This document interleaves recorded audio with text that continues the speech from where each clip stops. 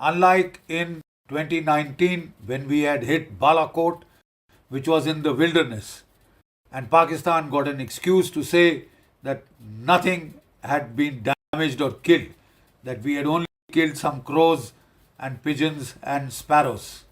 This time we chose high visibility terrorist targets which have been around for decades, right?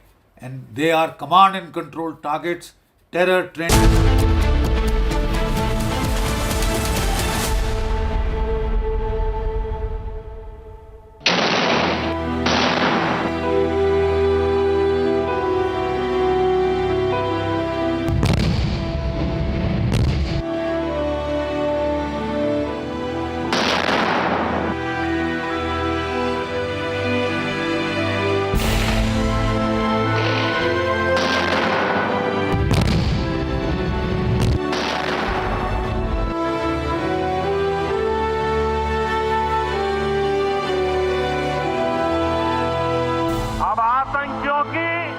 बची खुची जमीन को भी मिट्टी में मिलाने का समय आ गया है।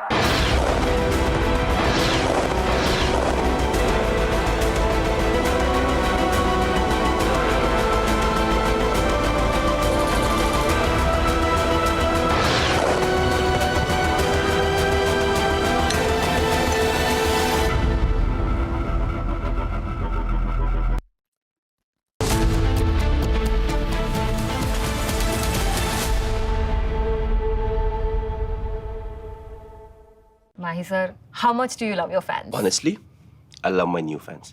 पुराने वाले बेकार में शोर करते सर फैंस हैं शोर तो करेंगे ही ना नए वाले नहीं करते and they listen to what I say. The new generation Orient BLDC fans. Super silent performance with voice control.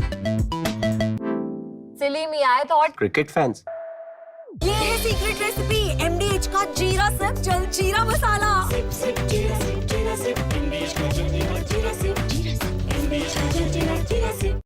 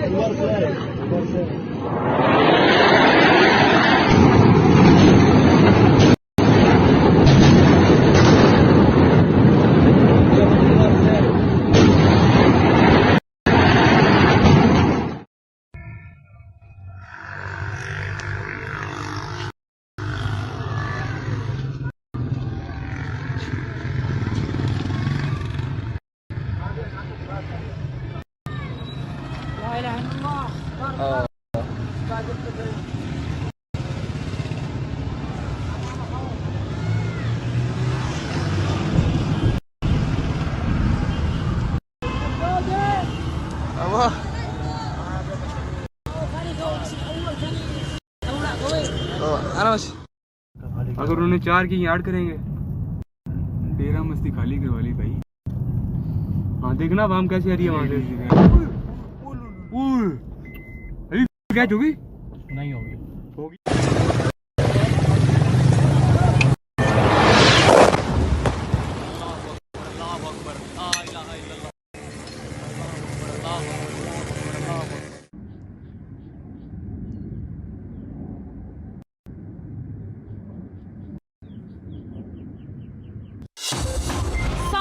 Is here. Is your home ready for the heat? Keep your roof cool and your home comfortable all summer with Roof Cool and Seal.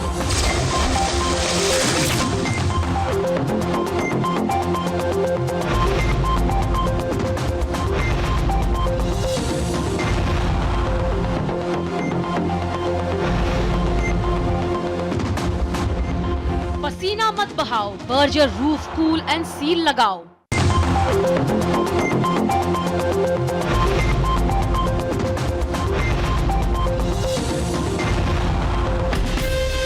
From Asia's largest news headquarters, setting the agenda for Bharat.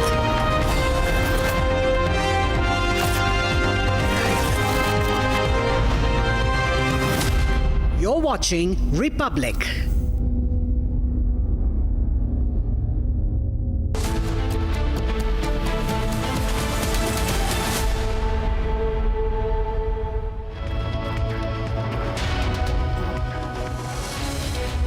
Hello viewers, a very, very good morning. We are live and breaking. I'm Shivangi Shukla getting you the latest coming in. India has finally taught Pakistan a lesson that they needed to learn. But we're getting some more developments coming in. There's a developing story which we are tracking right now. A blast has been reported in Lahore. All this and much more coming right up, but as usual, the headlines. Let's get started.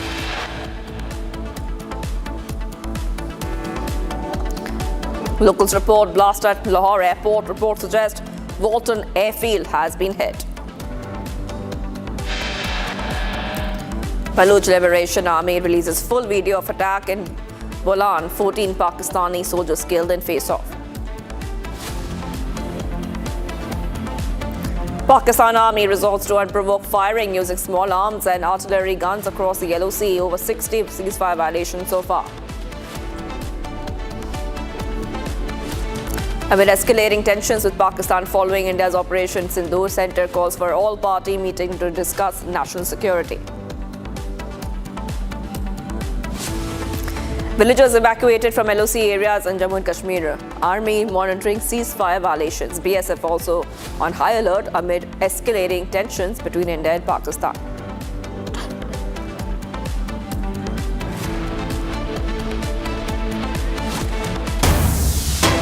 Getting a summer breaking news coming in. Pakistan media reports saying that Pakistan has suspended flights to Karachi, Lahore, Sialkot, and a blackout in several areas of Sialkot, Pindi, ISP.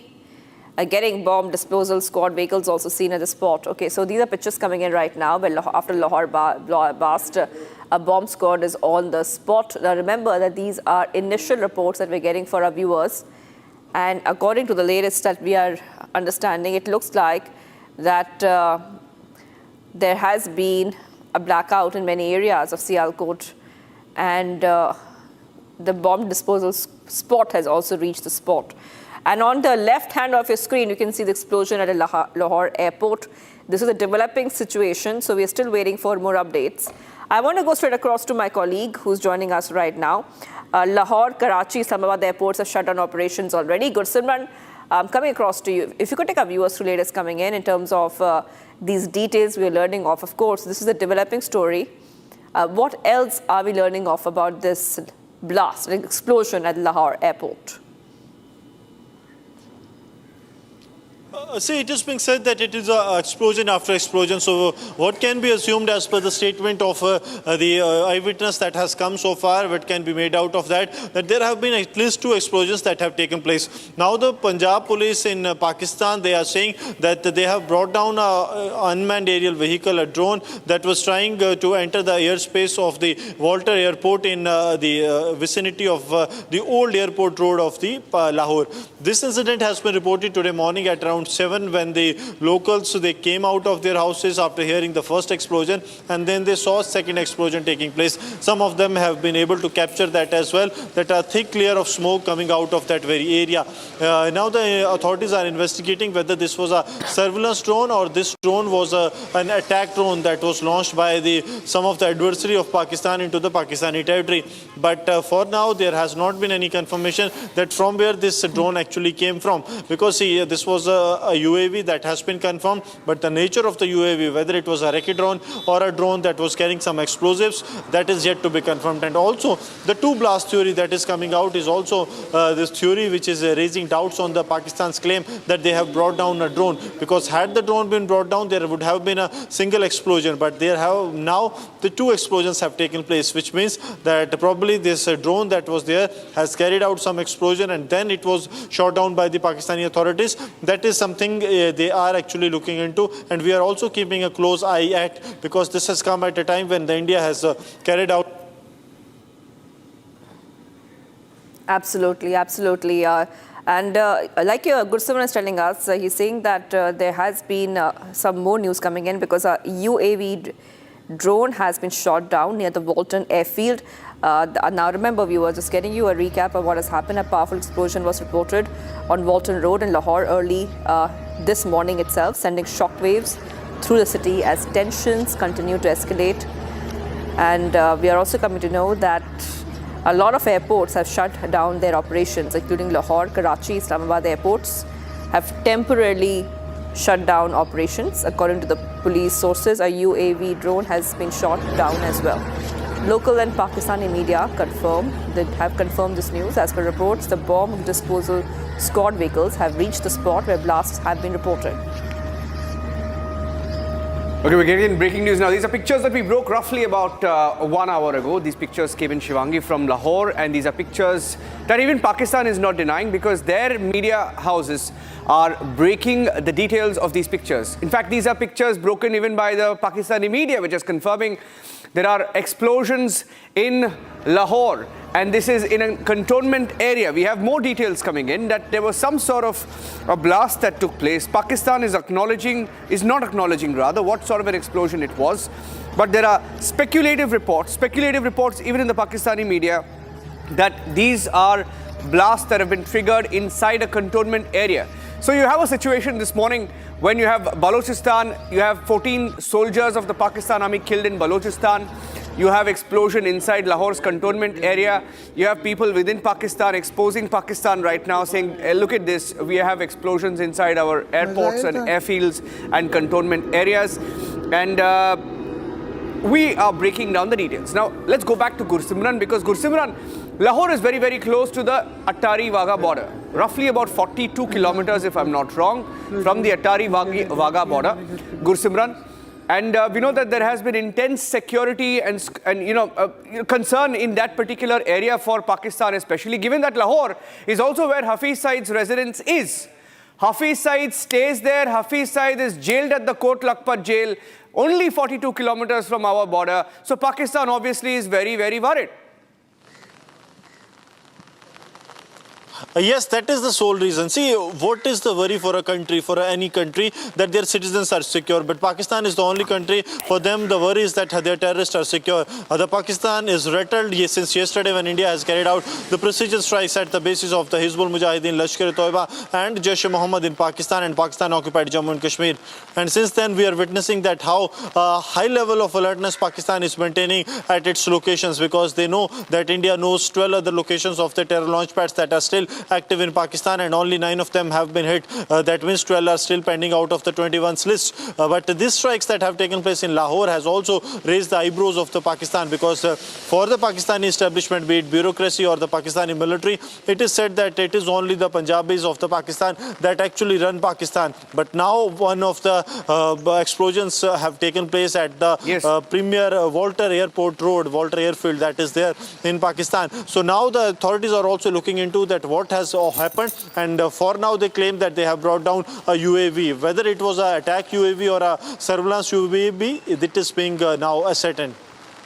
Okay, stay with me right now. There are more visuals that are coming into our newsrooms this morning. Gursimran, stay with me. Pakistan imploding.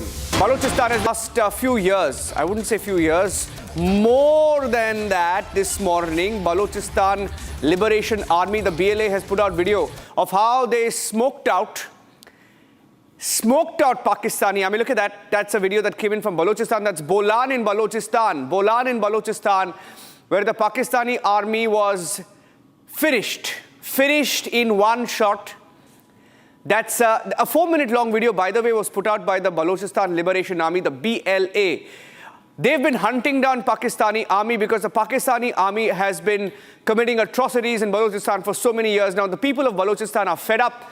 Their women raped, their sons abducted, fathers killed, taken away at gunpoint, bodies found much later in Balochistan. And Balochistan, remember, is the largest territory of Pakistan, the largest state of Pakistan, the largest region in terms of the sheer space that was captured by Pakistan many decades ago. Look at that video. Not just the manner in which the Baloch Liberation Army has carried out this operation, but look at the kind of production quality that they have implemented in shooting these videos of the Pakistani army being hunted down. That's a video that was shot, shows Pakistani convoy. Even Pakistan has not denied that this attack took place. Pakistan, in fact, has admitted 7 casualties, but you look at the number of people inside that car. There are at least 4 in the front seat, and there are at least 8 to 9. Look at that. You can count at least 12 to 13, and all of them are inside that car. That vehicle is gone. There, that's the Balochistan Liberation Army hunting down the Pakistan army like ducks. Let's go across to Gursimran. Gursimran. Yes, Niranjan, we have seen that how Balochistan Liberation Army is intensifying its attacks on the Pakistan side because, see, these rebel groups also know one thing very clear, that Pakistan is engaged with India, and when they are engaged with India, Pakistan cannot afford to have their attention to any of the other fronts, and that's why the Pakistani rebels group, be it the Balochistan Liberation Army or Tehreek-e-Taliban Pakistan, they have opened their all fronts against the Pakistan. They are carrying out the precision strikes, they are carrying out the ID attacks, they are carrying out the remote control blast on the Pakistani coast guards. They are targeting the Pakistani army locations. They are carrying out the launcher attacks on the Pakistani army camps. So they are using their every possible means, whatever they have. They are using the India's attentions with the Pakistan, for which the Pakistan is completely engaged on the Indian borders. They are being used. They are using this as an opportunity to dent the Pakistani army, because the atrocities the Pakistan and the Pakistani army have committed to these people over years, they are seeing this as an opportune time to actually take the revenge for the atrocities and the forced disappearance of the Baloch people. Okay, be with me. We have some more breaking news updates coming in. Some more breaking news updates coming in right now of satellite images that have now been accessed by Republic TV. Look at that. Those are satellite pictures that confirm the hit. Exclusive pictures accessed by Republic TV of the Pahalgam attackers, the aftermath of the strikes in Bahawalpur. So before the Saboot gang asks for the Saboot, before Pakistan says we hit trees, there you go, Pakistan. Yesterday was round one when we gave out videos of the strikes that were released in the MOD-MEA joint news conference. These are more pictures coming in of the precision strikes on Pakistan. Images of the impact of the strikes carried out by India in the 9 targets that were hit in different locations.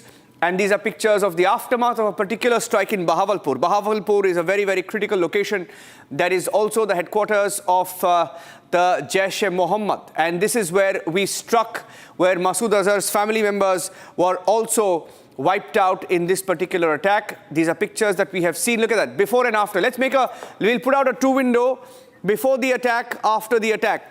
Before the attack, after the attack, and look at that. Those are pictures of the aftermath. Once again, look at that. The satellite images have been released this morning, and these are more pictures that we have accessed this morning on your screen. The before and after pictures, even the satellite images showing you.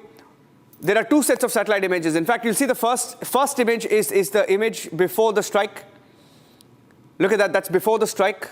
On the right is the impact of the videos of Bahawalpur, and on the left, once again, so that's the impact. You can see the buildings demolished. The holes in the... Okay, we'll freeze frame the first shot before the attack and after the attack. This is after the attack, by the way. We'll just remove the windows while we correct that.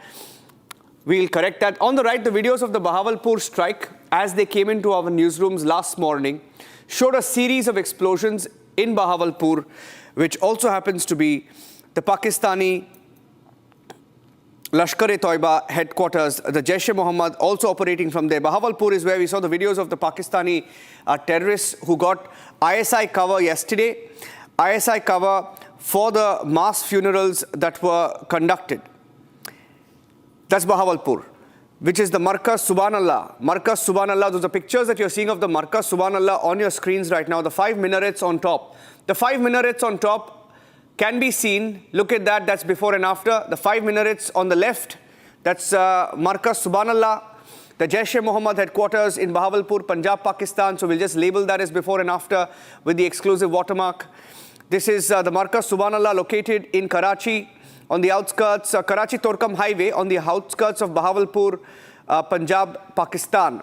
This is also the main center for the Jaish-e-Mohammed for training, indoctrination. And this is spread over a 15-acre area. The Markaz Subhanallah serves as the operational headquarters of the Jaish-e-Mohammed and associated with terrorist plannings, including Pulwama attack in February 2019. Perpetrators of Pulwama attack were trained in this particular camp. So this was not just some religious center. this was a training camp for terrorists. This is where the 2019 Pulwama attackers were trained. And the markers also, look at that, that's the exact picture. We'll put that on the screen. Look at that, you zoom in, zoom in, zoom in more. This is what is called a precision strike, ladies and gentlemen. Before the attack, after the attack, Bahawalpur, Markaz Subhanallah, which consists of residences of Jaish-e-Mohammed chief Maulana Masood Azhar, the de facto chief of the Jaish-e-Mohammed, Mufti Abdul Rauf Asghar. You saw him in the video yesterday, paying last rites to the terrorists flanked by the Pakistan Army and the ISI. Maulana Masood Azhar remains to be the chief of the Jaish-e-Mohammed, hiding currently in Pakistan. Our agencies are tracking him either in Islamabad or Rawalpindi. His location is already known to our forces. He's under the protective custody of Pakistani authorities. He's at an undisclosed location, but his headquarters has been hit. Gursimran continues to be with me as we stay on these pictures. This is a very, very defining image of how we have struck the nature of the precision strikes, Gursimran. You look at this picture of the Markaz Subhanallah. This is the picture of the before and after, so that nobody dare asks for sabut later.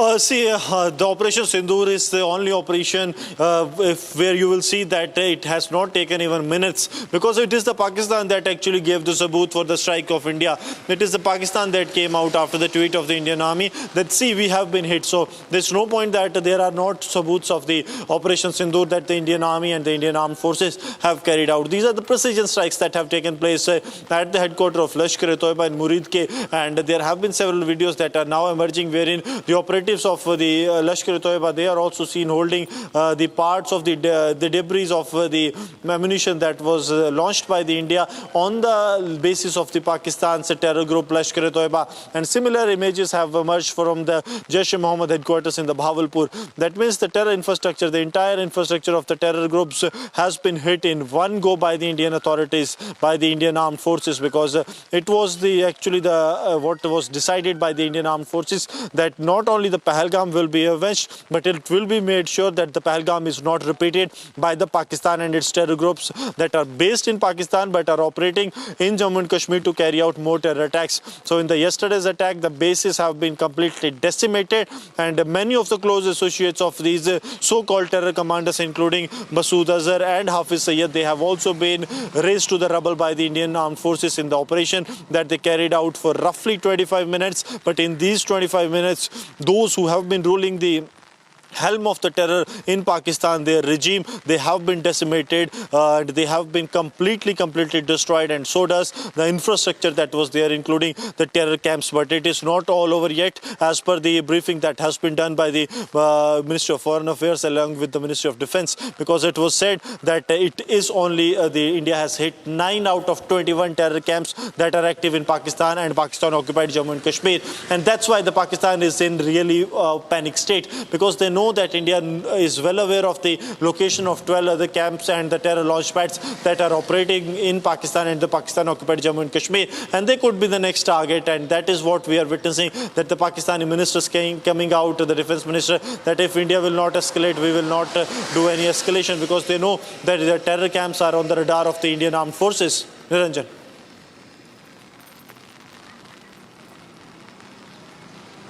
That is right. Gursim getting us all those details, and Niranjan, like Gursim was telling us, you were mentioning, India struck so deep into Pakistan, and those pictures showed that. In fact, we have so many analysis coming in. Major General G.D. Bakshi, in a very sharp strategic commentary, hints at the potential use of the BrahMos missile in future cross-border counterterrorism operations. Emphasizing speed, precision, visibility, he suggests that high-impact, non-escalatory strikes on entrenched terror camps could serve as both a tactical message and a deterrent. Take a look. Operation Sindoor, ये बहुत उपयुक्त नाम है भारतीय सेना और वायु सेना के उस ऑपरेशन का जो कि पहलगाम में हमारी जो 26 भारतीय नारियों का सिंदूर उजाड़ा था पाकिस्तान के दहशतगर्दों ने, उसके लिए करारा और मुफीद जवाब है। भारत की आर्मी और एयरफोर्स ने एक जॉइंट ऑपरेशन में 9 टेररिस्ट कैंप्स को स्ट्राइक किया है, जो कि शुरू होते हैं मुजफ्फरनगर से, पीओके में, भिंबर गली, गुलपार, चक अमरू, सियालकोट, मुरीद के और भावलपुर। याद रहे, भावलपुर 230 किलोमीटर पाकिस्तान के अंदर है, पाकिस्तान प्रॉपर। जबकि शुरू की टारगेट्स पीओके में हैं। ये तमाम टारगेट्स मुरीद के, सियालकोट और भावलपुर तो जो सबसे डीप टारगेट है 230 किलोमीटर पाकिस्तान की गहराई में। मेरा अंदाज़ है कि हमारी एयरफोर्स ने Su-30 MKIs के साथ ब्रह्मोस मिसाइल्स का इस्तेमाल किया है और शायद Su-30 MKIs के साथ ब्रह्मोस मिसाइल्स का इस्तेमाल किया है और शायद राफाल्स के साथ स्पाइस क्रूज मिसाइल्स का इस्तेमाल करते हुए जो गहरी टारगेट्स हैं उनको स्ट्राइक किया है। इंडियन आर्मी ने जो LOC के नज़दीक टारगेट्स हैं, जैसे कि मुजफ्फराबाद, कोटली, भिंबर गली इत्यादि, इनको अपने या तो ground launched BrahMos cruise missile से टारगेट किया है या फिर कोई शॉर्ट रेंज हमारे जो वेपन्स हैं, मतलब इनसे शॉर्टर रेंज वेपन्स हैं, जैसे कि स्मर्च या फिर आपके Pinaka multi barrel rocket launchers, इनसे टारगेट किया है और इन टारगेट्स को निस्तनाभूत कर दिया है। उनके फ्लैशेस तो श्रीनगर से दिखाई दे रहे थे, इतने जम के हमला किया था। हमारा जो रिस्पांस रहा है, इस बार हमने हाईली विजिबल टारगेट्स को स्ट्राइक किया है और मेरा ख्याल तो इनमें साथ में लॉइटरिंग म्यूनिशंस का भी इस्तेमाल किया गया था, possibly to confuse the enemy radars and present multiple targets, ताकि अगर कोई भी रिस्पांस होता तो उसको केटर फॉर किया जा सकता था। लेकिन लगता है आपको याद होगा जब ईरान ने मिसाइल हमला किया था पाकिस्तान पे, तो पाकिस्तान के चाइनीज़ रडार्स उसको कैच ही नहीं कर पाए थे और पाकिस्तान बहुत कंप्लेन कर रहा था चाइना को। इस बार भी प्रिसाइसली वही हुआ है। हमारे BrahMos cruise missile on side of the border stand of ranges से फायर किए गए हैं पाकिस्तान के अंदर, राइट। और इसके चलते वो उनके रडार्स बिल्कुल पिकअप नहीं कर पाए, खरोंच नहीं आई है हमारे किसी भी जहाज़ को या कोई भी ग्राउंड बेस्ड लॉन्चर को। पाकिस्तान की ISPR कह रही है कि 6 टारगेट क्लस्टर्स में कोई 24 स्ट्राइक्स की हैं भारतवर्ष ने। वो कह रहे हैं कि उन्होंने रिटेलिएट किया है अपनी आर्टिलरी से, एक ब्रिगेड हेडक्वार्टर पे फायर करके और एक जो है Indian post on the LAC उसके ऊपर फायर करके। अभी तक इसका कोई पुख्ता सबूत हमें नहीं मिला है। हमारा जो रिस्पांस रहा है वो नॉन एस्केलेटरी है, वो प्रोपोर्शनेट स्ट्राइक है। सो फार हमने केवल पाकिस्तान की टेरर टारगेट्स को एड्रेस किया है, लेकिन अगर पाकिस्तान भारत की जवाबी कार्रवाई में भारत की सिविल या मिलिट्री टारगेट्स को स्ट्राइक करता है तो हमें पूरी जस्टिफिकेशन मिलेगी इसको एस्केलेट करने अगले 2-3 स्टेप्स, जिसमें पाकिस्तान की आर्मी, ISI के जो कमांड, जो उनका नेटवर्क है इस टेरर इकोसिस्टम का, उसको भी हम टारगेट कर सकते हैं और उस दर्जे हरारत तक जा सकते हैं जहां पाकिस्तान जाना चाहता है। हमें उम्मीद है कि पाकिस्तान को अकल आ गई होगी और वो यहीं पे सिलसिला ख़त्म कर देगा। We are prepared to not go any further if Pakistan does not escalate. जय भारत, जय Hind. And as Pakistan reeled under India's kinetic response, and this is huge coming in just after the Pahalgam terror attack, the center has moved swiftly towards ensuring the safety of the civilian population and fortifying the borders. Chairing a meeting of the Cabinet Committee on Security, CCS, today, the first since India's counter-strike, Prime Minister Modi has been holding many meetings, remember, and PM Modi has lauded the forces while asking Defence Minister Rajnath Singh to go to the front lines while ensuring additional deployment and a befitting response to heavy artillery shelling from across the border. Meanwhile, Union Home Minister Amit Shah has convened a crucial meeting with the chief ministers of border states. Here's a report. Take a look.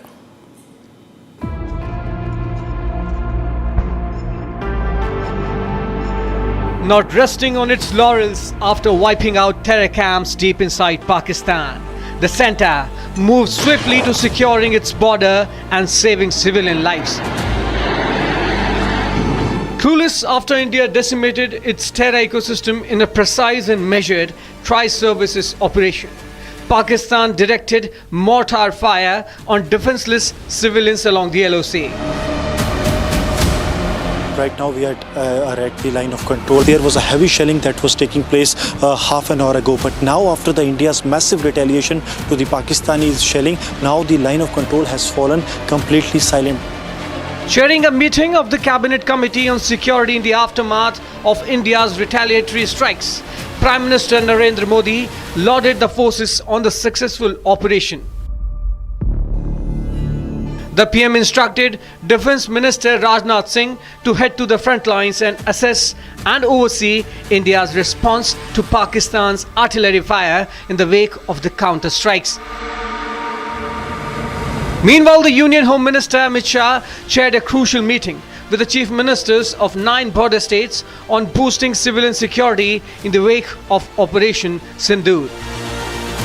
In another significant move, earlier in the day, the Union Home Minister cancelled the leaves of all CAPF personnel, directing them to return to their bases at the earliest. At a separate meeting of the cabinet earlier today, the PM called India's retaliatory strikes as a proud moment, drawing applause from the union ministers. At a security briefing on Operation Sindoor earlier today, 2 women officers representing the forces said they will respond decisively to any further escalation from Pakistan. India has demonstrated considerable restraint in its response. However, it must be said that the Indian Armed Forces are fully prepared to respond to Pakistani misadventures, if any, that will escalate this situation. As Pakistan threatens corresponding actions to the precision strikes, India is ready with its defense and deterrence. There's an all-party meeting scheduled in the national capital as the government tries to take all parties along on Operation Sindoor, expected in the national capital in a short while from now.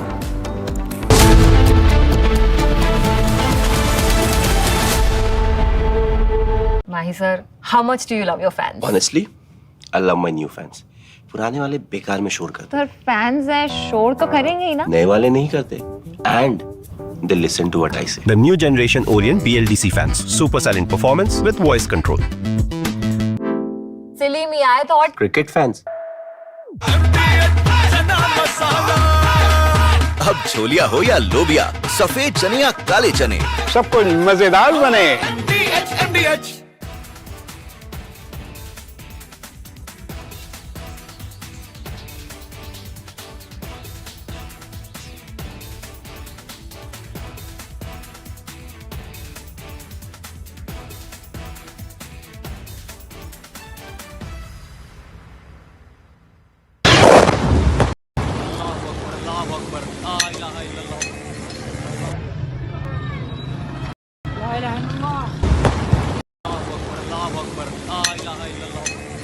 Of different weapon systems, because you cannot risk putting all eggs in one basket.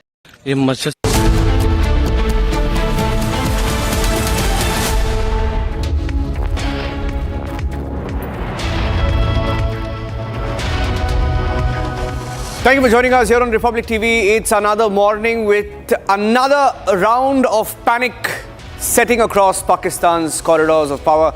We have breaking news coming in. Here are the headlines. First up.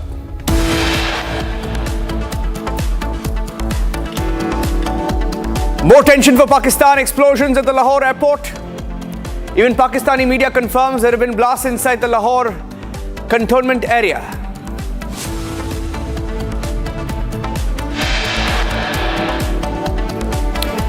Baloch Liberation Army releases full video of the attack on the Pakistani army. 14 Pakistani soldiers eliminated. As Pakistani army resorts to unprovoked firing using small arms and artillery guns across the line of control, over 60 ceasefire violations so far, unable to respond. They're targeting civilians now.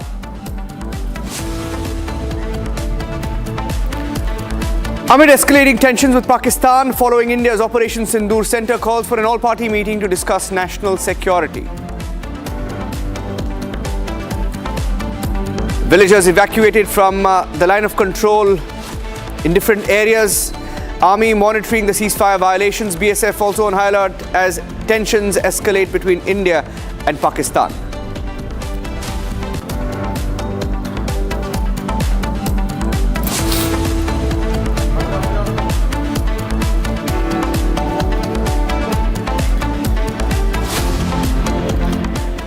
Getting in the big breaking news update this morning as Lahore has seen explosions. Blasts were reported in the cantonment area, and now there is more breaking news that Pakistan has shut its airspace at Karachi, Lahore and Sialkot airports. After the series of explosions this morning at the Walton airfield in Lahore, airspace over Karachi closed, airspace in Lahore closed, Sialkot airport also temporarily closed for flights. There has been some chatter around what's happening in Sialkot. There were sirens that went off in Sialkot last night, according to different reports. We don't have any confirmation of anything concrete that's happened in Sialkot, but in Lahore, there have been explosions, and that's a video that came in of a bomb disposal squad on site at the Walton area. This is in Lahore. As panic set in this morning following the explosions, we'll just change the picture on the left of the airfield, the Walton airfield, and you could see a plume of smoke there at that particular area, which houses a cantonment area, which houses a medical college, we are told, and also an institution, an airfield, etc. Now, in that particular area, there was an explosion this morning. Lahore is critical because this is also where Hafiz Saeed is located. This is in the Kot Lakhpat jail. Kot Lakhpat jail in Lahore is where Hafiz Saeed is lodged. Hafiz Saeed's residence is in Lahore, and Hafiz Saeed himself is in Pakistani custody. And Gursimran is live with me, joining us with inputs that he's been picking up since this morning. Now, we don't know what happened in Sialkot, but the airport in Sialkot is closed, Gursimran. Airspace over Lahore and Karachi is closed. Airports are shut. Something is happening. It appears that Pakistan is preparing for something or is trying to cover up something. See, Pakistan is unable to explain what is actually happening. That is the reason that Pakistan is shutting down its airports, be it in Lahore, in Sialkot, in Karachi, and now Niranjan, the latest addition to it is the Islamabad airport that has also been shut for any of the flight operations. That decision has been taken a while back, and Pakistan don't know what is happening to them because a drone strike or a recce drone was spotted near the Walton airport. It was brought down by the Pakistan authorities as per the statement that they have issued, though they are yet to actually come out with a statement whether it was an attack drone laden with explosive or it was a recce or a surveillance drone.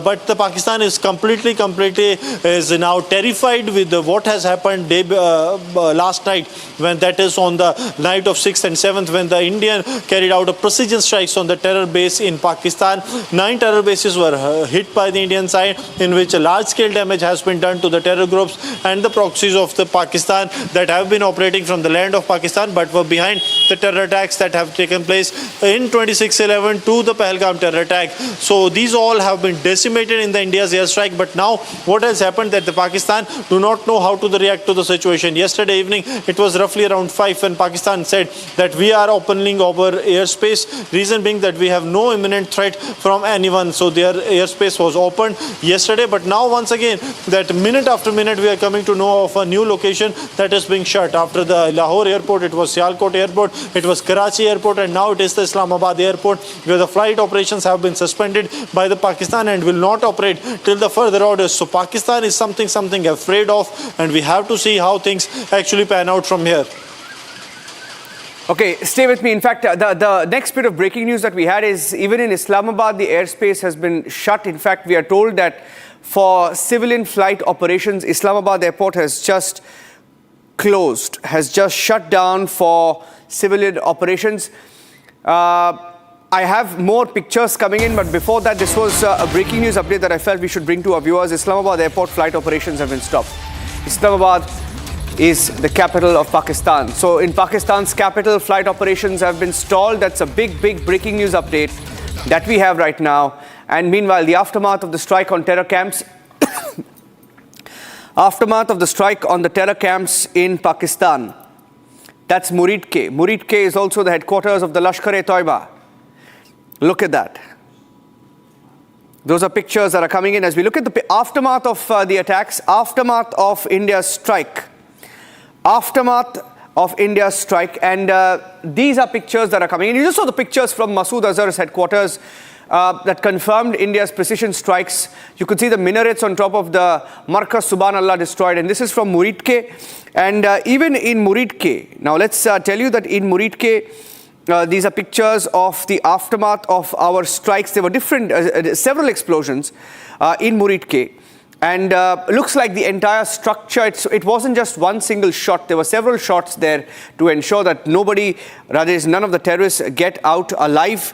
This is the Lashkar-e-Toiba headquarters. This was established in the year 2000. Markaz Taiba, it's called the Markaz Taiba.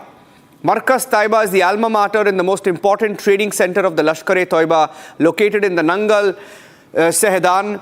This is in Murid-Ke, and these pictures came in. The complex, spread across 82 acres, comprises madrasa market, residential area for terror entities. The complex holds arms, physical trainings facility, as well as radicalization, indoctrination for terror entities, both within Pakistan and abroad. These are first pictures, exclusive pictures of the aftermath of the strike on terror camps at the Markaz Taiba. Markaz Taiba is the Lashkar-e-Toiba's headquarters. Osama bin Laden, by the way, Osama bin Laden had financed 10 million for the construction of this mosque. Let me go across to some more breaking news now coming in. NSA Ajit Doval has met the Prime Minister at his residence. NSA Ajit Doval spearheading Operation Sindoor. He's meeting the Prime Minister as we speak at 7 Lok Kalyan Marg. This is a big breaking news update coming in.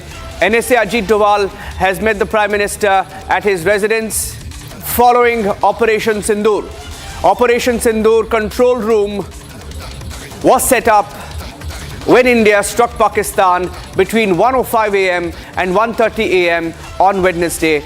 And these are pictures that we're expecting the pictures, but the details are coming in that, yes, these are old pictures. These are earlier pictures. So NSA Ajit Doval has just met the Prime Minister. Abhishek is with me on the phone line. Abhishek, there's the call. There are reports of a call, Abhishek. We don't know whether there was a call. What are you picking up? Was there a call? Well, these are reports coming in from the Pakistani side, Niranjan. Obviously, Pakistan is keen for peace, for all the bravado that their leaders are putting across for cameras and for local consumption. The fact of the matter is that we have hit them in the deepest of places protected by the deepest state, 100 kilometers in one case, and the fact that the terror infrastructure has been dismantled. That for the first time, India sent in 24 missiles and bombs, and none of them could be intercepted. So obviously the Pakistani establishment has on its face, and that's why those reports coming in that their NSA, and remember the NSA there is a newly appointed general.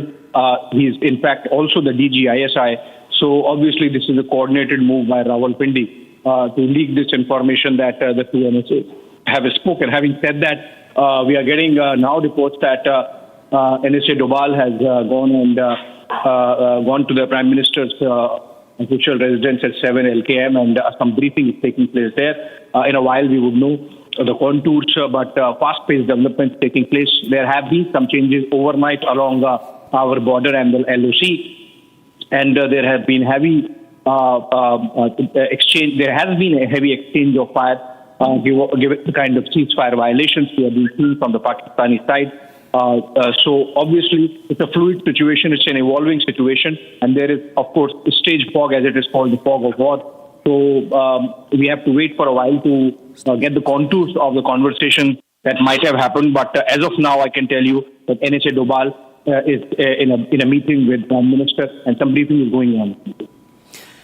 Abhishek, stay with me as we get more details. Abhishek, Ajit Doval has spearheaded the entire operation. You detailed it out yesterday, handpicking a team, having a core team monitor it, keeping the Prime Minister in the loop at every stage, of course working together with our tri-services chiefs. All of India is watching this very closely, the role of Ajit Doval.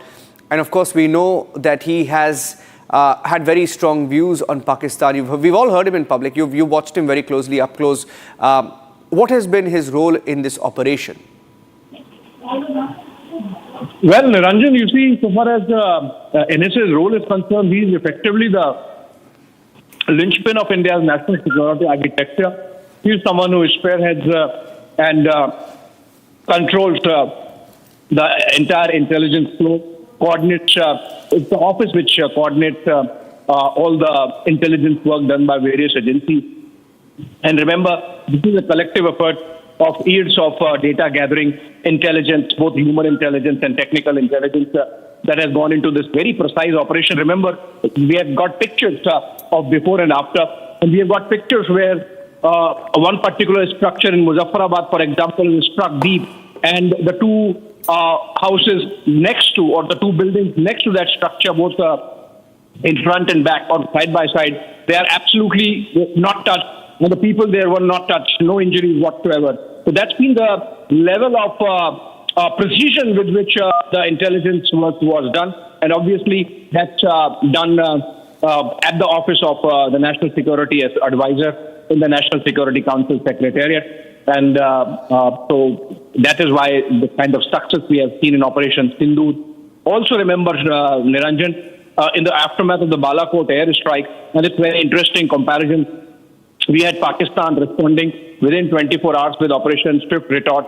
Nothing like it this time, because obviously the kind of preparedness we have, the kind of mobilization we have, for example, in the Arabian Sea by the Indian Navy and even our Air Force across the border, across the border of Rajasthan, all across the border of Rajasthan. Yesterday the theater effectively of war was Punjab and the Pak-occupied Jammu and Kashmir. If Pakistan indulges in any misadventure, we are told that there is Operation Sindoor 2.0 ready, with the theater possibly shifting to Sindh side.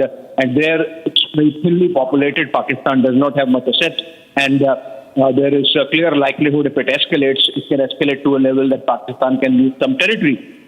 So I believe Pakistan has understood that, and so you have to see the reports coming in from the Pakistani side of their NSA having spoken to our NSA in that light, that maybe there is a realization in Pakistan that this is no time for a stupidity like Operation Swift Retort, and so better buy for peace. Abhishek, in fact, after this conversation with you, after you give us these details, I have that piece that you've recorded while encapsulating the Doval doctrine and his role in Operation Sindoor. I'm going to play that out. But while I have with you, I'm going to also break another aspect because you've mentioned it, but I'm breaking that aspect once again of Pakistan NSA desperately trying to seek a conversation with the Indian NSA. We had no interest trying to dial them. But it appears that even the Pakistan NSA has realized that this is much more complex and we were much more prepared than ever before. If you can tell us a little bit more about that conversation and what you have been able to gather so far on the need for them to desperately try and dial our NSA Doval. So the dial, Niranjan, was essentially to dial down. And the reason is that for all the bravado that we are seeing coming out of Pakistani leadership, the fact of the matter is that they have been hit. The fact of the matter is that these are places which have been identified over the years. The world community knows about these places being terror infrastructures. And remember, these are just 9 of the 21 marked terror factories, terror infrastructure, from where Pakistan operates its indoctrination, radicalization, terror arming facilities, training facilities, the likes of Kasab, getting born there, the likes of David Coleman Headley getting trained there, the likes of Tahabur Rana getting trained there, the fact that Osama bin Laden funded the same structure which was demolished yesterday in Muridke, out on the outskirts of Lahore. And remember, so when you say Muridke, it sounds okay, fine, it's Lashkar-e-Taiba headquarters, but remember, this is just about 30 odd kilometers from Lahore. If you say Bahawalpur, it sounds like a different town. The fact is, Bahawalpur is the headquarters of the 31st Corps of Pakistan. I mean, you are looking at Indian ammunition, Indian war machine penetrating this kind of a Pakistani fortress, going undetected, going unintercepted. And so obviously, the defense establishment of Pakistan, its standing in the eyes of the people of Pakistan has come notches below. And they must be really concerned that if this continues, then not the first time, but the Pakistani army would be losing all semblance of respect in the eyes of present generation of Pakistanis. And that is why they have to dial down. And that's why that call, perhaps, that Pakistan NSA must have made with our National Security Advisor Ajit Doval. As I mentioned, the Indian side is keeping mum, both on the claims being made by the Pakistanis about some actions they took, and of course this call. But the fact of the matter is that if you piece together this chatter coming in from the Pakistani side, it is clear that they have taken a hit, and it's so visible, it's demonstrated that Pakistani targets have been clinically eliminated. And there is no question whatsoever of the kind of whataboutery we saw last time, that some crows have been killed, some trees have been felled, etc. They know, they have admitted people have been killed, including 10 relatives of Maulana Masood Azhar. The fact that he had to come out with a statement, and if you read the subtext of it, he's psychologically taken down. All these taken together underscore the success of Operation Sindoor. And given the fact that this time it was not like we were saying, okay, fine, we will do at this time, that time. Everything was told in advance. And now for Pakistanis to be realizing that this has happened, I think that's the reason why these kind of reports that maybe they are trying to peace. Thank you for that, Abhishek. We have some pictures coming in of the all-party meeting. Going across quickly to that, those are pictures of the all-party meeting preparations. We're also getting in Kiran Rijiju, Parliamentary Affairs Minister, expected, his soundbite is expected any minute now. All-party meeting in Delhi after Operation Sindoor. The government taking all parties along, giving them a full brief of the Pahalgam retaliation. This is the big breaking news update. Riyanka is joining me live. Those are first pictures coming in. First pictures of the all-party meeting leaders arriving as India gets set to brief all our parties, all parties outside of the government, in the government, NDA, allies, opposition parties will be briefed on Operation Sindoor details and where we stand on the national security front. Riyanka is live as we stay with those pictures. Riyanka. Okay, more leaders walking in. Riyanka, go ahead. Well, yes, as you rightly mentioned, and also we are showing the pictures on the screens where all the leaders have started to arrive at the Parliament complex, where the all-party meeting is all set to begin at around 11 a.m. In fact, as I stand at the Vijay Chowk, I can see that there is a movement of vehicles going towards the Parliament building, and that is the leaders one by one coming for the all-party meeting. And we know that previously the all-party meeting happened when the centre had briefed the parties, the opposition, regarding regarding the review and the security measures that have been undertaken post the attack. And today, after the success of the Operation Sindoor, we understand that the centre will be briefing all the parties, including the NDA allies as well as the opposition parties, about all the 9 targets which were successfully done by the Indian military, and also on the other hand, we also saw how the Congress party had made it clear that Rahul Gandhi and Mallikarjun Kharge will be present in this particular meeting, and they also wanted the presence of Prime Minister Narendra Modi. Congress had said that in the previous all-party meeting, Prime Minister was not there, but they expect Prime Minister to be present in today's all-party meeting, which is going to be beginning in nearly 10 minutes from now, and there we have all the visuals of leaders walking in. And it is going to be a fruitful meeting, as the government will be briefing on all the steps that have been taken and the move forward regarding Operation Sindoor that has been carried out against Pakistan yesterday. Okay. There's pictures coming in. Leaders gathering there. BJP leaders. That's John Brittas of the left also entering the meeting along with BJD leaders at the all-party meeting that has been convened in the national capital on Operation Sindoor. BJP leaders also arriving, and we're getting in some more breaking news right now. Some more news coming in. Those are pictures of Jaishankar, S. Jaishankar, the External Affairs Minister, meeting his Iranian counterpart. Gopi is joining us with some of the details coming in of this meeting between S. Jaishankar and the Iranian minister. Gopi. Well, in fact, just a short while back, the meeting lasted till about an hour. काम जो किया है, सेना ने जो operation सिंदूर को अंजाम दिया है, उसको लेकर के ऑल पार्टी का बैठक बुलाया है, और सरकार की ओर से जितने भी पॉलिटिकल पार्टी से हमारे देश के, विशेष करके जो पार्लियामेंट्री पार्टी जिसका मेंबर्स है, पार्लियामेंट में अभी सेशन नहीं चल रहा है, तो सब पार्टी को ऐसे स्थिति में अवगत कराना, उनको स्थिति का बारे में बताना, ये सरकार का दायित्व है। माननीय प्रधानमंत्री जी ने निर्देश दिया है कि ऑल पार्टी का बैठक बुला करके सारे पार्टियों के नेताओं को हालात के बारे में ब्रीफ करें, क्योंकि ये लड़ाई पूरा देश का है। ये एक सरकार अकेला या सिर्फ सेना नहीं है, सेना के पीछे पूरा देश खड़ा है, इसलिए ऑल पार्टी का बैठक में जानकारी देना आवश्यकता है। सर, ऑपोजिशन की तरफ तो उनकी मौजूदगी होनी चाहिए। In such situation, there is no politics in it. The Operation Sindoor has been successfully executed by the Indian Armed Forces. The government is very clear about it, and Prime Minister Modi ji's intention has been already made known to the world. So, Honorable Prime Minister desires that in such a situation, we should not be divided.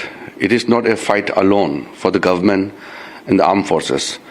It is a situation where every Indian citizen must stand united. So Prime Minister wanted that the Operation Sindoor, which has been executed by the Indian Armed Forces, must be briefed to all the political leaders. Okay, those are pictures coming in of the all-party meeting, leaders arriving for the all-party meeting that will be held in about 10 minutes from now, scheduled to begin at 11 a.m. on the detailing of Operation Sindoor.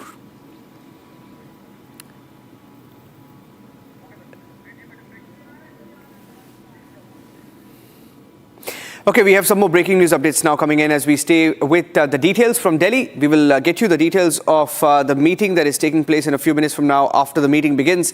Let's get you some more breaking news updates coming in. More leaders across the world condemning Pakistan terror.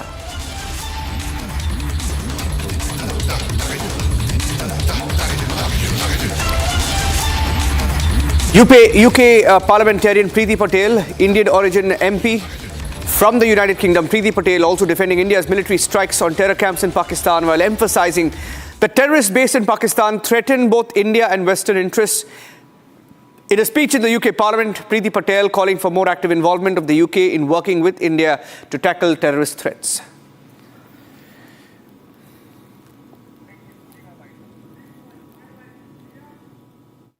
Barbaric and savage act of violence. Most victims were killed at point-blank range by gunshots to their heads. My thoughts and prayers were with all those that are affected by this murderous, violent terrorism in Flagnum. This was an act of terrorism, and we must reflect on the fact that Flagnum has joined Mumbai, New Delhi and other places in India that will be forever scarred by an act of terror. Mr. Speaker, this is clearly a precarious moment, and we want to see tensions ease between India and Pakistan. We want to avoid a state-on-state military escalation. We're also clear that India has the right to take reasonable and proportionate steps to defend itself and to dismantle the vile terrorist infrastructure that has caused death and continues to threaten them. And we know that terrorists based in Pakistan threaten India and Western interests. It was the country that Osama bin Laden was hiding in. And because of the long history of violence inflicted by terrorists on India, the UK has in place long-standing security cooperation agreements with India. And in fact, last week in this House, I reminded the government of those long-standing security agreements, why they exist and why they should matter to us here in the UK. Given these links, the UK government should be at the forefront of working with our friends and allies to tackle the terrorist threats that we face collectively.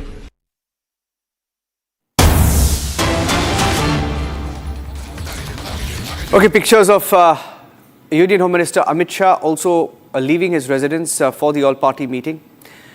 Union Home Minister Amit Shah will be attending the all-party meeting in a short while from now. That's his residence and his security convoy also en route. Okay, so the Home Minister will be attending the all-party meeting in a few minutes from now. Opposition leaders have begun to arrive. Union ministers also are present at that meeting. Riyanka is live with me with the position of the opposition so far at least, unlike the last time. They have mostly behaved themselves, at least some in the opposition party who really made controversial comments the last time. Apart from a few comments yesterday, Riyanka, overall, most of them, at least for now, standing by our forces.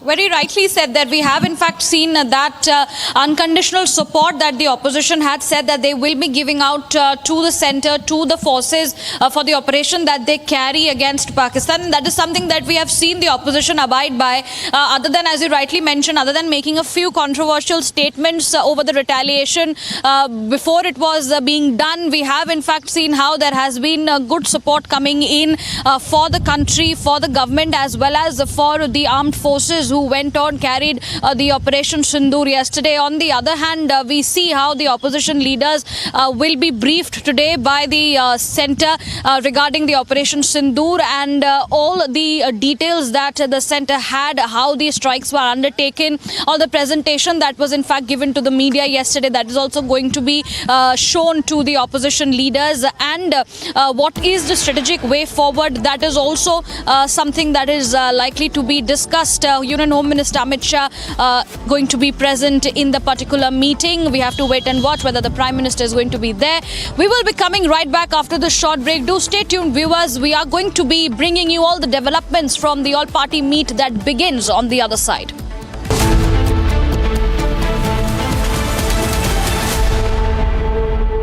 ये है secret recipe MDH का जीरा SIP जल जीरा मसाला।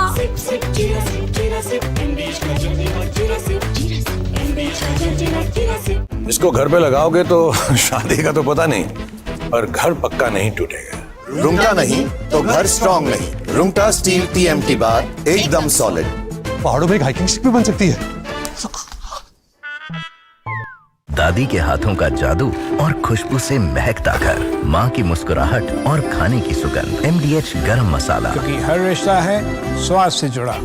Pakistan India ने जंग शुरू कर दी है। अभी मेरे बहावलपुर सिटी के अंदर मौलाना मसूद अजहर साहब के जो है मदरसा है, उसके ऊपर 4 मिसाइल दागे गए हैं। 4 मिसाइलों के साथ हमला किया गया है। मौलाना मसूद अजहर मदरसे के ऊपर हम अपनी अफवाज पाकिस्तान के साथ खड़े हैं। लेकिन मेरा सवाल है कि हमारी एजेंसीज कहाँ सोई हुई थी, हमारी अफवाज पाकिस्तान कहाँ सोई हुई थी जब हमला हुआ? मुजफ्फराबाद की भी खबर आ रही है कि मुजफ्फराबाद वाली साइड पे भी ये अटैक हुआ है, लेकिन सबसे पहले मेरे बहावलपुर के अंदर अटैक हुआ है। ब्लास्टिक मिसाइल के साथ उन्होंने हमला किया है। मौलाना मसूद अजहर साहब के मदरसे के ऊपर 4 मिसाइल मारे।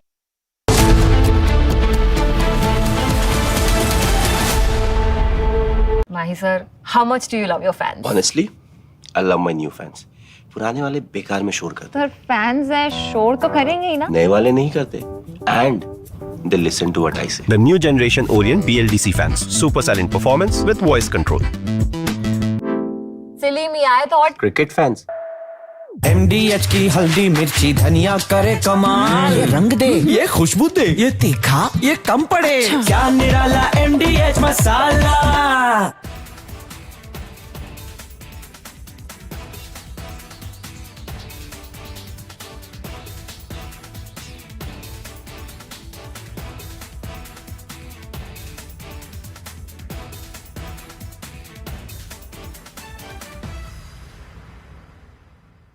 Unlike in 2019, when we had hit Balochistan, which was in the wilderness, and Pakistan got an excuse to say that nothing had been damaged or killed, that we had only killed some crows and pigeons and sparrows.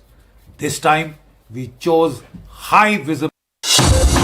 Summer is here. Is your home ready for the heat? Keep your roof cool and your home comfortable all summer with Roof Cool and Seal.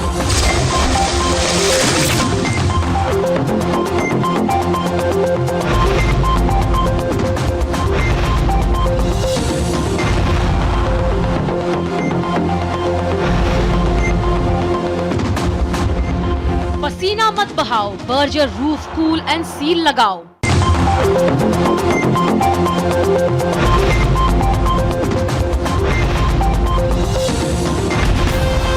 From Asia's largest news headquarters, setting the agenda for Bharat.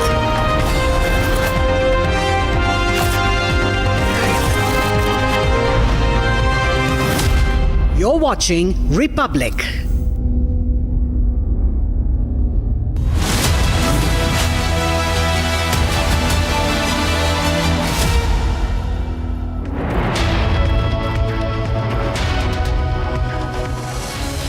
Good morning and thank you for joining us here on Republic TV. Operation Sindoor briefing in the national capital where the all-party meeting has begun. Here are the headlines this morning. Locals report series of blasts in Lahore. Flights suspended from Karachi, Islamabad, Lahore and Sialkot. India takes down 9 Pak terror dens during Operation Sindoor. More satellite images show the full extent of destruction. National Security Advisor Ajit Doval meets with Prime Minister Modi at 7 local Gulmarg. Baloch Liberation Army releases full video of attack in Bolan. 14 Pakistani soldiers eliminated.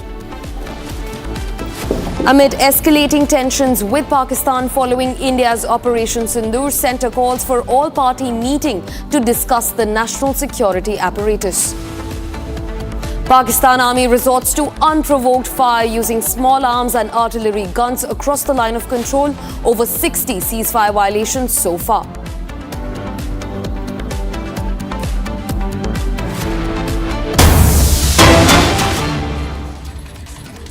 Getting in pictures right now of Union Home Minister Amit Shah arriving at the all-party meeting in the national capital where the opposition will be briefed on Operation Sindoor and the 9 precision strikes that were carried out by India, not just in POK but in Pakistan as we struck Lashkar, Jaish, Hizbul Mujahideen, terror headquarters and also terror camps. Pictures of Amit Shah arriving, where opposition leaders are also present. It's an all-party meeting, so there will be representation from across all parties as they will be briefed by India, Indian government, ministers in charge on Operation Sindoor. Those are pictures of Mallikarjun Kharge. Mallikarjun Kharge, the Congress president, is also arriving there. That's Amit Shah, a few minutes back, arriving at the all-party meeting. to attend the all-party meeting where India will give a full detailed download to our opposition leaders on the operation in response to the Pahalgam terror attack. Over 100 terrorists are killed. We don't have an exact number, but the impact is clear. The aftermath of the attacks also captured in satellite images. The videos of the attack itself are there for everyone to see. And this time, there are no loose comments that have come by some in the opposition on the strike. Let me go across to Riyanka joining us with the details. Riyanka, do we have details of who will be briefing the opposition? Any more details you're picking up?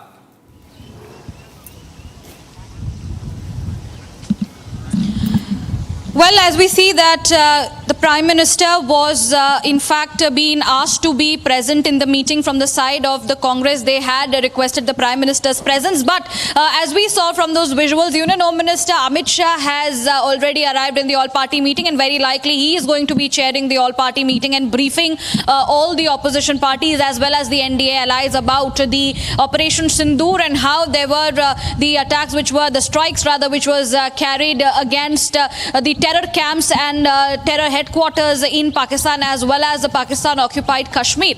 Well, we also see how Mallikarjun Kharge has also arrived, JP Nadda, Kiren Rijiju and many other leaders from the side of the opposition parties, including the BJD, the TMC, the Samajwadi Party. All the leaders have come in, and the meeting is very likely all set to be beginning by now, or it is probably underway by now. It is already past 11, and we are going to expect some outcome where the opposition is very clearly briefed. As we know that the opposition had in fact given its unconditional support to the government and to the armed forces regarding whatever operation that they may undertake, and that successful operation has been done yesterday itself, Operation Sindoor, and over that the opposition parties as well as the NDA allies will be in fact briefed about the same.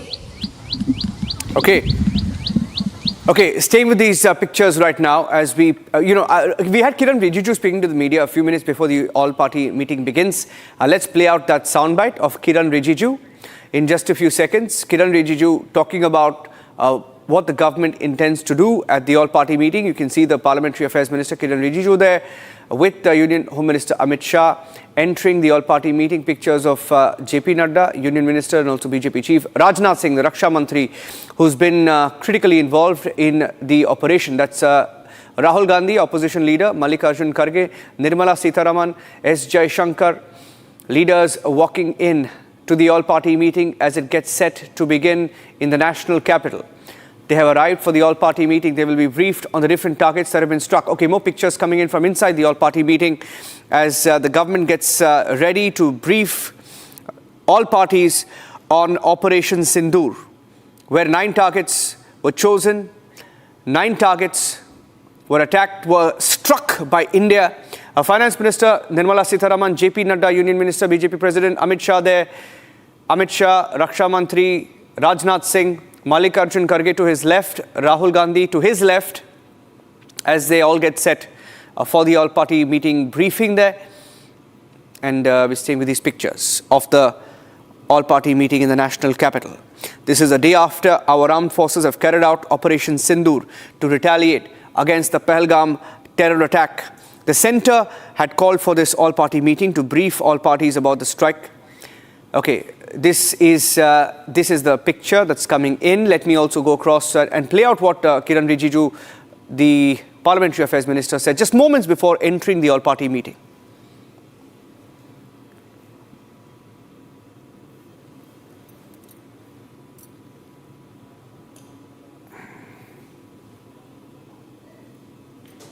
हमारा देश ने बहुत बड़ा काम जो किया है, सेना ने जो ऑपरेशन सिंदूर को अंजाम दिया है, उसको लेकर के ऑल पार्टी का बैठक बुलाया है और सरकार की ओर से जितने भी पॉलिटिकल पार्टी से हमारे देश के, विशेष करके जो पार्लियामेंट्री पार्टी जिसका मेंबर्स है, पार्लियामेंट में अभी सेशन नहीं चल रहा है, तो सब पार्टी को ऐसे स्थिति में अवगत कराना, उनको स्थिति का बारे में बताना, ये सरकार का दायित्व है। माननीय प्रधानमंत्री जी ने निर्देश दिया है कि ऑल पार्टी का बैठक बुला करके सारे पार्टियों के नेताओं को हालात के बारे में ब्रीफ करें, क्योंकि ये लड़ाई पूरा देश का है। ये एक सरकार अकेला या सिर्फ सेना नहीं है, सेना के पीछे पूरा देश खड़ा है, इसलिए ऑल पार्टी का बैठक में जानकारी देना आवश्यकता है। Okay, going back to Riyanka, those are pictures of the all-party meeting. We'll get some more breaking news on Operation Sindoor. We're picking up some details. But going back to Riyanka for another detail of the all-party meeting. Riyanka, Operation Sindoor, we have been, of course, even the UPA government in the past, the Congress has tried to, of course, talk to Pakistan. They have always been for talks with Pakistan, but none of that has failed. And this proof of these camps, for example, in Muridke, which is the Lashkar-e-Toiba headquarters, or in Bahawalpur, which is the headquarters of the Jaish-e-Mohammed. All of this data is with India for many, many years, and we did nothing about it, right? So, okay, that's Nirmala Sitharaman getting into the all-party meeting, Rajnath Singh, more pictures coming in, but we had this information, and it is a very, very, very, very bold step that India has taken to go in and strike Pakistan this time, in not just POK, but within the deep inside Pakistan territory, close to Punjab territory in Pakistan as well. So this is a very big operation. And what has been the kind of response that you have seen from the opposition to India's strike?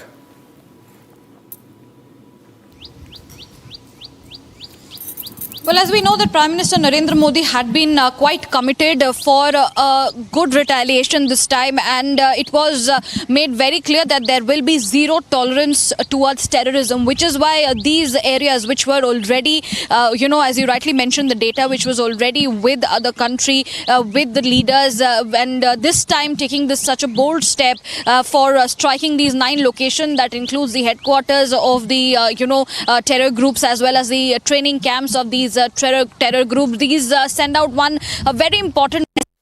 Even though the country knows where the hideouts are, where these locations are based, this time is a time of retaliation, which is why we are not going to be sparing any of those terror locations. And that is a big message being sent to Pakistan, how India is truly believing in the fact that there has to be zero tolerance towards terrorism.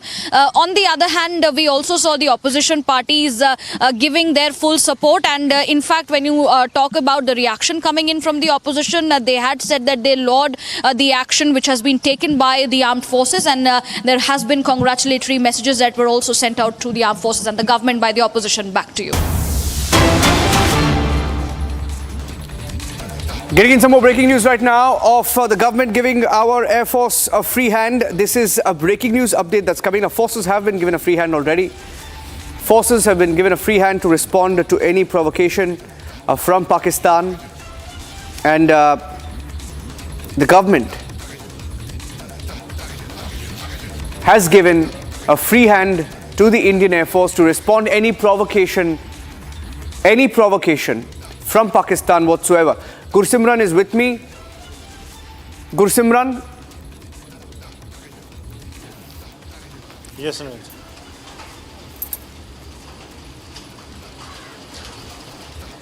Yes, Ranjan, a free hand has been given to the Indian Air Force by the Union government. This comes at a time when we are witnessing that the armed forces have carried out the strikes at the locations of the terrorists. 9 locations have been hit deep inside the Pakistani territory, ranging from the 8 kilometers to the 100 kilometers in POK and Pakistan. Indian forces have gone to completely decimate the Pakistan's infrastructure, and now this free hand is given to the Indian Air Force is to tackle any threat that emerges out of the adversary. Because you see that what has happened in 2019, we saw when India carried out the airstrikes on 26th, it was on the 28th when the Pakistan carried out the Operation Swift Retort. That was completely thwarted by the Indian armed forces. But now there lies every possibility that Pakistan may try to escalate the situation, because they are always the ones who have been batting for the terrorists, and now their terrorists and terror commanders have been killed. The terror bases have completely been destroyed in the Indian strikes that have taken place yesterday morning, the 25-minute long strikes. And now as we speak, it is very likely that that the Indian forces are preparing themselves for any contingency or any threat from across the border. Because you see what's happening. Pakistan is also trying that they want to please the terror commanders to carry out the terror attacks, and that's why they may attempt to breach the airspace of the India, and the Indian Air Force has got a green signal. Niranjan. Right, Gursimran, continue joining us. In fact, we're also tracking some fresh breaking developments. A series of loud explosions were heard on Walton Road in Lahore city, sending the city into high alert. Now, Pakistan media has confirmed that police officials said multiple blasts were heard on Walton Road near the Walton airfield. In the aftermath of the blasts, there are rapid developments, viewers, as flights have been suspended from Karachi, Sialkot, and in fact also from Islamabad and Lahore airports. In fact, we're also learning now that flights which are bound for Karachi, Islamabad and Lahore are currently holding on to their return to origin. Rapid developments that are following. Pakistan is in complete mayhem. First, a series of loud explosives. The first one that was reported was at the Lahore airport. And after that claim was substantiated by the government, the police in Pakistan said that this was a UAV or a drone, an unmanned aerial vehicle which was shot down. Another explosion moments after at the Walton airfield, and post that all flight operations stand suspended from some of the most major airports in Pakistan, including Islamabad, which has been recently added to the list of existing Lahore, Karachi and Sialkot airport. Also circling back to my colleague Gursimran Singh, who continues to join me from Akhnoor. Gursimran, speak to us about the rapid developments. Now, after reports have confirmed the blasts, even Islamabad airport has suspended all operations. In fact, flights are also held back from even landing at Karachi and Lahore airport. Yes, if we speak of the present situation, there have been a number of notems that have been issued, starting from the Lahore to Islamabad to Karachi to Sialkot. All the airports of Pakistan have been closed with the immediate effect, including the Lahore that has been closed till 12 in the afternoon, but it is very likely that there will be an extension that will be taking place in the operations of the Lahore airport. But what the reason seems to be that the Pakistan is completely in a mayhem. They don't know that how to react to the situation that is now emerging, because after the precision strikes that the Indian armed forces have carried out deep inside the Pakistani territory, after the briefing of the Indian side, the briefing says that there are 21 terror launch pads and the terror bases that are there in the Pakistan occupied Jammu and Kashmir and Pakistan, out of which India has hit only 9. So Pakistan is of the view that why 12 others, they could be potential target of India, and that's why they have closed their airspace for n number of the operations. Okay, getting in breaking news now. Let's go back to some more breaking news updates coming in. Of flight operations in Karachi, Sialkot, Lahore airports being temporarily suspended. From the Pakistani media, a confirmation coming in. The Pakistan Airport Authority has issued a NOTAM. NOTAM means Notice to All Airmen. Notice to all airmen, and flights have been suspended in Pakistan across several airports. Flight operations at Karachi, Sialkot, Lahore airports temporarily suspended. And this is a statement that's come out from the Pakistan Airports Authority, or the PAA. Karachi, Lahore, Sialkot airports will not be available at least till 12 this afternoon. The statement was issued by a PAA spokesperson who has requested passengers to remain in contact with the relevant airlines to remain updated with the latest information. The PAA, or the Pakistan Airports Authority, has also issued a NOTAM, or the Notice to All Airmen, for the decision. And Gursimran is joining us with the details. Gursimran, most of Pakistani airspace has been empty for the last few days for a different reason, of course. And whatever little was left, even that has now been closed, completely shut off for operations. Niranjan, what has happened that yesterday evening Pakistan tried to show that they are too brave to handle the situation. They opened their entire the airspace for the operations, and when the entire airspace was opened, Pakistan saw that this is not something they have to do. It should have been a precautionary measure that they should have kept it closed. But now Pakistan is again back to the square zero. That is, they are not going to get anything, and that's why they are closing down back to back their airspace. First it was Lahore early in the morning along with the Karachi, Sialkot was shut, then Karachi was shut, and now Islamabad has also been shut by the Pakistani authorities. Because see, the sense of fear of the precision strikes still is in the mind of Pakistanis. They know that what has come to them, and they know what could be coming to them, and that's why these kind of a precautionary measure the Pakistanis are taking. But one thing is very clear, that the Pakistan is completely rattled by the strikes on its terrorists and the terror commanders, because the way bases have been hit, Pakistan wants to prove to their terror commanders that they are also doing something. The pressure that is there from the terror groups on the Pakistan to strike back, but they know that if they decide to strike back, there will be something way beyond the Operation Sindoor. Right, Gursimran, thanks very much for getting us those key details. In fact, viewers, time to shift focus and quickly track stories from across the country. This is Bharat in 2 minutes.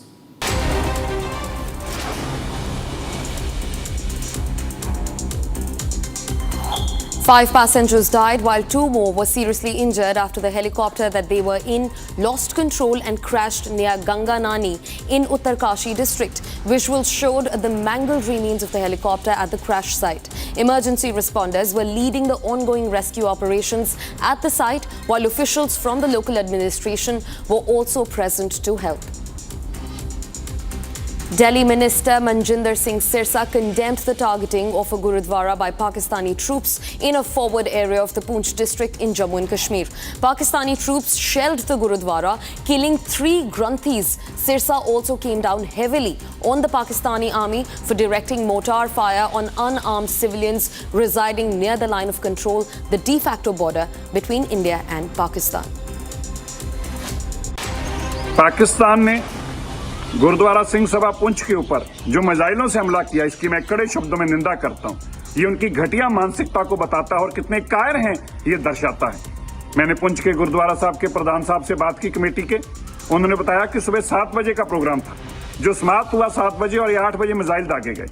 गुरु की कृपा रही, गुरु ग्रंथ साहिब महाराज जी के स्वरूप जो थे सुरक्षित रहे गुरुद्वारे के अंदर, और 5 लोग पुंछ में सिख अब तक मारे गए हैं। ये सिविलियंस के ऊपर हमला है, अटैक है उनके ऊपर, और पाकिस्तान इतना कायर है कि हमारे सिविलियंस के ऊपर हमला कर रहा है। In a major development amid the tensions with Pakistan and India's retaliatory strikes on terror launchpads, unidentified debris fell on some houses and agricultural fields in the Jethuwal and Pandher villages of the Amritsar district. However, no loss of life or damage to property was reported as per officials. Shiv Sena UBT MP Sanjay Roth hailed the Indian Armed Forces.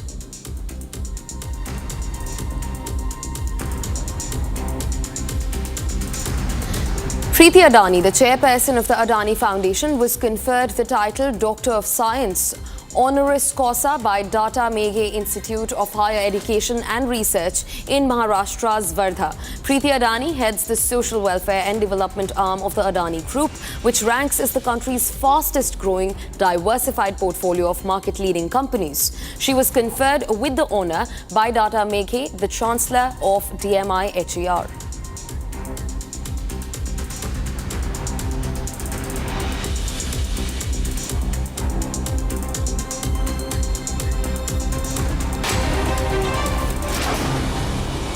Viewers, the nation still mourns the Pahalgam attack, an act of cowardice that claimed innocent lives and shook the valley.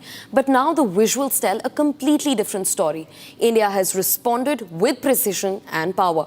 Under Operation Sindoor, the Indian Armed Forces have struck deep inside terror infrastructure in both Pakistan and Pakistan-occupied Kashmir, hitting locations that are believed to be behind the planning and execution of cross-border attacks for yesteryears, including the most recent and dastardly one, the Pahalgam terror strike on the 22nd of April. Take a look at this report.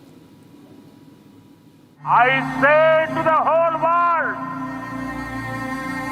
India will identify, track and punish every terrorist and their backers. Terrorism will not go unpunished.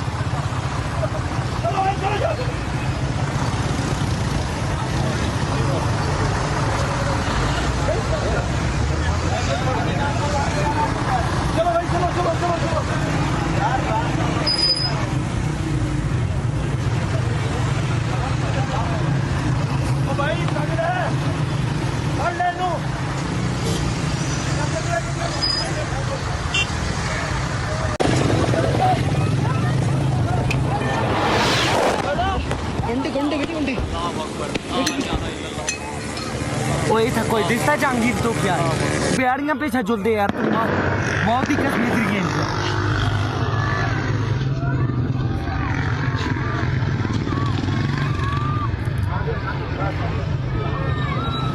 ला इलाहा इल्लल्लाह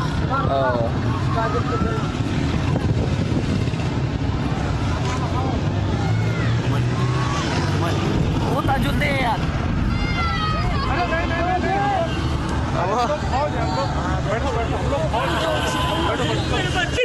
ये नुकसान हम लोग फौजी हैं आपकी safety के लिए आए हैं आपकी सेफ्टी के लिए आए हैं बैठो बैठो बैठो बैठो आपकी सेफ्टी के लिए आए हैं हम इंडियन आर्मी हैं बैठो ये मस्जिद तैयबा मरकज मुल्क आप लोग नुकसान आपके बच्चे कुछ नहीं करेंगे थोड़ा बताइए हुआ पति को आए हैं बैठो बैठो बैठो ये बैठो नुकसान आपकी सेफ्टी के लिए आए हैं ये 9 नंबर हम इंडियन आर्मी हैं बैठो ये इंडियन आर्मी आप लोग कहाँ से आए हो कहाँ से आए आप लोग आए आपके बच्चे कुछ नहीं करेंगे मस्जिद तैयबा मरकज मुल्क बताइए हुआ पति को मार दिया नहीं बेटा शांत रहो लो पानी पियो पानी पियो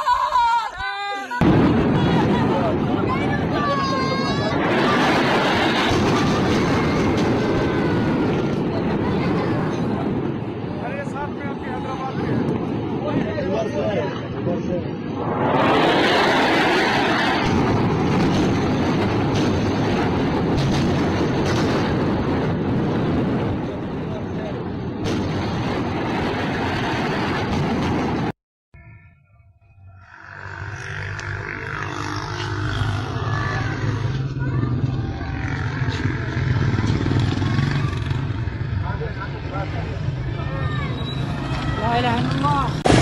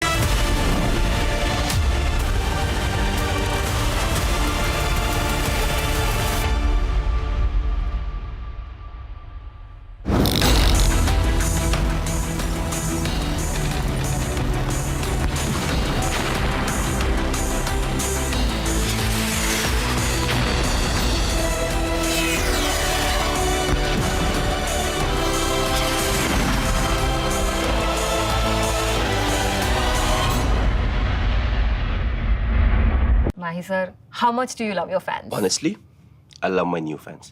पुराने वाले बेकार में शोर करते सर फैंस हैं शोर तो करेंगे ही ना नए वाले नहीं करते and they listen to what I say. The new generation Orient BLDC fans. Super silent performance with voice control. Silly me, I thought Cricket fans.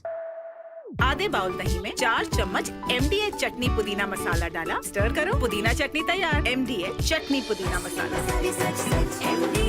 MDH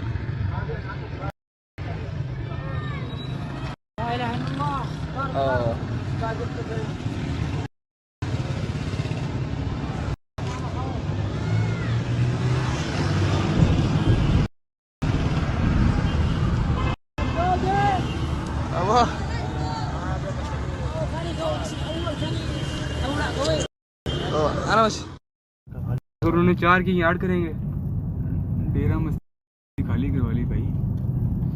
हाँ देखना आवाम कैसी आ रही है वहाँ से। अभी वीडियो कैच होगी? नहीं होगी।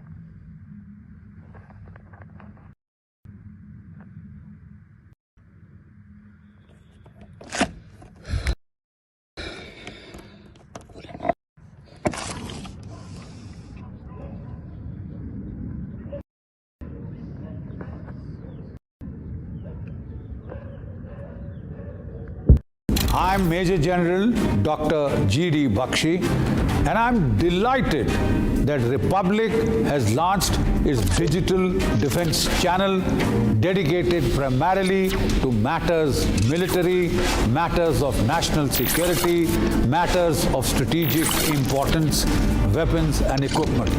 To stay ahead of the curve on matters military, we will be doing a series of in-depth war games, a series of military analysis, a series of programs on military equipment acquisitions. Jai Bharat, Jai Hind.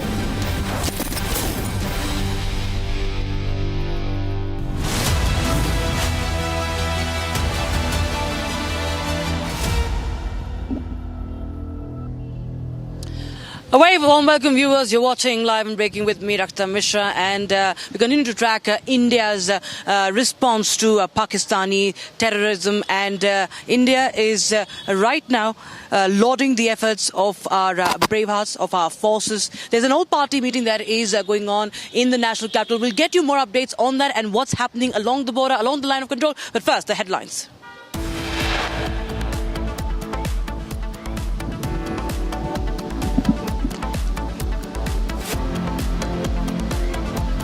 Locals report series of blasts in Lahore, flight suspended from Karachi, Islamabad, Lahore and Sialkot. India takes down 9 Pak terror dens during the Operation Sindoor. More satellite images show the extent of the destruction. NSA Ajit Doval meets the Prime Minister at the 7 Lok Kalyan Mark this morning.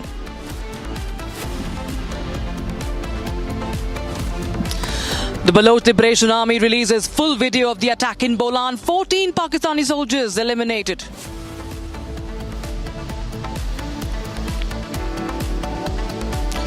Amid escalating tensions with Pakistan following India's Operation Sindoor, the centre chairs an all-party meeting.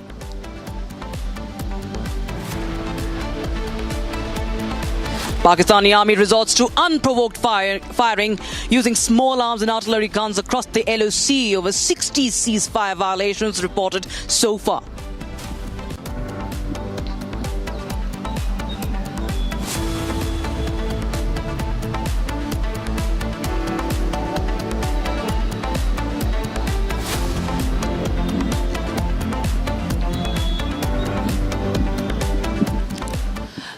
As viewers, India has struck Pakistan hard. Now, things are becoming more and more difficult for the Pakistanis. It is losing control of Balochistan. And in the latest, the Balochistan Liberation Army has released a video where it shows how the BLA ambushed the Pakistani army. Full video of ambush as far as the BLA's post is concerned. Video showing 14 Pakistani soldiers blown up in seconds in Balochistan's Bolan.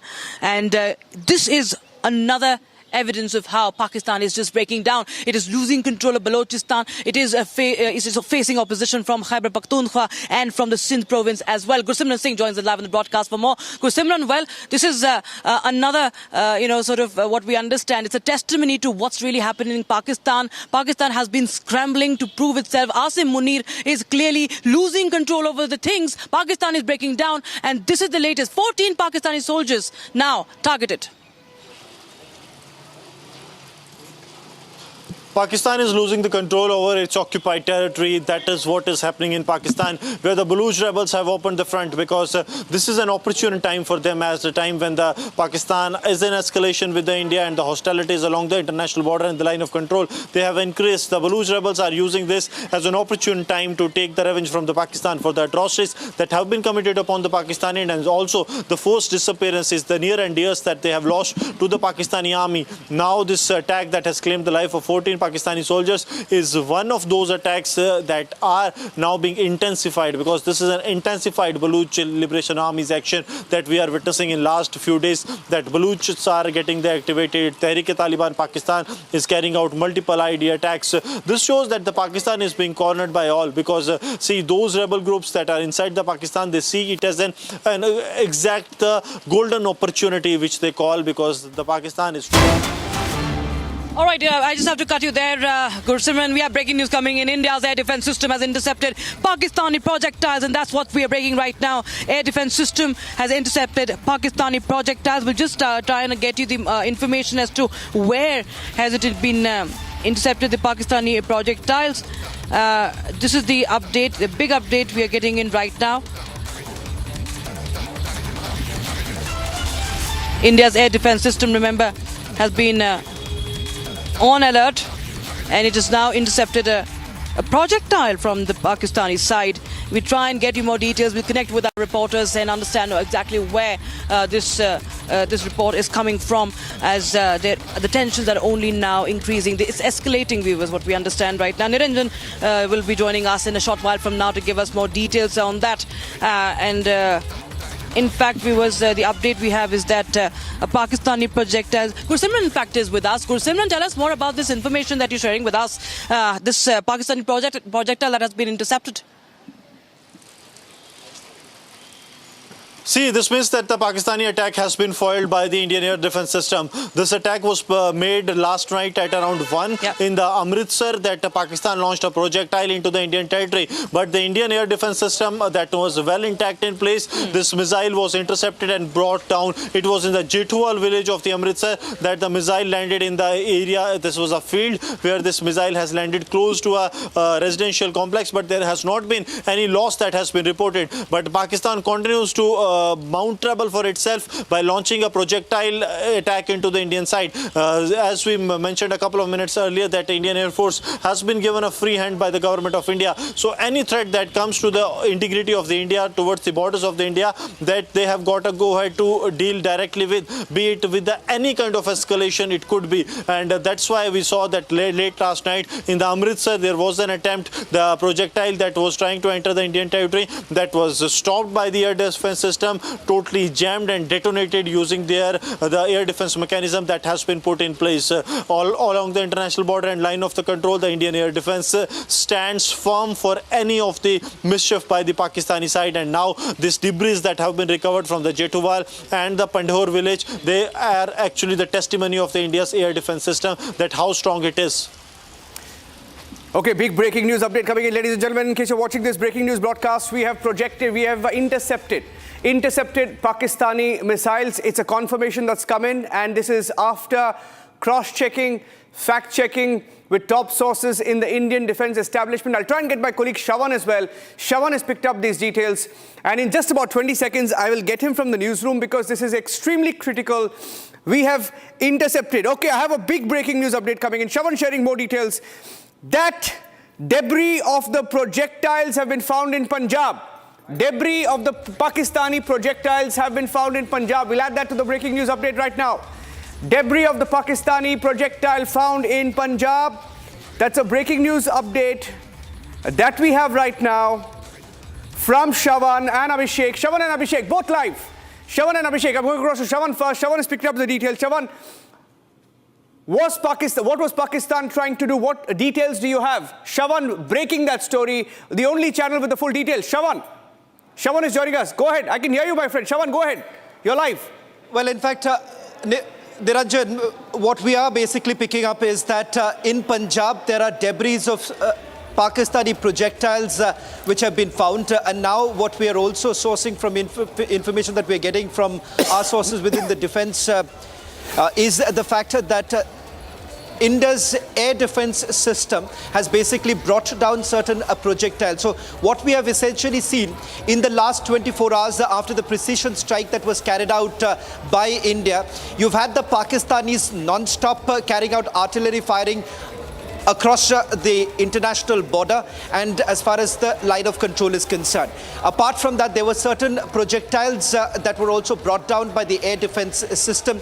We'll try and see if Major Samar Tur can also join us on this broadcast and also get us more information on this. Gursimran, more details now emerging from at least two locations where the projectiles were found in Punjab. What more details are you picking up? Because so far from here in the national capital, we haven't been able to identify the missiles. But what we can confirm is that the air defense system, Indian Air Force's air defense system was able to intercept some of these projectiles that were fired towards India. Yes, Shawan, it was around 1 in the morning of 1 a.m. when we saw a projectile that was heading towards the Indian territory. Air defense system intercepted this projectile and this was brought down. And the debris have been found in the two villages of the Amritsar. One is Gurudwara and another is Pandhor, where these debris have been found. And now the authorities have seized these debris of the Pakistani missile that was launched into the Indian territory, but was timely intercepted by the air defense system. The air defense system has been activated all along the line of control as well as the international border by Indian side.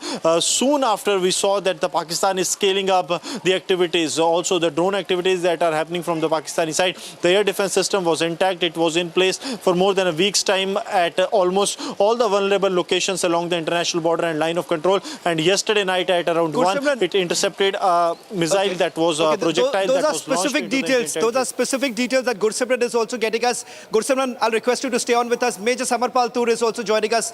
Major, a confirmation now coming in that India's air defense system was able to intercept certain Pakistani projectiles. Can you help us understand, because unfortunately, Major Samarpal Tur, I haven't been able to confirm the missiles that have been fired. Is there any clarity? Can you help us understand what's really happening in terms of the missiles that have been fired by the Pakistanis? The missiles are mainly of the Chinese origin. So they are calling it the Chinese PL-15 missiles. And basically what went wrong with these missiles is they ran short of fuel in terms of their range. So they're called the 4th generation BVR missile. And so this is what I have been able to get to know, that these are one of the Chinese most sophisticated missile systems, 4th generation BVR missile. Okay, 4th generation BVR missile, Chinese missiles. Major Samarpal Tur, Republic's defense strategy analyst, now giving us more details of the missiles that have been fired by the Pakistanis. We were told that these projectiles were intercepted and debris of it have been found in different parts of Punjab, at least two locations that we are getting in confirmation now. Major, you have got deep connections within the armed forces, and you perhaps would be the best person to help us understand in terms of the strategy that has now been adopted by the Pakistanis, because late last evening you had the Pakistani Prime Minister Shehbaz Sharif, who was completely cornered, did not know how to exactly react, and that is the reason why you have these empty threats that are now being issued by the Pakistanis. See, Shawan, as of now, what is amply clear is that, Punjab is the target, and very surprising. And you see, these orders are basically coming from the headquarters at Gujranwala Corps, because probably that was one of the places of target which has been spreading. They've been giving funds for the terror infrastructure. So you see, they have targeted places, and these missiles were found at Jathuwal village, then at Majita village in Amritsar. So now the analysis have to be that what in the trajectory of these places would they have probably been targeting. I'm saying again, the missile debris have been found in Jathuwal village and Majitha village of Amritsar. So it is evidently clear that their target is Amritsar at the moment, and majority of their arsenal and military and artillery is present in Lahore. And these are the present updates as of now. Okay. I'm just going to quickly go back to Gursimran, as Gursimran is also getting us more details. Major, I just want you to stay with us because we have also got certain pictures, but we are not putting this out for the moment because we are waiting for an official confirmation, on record confirmation to come in from our defense, our defense forces, because I'm given to understand something big is expected later sometime today. That's my information at this point in time, because this is being well calculated by our forces, and as we have been pointing out, that Operation Sindoor does not end here. Gursimran, you've also been speaking to a few people, your connections there. We have also spoken here in the national capital. The sense that we are getting right now, that this was just the tip of the iceberg. The operation is not over. Yes, Shawan, it's absolutely no doubt that it's only the tip of the iceberg. Reason being that yesterday afternoon, after the India carried out the precision strikes inside the Pakistani territory, there was a meeting, a high-level meeting that was held, and in that meeting, it was conveyed to all the officials on ground, those who have to ensure that everything goes well. They were conveyed that Operation Sindoor is not over, and they have to be on a standby mode. They have to make the adequate arrangements that are needed for the days to come. So this was conveyed yesterday evening to all the officials on ground here in Jammu and Kashmir and in n number of locations, that the operation is not over. They have to be in the ready state. And now what we are witnessing, that yesterday an attempt was made, everything was in place. When the Pakistan, at the dead of the night around 1 in the morning, they attempted to breach the Indian airspace. They attempted to target one of our locations using a projectile into the Indian territory that was intercepted by the air defense system. It was jammed and then it was brought down. It landed at two locations. The debris have been found. It is in Jathuwal and it is in Pandhor area of the Amritsar, where the locations, these two locations are, where the recoveries have been made by today morning by the security forces. Shawan, do you have a detailed briefing or input on when this happened, what time? Because there was some chatter last night. And of course, we were waiting for some official word, nothing from the Indian side. But in Pakistan itself, there was a lot of chatter. And this morning, we heard of explosions in Lahore. Now, we know that Lahore is roughly about 40 kilometers from the border in Punjab, very close to the border. Any timeline on when these projectiles were intercepted? Well, first to answer your question as to what's really happening and what's happening inside Pakistan at this point in time. There are certain limitations that we have right now, Niranjan, in terms of the operation details, the operational details, because we are given to understand that as our borders are hot right now, you've essentially seen both sides engaging in massive artillery firing. And the other big breaking news also coming in right now, Niranjan, is the fact that because of the ceasefire violations that have taken place, there's been heavy artillery firing that took place late last night, resulting in some of the Pakistani posts being completely decimated. So the kind of the injuries that have been inflicted upon the Pakistani army right now is unimaginable, is what I was given to understand by one of my sources here in the national capital. So that explains the fact that yes, there has been some action that has been taken. Details of it perhaps would come out in the next few hours in terms of what is happening inside Pakistan. If you simply go by the claims that have been made by the Pakistani media, yes, they say that there has been action once again taken by us, and there are details basically emerging of certain drone hits. Now, that's what the Pakistani media is now claiming, the drone hits that have taken place in Lahore itself and a few other places in Gurjanwala, as Major Samarpal Tur would be in a better position to tell you on this. But having said that, answering your question with regards to when were these projectiles that were intercepted, we were told that it was late last night. In fact, it was our air defense system that was able to bring down these projectiles. And just adding more information on this has been Major Samarpal Tur, who's been able to identify the missiles, because that we haven't been able to independently verify from our sources within the armed forces with regards to what were these missiles? That confirmation I do not have.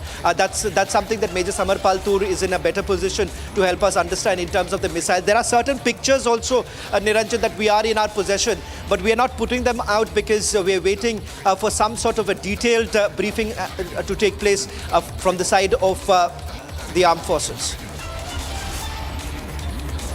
We'll take a short break right now, Shawan. As you gather more details, it's a developing story. We are putting out very, very limited details because obviously we don't want to give out the operational details as of now. This has been reported in some quarters, but we're only putting out this much for now because we are being very responsible in how we report this. I'm going across to take a short break right now. Other channels now, I see that...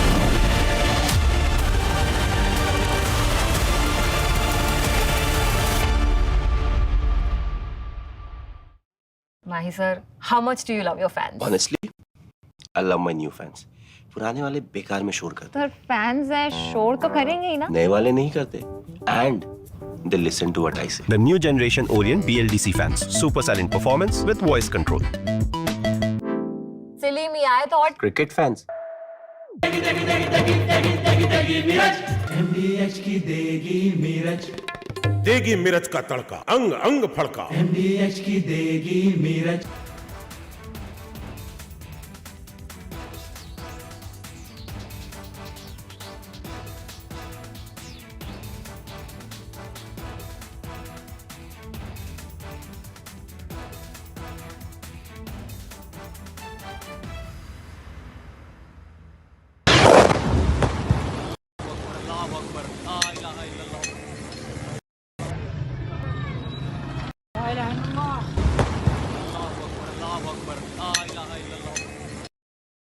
Of different weapon systems, because you cannot risk putting all eggs in one basket.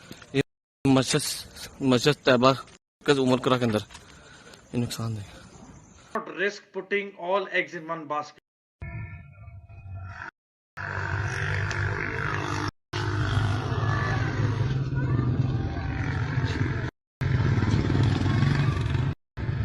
Not risk putting all eggs in one basket. Mentor here, These and are most some of the visuals civilians I here can see. are at near the LOC. No. This is a long shot. I can see in the sky there's somebody who shot something to light.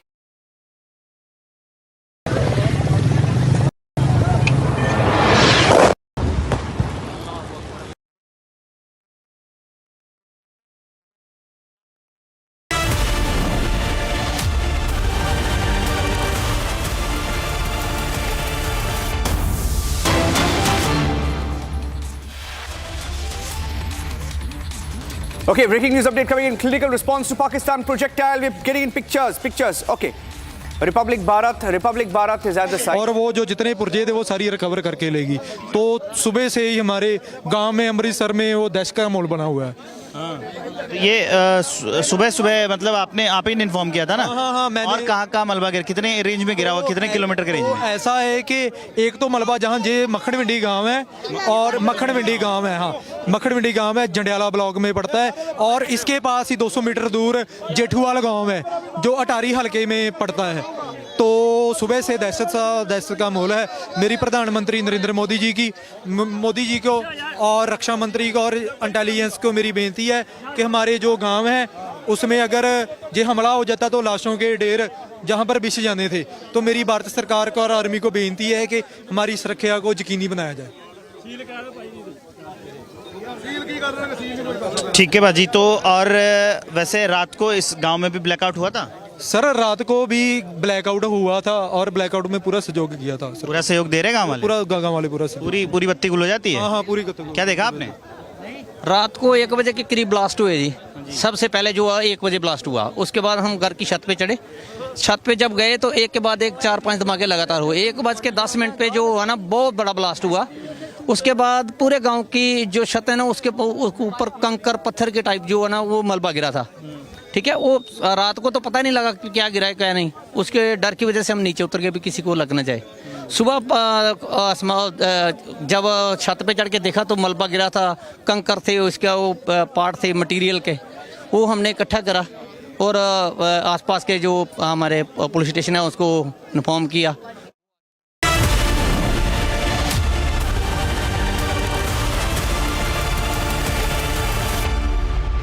इसको घर पे लगाओगे तो शादी का तो पता नहीं, पर घर पक्का नहीं टूटेगा। रुंगटा नहीं तो घर स्ट्रॉन्ग नहीं। रुंगटा स्टील TMT बार एकदम सॉलिड। पहाड़ों में एक हाइकिंग स्टिक भी बन सकती है। दादी के हाथों का जादू और खुशबू से महकता घर, माँ की मुस्कुराहट और खाने की सुगंध। MDH गरम मसाला, क्योंकि हर रिश्ता है स्वाद से जुड़ा।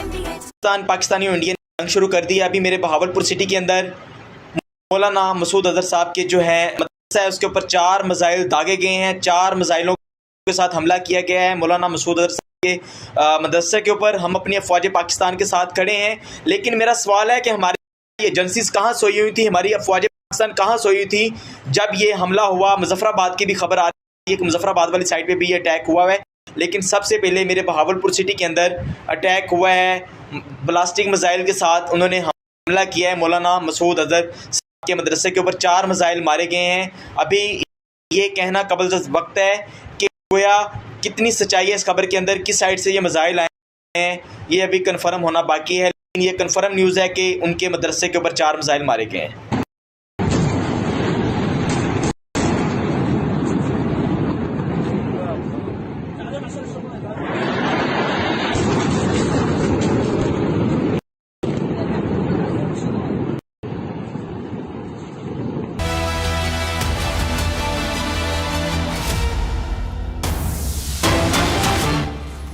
Going back to the breaking news update coming in of India's response to Pakistan dud. That's Pakistan's dud intercepted in Punjab. जब इंचार्ज आएंगे फिर इसका जो आगे के आदेश होंगे उसके अनुसार इस पर कार्रवाई की जाएगी। मैं मक्खन मंडी गांव से विवेक हूं, रिपब्लिक भारत के लिए। कैमरे के पीछे मेरे सहयोगी आकाश हैं। Okay, that's the first picture of the Pakistan projectile that was intercepted. Waiting for an official word on that. Republic Bharat is at the spot. Republic team taking a short break right now. Back with the live coverage. Look at that. That's Pakistan's dud that we intercepted.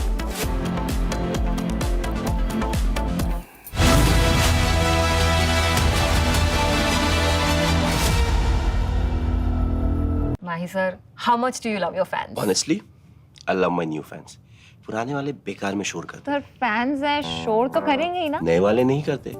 And they listen to what I say. The new generation Orient BLDC fans. Super silent performance with voice control. Silly me, I thought. Cricket fans. अब छोलिया हो या लोबिया, सफेद चने या काले चने, सब कुछ मजेदार बने।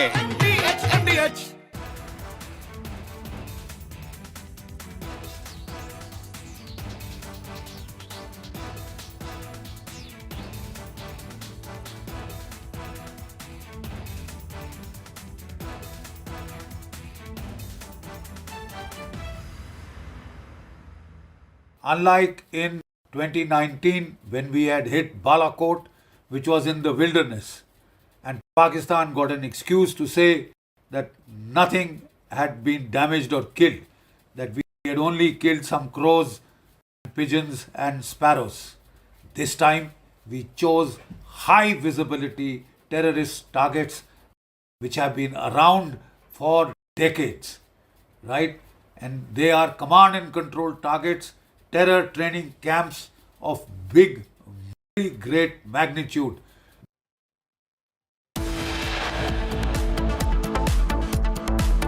Pakistan has tried to send this projectile towards India. Indian systems have stopped the Pakistani dud in Amritsar.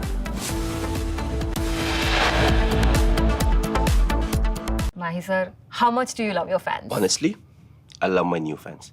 पुराने वाले बेकार में शोर करते। सर फैंस हैं, शोर तो करेंगे ही ना। नए वाले नहीं करते। And they listen to what I say. The new generation Orient BLDC fans. Super silent performance with voice control. Silly me, I thought. Cricket fans.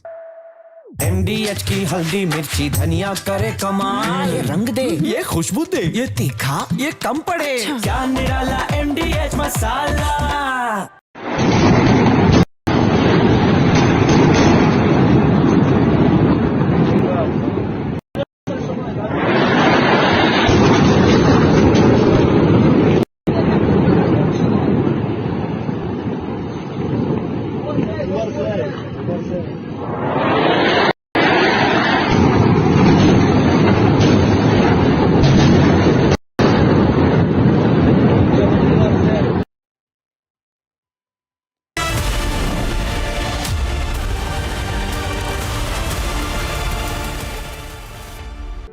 In the global employability rankings by Times Higher Education UK, only the following 6 institutions from India are ranked amongst the top 230 in the world for having the most employable graduates. IIT Delhi, IISc Bangalore, IIT Bombay, IIM Ahmedabad, IIT Kharagpur and Amity University. MDH की हल्दी मिर्ची धनिया करे कमाल, ये रंग दे, ये खुशबू दे, ये तीखा, ये कम पड़े, क्या निराला MDH मसाला।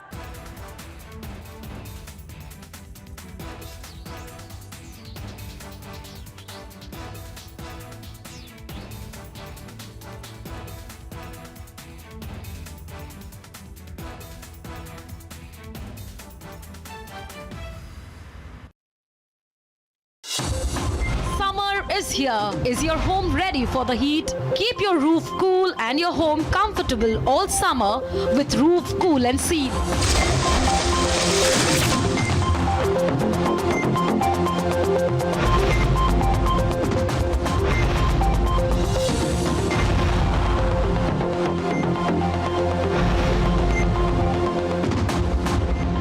पसीना मत बहाओ, Berger roof cool and seal लगाओ।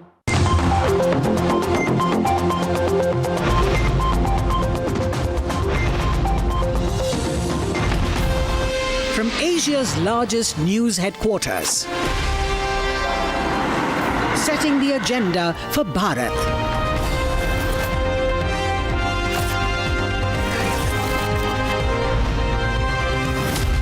You're watching Republic.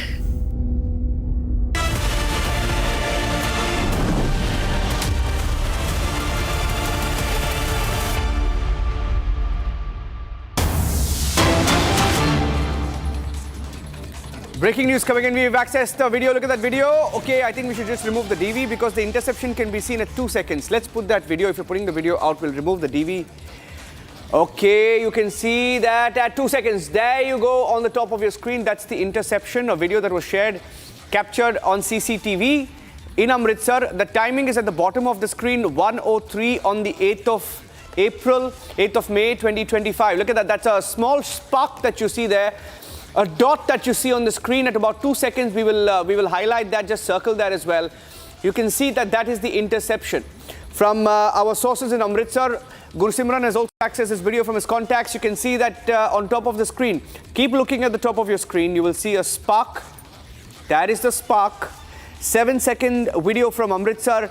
There's a spark. That spark is of the interception of the Pakistani projectile. From our sources, we have picked up. This is 2 seconds. You can see the interception is at 2 seconds. It comes in a flash and it disappears. Now that is the interception video captured from a CCTV at 1:03 a.m.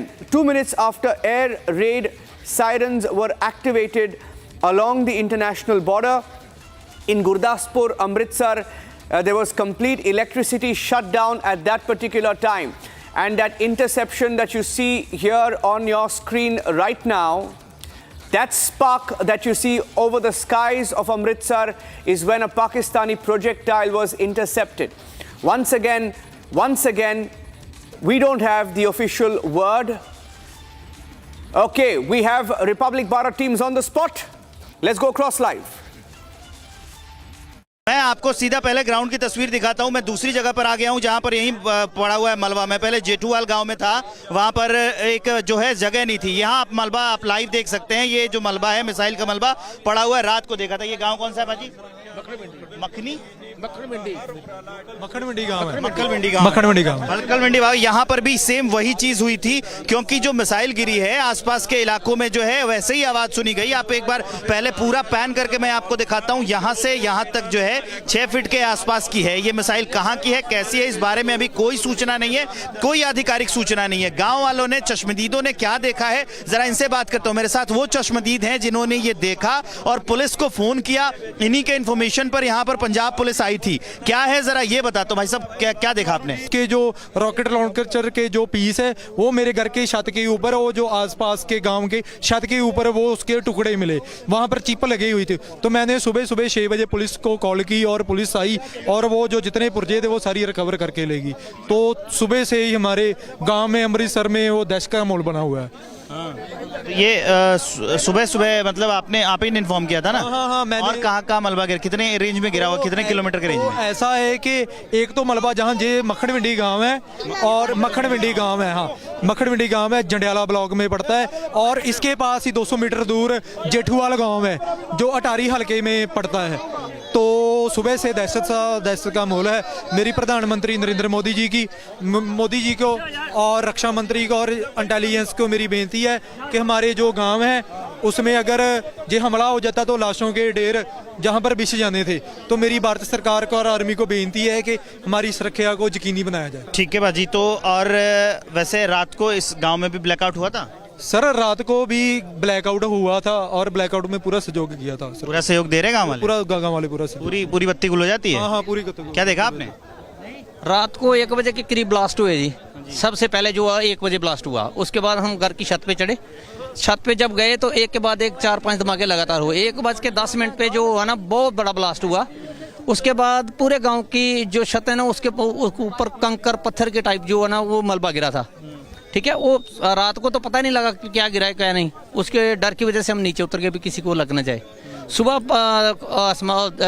जब छत पे चढ़ के देखा तो मलबा गिरा था, कंकर थे, उसका वो पार्ट थे मटेरियल के, वो हमने इकट्ठा करा और आसपास के जो हमारे पुलिस स्टेशन है उसको इन्फॉर्म किया। वो आके वो लेके गए। तो एक बाद सुबह 7 बजे के करीब पता चला कि गांव के बाहर जो खेतों में है ना एक 7 फीट का पीस पड़ा है इस मिसाइल का।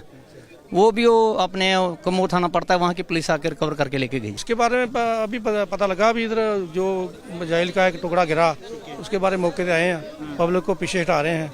मक्खनविंडी गांव है ये मिला है। हो सकता है कि आसपास के इलाकों में कोई दूसरा जो मलबा है वो भी गिरा हो, लेकिन फिलहाल ये पूरे मलबे की तस्वीर है। यहाँ पर पुलिस आ चुकी है। अभी फिलहाल आदेश दिया गया है कि ग्रामीण इसको छुए ना, कोई इसको टच ना करे, इससे दूर रखा जाए। और जब इंचार्ज आएंगे फिर इसका जो आगे के आदेश होंगे उसके अनुसार इस पर कार्रवाई की जाएगी। Okay, look at that. That's the point of interception. The spark on the left of your screen is the point of interception. More videos that we are accessing from over the skies of Amritsar. And on the right of your screen, the Pakistani dud that was intercepted by India. Different projectiles. Some reports saying that it was a Chinese missile, a PL-15. Now, that's another report altogether. Not speculating as of now. We will wait for an official word. New video on your screen that will show the interception mid-skies, over the skies of Amritsar. Look at that. Over the skies of Amritsar. Let's play that video. There is that interception there. On the top right of your screens, that spark that comes for a flash of a second. Comes in a flash. There is a little bit of a... there's not much of an audio because it's a CCTV. But you can see the spark on the top right confirming that there was an interception. Different videos that have been accessed showing that a Pakistani projectile was intercepted by our missile systems. And an incoming projectile was intercepted. Shawan broke that story for us, and we are getting more details. Okay, that's the video. That's the point of interception. We've paused the video at that particular point. That is the point of interception. Then when we successfully intercepted the Pakistani missile, the make of the missile is not clear. But there are different reports, open source inputs on social media, viral inputs on how Pakistan tried to send a Chinese projectile, and the Chinese projectile was intercepted. Now that's speculation once again, so we will not get into that. What we know so far, there was a Pakistan projectile that was sent from the Pakistani side towards India, which was intercepted by Indian missile systems. Now that is the point of interception that you see over the skies of Amritsar. Gursimran is back with me right now. Gursimran, it appears from different sources that it may not have been just one projectile, number one. Number two, we don't know whether it was a Chinese missile. We don't know. We will wait for an official word on that. But there were several, if not one, because we're looking at different videos that are now being accessed from over the skies of Amritsar, of the interception. Yes, Niranjan. Yes, Niranjan, Republic has access to videos. The first video that is of 7 seconds. In the second second, the 2-second second, there is an interception. It is at the timing at the dead of the night at the 1 a.m. 3 minutes and the 16 seconds to be very specific when the interception took place. It was for the nanoseconds that it was intercepted, and then it was brought down, the projectile that was sent from across the border into the Indian territory, possibly to target some high profile, high value asset that was there in the Indian territory, because Punjab, Amritsar has some of the key assets of the security forces. So that could be probable target, because we have seen that Pakistani agencies have always been targeting the locations of the Indian Army and the security forces in Amritsar, and there have been apprehension of two operatives, the Pakistani intelligence operative that was sending the information of the vital installations to the Pakistan. And now this interception comes at a time when we have carried out the precision strikes deep inside the Pakistani territory in the Bawalpur and other bases of the terror groups. And this interception of the Pakistani projectile, the origin of which, or the manufacturer of which, is still unknown, but it was a Pakistani projectile that was fired from across the border and has been caught in various CCTVs. We have now got the access to another one CCTV, in which in the top right corner it can be seen that how this projectile being fired from across the border is intercepted and then brought down. Stay with me, because Major Samarpal Tur is also joining us. Major Tur, we don't know the make of the missile. There are different reports, some in social media claiming that there was a PL-15 missile that was also used. Of course, it doesn't look anything like this. This is a different projectile. This is a different missile that has been found in Punjab. Now, we don't know the make. We are waiting for an official word. But there are also reports of perhaps Pakistan using these Chinese missiles. Some of them appear to be duds. Pakistan missiles are duds. What are you picking up about the nature of projectiles that were used? I'm not calling it a missile, but nature of projectiles that were used by Pakistan. Shaman, as you see the visuals of these missiles, they're short-range missiles. They're very small in size. So definitely the propellant and the fuel that they carry in them is very limited. So it is very, surprising that, these have fallen in open fields. So definitely they have miscalculated either the distance, oblique, the jamming systems that we have and the air defense capabilities, probably that have hampered in terms of its signal and to its target. And therefore, because of that, because of spoofing and spectrum hopping, the missile's communication system also gets hampered. So probably it lost its target on its way, and what resulted would be that, the finishing of its fuel propellant, and then it fell onto the ground as a dud.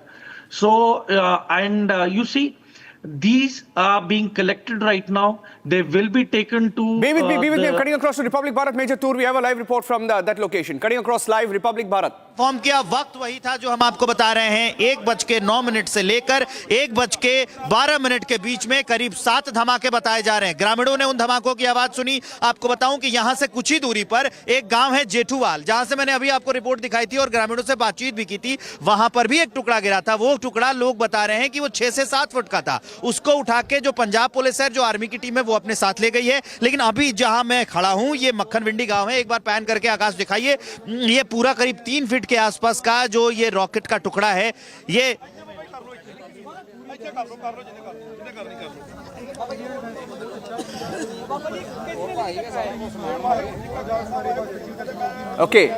Okay, that's a report. That's a report that's coming in. That's one of the projectiles. From what I picked up, Major Tur, he's saying it's not one, but at least 6 to 7 sounds were heard. 6 to 7 explosions were heard over Amritsar, over the skies of Amritsar. Let's go back to the 2 windows, please. Show the moment of interception and show the projectile that was intercepted by our missile systems. आप देखेंगे कि 3 feet के पास की missile है। 3 feet के पास की missile है और ये गिरी है नेठूवाला गांव में। एक बार इस साइड से आके पैन करके दिखाइए। हालांकि ग्रामीण पूरे रात को दहशत में आ गए थे, क्योंकि एक के बाद एक 6 से 7 धमाके सुने गए। लेकिन ये जो था, ये तीसरे धमाके के बाद बाद, मतलब 2 धमाके के बाद जो ग्रामीण बता रहे हैं कि वो अपने छत पे आ गए थे, वो देखने लगे कि आखिर क्या हुआ है। आसमान में उनको देखा कि कुछ रॉकेट जैसा है जो टूट रहा है और एक बड़ी सी लाइट जो है वो गिर रही है। लोगों को समझ में नहीं आया कि ड्रोन है, हालांकि क्योंकि हालात काफी तनावपूर्ण है तो उसको लेकर सारे ग्रामीण जो हैं वो सतर्क रहते हैं। सारे ग्रामीण सतर्क थे, ऊपर से कुछ लाइट वाली चीज गिर रही थी। उसके बाद कुछ लोग घर के अंदर चले गए कि अगर कुछ गिरेगा भी तो हम अपने आप को बचा पाएंगे, जैसा कि यहाँ पर ट्रेनिंग दी जा रही है सिविल डिफेंस के लोग, और हर गांव में जो है वो मॉकड्रिल कराई गई। कल ही रात को मॉकड्रिल कराई गई थी। उसके बाद क्या है, हाँ, इस धमाके की आवाज दूर तक सुनाई दी है, अमृतसर शहर में भी सुनाई दी, जबकि वहां से दूरी जो है 14 से 15 किलोमीटर, ये मुख्य शहर से 14 से 15 किलोमीटर दूर का इलाका है। मैं खुद वहां पर जगा हुआ था जैसे ये धमाके की आवाज आई। हालांकि सूचनाएं गलत सलत फैलाई जा रही थी, क्योंकि मैंने खुद वहां पर सीपी को फोन किया तो उसने मुझे बताया कि नहीं, अमृतसर के अंदर ऐसी कोई खबर नहीं है। मैं क्रॉस चेक करने के लिए एयरपोर्ट गया था, वहां पर कुछ नहीं मिला। हाँ, एहतियातन ब्लैकआउट जरूर कर दिया गया था पूरे शहर को, और करीब 4 बजे के आसपास फिर से बिजली जो है वो रिस्टोर कर ली गई थी शहर में। तो ये पूरा जो इलाका, ये पूरा जो प्रकरण है, उसका जो सबूत है ये हमें सुबह मिला। सुबह जब ग्रामीण अपने खेतों की ओर आए तो उनको पता चला कि ये जो खेत के अंदर मिसाइलें गिरी हैं, और ये 1-2 नहीं गिरी हैं, मतलब जो मलबा है मिसाइलों का ये 1-2 जगह पे नहीं गिरा है, कई जगहों पर गिरा हुआ है। जैसे एक मलबा हम आपको दिखा रहे हैं यहाँ पर मक्खन भिंडी गांव से, ये मक्खन भिंडी गांव है, यहाँ पर एक मलबा पड़ा हुआ है, इसके बगल में जेठूवाल गांव है, वहां पे दूसरा मलबा पड़ा हुआ था। और उसी तरीके से लोगों के छतों पर टूट टूट के दूसरे सारे जो हिस्से हैं वो पड़े हुए थे। जो दूसरे हिस्से पड़े हुए थे वहां पर आई थी पुलिस, क्योंकि पंजाब पुलिस की जो स्थानीय चौकी थे उसको लोगों ने इन्फॉर्म किया, तो पंजाब पुलिस की जो स्थानीय चौकी थी वहां से पुलिस आती है और वहां से टुकड़े उठाकर ले जाती है। लेकिन क्योंकि अभी भी कई जगहों पर टुकड़ा पड़ा हुआ है, जो ग्रामीण निकलते हैं खेतों की ओर जाते हैं, बड़े बड़े खेत हैं, तो जब काम करने के लिए खेतों की ओर जाते हैं तो वहां पर दिखाई देता है। जैसे कि मैं गया था जेठूवाल गांव में, वहां पर मिसाइल मिलने की सूचना थी। मैं जैसे वहां पर गया, किसी दूसरे आदमी ने मुझे सूचना दी कि बगल में मक्खन भिंडी गांव है, वहां पर मिसाइल का टुकड़ा अभी भी पड़ा हुआ है। दौड़ते हुए मैं जब यहाँ आता हूं तो देखता हूं कि यहाँ 3 फीट के आसपास की जो मिसाइल का टुकड़ा है वो पड़ा होता है। धीरे धीरे यहाँ भीड़ जमा हो जाती है। पंजाब पुलिस का जो एक आदमी था, जो पंजाब पुलिस के ऑफिसर्स थे, मेरे ख्याल से एक वो सिंगल स्टार थे, SI रैंक के होंगे, तो वो जो है वो यहाँ पर आते हैं और उसके बाद अभी लोगों को यहां से अलग कर दिया गया है। लेकिन ये पूरा का पूरा मिसाइल का टुकड़ा यहीं पर पड़ा हुआ है। एक बार फिर से मैं आकाश को बोलूंगा, हालांकि वो लगातार ये तस्वीरें दिखाई रहे हैं, ये तस्वीरें दाएं बाएं मतलब चारों ओर घूम के दिखा दे रहे। पीछे, ये जो पीछे का हिस्सा है, मिसाइल के पीछे का हिस्सा है, ये करीब 3 फीट के आसपास का हिस्सा है, आप देखेंगे। और भी जो आगे के हिस्से थे वो भी कहीं ना कहीं जो है वो पड़े हुए हैं। तो ये अंदर तक, क्योंकि ऊपर से गिरा है और फोर्सफुली गिरा है, तो मैं यहाँ से देख पा रहा हूँ कि अंदर तक ये जगह करके गया है। करीब इसने जो है 2 से 2.5 फीट का जो गड्ढा है, 3 फीट के आसपास का जो गड्ढा है वो उसने जमीन में बना दिया है।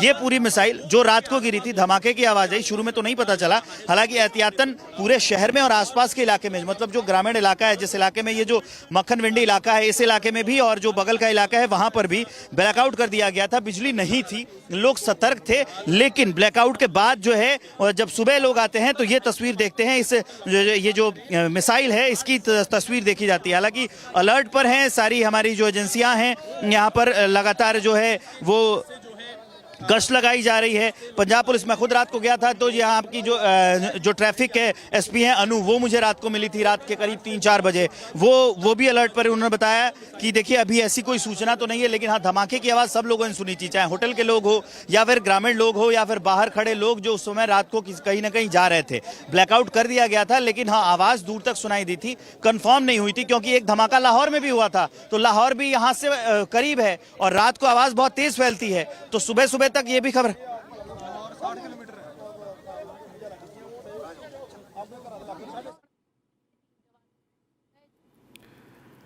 That's a live report. In fact, Republic, the first channel to break the story, and we are live there. And I see that the rest of the Indian media is now trying to follow Republic TV and our big news break on the interception of the Pakistani projectile. Eyewitnesses in Pakistan, in Amritsar and the border, confirming that they heard at least 6 to 7. Look at that. Okay, those are more pictures coming in. More pictures coming in as pictures are taken in that particular area. We are reporting live. These are live images, ladies and gentlemen. Once again, I'm repeating, we are reporting live from the location where the projectile was intercepted. It fell, and this is technically in Amritsar. There were at least 6 to 7 sounds that were heard over the skies of Amritsar. 6 to 7 sounds and videos from CCTV confirming that these projectiles fired by Pakistan were intercepted by our missile defense systems, and these Pakistani darts failed to reach anywhere, let alone hit any target. So this is a field, an agricultural field in Punjab, where Pakistani darts simply collapsed straight from the skies, having been intercepted by Indian missile defense systems. Major Samarpal Tur still with us. Major Tur, I'm looking at military officers there taking pictures. Of course, they may have already done that, but more pictures being taken of the proof of Pakistan's misadventure. Would you call this misadventure? Yesterday, there was a warning, and here it is, the misadventure. Well, definitely, Shaman, it gives a very clear-cut message but to the people of India that probably the Pakistan military establishment has not learned its lesson for supporting terrorism. And, you know, this is called backing of terrorism. Their, reply by, sending missiles for creating casualties of our own civilians and questioning the sovereignty of India is definitely not going to be taken lying down. And the people of Punjab are furious right now. And I mean, I've been getting so many calls and queries as to where to go for training and for civil defense. And they is asking, the local public of Punjab is now asking that, they require weapons to counter any intrusion by the Pakistan military forces. So that is the mindset of the people of Punjab right now after, the yesterday night's missile attacks from Pakistan. Okay. Shaban. Yeah. Niranjan here, Major Tur, and I'm just getting in these pictures from Punjab, where our reporter is live right now. Republic Bharat, Republic Media Network, live from the locations where different projectiles were intercepted. We are hearing that 6 to 7 explosions were heard. Now, we don't know how many projectiles were sent by Pakistan, but we have accessed at least 2 sets of pictures from these regions in Amritsar. This is where one of the projectiles fell. It's an agricultural field. The CCTV footage shows that the interception itself happened around 1:03 a.m. 1:03 a.m. last night over the skies of Punjab, over the skies of Amritsar.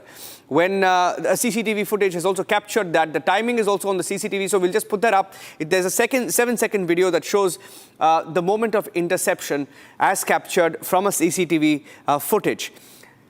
A spark of interception can be seen from the CCTV footage, and the timing on the counter is 1:03 a.m. over the skies of Punjab. 2 minutes after air raid sirens were activated along the international border. This is in Gurudwara, Amritsar. It was complete electricity shutdown at that particular time from the details that we have picked up. Gursimran continues to be with us. Gursimran, some of the eyewitnesses saying that they heard about 6 to 7 explosions, though we don't have a confirmation of how many were sent. Do we have any details about the make? Major Tur also talking about importance of Chinese missiles. These Pakistanis were using Chinese handouts, the duds that were sent, and the duds, of course, have been intercepted.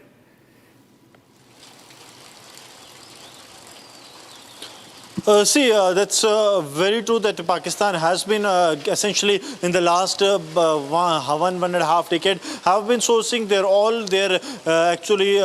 ammunition from the Chinese side. So there lies a possibility that it could be the Pakistan sourcing it from the China and then using to target the locations. But now what we can confirm that it has happened. There have been at least 2 to 3 explosions that was heard. It was during the interception only, and it was around 1:03 in the morning. 1 in the morning when this was intercepted, and interception was very close to the Indo-Pakistan international border. There was what it seems primarily that some of the vital installation of the security forces could be the target, but it was intercepted timely because see, it comes days after the Pakistani intelligence operatives were arrested, sending the photographs of the installations to the Pakistani handlers of the ISI. So that cannot be ruled out that the potential target could be the one of the vital installation, but due to the interception, the timely interception by the Indian air defense system, that attempt of the Pakistan to target the location using a projectile that was fired, and now since it has been foiled, Pakistan will try to cook n number of theories to support their reasons. Okay, so I'm getting in some more breaking news updates right now of this missile interception. Shawan joining us with the details. Shawan was able to get a confirmation. Shawan, any word you have on the make of this missile? Whether this was a Chinese missile that was used. Now, there's a lot of speculation, a lot of chatter around this missile that was intercepted. You heard our reporter also talking to these eyewitnesses, saying they heard 6 to 7 explosions. We don't know how many were there, but our reporter has seen two projectiles in 2 different locations. Shawan. Well, in fact, Niranjan, answering your question with regards to the nature of the missile, as far as the armed forces are concerned, we haven't got a confirmation from them as what's the nature of the missile. All that we know from our sources is, yes, that the interception has actually happened late last night. But having said that, we've also shared some of the pictures of these missiles, the debris of these missiles with certain defense experts. And the response that we've essentially got is that these are basically Chinese missiles. That's the PL-15 missile, which has roughly got a range of anything between 200 to 300 kilometers. But having said that, whether at all they were able to really get across the targets, that's not very clear, because remember, Amritsar seems to be their major target at this point in time, and that is the reason why you're basically looking at them trying to target the military installations. One of the reasons why most of our military installations are on high alert, because it seems that you essentially have the Pakistanis trying to target most of our military installations, and what we have essentially seen is that our air defense system have been able to bring down these Pakistani missiles. In fact, yes, Shawan, do we have details? You spoke about a possible briefing. Vivek is back with Amritsar, at the location where the interception took place. Shawan, be with me. I'm going back to the pictures. Vivek, let's cut across live. Republic Bharat live at the spot. हाँ जी, ये जो तस्वीरें ये जो तस्वीरें हैं, ये आपको मैं दिखा रहा हूँ अमृतसर के मक्खन भिंडी गांव से। बगल में एक गांव था जेठूवाल, जहां पर मिसाइल गिरी थी। उसकी जो लंबाई थी वो 6 फीट की थी। ग्रामीणों से मैंने पूछा, उसको पुलिस उठाकर ले गई, लेकिन अभी जो है वो लाइव तस्वीरें दिखाई है। पहले ग्रामीणों ने पुलिस को इन्फॉर्म किया, पुलिस के बाद यहाँ आर्मी आ गई है। नहीं, इतना पास हम नहीं जा सकते, वहां मुझे अलाउ नहीं किया गया है, लेकिन यहां से मैं आपको जूम करूंगा। कैमरा पर्सन आकाश है, जहां पर वो आपको जूम करके दिखाएंगे। ये करीब 3 फीट इसकी जो है वो लंबाई है। मैं कुछ देर पहले जो मैंने दिया था लाइव, उसमें मैंने आपको दिखाया भी था कि 3 फीट की इसकी लंबाई है, और ये रात के 1:10 के आसपास ही गिरा हुआ है, जब लगातार आवाज सुनाई गई थी धमाके की। उसके बाद पूरे शहर में, ग्रामीण इलाकों में, उसके अलावा पूरे शहर में ब्लैकआउट कर दिया गया था। और उसके बाद जो है ये जो तस्वीरें जो है वो सामने आई हैं। हालांकि फिलहाल यहां पर आर्मी आ गई है, वो लगातार इसको चेक कर रही है कि वो किस ब्रांड का है। मैंने नाम देखने की कोशिश की, जूम करके भी देखने की कोशिश की, ऊपर कुछ नहीं दिख रहा है। अगर कोई नाम, लोगो या ब्रांडिंग होगी वो नीचे होगी, लेकिन उसको छूने से हमें मना किया गया है। फिलहाल इसकी चेकिंग चल रही है, क्योंकि पहले यहां पर पंजाब पुलिस आई थी और उसके बाद यहां पर आर्मी चली आई है, और इस मिसाइल की चेकिंग जो है वो की जा रही है। ये तस्वीरें हम आपको दिखा रहे हैं मक्खन भिंडी गांव से। ये मक्खन भिंडी गांव है। सूचना जो है ग्रामीणों ने दी। बतौर ग्रामीण, जो ग्रामीण हमें बता रहे हैं कि वो पहले रात को 1 बजे के आसपास जो है वो उन्होंने ये सूचना मिली, और उसके बाद उन्होंने इन्फॉर्म किया है। हाँ जी, आपने जब भी अब बात की थी अभी विवेक, 6-7 एक्सप्लोजन्स की आवाज आई, करेक्ट? जी हाँ।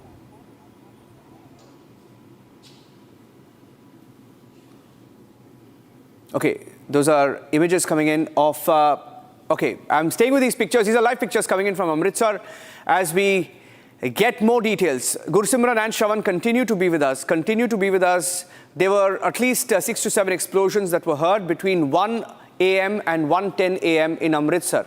CCTV footage confirming that it was roughly around 1:03 when some of these missiles were intercepted over the skies of Amritsar.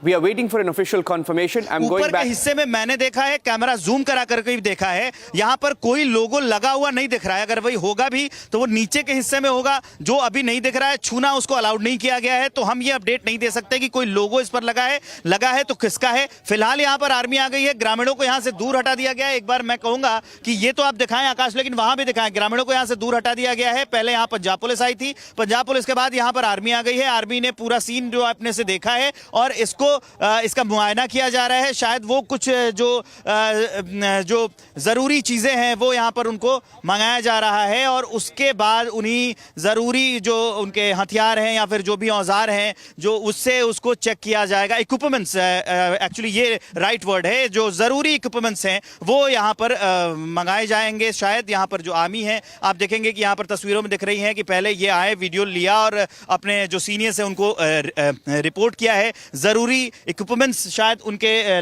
लाए जा रहे हैं। लगातार एक के बाद एक टीम आ रही है। वहाँ आप दिखाएं कि जहाँ देखिए आप पंजाब पुलिस की टीम आ गई है। आकाश एक बार वहाँ वाला हिस्सा जो है वो दिखाइए पैन करके, इसके साथ वहाँ से पैन करते हुए फिर वापस यहाँ पर आ जाइएगा मिसाइल के पास से। आर्मी जो है वो लगातार चेक कर रही है। आगे का हिस्सा जो है वो टूटा हुआ है, 3 फीट इसकी लंबाई है। और जो इसके बाद मैं बताऊं कि जेठूवाल जो गांव है ना, जो बगल में जिस पर बताया जा रहा था मलबा, वहां पर 7 फीट की मिसाइल गिरी थी और सेम वही गिरी थी। यहां तो अभी मैं बताऊं कि हो सकता है कि आसपास के गांवों में लोगों के छतों पर जो अभी सूचना नहीं फैली है वहां पर भी हो सकता है। ये मैं इसलिए कह रहा हूं कि मैं जेठूवाल गांव पहुंचा था, वहां से रिपोर्ट की मैंने, वहां जगह दिखाया, वहां पर पंजाब पुलिस ने उठा के वो जो मिसाइल का हिस्सा था आर्मी आई और ले गई। दूसरी बार ये जो उसके पास में उसके जो बगल वाला जो गांव है मक्खनविडी, वहां पर फिर वहां आते हैं और यहां पर जो ग्रामीण आए तो सूचना मिली। तो ये बहुत पॉसिबल है, मतलब ये पॉसिबिलिटीज है इस बात की, बहुत सारी संभावनाएं हैं इस बात की कि ये जो मिसाइल का दूसरा हिस्सा हो या फिर किसी दूसरे मिसाइल का हिस्सा हो वो और किसी खेत में पड़ा हुआ हो, क्योंकि जो फसल है वो तो काट ली गई है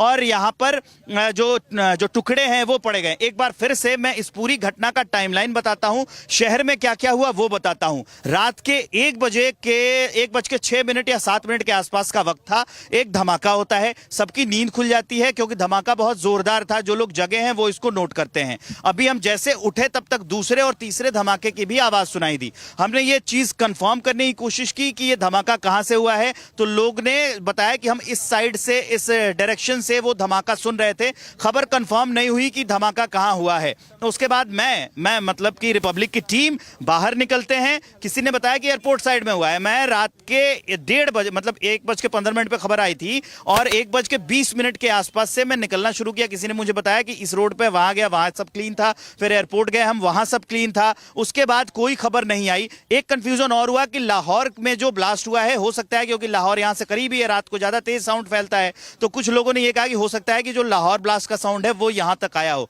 लेकिन जैसे सुबह होती है, क्योंकि रात को मैंने सीपी को भी फोन किया था, उससे भी यह खबर कंफर्म की, तो सीपी ने यह कहा कि नहीं, अभी तक कोई आवाज सुनाई दी है लेकिन अभी कोई ऐसी सूचना नहीं है कि अमृतसर शहर के अंदर हुआ है। तो यह बात यहां पर खत्म हो गई। सुबह जब होती है तो अचानक से यह खबर आती है कि ये जो गांव है जेठूवाल और मक्खनविंडी जो गांव है, यहां पर मिसाइल के टुकड़े पड़े हुए हैं। सबसे पहले जो ग्रामीण थे उन्होंने इन्फॉर्म किया पुलिस को। जो पंजाब पुलिस है वो आई, उसने यहां देखा और पंजाब पुलिस ने यहां पर अपने आला अधिकारियों को इन्फॉर्म किया। आला अधिकारी जो हैं वो इन्फॉर्म करते हैं आर्मी को और आर्मी जो है वो यहां पर आ चुकी है। फिलहाल इस मिसाइल से सबको दूर रखा गया है और अब जो है आगे की तहकीकात की जा रही है। जो आर्मी के ऑफिसर्स हैं वो यहां पर आ गए हैं और वो शायद जरूरी इक्विपमेंट्स मंगा रहे हैं, तब इसकी आगे की जो कार्रवाई है वो की जाएगी। जो सूचना प्राप्त है उसके आधार पर वो सारी चीजें जो है वो क्या कहते हैं नोट कर ली गई है। कल ब्लैकआउट का जो ब्लैकआउट ड्रिल है उसकी प्रैक्टिस की गई थी। वो प्रैक्टिस जो है वो की गई थी रात के 10:30 बजे। पूरे शहर में ब्लैकआउट किया गया था और उसके बाद से उस वक्त जो मैं अभी आपको पूरी टाइमलाइन है वो बता रहा हूं, इसमें मैं एक चीज और ऐड कर देना चाहता हूं कि जब रात को 1:30 बजे के आसपास धमाका हुआ तो एक बार फिर से पूरे शहर के और आसपास के इलाके की, ये जो ग्रामीण इलाका है यहां पर भी और पूरे अमृतसर शहर की जो लाइट है, जो बिजली है वो काट दी गई। मैं ये इवन की जब रिपब्लिक की टीम जब ग्राउंड पे थी तो हम लोग जो है वो नीचे का जो इंडिकेटर है ना, वो साइड वाला जो लोअर डिम लाइट होती है वो जला के चल रहे थे। हेडलाइट जला के हम लोग भी नहीं चल रहे थे। पूरे शहर में सन्नाटा पसरा हुआ था। जहां तक हमने सूचना इकट्ठा करने की कोशिश की, कुछ नहीं मिला। उसके बाद मैं जब एयरपोर्ट पे खड़ा था उस समय का वक्त रहा होगा 3:30 से 3:45 के आसपास। मैं खुद खड़ा था एयरपोर्ट पे। उस समय एयरपोर्ट की बिजली कटी हुई थी। 3 से वो जो वक्त था 3:30 से 3:45 के आसपास मैं एयरपोर्ट पे खड़ा था और तभी एयरपोर्ट की बिजली जल गई, मतलब कि बिजली रिस्टोर कर ली गई। पहले एयरपोर्ट की बिजली रिस्टोर कर ली गई, वहां पे सारी लाइट्स आ गई, सारी जो स्ट्रीट लाइट्स होती है वो जल गई। उसके बाद लेकिन उस समय भी शहर की लाइट नहीं जलाई गई थी। पहले एयरपोर्ट की जो लाइट है वो इस इलाके की लाइट है वो जलाई गई, शहर की लाइट नहीं जलाई गई थी। मैंने वहां पर कुछ इंतजार किया, मैं पुलिस वालों से मैंने बातचीत की और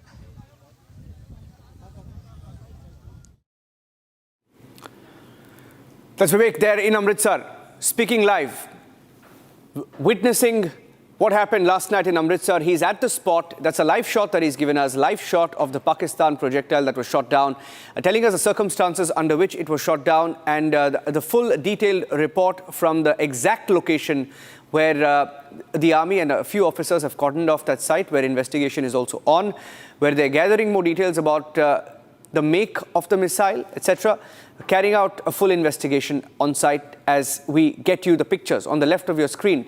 Different videos coming in, at least 4 to 5 sets of videos that we have accessed over the skies of Amritsar of the interception. The spark that you see on the screen lasted a few seconds, and that spark shows the moment of interception, when the Indian defense systems intercepted possibly the Pakistan projectile. Now, we still don't have the caveat here. We still don't have the official word from the Indian defense agencies. We don't have the Army, Air Force, or any agency give out official details of either Pakistan firing the projectile or our interception via the defense systems. All we know is that Pakistan did try sending projectiles, which has been confirmed, and the videos show that some sort of interception did take place over the skies of Amritsar. Going back to Gursimran, have you been able to pick up more details, Gursimran? There are different videos, that have been captured doing the rounds. None of these videos can be verified. Have you been able to, get any information firsthand yourself from Amritsar?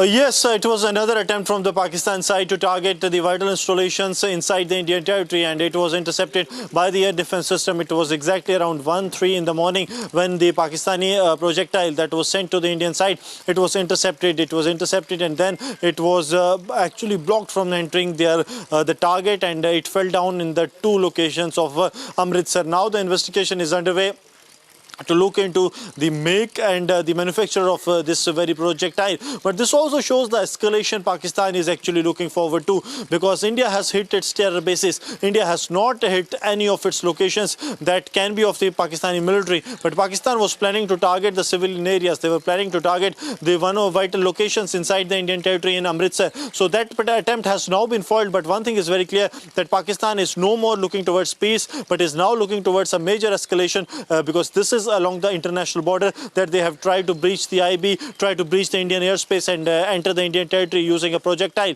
that has been timely detonated or foiled by the air defense system of the Indian side. But this also shows that the Pakistan is not going to bend down. The terror state that will continue to back terrorists even after the world telling them to stop so is continuing to provoke India once again, even after the successful 9 targets India had on the terror launch pads inside the Pakistan occupied Jammu and Kashmir and Pakistan, including a 100-kilometer inside target that India took. But Pakistan is continuously provoking India, and this was another major provocation and attempt to target the locations inside the civilian areas in India that now stands foiled. Okay, stay with me, Gursimran. More pictures. That's a moving image there. Vivek, my colleague, is moving away from the spot as investigations continue. The media also being asked to move aside, step aside a bit, so that the investigations can continue unhindered at that location in Amritsar. Okay, I'm cutting across live to Vivek. धमाका हुआ है 1 कुछ minute कुछ minute समय पूरा गांव जग गया था। गांव जाग गया था उस टाइम पूरा गांव जाग गया था। उस टाइम पूरा खड़ाका आया, जिस तरह कहीं कोई चीज बहुत तेज से फटी है। मैं मार्केट कमेटी का साबका चेयरमैन हूँ जंडियाला गुरु का।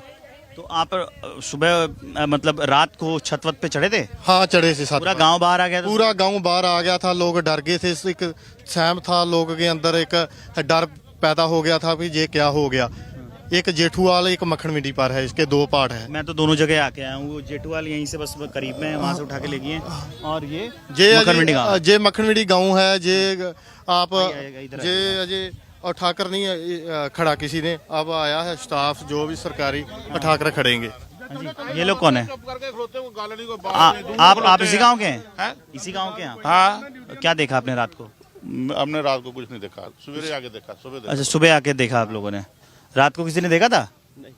कुछ रात यहाँ कोई नहीं आया था। आवाज रात को सुनाई दी थी। 1 बजे रात को आवाज सुनाई दी है। उसके बाद में रात को कौन घर से निकलता है? रात उस टाइम तो लाइट का पूरा बंद था। कोई मतलब लाइट एरिया पूरे की बंद है, पीछे से ही ब्लैकआउट था।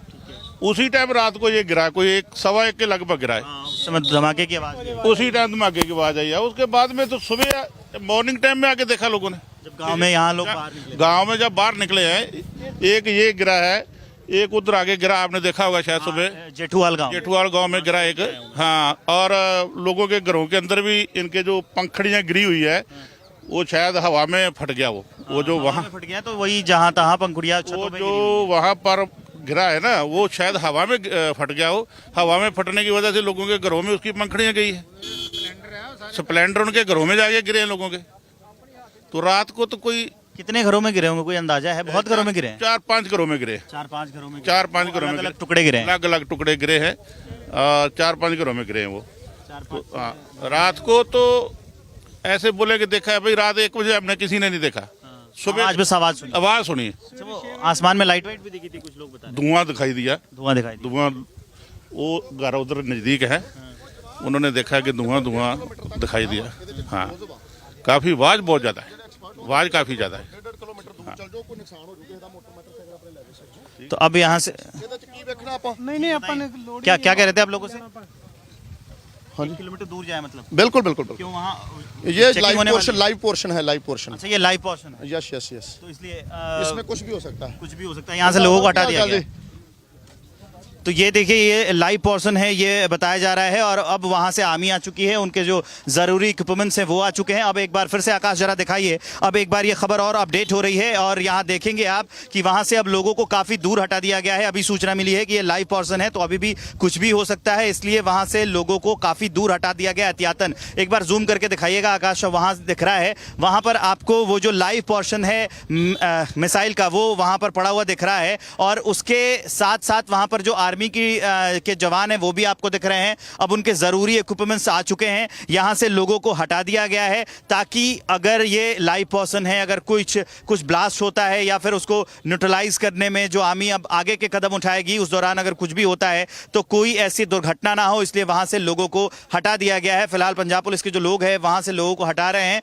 हालांकि कुछ लोग जो हैं वो पास जा रहे हैं, लेकिन वहाँ उतने पास जाने की इजाज़त नहीं है। ऐसे गलती करने वाले हर जगह मिल जाते हैं, खैर उनसे हमको मतलब नहीं है। आप सीधा वहाँ फोकस करिएगा। वो जो मिसाइल है वहाँ पर आप देखेंगे कि आर्मी जो है वो खड़ी है, ग्रामीणों को दूर कर दिया गया है। एक बार फिर से दिखाइए आप आकाश की, ग्रामीण कितने दूर दूर खड़े हैं। आप थोड़ा सा मैं नीचे आ जाता हूँ, वहाँ ग्रामीण खड़े हैं, उधर ग्रामीण खड़े हैं, यहाँ जो है वो आर्मी की टीम आ गई है। अभी किसी ने सूचना दी है कि जो है ये लाइव पोर्शन है, अब यहाँ से लोगों को हटाया जा रहा है। 1-1.5 किलोमीटर दूर जो है लोगों को हटाया जा रहा है, क्योंकि इतना तगड़ा जो ब्लास्ट है वो भी यहाँ पर हो सकता है। ये लाइव पोर्शन, हालांकि इसकी कोई संभावना नहीं है, लेकिन फिर भी एहतियातन जो है लोगों को यहाँ से हटाया जा रहा है। ये लाइव पोर्शन बताया जा रहा है, ये 3 फीट के आसपास का जो उसकी लंबाई है। यहाँ पर पूरे ग्रामीण जो हैं वो आसपास के ग्रामीण आ गए हैं। हर गांव में होता ही है गुरुद्वारा। ये जो गिरी है मिसाइल, अब मैं घूम रहा हूँ तो मैंने देखा कि आपको ये भी जानकारी दूँ, वो सामने आपको वो दिख रहा है गुरुद्वारा, लेकिन उस गुरुद्वारे के पास जो दूसरी मिसाइल गिरी है जेठूवाल गाँव के पास, वो काफ़ी करीब है। ये गुरुद्वारे से काफ़ी दूर गिरा है।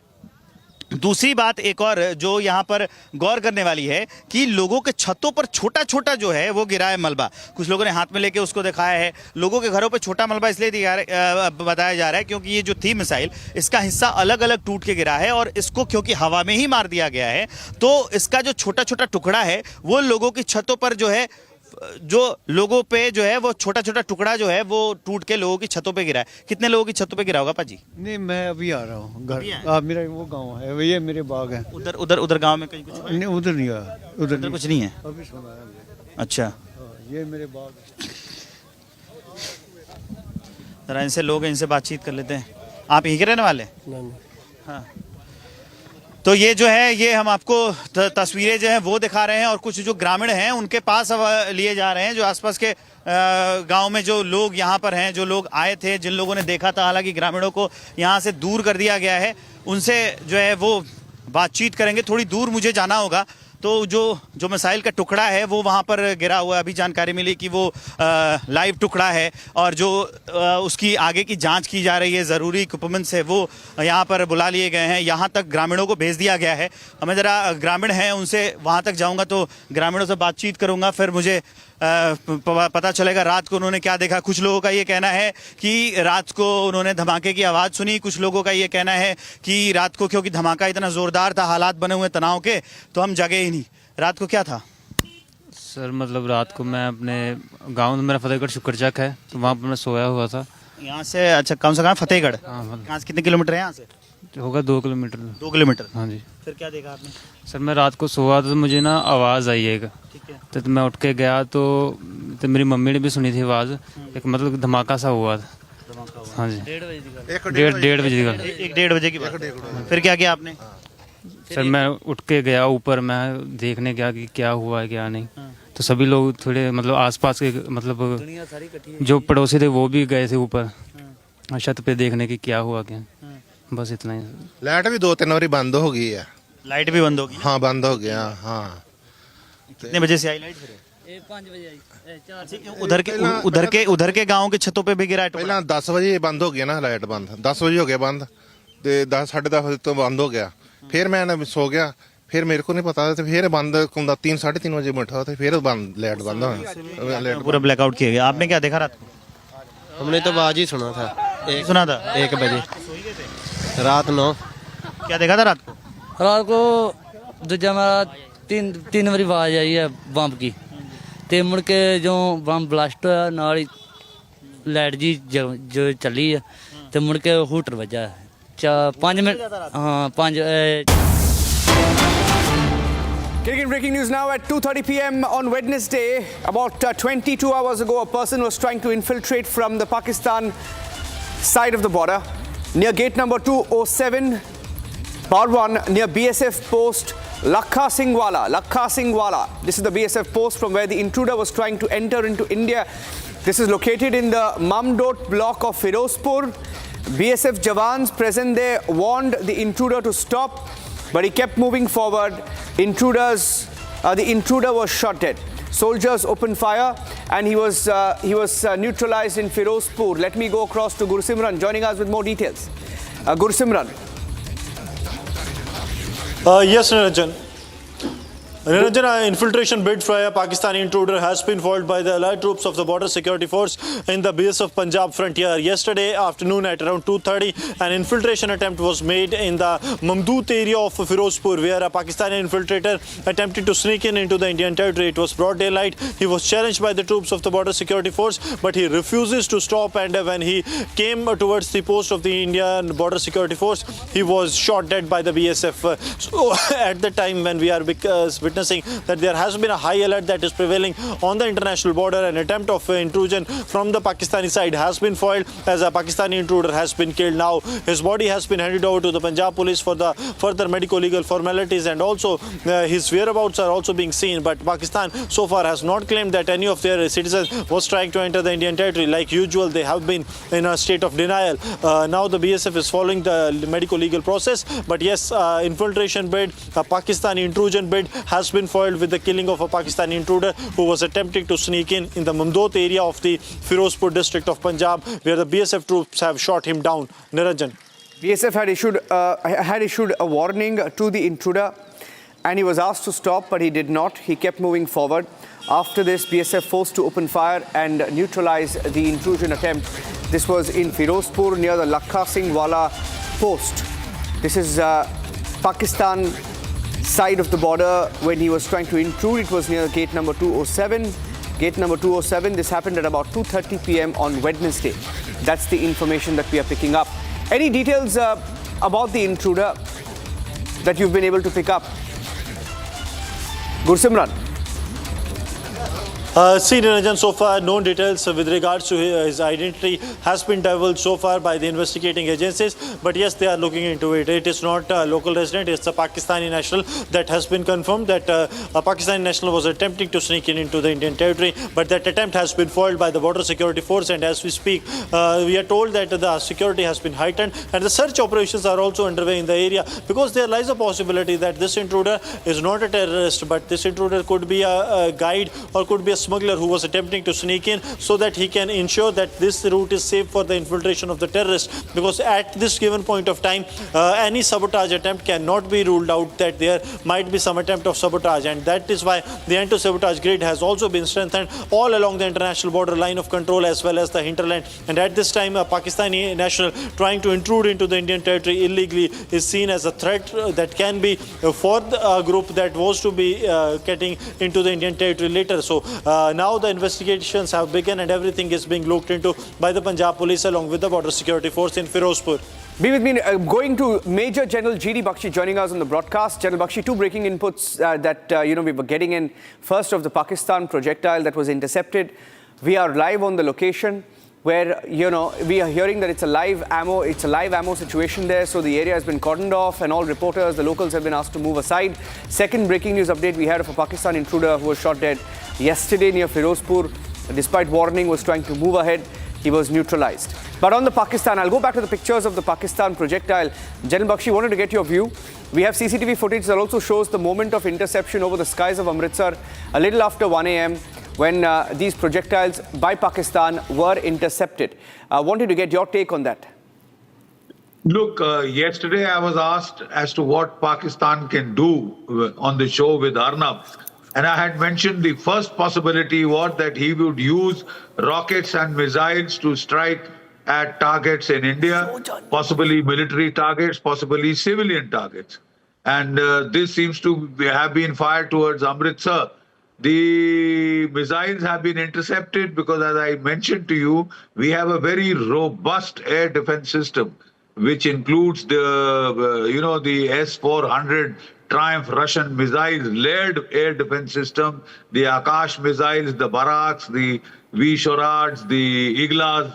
So we have a very robust missile anti-aircraft defense missile system, and they have shot down debris of two we can see very clearly, and other smaller debris have fallen all over. That means more than almost 5 to 6 have been shot down.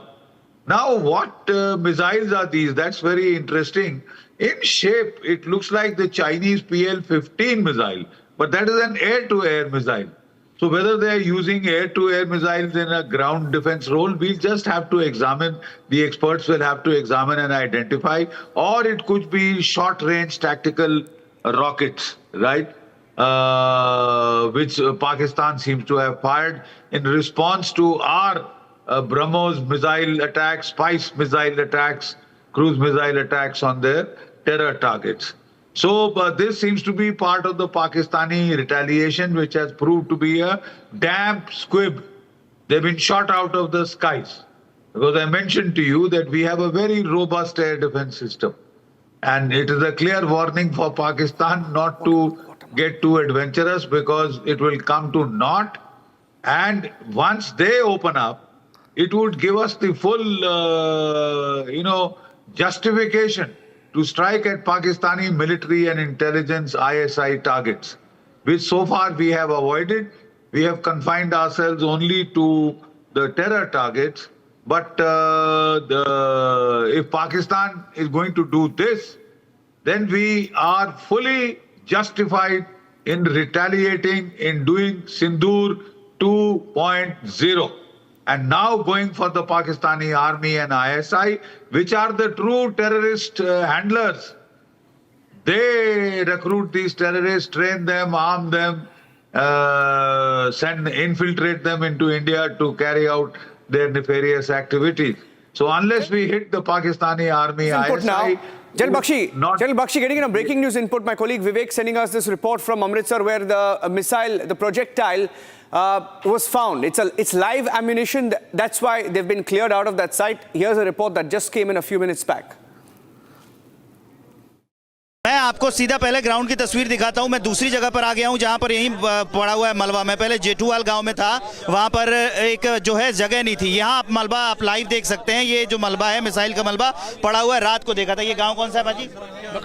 Makhani मक्खन मंडी मक्खन मंडी गांव है। मक्खन मंडी गांव। मक्खन मंडी गांव। मक्खन मंडी गांव। यहाँ पर भी सेम वही चीज हुई थी, क्योंकि जो मिसाइल गिरी है आसपास के इलाकों में जो है वैसे ही आवाज सुनी गई। आप एक बार पहले पूरा पैन करके मैं आपको दिखाता हूँ। यहाँ से यहाँ तक जो है 6 फीट के आसपास की है। ये मिसाइल कहाँ की है, कैसी है, इस बारे में अभी कोई सूचना नहीं है, कोई आधिकारिक सूचना नहीं है। गाँव वालों ने, चश्मदीदों ने क्या देखा है, जरा इनसे बात करता हूँ। मेरे साथ वो चश्मदीद हैं जिन्होंने ये देखा और पुलिस को फोन किया। इन्हीं के इन्फॉर्मेशन पर यहाँ पर पंजाब पुलिस आई थी। क्या है जरा ये बताता हूँ भाई साहब, क्या देखा आपने? के जो रॉकेट लॉन्चर के जो पीस है वो मेरे घर के छत के ऊपर, वो जो आसपास के गांव के छत के ऊपर वो उसके टुकड़े मिले, वहां पर चिप लगी हुई थी। तो मैंने सुबह 6 बजे पुलिस को कॉल की और पुलिस आई और वो जो जितने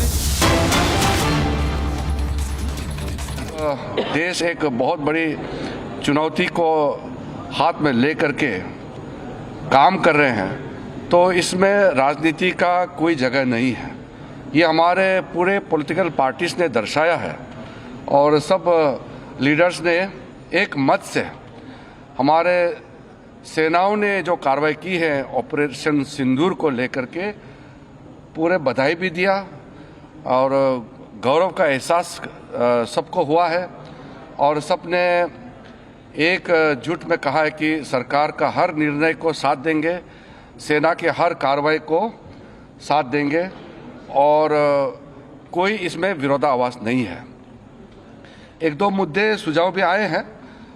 एमपीज ने अपने अपने जो कंसर्न्स को भी बताया कि लड़ाई का हालात में और इस तरह का जो कोई बड़ी घटना होती है तो हमको सतर्क रहना चाहिए।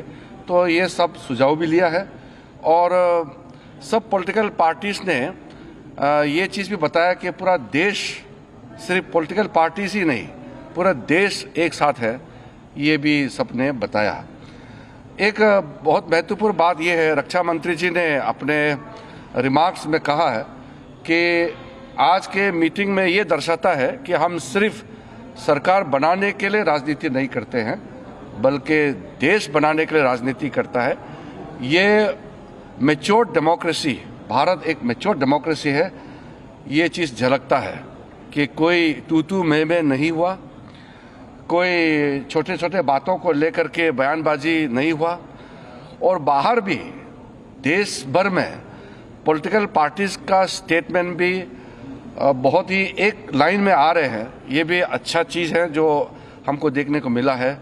तो ऑपरेशन सिंदूर का कार्रवाई, क्योंकि ये ऑनगोइंग ऑपरेशन है, इसलिए अलग से ऑफिशियल ब्रीफिंग नहीं है। ये रक्षा मंत्री जी की ओर से, सरकार की ओर से पूरा पॉलिटिकल लीडर्स को ब्रीफिंग हुआ है और मैं सारे पॉलिटिकल पार्टीज के नेताओं को धन्यवाद देना चाहता हूं कि पूरे जितने अपेक्षित थे सब नेता आए और जैसे हमने सोचा है वैसे ही सबने सहयोग दिया और एक मीटिंग को बहुत अच्छी तरीके से, एक फ्रूटफुल मीटिंग हम कह सकते हैं, बहुत सकारात्मक मीटिंग में कह सकता हूं कि संपन्न हुआ और फिर एकजुट में हम बाहर निकले हैं। सबने कहा कि सरकार का कोई भी कदम को पूरा देश एकजुट होकर के समर्थन करेंगे। देखिए, आज तो जैसे मैंने कहा एक ब्रॉड इंफॉर्मेशन कंसेंसस, सारा पॉलिटिकल पार्टीज को एकजुट में कैसे काम करना चाहिए लोकतंत्र में और विशेष करके संसदीय परंपरा में, पार्लियामेंट्री डेमोक्रेसी में पीपल्स वॉइस होता है पॉलिटिकल पार्टीज और एमपीज। तो इसलिए सबका वॉइस ऐसे समय में एकजुट आना ही मैं मानता हूं कि भारत का सक्सेस है। एस्केलेशन के बारे में कुछ कंसर्न्स थे? देखिए, कुछ इंक्वायरीज, कुछ इंफॉर्मेशंस मांगे हैं। रक्षा मंत्री ने कहा है कि ये ऑन गोइंग ऑपरेशन है, इसलिए पूरे एक घटना को अलग से ब्रीफिंग या अलग से उसको प्रेजेंटेशन करना सही नहीं है, क्योंकि घटना चल रहे हैं, आप सबको मालूम है, इसलिए उसको उस तरीके से ब्रीफिंग नहीं होते हैं। इसमें पॉलिटिकल पार्टीज का ब्रॉड कंसेंसस के लिए ये बैठक था, इसलिए वैसे ही बैठक चली और संपन्न हुआ। इसलिए मैं सारे पॉलिटिकल पार्टीज को मैच्योरिटी दिखाने के लिए धन्यवाद देना चाहता हूँ। सर, क्या ऑपरेशन सिंदूर अभी भी जारी है सर? वो आपको, जैसे मैंने कहा कि ऑपरेशन इस वक्त, जो ऑपरेशन सिंदूर का पहला जो स्ट्राइक होने के बाद जो गतिविधि चल रहे हैं उसको लेकर के अलग से ब्रीफिंग करने का अभी परिस्थिति ठीक नहीं है और वैसे नियम नहीं है, इसलिए टेक्निकल ब्रीफिंग या अधिकारियों को नहीं बुलाया।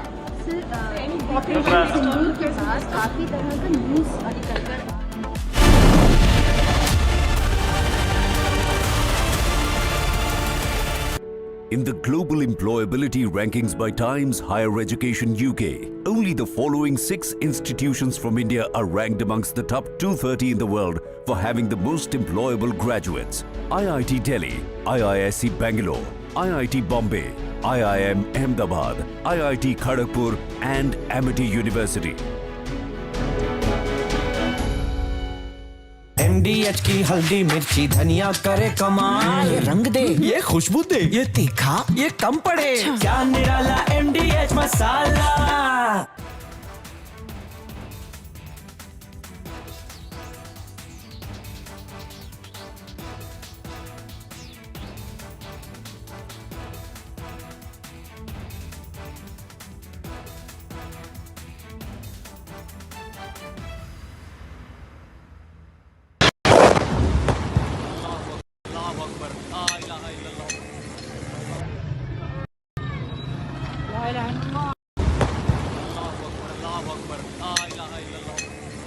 Of different weapon systems, because you cannot risk putting all eggs in one basket.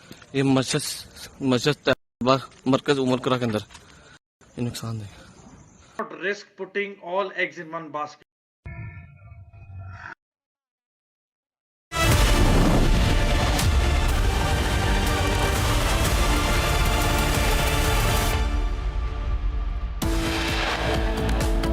Taking a break, back with that significant statement by Kiran Rijiju, Parliamentary Affairs Minister's take that the operation is ongoing. A very, very critical information that's come out of that meeting. We'll take a break. Back with the live pictures also coming in from Amritsar. Stay tuned. आधे bowl दही में 4 चम्मच MDH चटनी पुदीना मसाला डाला, stir करो, पुदीना चटनी तैयार। MDH चटनी पुदीना मसाला। क्या हो गया भाई? भैया आपसे सीखकर म्यूचुअल फंड्स में SIP शुरू की थी, लेकिन कभी कभी अपडेट्स देखकर मेरा मन भटकने लगता है। सुन, ये लिफ्ट जब ऊपर नीचे जाती है तो तू निकल जाता है। नहीं भैया, यही तो सही मंजिल तक ले जाती है। तो बस म्यूचुअल फंड्स का भी यही है, डटे रहेगा तो तू भी अपने सपनों के पास पहुंच सकता है। हाँ बिल्कुल आपकी तरह। सही है। म्यूचुअल फंड निवेश बाजार जोखिमों के अधीन है। योजना से जुड़े सभी दस्तावेजों को ध्यान से पढ़ें। दादी के हाथों का जादू और खुशबू से महकता घर, माँ की मुस्कुराहट और खाने की सुगंध। MDH गरम मसाला, क्योंकि हर रिश्ता है स्वाद से जुड़ा। पाकिस्तान इंडिया ने जंग शुरू कर दी है। अभी मेरे बहावलपुर सिटी के अंदर मौलाना मसूद अजहर साहब के जो है मदरसा है उसके ऊपर 4 मिसाइल दागे गए हैं। 4 मिसाइलों के साथ हमला किया गया है मौलाना मसूद अजहर के मदरसे के ऊपर। हम अपनी अफवाज पाकिस्तान के साथ खड़े हैं, लेकिन मेरा सवाल है कि हमारी एजेंसीज कहाँ सोई हुई थी, हमारी अफवाज पाकिस्तान कहाँ सोई हुई थी जब ये हमला हुआ। मुजफ्फराबाद की भी खबर आ रही है कि मुजफ्फराबाद वाली साइड पर ये अटैक हुआ है, लेकिन सबसे पहले मेरे बहावलपुर सिटी के अंदर अटैक हुआ है ब्लास्टिक मिसाइल के साथ। उन्होंने हमला किया है मौलाना मसूद अजहर साहब के मदरसे के ऊपर। 4 मिसाइल मारे गए हैं। अभी ये कहना कबल वक्त है कि गोया कितनी सच्चाई है इस खबर के अंदर, किस साइड से ये मिसाइल आए हैं, ये अभी कंफर्म होना बाकी है। लेकिन ये कंफर्म न्यूज़ है कि उनके मदरसे के ऊपर 4 मिसाइल मारे गए हैं। Summer is here. Is your home ready for the heat? Keep your roof cool and your home comfortable all summer with Roof Cool and Seal.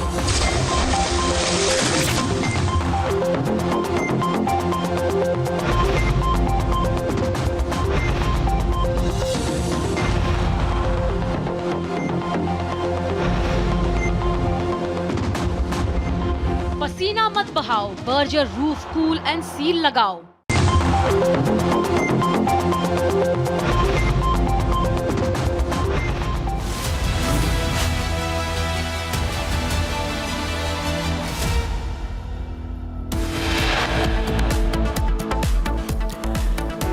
India shoots down Pakistan projectile over the skies of Amritsar, captured on CCTV. The video proof of Pakistani duds collapsing in Amritsar.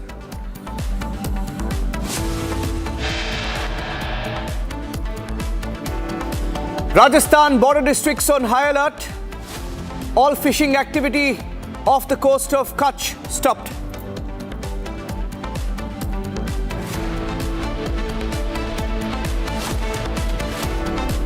Series of explosions in Lahore at a cantonment area. Panic in Pakistan as troops move in.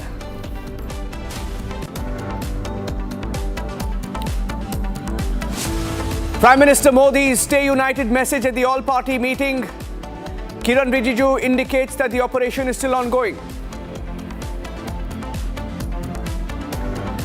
Rebels in Balochistan showing Pakistan Army its place. 14 Pakistani soldiers neutralized in a single strike by Baloch Liberation Army. Proof on this tape.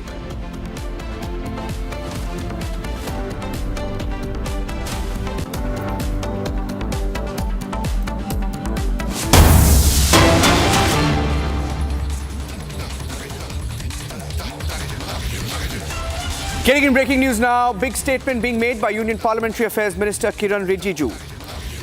Kiran Rijiju has indicated that the operation is ongoing. At the all-party meeting, we had the Parliamentary Affairs Minister who just spoke, saying that the Defence Minister Raksha Mantri has told all parties in that meeting that the operation is ongoing.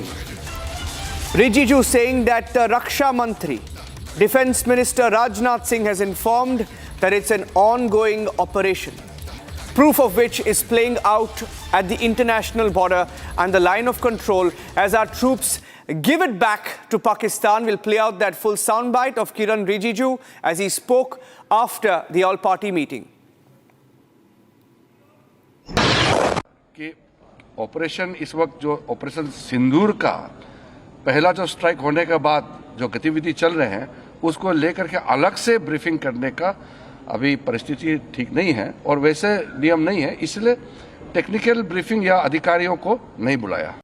कि operation इस वक्त जो operation सिंदूर का पहला जो strike होने के बाद जो गतिविधि चल रहे हैं उसको लेकर के अलग से ब्रीफिंग करने का अभी परिस्थिति ठीक नहीं है और वैसे नियम नहीं है, इसलिए टेक्निकल ब्रीफिंग या अधिकारियों को नहीं बुलाया।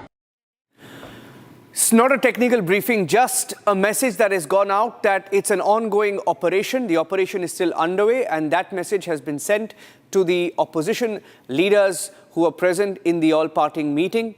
And this is the latest input that's come in from Kiran Rijiju, the External Affairs Minister, who made that announcement while speaking to the media after the meeting concluded. Meanwhile, India has struck 9 targets, proof of which has been shown in videos in the last 24 hours. The government has said Operation Sindoor is not over yet. Operation Sindoor not over yet. As we also strike the enemy and stall their attempts in Punjab, we are looking at the pictures of Pakistan projectiles being intercepted by our defense systems, indication that the operation has still not ended and we are in full alert. And different critical announcement being made, especially along the international border in Rajasthan and in Gujarat, off the coast of Gujarat. All fishing activity has been stopped. And we are getting in some more breaking news updates coming in. Getting in details now, Defence Minister Rajnath Singh has informed the all-party meeting that at least 100 terrorists have been neutralized in the strikes under Operation Sindoor. Big confirmation, big statement coming in from Defence Minister Rajnath Singh, who has told leaders in the all-party meeting that at least 100 terrorists have been neutralized by India in Operation Sindoor. In the 9 targets that have been struck, Republic broke the details yesterday, saying that at least 100 terrorists have been killed. That number is the number conveyed by the Defence Minister Rajnath Singh, confirming that over 100 terrorists have been killed. In one particular location alone, we saw the coffins of terrorists lay out in Bahawalpur, proof of how many targets we have struck.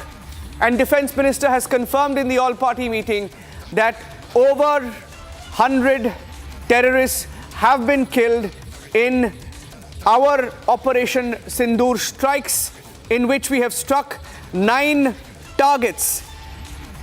The 9 targets being in Bahawalpur, Punjab, where we struck the Jaish-e-Mohammed headquarters. We struck the Markaz Taiba, the Lashkar-e-Toiba headquarters in Muridke, Punjab. We struck the Sarjal facility, the terror camp of the Jaish-e-Mohammed in Shakargarh, Narowal, Punjab.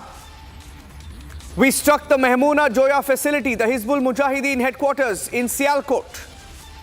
We struck the Markaz Ehle Hadith Barnala, the Lashkar-e-Toiba camp in Bimbar district POK.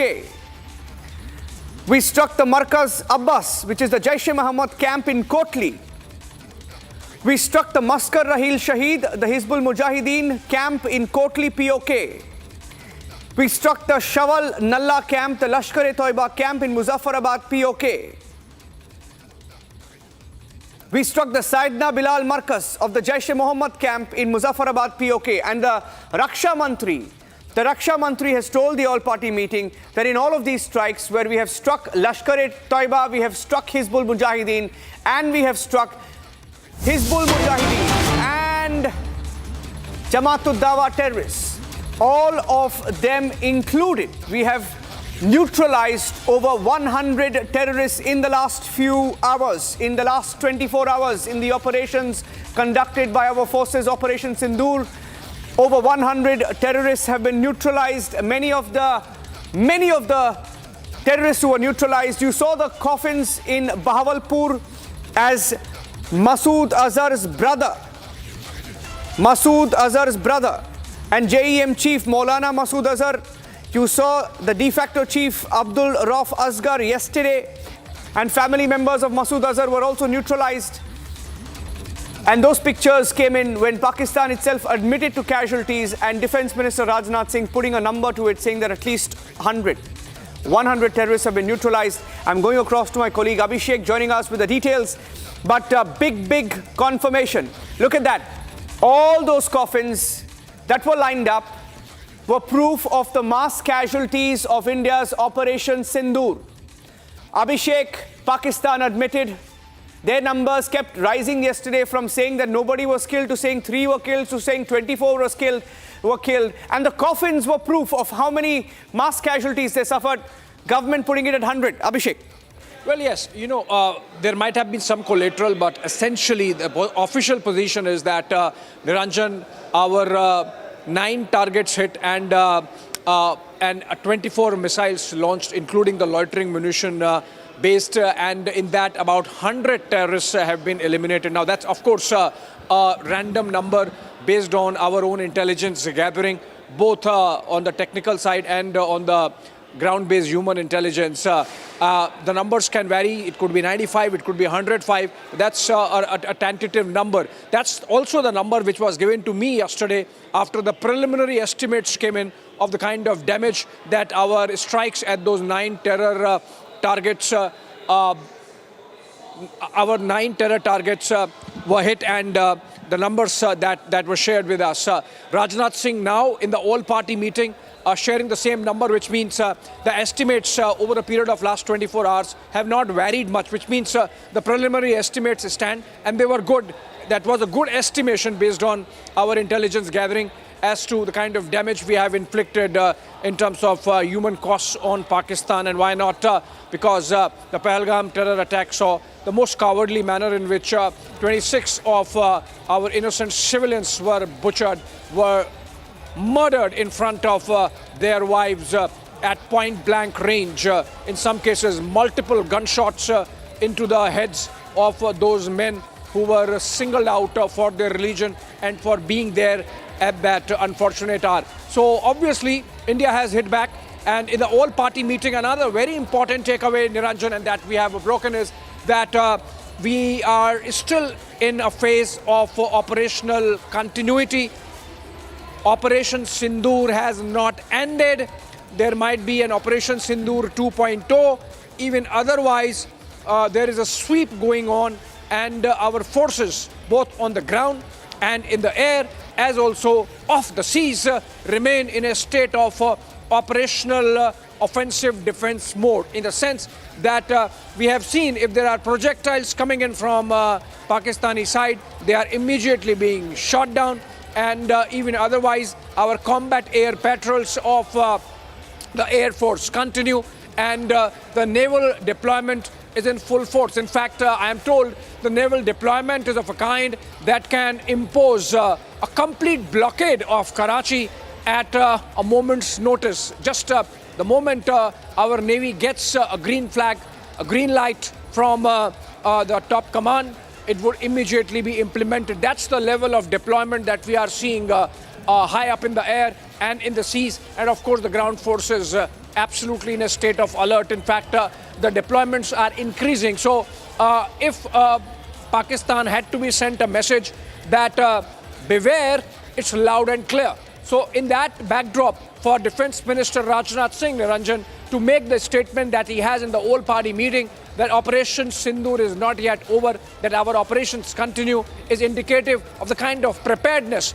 with which we have launched this massive counter-strike on Pakistan after the Pahalgam terror attack. What else was said by the Raksha Mantri Abhishek at the all-party meeting?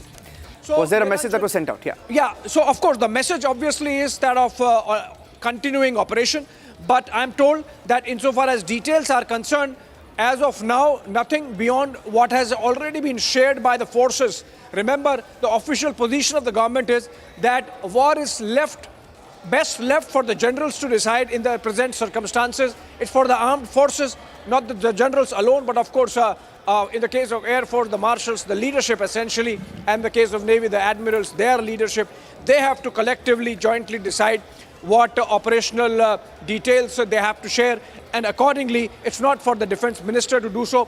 Beyond the fact that an all-party meet was called in keeping with the spirit of democracy, and whatever had to be shared or needed to be shared in terms of the targets achieved, in terms of the operations objectives, everything on those lines has been shared with all the leaders who were part of that all-party meet.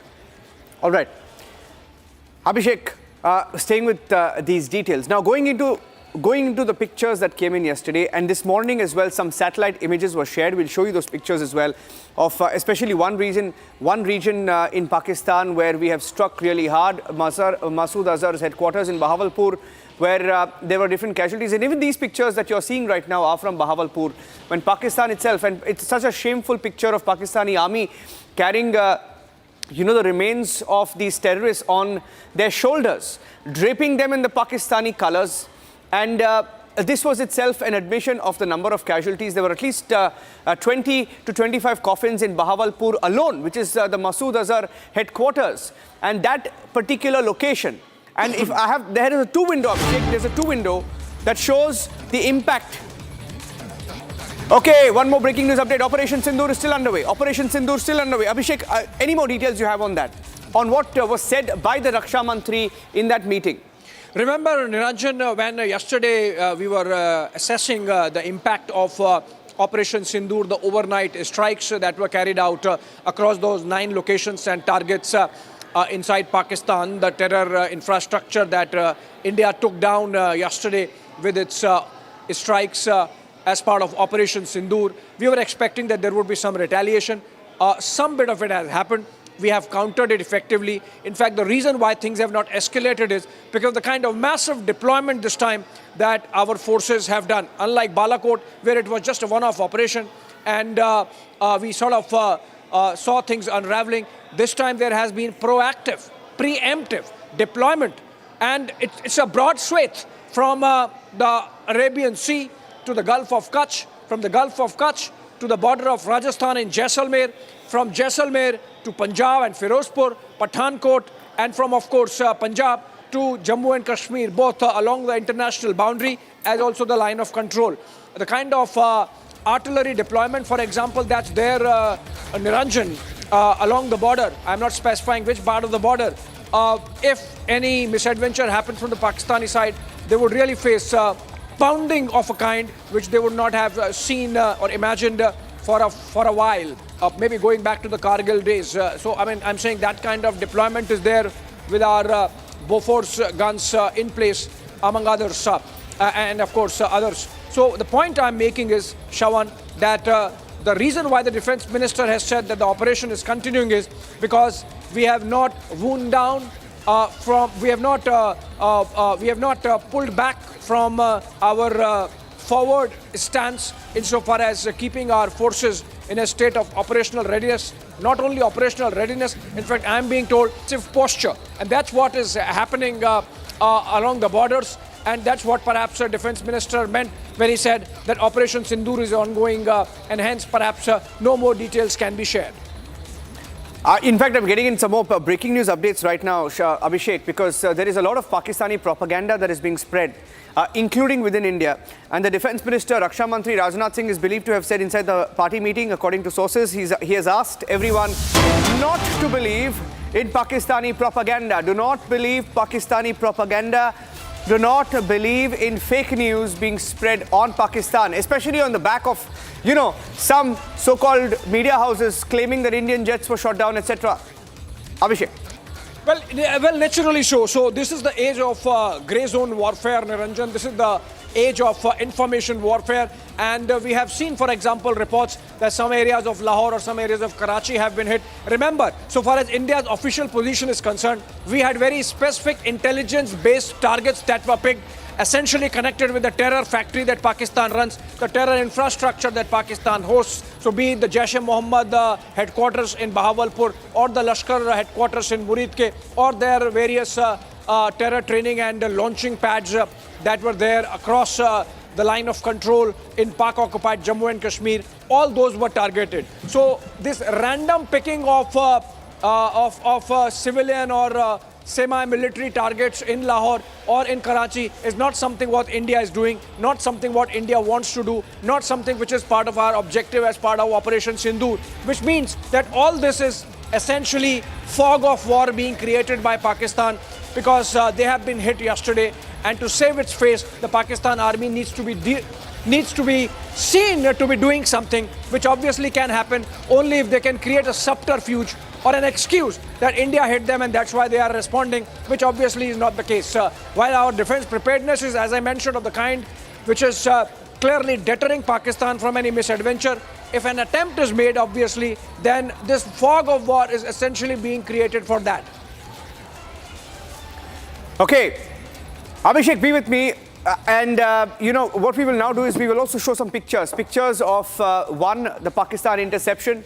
And before after pictures, Abhishek, I'm going to show the pictures. This is in Bahawalpur alone. This is the headquarters of the Jaish-e-Mohammed. I'm telling our viewers a little bit about why this is critical and what these pictures mean. Now, never before in the history of India since 1971, Abhishek, we spoke about India going deep inside Pakistan and striking Pakistan. Right? Look at this. This is the Bahawalpur headquarters. Let's go back to the first picture where you can see the minarets. You can see the minarets, Abhishek. This is Bahawalpur. And Bahawalpur is the headquarters of the Jaish-e-Mohammed. This is where Maulana Masood Azhar is. His family used to live. And here, and you look at those 5 minarets, right? 3 of those minarets have been punctured. Now, this is on top of that building. It's a very famous building. It's a 15-acre campus. And these missiles have been so precise. They have struck exactly where they needed to. And Masood Azhar's aides have been killed. Many of his family members also neutralized. I'm looking at these pictures, the before and after pictures of Bahawalpur. These are satellite images. We were tracking the targets. And the precision of these strikes is something that will be discussed for a long, long time. Let me show you the interception now. Interception shots. When we intercepted the Pakistani missiles over Punjab, we have those pictures as well. Look at those pictures, the missile interception. 7-second video. Look at that. That spark over the skies of Amritsar showing the interception, that orange ball that you see on top of your screen, the moment our defense systems intercepted the Pakistani missile. Okay, some more breaking news updates coming in. Rajnath Singh has said in the all-party meeting, India will hit back. If Pakistan strikes, we will give it back to them. If Pakistan tries any misadventure, the message that was sent even in the joint briefing yesterday when Pakistan was listening closely, Rajnath Singh saying India will hit back hard if Pakistan strikes. Riyanka is tracking the all-party meeting, joining us live from New Delhi. Riyanka, over to you. Well, of course, Defence Minister Rajnath Singh has made it very, very clear that India is all set and ready to strike back if Pakistan makes a move. And he also mentioned it very clearly to all the leaders that India is on operation mode, which means that the operation is not complete yet and there is much more that is waiting to come, which is why all technical details were not shared. There were many confidential information with the government, which it did not share with the opposition parties, given the fact that there has to be a security that needs to be maintained, and very clear signs that this is not it, and there is going to be more that is coming forward, and that is, of course, Defence Minister Rajnath Singh, who was in fact briefing all the leaders in the all-party meeting. That is what we are gathering, and they've clearly said India will not sit silent. If Pakistan decides to carry out strikes, there will be retaliation, strong retaliation from India's side. Also hearing that the Prime Minister's message was sent at that all-party meeting, a message that everyone should stay united, all parties must stay united, we as a country must stay united in this hour as we are battling Pakistan. That operation is still ongoing.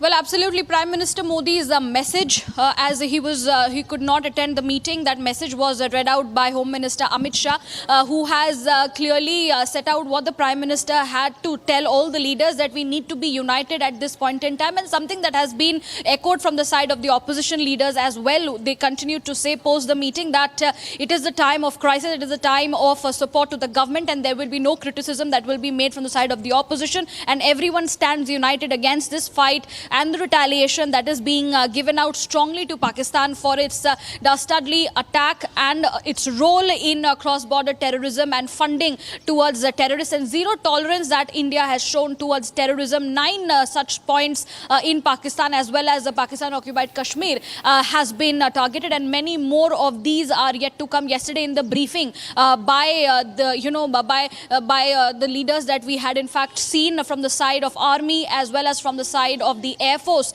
they were mentioning of many such spots. Out of that, only 9 were hit, and many more are yet to be are already under the scanner, are yet to be taken a more strong action against. So we will be tracking in all the details. There was a fruitful all-party meeting that went on today at the parliamentary complex. On the other side of this break that we're taking, we will be getting you more details, as India has decided to not sit silent if Pakistan strikes. India is all set to give it back.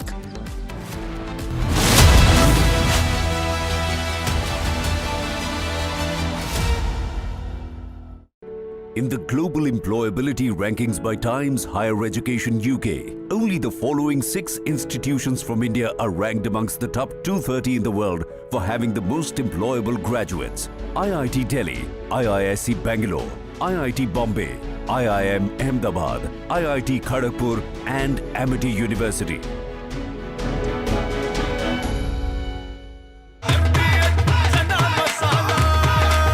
अब छोलिया हो या लोबिया, सफेद चने या काले चने, सब कुछ मजेदार बने।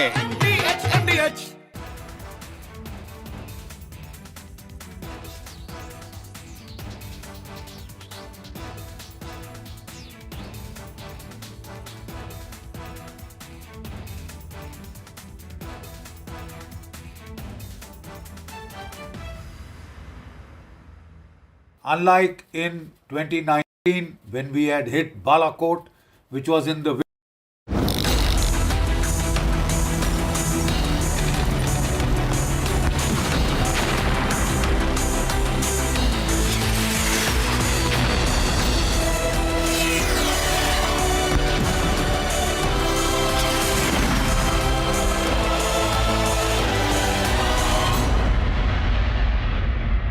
Mahi sir, how much do you love your fans? Honestly, I love my new fans.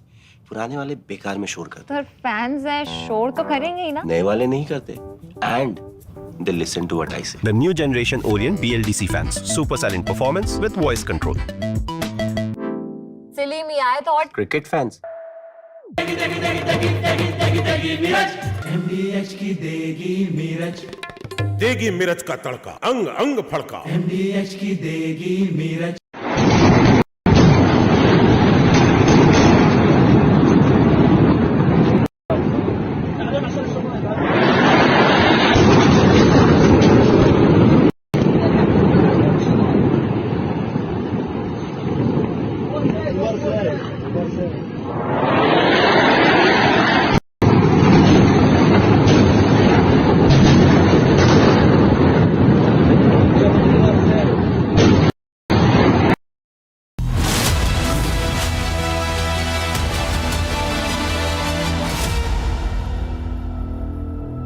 इसको घर पे लगाओगे तो शादी का तो पता नहीं, पर घर पक्का नहीं टूटेगा।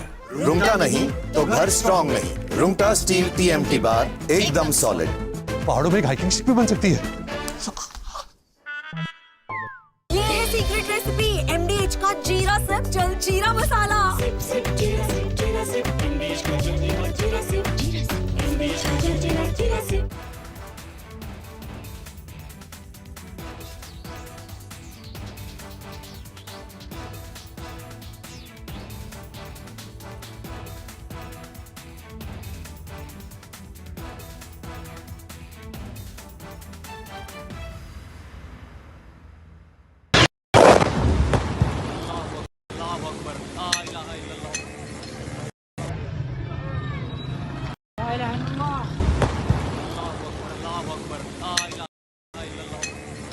Of different weapon systems, because you cannot risk putting all eggs in one basket. ये मस्जिद तैयबा मरकज उमर करा के अंदर ये नुकसान।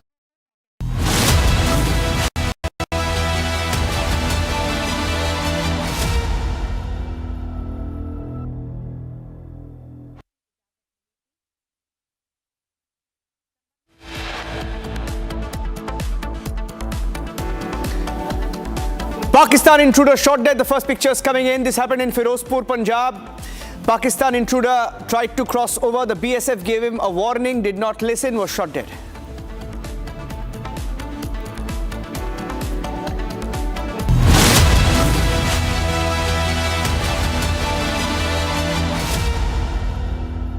In the global employability rankings by Times Higher Education UK, only the following 6 institutions from India are ranked amongst the top 230 in the world for having the most employable graduates. IIT Delhi, IISc Bangalore, IIT Bombay, IIM Ahmedabad, IIT Kharagpur and Amity University. MDH की हल्दी मिर्ची धनिया करे कमाल। ये रंग दे, ये खुशबू दे, ये तीखा, ये कम पड़े। क्या निराला एमडीएच मसाला। पाकिस्तान इंडिया ने जंग शुरू कर दी है। अभी मेरे बहावलपुर सिटी के अंदर मौलाना मसूद अजहर साहब के जो है मदरसा है उसके ऊपर 4 मिसाइल दागे गए हैं। 4 मिसाइलों के साथ हमला किया गया है। मौलाना मसूद अजहर साहब के मदरसे के ऊपर हम अपनी अफवाज पाकिस्तान के साथ खड़े हैं, लेकिन मेरा सवाल है कि हमारी एजेंसीज कहाँ सोई हुई थी, हमारी अफवाज पाकिस्तान।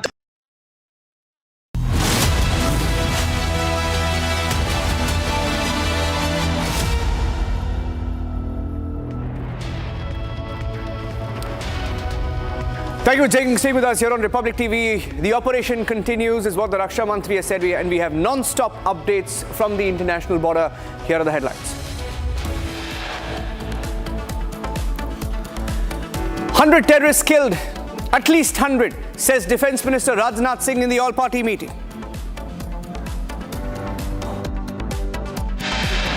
देखिए, कुछ इंक्वायरीज, कुछ इंफॉर्मेशंस मांगे हैं। रक्षा मंत्री ने कहा है कि ये ऑन गोइंग ऑपरेशन है, इसलिए पूरे एक घटना को अलग से ब्रीफिंग या अलग से उसको प्रेजेंटेशन करना सही नहीं है।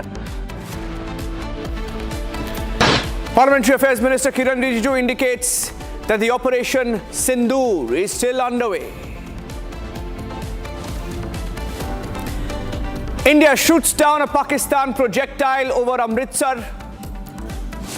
Pakistani dud falls straight into an agricultural field in Punjab. Rajasthan border districts on alert. Fishing off the coast of Kutch halted.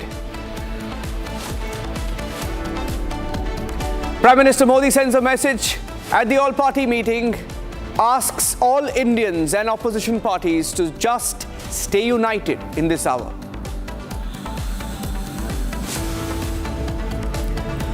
And the video that Pakistan Army should watch again and again, how Baloch rebels eliminated 14 Pakistani soldiers in one blow.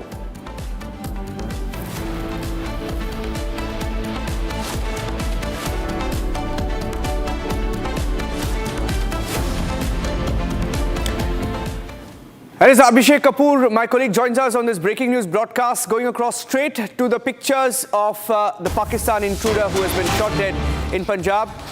Abhishek, some more details coming in that at 2:30 p.m. yesterday, on Wednesday, a person who tried to infiltrate from Pakistan near gate number 207 near BSF post Lakha Singh Wala in Mamdod block, Firozpur, the BSF Jawans present, they tried to stop him. He was asked to stop, he was warned, but he kept moving forward. And then the BSF opened fire. He has been neutralized. The first picture that we have of the Pakistan intruder who's been neutralized. Abhishek. Yeah. Thank you so much, Niranjan, with that breaking. And of course, for more details, we have to go to Gursimran. He's live from Aknoor, but he can bring us information about this part of the border, which is in Firozpur, in the Lakha Singh Wala block. This is the BSF post, in fact. Gursimran, please share more details. Who is this person who was trying to infiltrate from Pakistan with all this heightened security and surveillance measures? You think the Pakistanis are still trying to send in people to spy on those deployments? Yes, so it seems to be a such case, because in the Mamdut area of the Firozpur, it was yesterday at around 2:30 when BSF noticed that a person is suspiciously moving towards the Indian territory. As a part of the protocol that the border security force follow, what they did that they stopped him, they asked him to retreat back, but when the person did not retreat, he was pushed back, he was challenged by the BSF. First aim was taken at his leg and then he was fired upon because he was not stopping to enter the Indian territory. When he was killed, there were some Pakistani currency that was recovered from his possession, but there was nothing, not any ID card that was recovered from his possession. Now a case has been registered at the Firozpur police, by the Firozpur police, and the investigation is underway. But his motive at a time when a high alert is being maintained all along the international border and line of control amid prevailing tensions between India and Pakistan, this seems to be an attempt that they might have sent some guide into the Indian territory so that guide can come and actually have a look at the route which they can easily cross over so as to push weapons, narcotics, or to push a group of terrorists. Because Abhishek, at this given time when the situation is like the concerning on the borders, Pakistan making every desperate attempts, the sabotage angle cannot be ruled out, and that's why even in the hinterland the anti-sabotage checks have been increased to a manifold by the security agencies, so that any sabotage attempt by the agents of the Pakistan can be foiled well within time. Abhishek. Right. Thank you so much, Gursimran, with those details. In fact, we are staying with all these breaking news developments coming in from border areas where the situation remains in a state of heightened preparedness. And remember, Defence Minister Rajnath Singh just a while back told the all-party meeting that Operation Sindoor is not over, that India's forces are at the vanguard and in a state of absolute offensive defense to make sure that any misadventure from Pakistan does not go unpunished. And now information coming in that the Indian air defense systems have successfully intercepted and shot down a Pakistani projectile or missile coming in the Amritsar sector of Punjab's border with Pakistan. This happened last night at around 1 a.m. and the missile was neutralized by our anti-missile system mid-air and brought down. Now, if you look at these pictures, these are from the morning when that projectile was being removed from the field. These are live pictures, in fact, from outside Amritsar, where that projectile coming in from Pakistan fell after being intercepted mid-air by India's air defense. Absolutely in a state of complete preparedness, and nothing escapes the radars of those batteries, those missile defense systems that are placed all across the border from Kashmir to Punjab to Rajasthan to Gujarat. And we have seen a similar report coming in from Gujarat earlier, from Kutch, and now this is the missile. Look at this, a reasonably good sized missile, the identification of which is yet to be done. And of course the forces would come out with more details at a later stage in the day. And these pictures from the field clearly show that Pakistan has been testing something, but of course clearly realized as the missile was downed that India's preparedness is absolutely top-notch, that none of their missiles or drones are going to escape our radars. These are live pictures from the field outside Amritsar where the missile fell after being intercepted. This, of course, did not lead to any damage to life and property as it fell in the field. Take a look at this ground report filed by Vivek, our correspondent there present on the ground.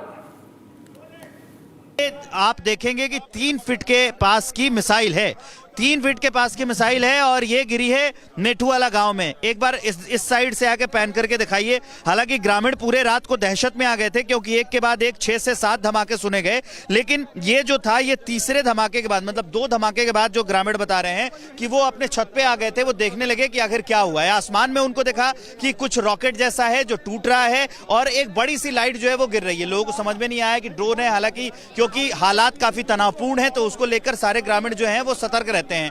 सारे ग्रामीण सतर्क थे, ऊपर से कुछ light वाली चीज गिर रही थी।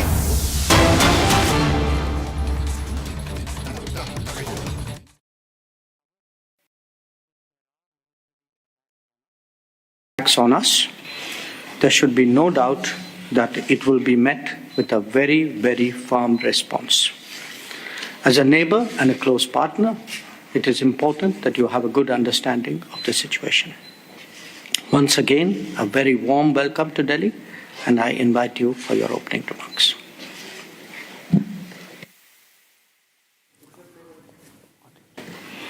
Bismillah ar-Rahman ar-Rahim. Thank you so much, Your Excellency, for your opening remarks.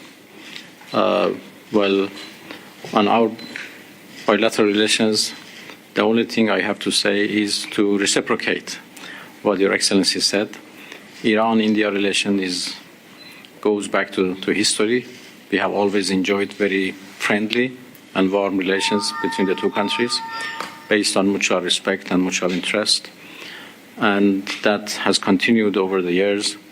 And still we have very good, close, friendly relations. Our economic cooperation is good, but not as good as we expected because of the sanctions, as you know, which we hope that we can overcome that problem in the future.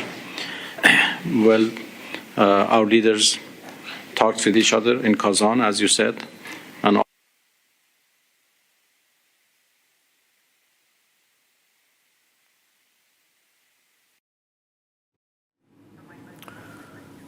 all right, we are getting those pictures from Hyderabad House where a meeting is taking place, annual bilateral between India and Iran. External Affairs Minister S. Jaishankar there with his team, and Syed Abbas Araghchi of Iran, the Iranian foreign minister, with his team. And there we heard that soundbite. We'll want to play it again for the benefit of viewers, where Jaishankar is said to have told the Iranian counterpart that we are in a state of operational activity with Pakistan on our western front, and that any misadventure would not go unpunished. I think that's aggressive posturing because remember, we have seen some mischief happening from the Pakistani side, and also remember that Iran also happens to be a neighbor to Pakistan and has equally suffered because of some terror groups active from Pakistani soil targeting the Balochistan area of Pakistan, of Iran. All right, we're going back to our coverage of the missile intercepted by our air defense shield in the Punjab border last evening. This is the moment of impact. Look at this picture. The sky lights up when our air defense missile intercepts and explodes the Pakistani Intruder missile. So this mid-air collision essentially turned Pakistani missile into a failed projectile, which then fell on a field on the outskirts of Amritsar. This is a CCTV footage from the area where the moment that India's air defense missile intercepted and neutralized the Pakistani missile got captured with that bright spark, that lighting up of the sky, momentary, split seconds lighting of the sky captured on the CCTV. And of course, on the other side of the screen are pictures of the projectile after it fell in the field and in the morning you have onlookers, you have villagers, and of course you have administration taking care of it. Forensic studies of the missile would continue, as our ground report was explaining. This is about 3 meters long, and that's not a small size. Is it 3 meters? Let's listen into what Vivek had to say on the ground. ये जो तस्वीरें हैं ये आपको मैं दिखा रहा हूं अमृतसर के मक्खन भिंडी गांव से। बगल में एक गांव था जेठूवाल, जहां पर मिसाइल गिरी थी, उसकी जो लंबाई थी वो 6 फीट की थी। ग्रामीणों से मैंने पूछा, उसको पुलिस उठाकर ले गई, लेकिन अभी जो है वो लाइव तस्वीरें दिखाइए। पहले ग्रामीणों ने पुलिस को इन्फॉर्म किया, पुलिस के बाद यहाँ आर्मी आ गई है। नहीं, इतना पास हम नहीं जा सकते, वहां मुझे अलाउ नहीं किया गया है, लेकिन यहाँ से मैं आपको जूम करूंगा। कैमरा पर्सन आकाश है, जहां पर वो आपको जूम करके दिखाएंगे। ये करीब 3 फीट इसकी जो है वो लंबाई है। मैं कुछ देर पहले जो मैंने दिया था लाइव, उसमें मैंने आपको दिखाया भी था कि 3 फीट की इसकी लंबाई है, और ये रात के 1:10 के आसपास ही गिरा हुआ है, जब लगातार आवाज सुनाई गई थी धमाके की। उसके बाद पूरे शहर में, ग्रामीण इलाकों में, उसके अलावा पूरे शहर में ब्लैकआउट कर दिया गया था। और उसके बाद जो है ये जो तस्वीरें जो है वो सामने आई हैं। हालांकि फिलहाल यहां पर आर्मी आ गई है, वो लगातार इसको चेक कर रही है कि वो किस ब्रांड का है। मैंने नाम देखने की कोशिश की, जूम करके भी देखने की कोशिश की, ऊपर कुछ नहीं दिख रहा है। अगर कोई नाम, लोगो या ब्रांडिंग होगी वो नीचे होगी, लेकिन उसको छूने से हमें मना किया गया है। फिलहाल इसकी चेकिंग चल रही है, क्योंकि पहले यहां पर पंजाब पुलिस आई थी और उसके बाद यहां पर आर्मी चली आई है, और इस मिसाइल की चेकिंग जो है वो की जा रही है। ये तस्वीरें हम आपको दिखा रहे हैं मक्खन विंडी गांव से। ये मक्खन विंडी गांव है। सूचना जो है ग्रामीणों ने दी। बतौर ग्रामीण, जो ग्रामीण हमें बता रहे हैं कि वो पहले रात को 1 बजे के आसपास जो है वो उन्होंने ये सूचना मिली, और उसके बाद उन्होंने इन्फॉर्म किया है। यहाँ पर अब आर्मी पहुंच चुकी है, आर्मी को बुलाया गया है, आर्मी यहाँ पर आके उसे चेक कर रही है। ऊपर के हिस्से में मैंने देखा है, कैमरा जूम करा करके भी देखा है, यहाँ पर कोई लोगो लगा हुआ नहीं दिख रहा है। अगर वही होगा भी तो वो नीचे के हिस्से में होगा, जो अभी नहीं दिख रहा है। छूना उसको अलाउड नहीं किया गया है, तो हम ये अपडेट नहीं दे सकते कि कोई लोगो इस पर लगा है तो किसका है। फिलहाल यहाँ पर आर्मी आ गई है, ग्रामीणों को यहाँ से दूर हटा दिया गया है। एक बार मैं कहूंगा कि ये तो आप दिखाएं आकाश, लेकिन वहां भी दिखाएं, ग्रामीणों को यहां से दूर हटा दिया गया है। पहले यहां पंजाब पुलिस आई थी, पंजाब पुलिस के बाद यहां पर आर्मी आ गई है। आर्मी ने पूरा सीन जो अपने से देखा है, और इसका मुआयना किया जा रहा है। शायद वो कुछ जो जरूरी चीजें हैं वो यहां पर उनको मंगाया जा रहा है, और उसके बाद उन्हीं जरूरी जो उनके हथियार हैं या फिर जो भी औजार हैं, जो उससे उसको चेक किया जाएगा। इक्विपमेंट्स, एक्चुअली ये राइट वर्ड है, जो जरूरी इक्विपमेंट्स हैं वो यहां पर मंगाए जाएंगे। शायद यहां पर जो आर्मी है, आप देखेंगे कि यहां पर तस्वीरों में दिख रही हैं कि पहले ये आए, वीडियो लिया और अपने जो सीनियर्स हैं उनको रिपोर्ट किया है। जरूरी इक्विपमेंट्स शायद उनके लाए जा रहे हैं। लगातार एक के बाद एक टीम आ रही है। वहां आप दिखाएं कि जहां देखिए आप पंजाब पुलिस की टीम आ गई है। आकाश, एक बार वहां वाला हिस्सा जो है वो दिखाइए पैन करके। इसके साथ वहां से पैन करते हुए फिर वापस यहां पर आ जाइएगा मिसाइल के पास से। आर्मी जो है वो लगातार चेक कर रही है। आगे का हिस्सा जो है वो टूटा हुआ है, 3 फीट इसकी लंबाई है। और जो इसके बाद मैं बताऊं कि जेठूवाल जो गांव है ना, जो बगल में जिस पर बताया जा रहा था मलबा, वहां पर 7 फीट की मिसाइल गिरी थी, और सेम वही गिरी थी। यहां तो अभी मैं बताऊं कि हो सकता है कि आसपास के गांवों में लोगों के छतों पर जो अभी सूचना नहीं फैली है, वहां पर भी हो सकता है। All right, another breaking news development, this time a financial meltdown that Pakistan is suffering. Karachi index down 7%, down to 10% in the last 2 days. Indian markets are higher, in fact, over the last 2 days, and that really gives you an idea of where the trust lies.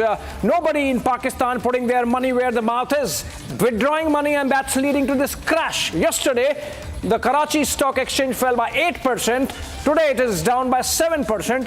It recovered some ground yesterday, so a total of about 10% down in just 2 days.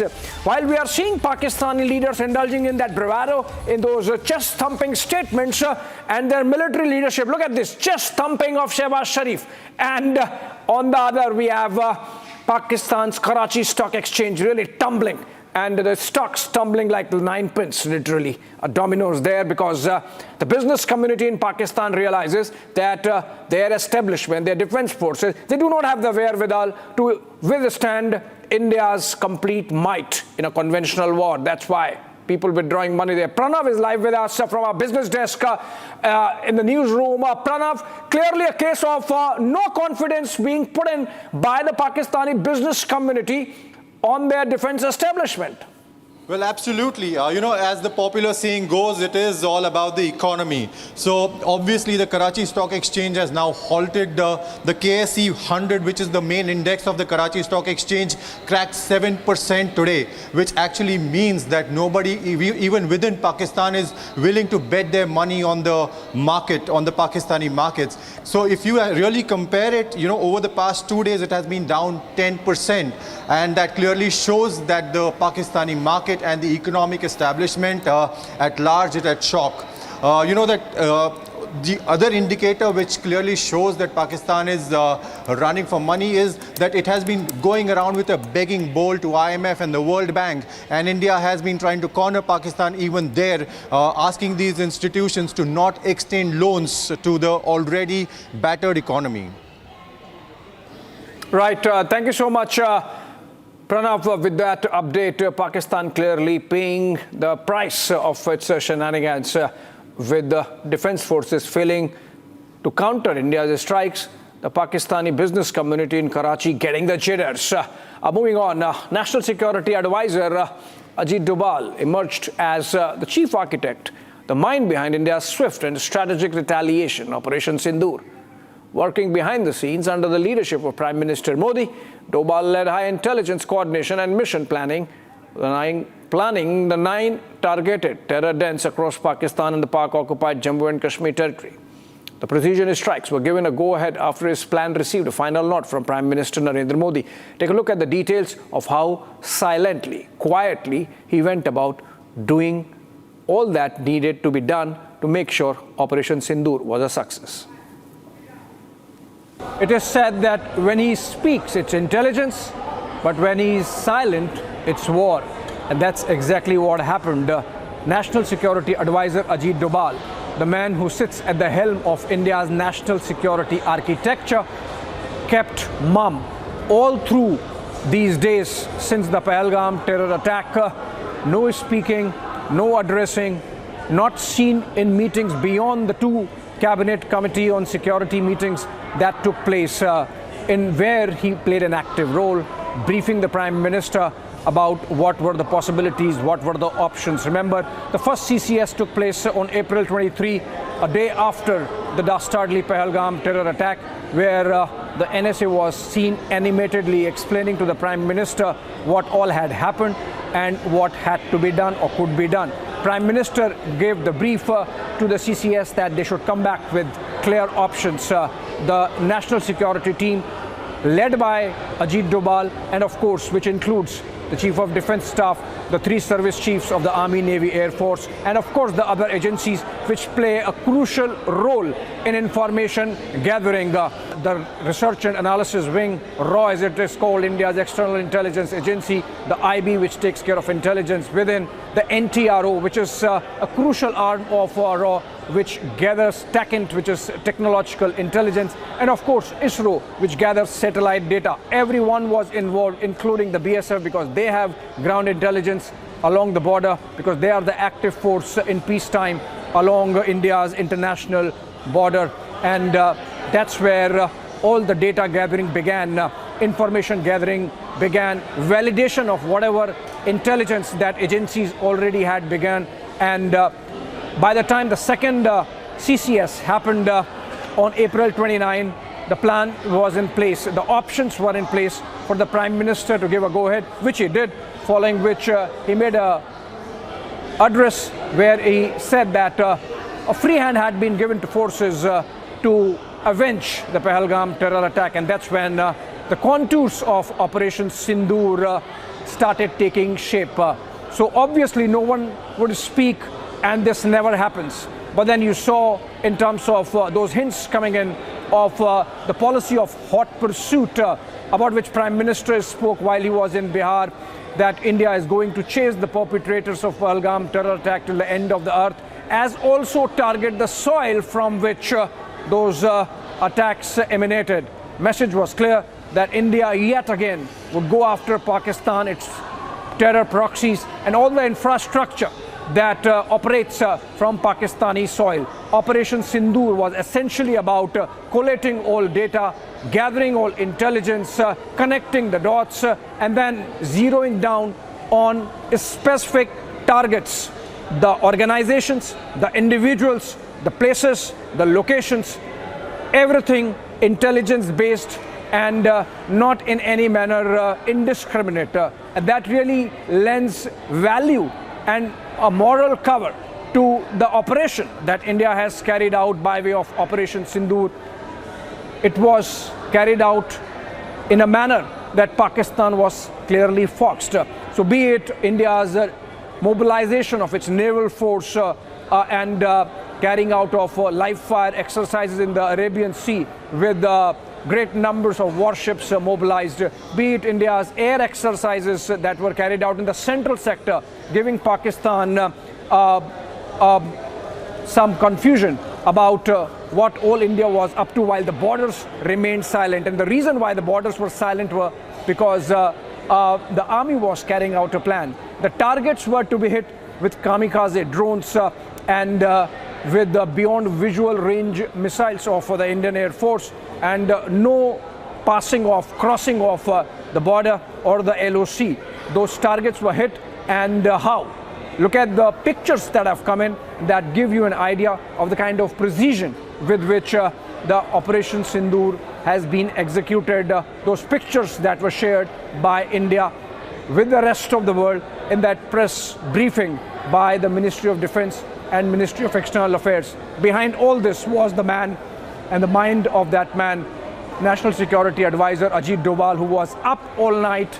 And the moment the operation was executed, he was working the phones to give a diplomatic edge to India, speaking to as many as dozen odd national security advisors of these nations, his respective counterparts from the United States, from the United Kingdom, from Japan to South Korea, France, and of course, crucially, Saudi Arabia and the United Arab Emirates in West Asia. NSA Doval then, of course, readied for a briefing of the Cabinet Committee on Security, the third one, in which success was announced, following which, of course, Prime Minister in the Cabinet congratulated our armed forces. That's how Operation Sindoor was executed, in complete silence, with great resolve, and of course, the wherewithal and the superior competence of India's armed forces, and more crucially, our security intelligence apparatus helmed by National Security Advisor Ajit Doval. All right, coming up after a short break, we have all-party meet where Prime Minister Modi's Stay United message was given to all the leaders. Short break on the other side.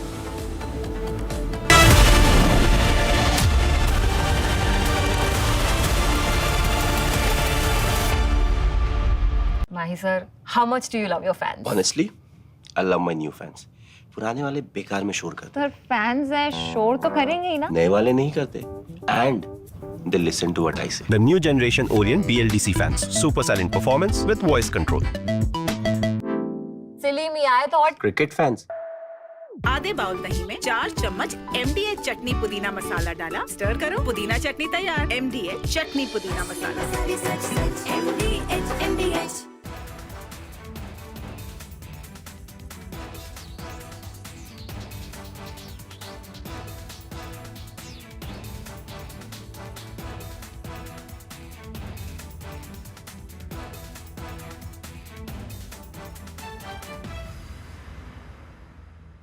Unlike in 2019 when we had hit Balochistan, which was in the wilderness, and Pakistan got an excuse to say that nothing had been damaged or killed, that we had only killed some crows and pigeons and sparrows.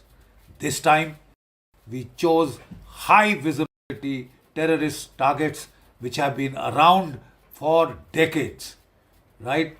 And they are command and control targets, terror training camps of big, very great magnitude, so that they cannot be missed by the people of Pakistan or the whole world per se. Otherwise, we had that syndrome of jungle mein mor nacha, kisi ne na dekha, etc., which Pakistan took the fullest advantage of to deny that it had been hit. And that was taken advantage of by some unscrupulous people in India. This has been a very calibrated, very calculated, meticulously.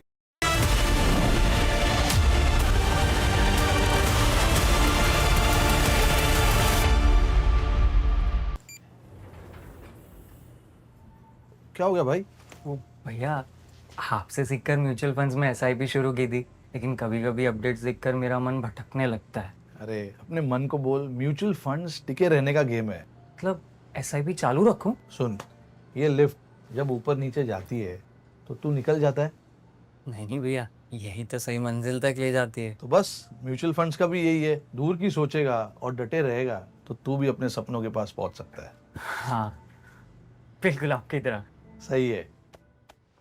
Mutual fund निवेश बाजार जोखिमों के अधीन है। योजना से जुड़े सभी दस्तावेजों को ध्यान से पढ़ें। अब छोलिया हो या लोबिया, सफेद चने या काले चने, सब कुछ मजेदार बने।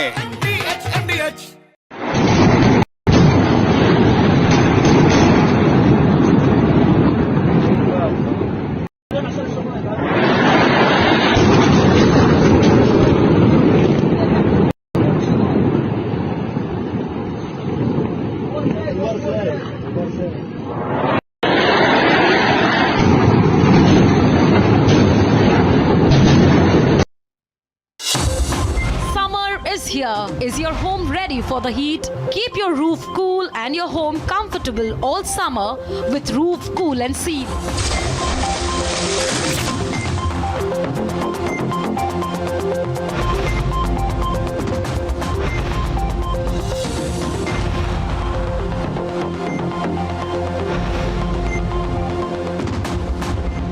पसीना मत बहाओ, Berger roof cool and seal लगाओ।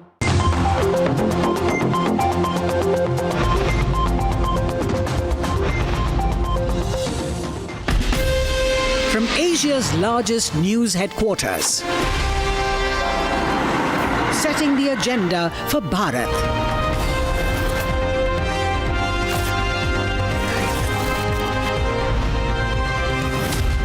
You're watching Republic.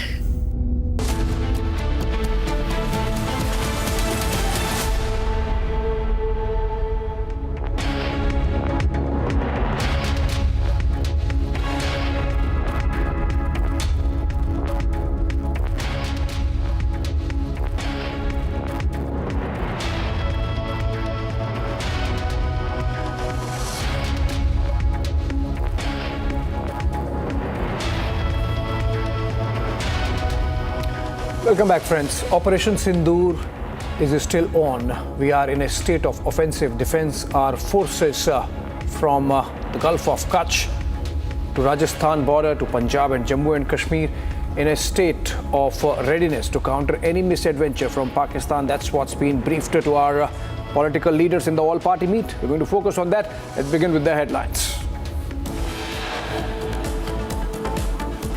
At least 100 terrorists killed in Operation Sindoor, says Defence Minister Rajnath Singh in the all-party meet. कुछ इंक्वायरीज, कुछ इंफॉर्मेशंस मांगे हैं। रक्षा मंत्री ने कहा है कि ये ऑन गोइंग ऑपरेशन है, इसलिए पूरे एक घटना को अलग से ब्रीफिंग या अलग से उसको प्रेजेंटेशन करना सही नहीं है। Big statement by government says Operation Sindoor is still on, underway. India clinically intercepts and shoots down Pakistani projectiles, missiles coming in from the border on the Punjab side in Amritsar. Pak intruder shot dead by BSF along international border in Punjab. And government holds an all-party meeting. Defence Minister briefs opposition on the Operation Sindoor and reads out Prime Minister Modi's Stay United message. Baloch Liberation Army releases full video of attack in Bolan. 14 Pakistani soldiers killed.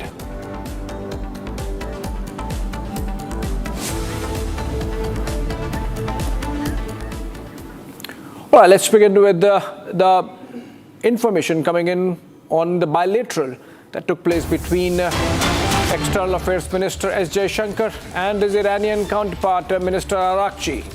And the message that was shared there was that India will hit back if Pakistan strikes.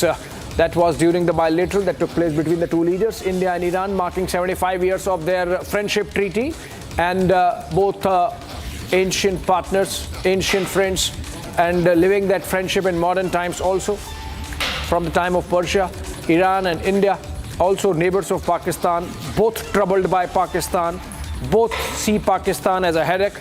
And External Affairs Minister there putting across India's views. Pahalgam attack compelled us to carry out those strikes that we did yesterday, and India reserves the right to hit back even more if Pakistan carries out any retaliatory strikes. That's the message conveyed, and that's been the message India has conveyed to about 50-odd countries around the world, including, of course, the P5 and the 15 members, or 13 now, of the UNSC, United Nations Security Council. Let's listen to what Jaishankar had to say, or had said, in that bilateral to his Iranian counterpart. It is not our intention to escalate the situation. However, if there are military attacks on us, there should be no doubt that it will be met with a very, very firm response. It is not our intention to escalate the situation. However, if there are military attacks on us, there should be no doubt that it will be met with a very, very firm response. An example of the preparedness of which External Affairs Minister was talking there was seen last evening when Indian air defense systems successfully intercepted and shot down a Pakistani missile coming in through Punjab border close to Amritsar. That happened last night at around 1 a.m. And the missile was neutralized by our anti-missile shield mid-air and brought down. Look at these pictures. On the left, on the right, you have the moment when our interceptor missile hit the Pakistani projectile. That spark that you see lighting up the sky is the moment when India's air defense shield got activated and brought down the missile coming in from the Pakistani side. And on the ground are the debris found of the Pakistani missile. Let's look at a ground report filed by our correspondent Vivek, who's there in Amritsar. मैं आपको सीधा पहले ground की तस्वीर दिखाता हूं। मैं दूसरी जगह पर आ गया हूं जहां पर यहीं पड़ा हुआ है मलबा। मैं पहले जेठूवाल गांव में था, वहां पर एक जो है जगह नहीं थी। यहां आप मलबा आप लाइव देख सकते हैं। ये जो मलबा है, मिसाइल का मलबा पड़ा हुआ है। रात को देखा था। ये गांव कौन सा है भाजी? मक्खन मंडी गांव। यहाँ पर भी सेम वही चीज हुई थी, क्योंकि जो मिसाइल गिरी है आसपास के इलाकों में जो है वैसे ही आवाज सुनी गई। आप एक बार पहले पूरा पैन करके मैं आपको दिखाता हूँ। यहाँ से यहाँ तक जो है 6 फीट के आसपास की है। ये मिसाइल कहाँ की है, कैसी है, इस बारे में अभी कोई सूचना नहीं है, कोई आधिकारिक सूचना नहीं है। गाँव वालों ने, चश्मदीदों ने क्या देखा है, जरा इनसे बात करता हूँ। मेरे साथ वो चश्मदीद हैं जिन्होंने ये देखा और पुलिस को फोन किया। इन्हीं के इन्फॉर्मेशन पर यहाँ पर पंजाब पुलिस आई थी। क्या है जरा ये बता। तो भाई साहब क्या देखा आपने? कि जो रॉकेट लॉन्चर के जो पीस है वो मेरे घर के छत के ऊपर, वो जो आसपास के गांव के छत के ऊपर वो उसके टुकड़े मिले। वहां पर चिप लगी हुई थी। तो मैंने सुबह 6 बजे पुलिस को कॉल की और पुलिस आई और वो जो जितने पुर्जे थे वो सारी रिकवर करके लेगी। तो सुबह से ही हमारे गाँव में, अमृतसर में वो दहशत का माहौल बना हुआ है। ये सुबह मतलब आप ही ने इन्फॉर्म किया था ना? हाँ, मैंने। और कहाँ मलबा गिरा, कितने रेंज में गिरा हुआ, कितने किलोमीटर के रेंज में? ऐसा है कि एक तो मलबा जहाँ जे मक्खन मंडी गांव है, और मक्खन मंडी गांव है, हाँ मक्खन मंडी गांव है, जंडियाला ब्लॉक में पड़ता है। और इसके पास ही 200 मीटर दूर जेठूवाल गांव है जो अटारी हल्के में पड़ता है। तो सुबह से दहशत का माहौल है। मेरी प्रधानमंत्री नरेंद्र मोदी जी को और रक्षा मंत्री को और इंटेलिजेंस को मेरी बेनती है कि हमारे जो गांव हैं उसमें अगर ये हमला हो जाता तो लाशों के ढेर जहां पर बिछ जाने थे।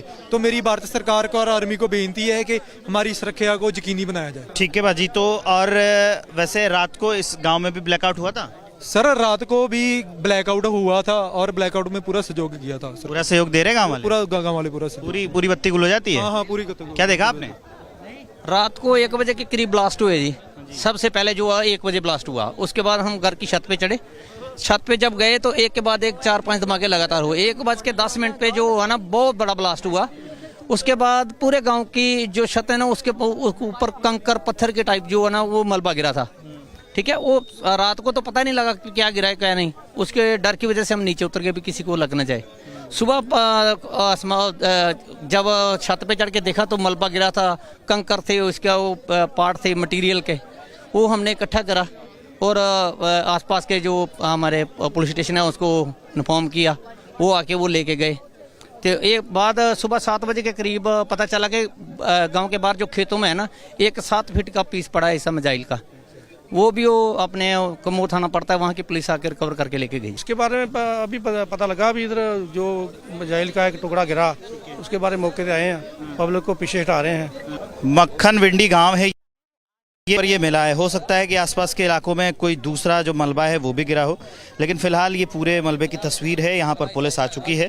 अभी फिलहाल आदेश दिया गया है कि ग्रामीण इसको छुए ना, कोई इसको टच ना करे, इससे दूर रखा जाए और जब इंचार्ज आएंगे फिर इसका जो आगे के आदेश होंगे उसके अनुसार इस पर कार्रवाई की जाएगी। आप देखेंगे कि 3 फीट के पास की मिसाइल है, 3 फीट के पास की मिसाइल है और ये गिरी है नेठूवाला गांव में। एक बार इस साइड से आके पैन करके दिखाइए। हालांकि ग्रामीण पूरे रात को दहशत में आ गए थे क्योंकि एक के बाद एक 6 से 7 धमाके सुने गए, लेकिन ये जो था ये तीसरे धमाके के बाद, मतलब 2 धमाके के बाद जो ग्रामीण बता रहे हैं कि वो अपने छत पे आ गए थे, वो देखने लगे कि आखिर क्या हुआ है। आसमान में उनको देखा कि कुछ रॉकेट जैसा है जो टूट रहा है और एक बड़ी सी लाइट जो है वो गिर रही है। लोगों को समझ में नहीं आया कि ड्रोन है, हालांकि क्योंकि हालात काफी तनावपूर्ण है तो उसको लेकर सारे ग्रामीण जो है वो सतर्क रहते हैं। सारे ग्रामीण सतर्क थे। ऊपर से कुछ लाइट वाली चीज गिर रही थी, उसके बाद कुछ लोग घर के अंदर चले गए कि अगर कुछ गिरेगा भी तो हम अपने आप को बचा पाएंगे। जैसा कि यहाँ पर ट्रेनिंग दी जा रही है सिविल डिफेंस के लोग और हर गांव में जो है वो मॉकड्रिल कराई गई है। कल ही रात को मॉकड्रिल कराई गई थी। उसके बाद क्या है, हाँ, इस धमाके की आवाज दूर तक सुनाई दी है, अमृतसर शहर में भी सुनाई दी, जबकि वहां से दूरी जो है 14 से 15 किलोमीटर, ये मुख्य शहर से 14 से 15 किलोमीटर दूर का इलाका है। मैं खुद वहां पर जगा हुआ था जैसे ये धमाके की आवाज आई। हालांकि सूचनाएं गलत सलत फैलाई जा रही थी क्योंकि मैंने खुद वहां पर सीपी को फोन किया तो उसने मुझे बताया कि नहीं, अमृतसर के अंदर ऐसी कोई खबर नहीं है। मैं क्रॉस चेक करने के लिए एयरपोर्ट गया था, वहां पर कुछ नहीं मिला। हाँ, एहतियातन ब्लैकआउट जरूर कर दिया गया था पूरे शहर को और करीब 4 बजे के आसपास फिर से बिजली जो है वो रिस्टोर कर ली गई थी शहर में। तो ये पूरा जो इलाका, ये पूरा जो प्रकरण है उसका जो सबूत है ये हमें सुबह मिला। सुबह जब ग्रामीण अपने खेतों की ओर आए तो उनको पता चला कि ये जो खेत के अंदर मिसाइलें गिरी हैं और ये 1-2 नहीं गिरी है, मतलब जो मलबा है मिसाइलों का ये 1-2 जगह पर नहीं गिरा है, कई जगहों पर गिरा हुआ है। जैसे एक मलबा हम आपको दिखा रहे हैं यहाँ पर मक्खन भिंडी गांव से, ये मक्खन भिंडी गांव है, यहाँ पर एक मलबा पड़ा हुआ है, इसके बगल में जेठूवाल गांव है, वहां पे दूसरा मलबा पड़ा हुआ था और उसी तरीके से लोगों के छतों पर टूट के दूसरे सारे जो हिस्से हैं वो पड़े हुए थे। जो दूसरे हिस्से पड़े हुए थे वहां पर आई थी पुलिस, क्योंकि पंजाब पुलिस की जो स्थानीय चौकी थे उसको लोगों ने इन्फॉर्म किया तो पंजाब पुलिस की जो स्थानीय चौकी थी वहां से पुलिस आती है और वहां से टुकड़े उठाकर ले जाती है। लेकिन क्योंकि अभी भी कई जगहों पर टुकड़ा पड़ा हुआ है, जो ग्रामीण निकलते हैं खेतों की ओर जाते हैं, बड़े बड़े खेत हैं, तो जब काम करने के लिए खेतों की ओर जाते हैं तो वहां पर दिखाई देता है। जैसे कि मैं गया था जेठूवाल गांव में, वहां पर मिसाइल मिलने की सूचना थी। मैं जैसे वहां पर गया, किसी दूसरे आदमी ने मुझे सूचना दी कि बगल में मक्खन भिंडी गांव है, वहां पर मिसाइल का टुकड़ा अभी भी पड़ा हुआ है। दौड़ते हुए मैं जब यहाँ आता हूं तो देखता हूं कि यहाँ 3 फीट के आसपास की जो मिसाइल का टुकड़ा है वो पड़ा होता है। धीरे धीरे यहाँ भीड़ जमा हो जाती है। पंजाब पुलिस का जो एक आदमी था, जो पंजाब पुलिस के ऑफिसर्स थे, मेरे ख्याल से एक वो सिंगल स्टार थे, एसआई रैंक के होंगे, तो वो जो है वो यहाँ पर आते हैं और उसके बाद अभी लोगों को यहां से अलग कर दिया गया है। लेकिन ये पूरा का पूरा मिसाइल का टुकड़ा यहीं पर पड़ा हुआ है। एक बार फिर से मैं आकाश को बोलूंगा, हालांकि वो लगातार ये तस्वीरें दिखाई रहे हैं, ये तस्वीरें दाएं बाएं मतलब चारों ओर घूम के दिखाते हैं। पीछे ये जो पीछे का हिस्सा है, मिसाइल के पीछे का हिस्सा है, ये करीब 3 फीट के आसपास का हिस्सा है, आप देखेंगे। और भी जो आगे के हिस्से थे वो भी कहीं ना कहीं जो है वो पड़े हुए हैं। तो ये अंदर तक, क्योंकि ऊपर से गिरा है और फोर्सफुली गिरा है, तो मैं यहां से देख पा रहा हूं कि अंदर तक ये जगह करके गया है। करीब इसने जो है 2 से 2.5 फीट का जो गड्ढा है, 3 फीट के आसपास का जो गड्ढा है वो उसने जमीन में बना दिया है। ये पूरी मिसाइल जो रात को गिरी थी, धमाके की आवाज आई, शुरू में तो नहीं पता चला। हालांकि एहतियातन पूरे शहर में और आसपास के इलाके में, मतलब जो ग्रामीण इलाका है, जिस इलाके में ये जो मक्खन विंडी इलाका है, इस इलाके में भी और जो बगल का इलाका है वहां पर भी ब्लैकआउट कर दिया गया था। Right, Baloch Liberation Army has released a full video of an ambush which they carried out on the Pakistan Army, and it shows 14 of Pakistani soldiers blown up in seconds. This happened in Bolan area of Balochistan. Pakistan clearly completely losing control of the restive province with the Baloch insurgents carrying out these attacks at will. Look at this, a drone monitored footage of the explosion, precision targeting of the car or the vehicle in which the Pakistani soldiers were traveling, and all eliminated. These are pictures shared by the Baloch Liberation Army. For more, let's go to Gursimran. He's reporting live from some sector on the Western Front. Gursimran, is this the reason why Pakistanis cannot fancy escalating with India given the kind of insurgency they are facing in Balochistan? Absolutely, Abhishek. Pakistan is now on the crossroads because they cannot actually decide that which steps they should take. Because if they decide to escalate on these borders, they will have TTP and the Balochistan Liberation Front on the other side. BLA is carrying out intensified attacks, and especially in the last 10 to 15 days, what we have witnessed that BLA is carrying out attacks. Also, the TTP has intensified their Fidain attacks on the Pakistani security forces. Reason being, they know that the Pakistan cannot fight on all three fronts. The Pakistan is completely focused on one side, and that's why they are inflicting maximum casualties to the Pakistan at this given point of time. While Pakistani government on the other side, they cannot decide between, because they decide to go full throttle with the Indian side, then they will have the TTP and the Balochistan Liberation Army on the other hand, because BLA and the TTP, they find it the best opportunity to actually take revenge for the atrocities that the Pakistan has committed on the people of Khyber Pakhtunkhwa, on the people of Balochistan. This is a retaliation to the Pakistanis atrocities, Pakistan using their land as a colony, and also the forced disappearances of the Baloch people. This is for what they are taking revenge, and we are witnessing that every single day a large-scale attack is being conducted on the Pakistani army by the Balochistan Liberation Army as well as the Tehreek-e-Taliban Pakistan. Absolutely. Pakistan there in doldrums when it comes to both Khyber Pakhtunkhwa and Balochistan. Thank you so much, Gursimran, for joining us with those details. Moving on, but staying with the theatre of war that's become our Western Front. After the successful operation of Operation Sindoor, Pakistan resorted to mortar shelling at religious places in Punch city. The cowardly act of Pakistan showcases the fear Pakistan is in.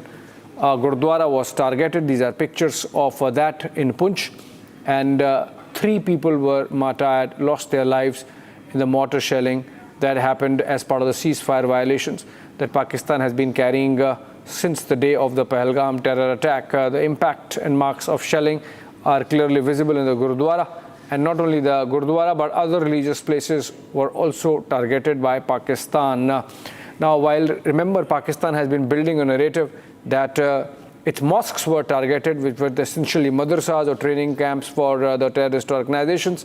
It has no qualms in targeting a clear out-and-out religious structure like a Gurudwara in Punch. Let's look at a ground report that we have filed by our correspondent Harsha.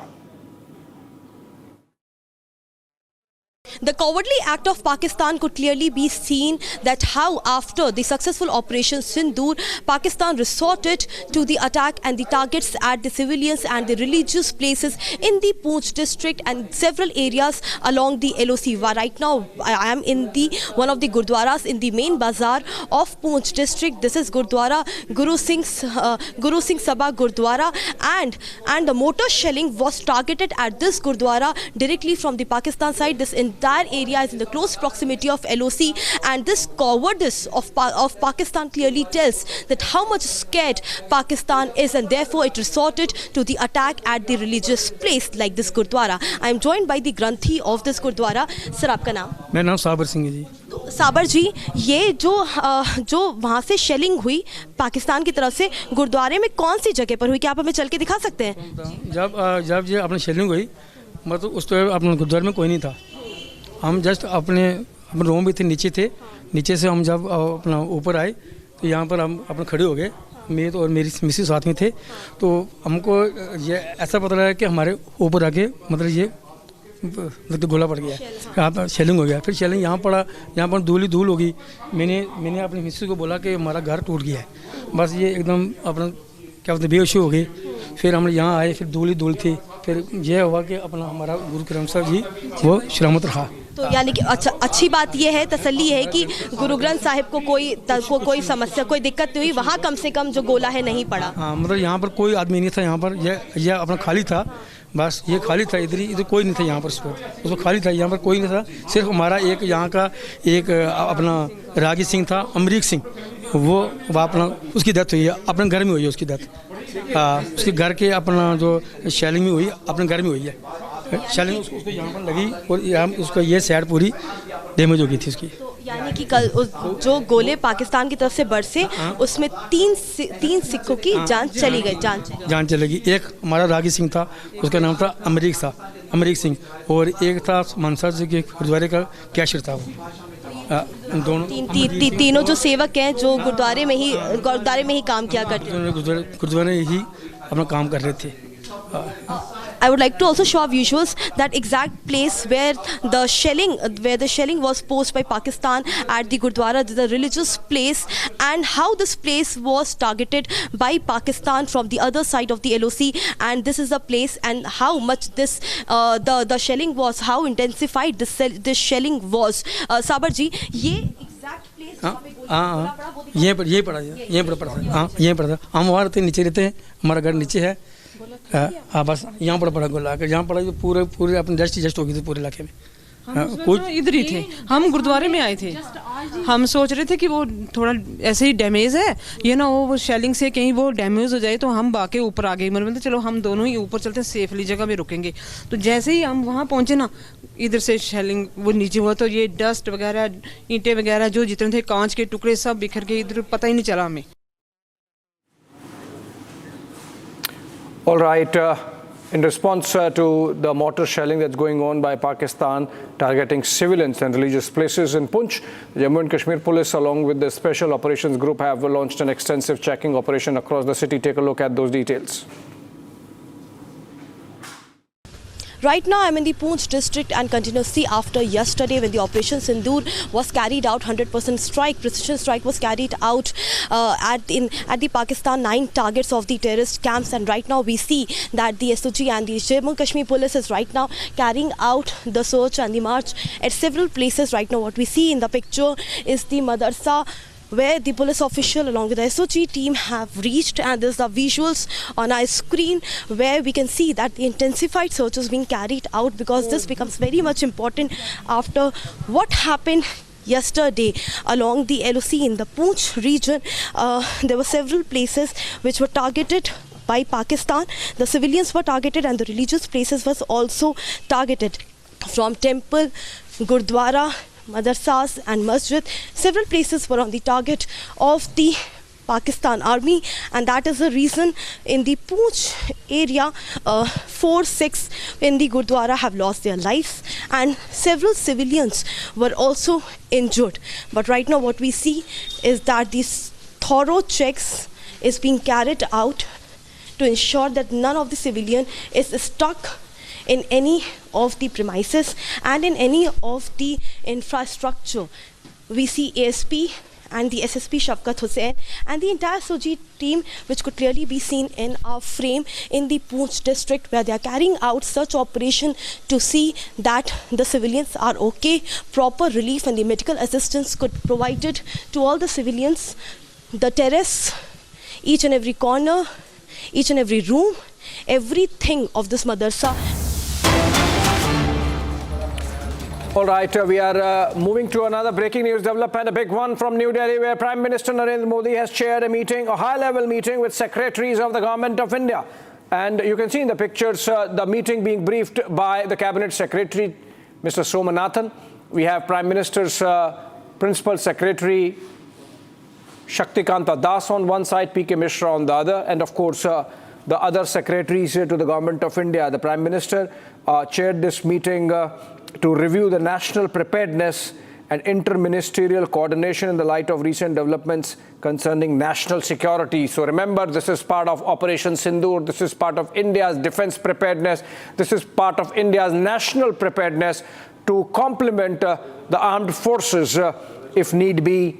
And Prime Minister stressed the need for seamless coordination among ministries and agencies to uphold operational continuity and institutional resilience insofar as backing those our armed forces are concerned. Prime Minister reviewed the planning and preparation by ministries to deal with the current situation. If we can put these lines out.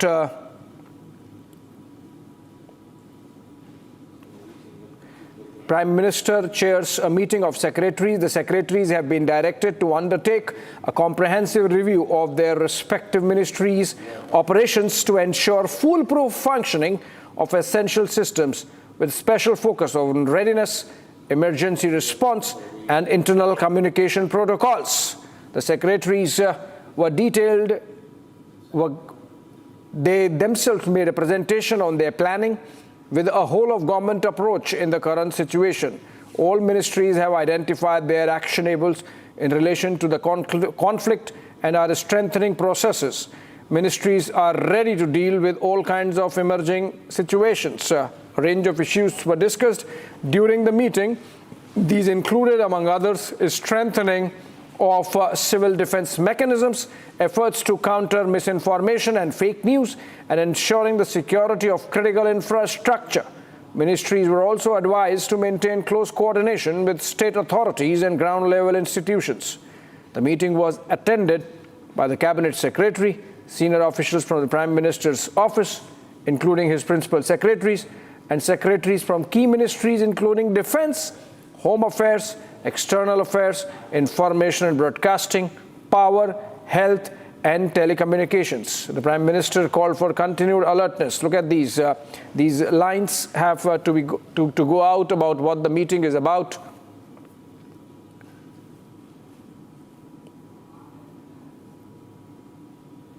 Prime Minister taking this meeting of secretaries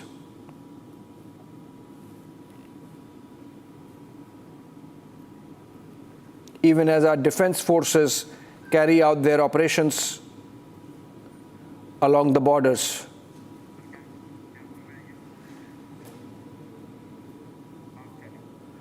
Okay, moving on.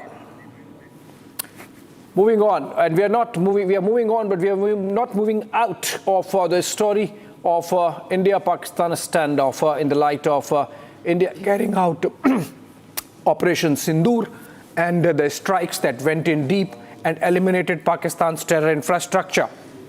Even as Pakistan continues shelling from its positions along the border and the line of control. Gulmarg, in fact, has shut down for tourists after Pakistani shelling and movement restricted beyond the Kunzur-Tangmarg range. Huge deployment of Jammu and Kashmir police and other forces on the ground. We are, of course, not showing you the deployments, but Zeenat is live with us from one of those affected areas. Over to Zeenat.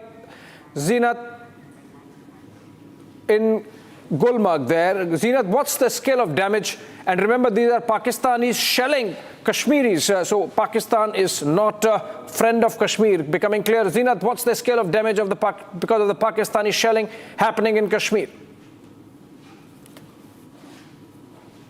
See, because of the Pakistan shelling in the Kashmir Valley, and if we take North Kashmir's Gulmarg range, it is close to the Upper range, which is above 4200 sea level.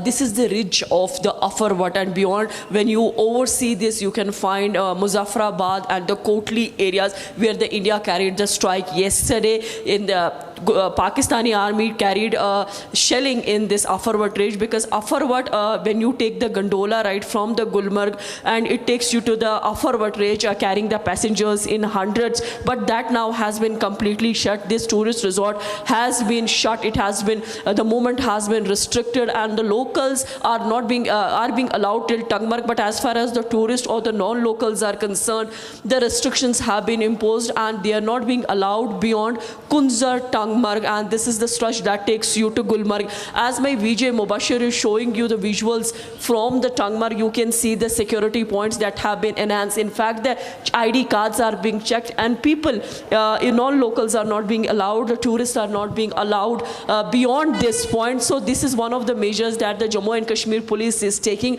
after Pakistan resorted to unprovoked shelling in the Gulmarg sector. As far as the Gulmarg sector is concerned, and the gondola cable services has also been suspended due to unprovoked mortar shelling by the Pakistan forces near the Afar Wat, which is close to the line of control. Impact on the services has been there, but no reported damage to the gondola infrastructure. But because of the proximity or to close to line of control, it has raised concern for the security agencies, Jammu and Kashmir Police, and the administration is concerned.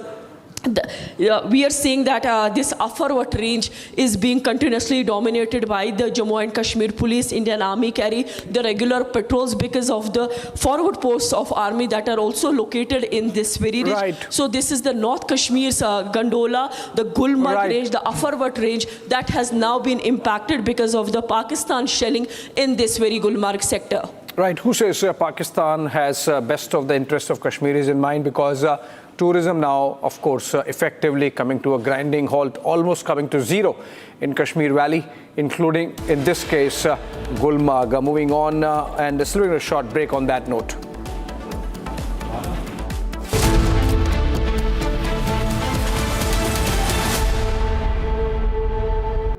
In the global employability rankings by Times Higher Education UK, only the following 6 institutions from India are ranked amongst the top 230 in the world for having the most employable graduates: IIT Delhi, IISc Bangalore, IIT Bombay, IIM Ahmedabad, IIT Kharagpur and Amity University. दादी के हाथों का जादू और खुशबू से महकता घर, माँ की मुस्कुराहट और खाने की सुगंध। MDH गरम मसाला, क्योंकि हर रिश्ता है स्वाद से जुड़ा।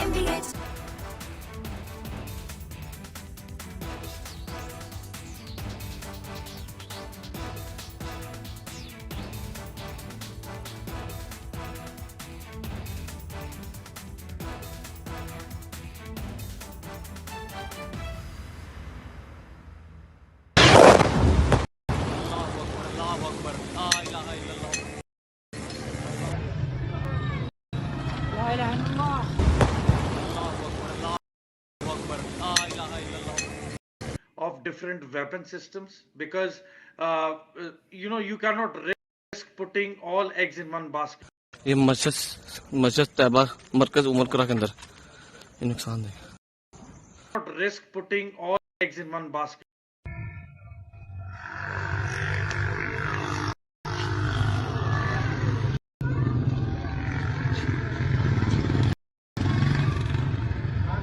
Risk putting all eggs in one basket. Mender here. And most some of the visuals I can see some. are near the LOC. No. This is a long shot. I can see in the sky that somebody who shot.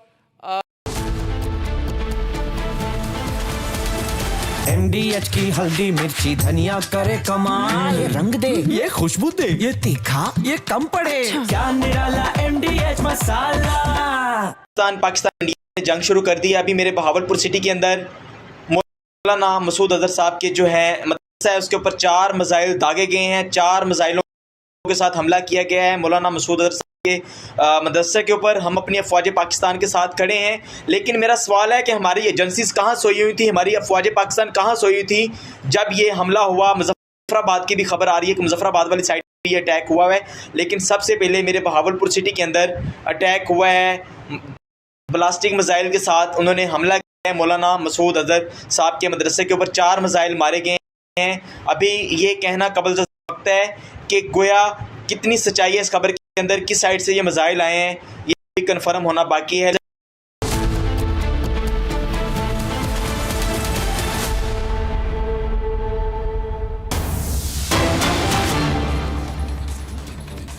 Okay, breaking news development. Pakistan's air defense units have suffered heavy damage.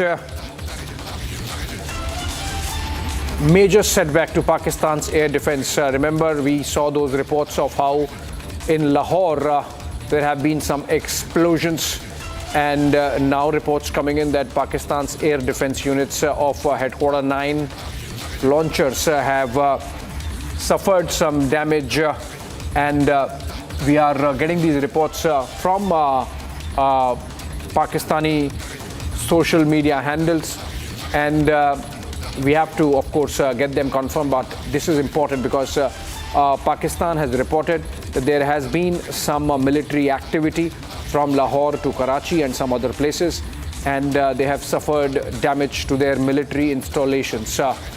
Heavy damage, in fact, to their military installations is what we are hearing. These are again reports coming in from the Pakistani sources, Pakistani media handles, essentially social media handles. And whether this is Pakistan building up a case that their military installations have been targeted remains to be seen. But we have to reflect that Pakistan is reporting extensive damage. Gursimran joins us live from Jammu and those areas. Gursimran, what's this? Is this grey zone warfare? Is Pakistan suggesting that their military installations have been hit? Because all these reports are coming in from Pakistani media and their social media handles.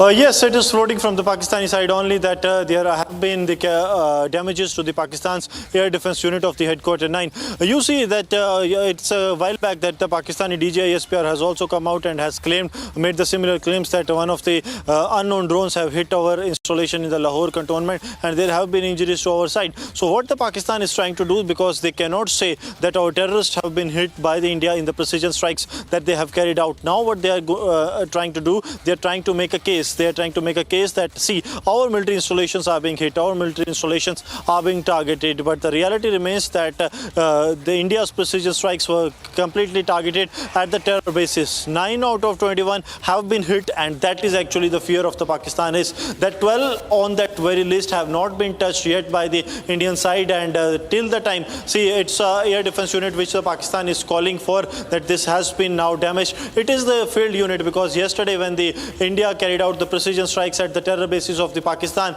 these units actually failed to protect the Pakistan or the Pakistani terror commanders. So now this is the case that the Pakistan is trying to build up around this, that our military installations are being hit. Absolutely. So Pakistan there suffering some damage to its air defense units, that too in Lahore. The question is, what is Pakistani air defense doing? You know, on the one side they claim that they have downed our aircrafts of the IAF during the Operation Sindoor last night, and last night in fact, and today they are saying that their air defense is not working. That if this is the work of some drones, what was their air defense doing? Why the drones were not neutralized, or if some were and some were not, then in that case obviously Pakistan is living at a level of technology where they cannot down IAF aircraft well within India's territory. So obviously, at least in one story, the Pakistanis are bluffing, essentially, and possibly in both the stories, Pakistanis are bluffing, essentially for their local consumption, for the population to believe that Pakistan army is in control, which obviously it is not, like it happens in the case of these terrorists, and that is why India had to inflict costs. So in the case of these operations, we'll have to be a little cautious of believing these Pakistani social media handles. But then they are reporting that these damages have happened not just in Lahore, but some in Karachi and other places, a total of 8 places, if you go by Pakistani reports, of damage to life and property. In one case in Sindh, even one person has lost life. And for all this, Pakistan is attributing this to Indian operations.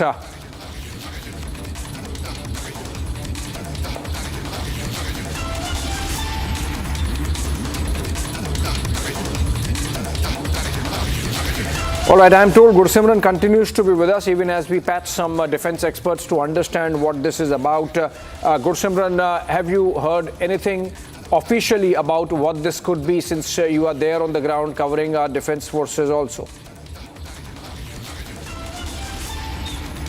See, yesterday one thing that surfaced here was that the Pakistani air defense systems have not worked, because when India carried out the precision strikes, Pakistan tried to save the terrorists and the terror commanders there, but all went in vain, and the Pakistan was not in a position even to safeguard themselves. So what happened that now the Pakistan is trying to probably make the excuses for the same, because the way precision strikes were carried out, there was even Pakistan was caught with surprise at that given moment, because because Pakistan, what they were preparing for the mock drills to be conducted in India, but it was the actually grilling that the Pakistani terror groups have gone when India carried out the precision strike. So even at that very moment, their air defense system did not work, and now it is coming that the systems have suffered the damages of the headquarter 9 area, that air defense missiles of the Pakistan that have suffered damages. Right, let's try and connect with some defense experts on this, because while India carried out those precision strikes as part of Operation Sindoor, hitting 9 targets out of the 21 that we possibly could have hit, because they are all terror infrastructure, and that's where Pakistan manufactures its terrorists. We will not do this kind of random action. All right, we will patch some defense experts to understand, and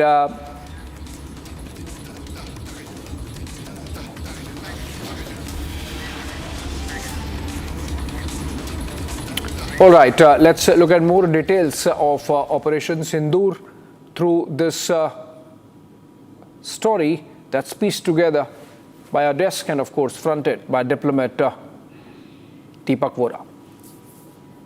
The question is, how long will Pakistan fool the world? Pakistan has been trying to fool not the world, but its own people, because after 9/11, whose links were established with Pakistan, the world understood that Pakistan is the epicenter of terror. Last 30 years, any terrorist incident, there is some connection with Pakistan. We all know that. We also know that their nuclear program is based on stolen technology, stolen material. So many Pakistanis have been arrested around the world for trying to encourage a clandestine nuclear program. We know that. If there is one thing that does not exist in Pakistan, it is truth. They have been trying to throw mud in people's eyes. Ultimately, the mud has come back and stuck to their own face. Today, Pakistan is isolated. It is alone. 9/11 happened. Everybody in the world was American that day. When we have hit the source of terror, everybody in the world is an Indian today. Pakistan, be warned. You are on auto-destruct.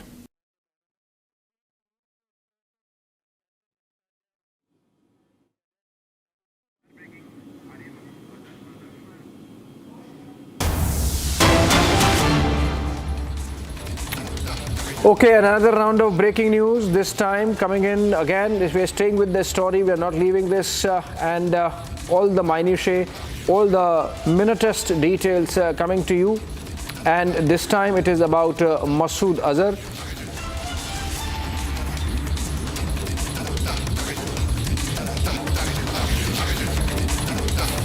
Masood Azhar's brother has been killed in Operation Sindoor. That's Maulana Abdul Rauf Azhar. Masood Azhar's brother Abdul Rauf Azhar killed in Operation Sindoor. He is someone who participated in the conspiracy of IC-814 hijacking, and he was the operational head of Jaish-e-Mohammed. He was someone who was behind the release of Omar Sheikh, who ultimately killed American journalist Daniel Pearl.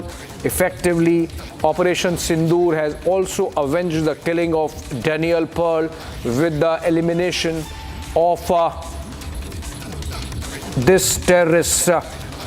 Essentially, this happened in Bahawalpur, and Abdul Rauf Azhar happened to be there, and he has been eliminated in the strikes that were carried out by India day before yesterday. This action was not just in India's interest. This means it was also in the interest of many terror victims around the world. This should resonate with the broader global fight against terrorism. With Abdul Rauf Azhar, Maulana Masood Azhar's brother, being killed in Operation Sindoor. More details coming in. Rauf Azhar's role in orchestrating the IC-814 hijacking is well recorded, and he also in that hijacking got Omar Saeed Sheikh released, a key Al-Qaeda terrorist who was ultimately killed by who ultimately also was involved in Daniel Pearl abduction. and subsequent killing of Daniel Paul. Daniel Paul's killing avenged in Operation Sindoor strikes in Bahawalpur. That's the detail essentially. Maulana Masood Azhar's brother eliminated. He was involved in IC-814 hijacking, in which India had to release Omar Saeed Sheikh, who later on killed Daniel Paul. Moving on, India strikes back with Operation Sindoor, targeting 9 terror camps and over 90 terrorists eliminated, including Karim Mohammad Iqbal. Karim Mohammad Iqbal. So it's not just Abdul Rauf Azhar, it's also Karim Mohammad Iqbal, a key figure in the Pulwama attack, who was killed in those precision missile strikes day before yesterday from Indian airspace. Remember, we did not cross the border. And in this case, Kari was killed in Kotli, exposing Pakistan's backing of terror. Look at the details.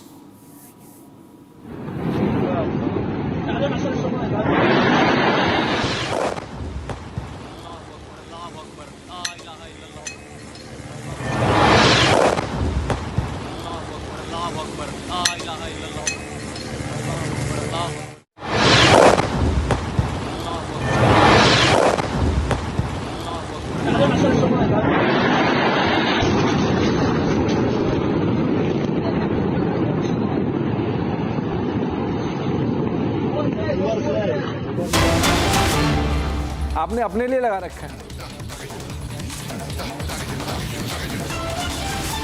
All right, more breaking news coming in.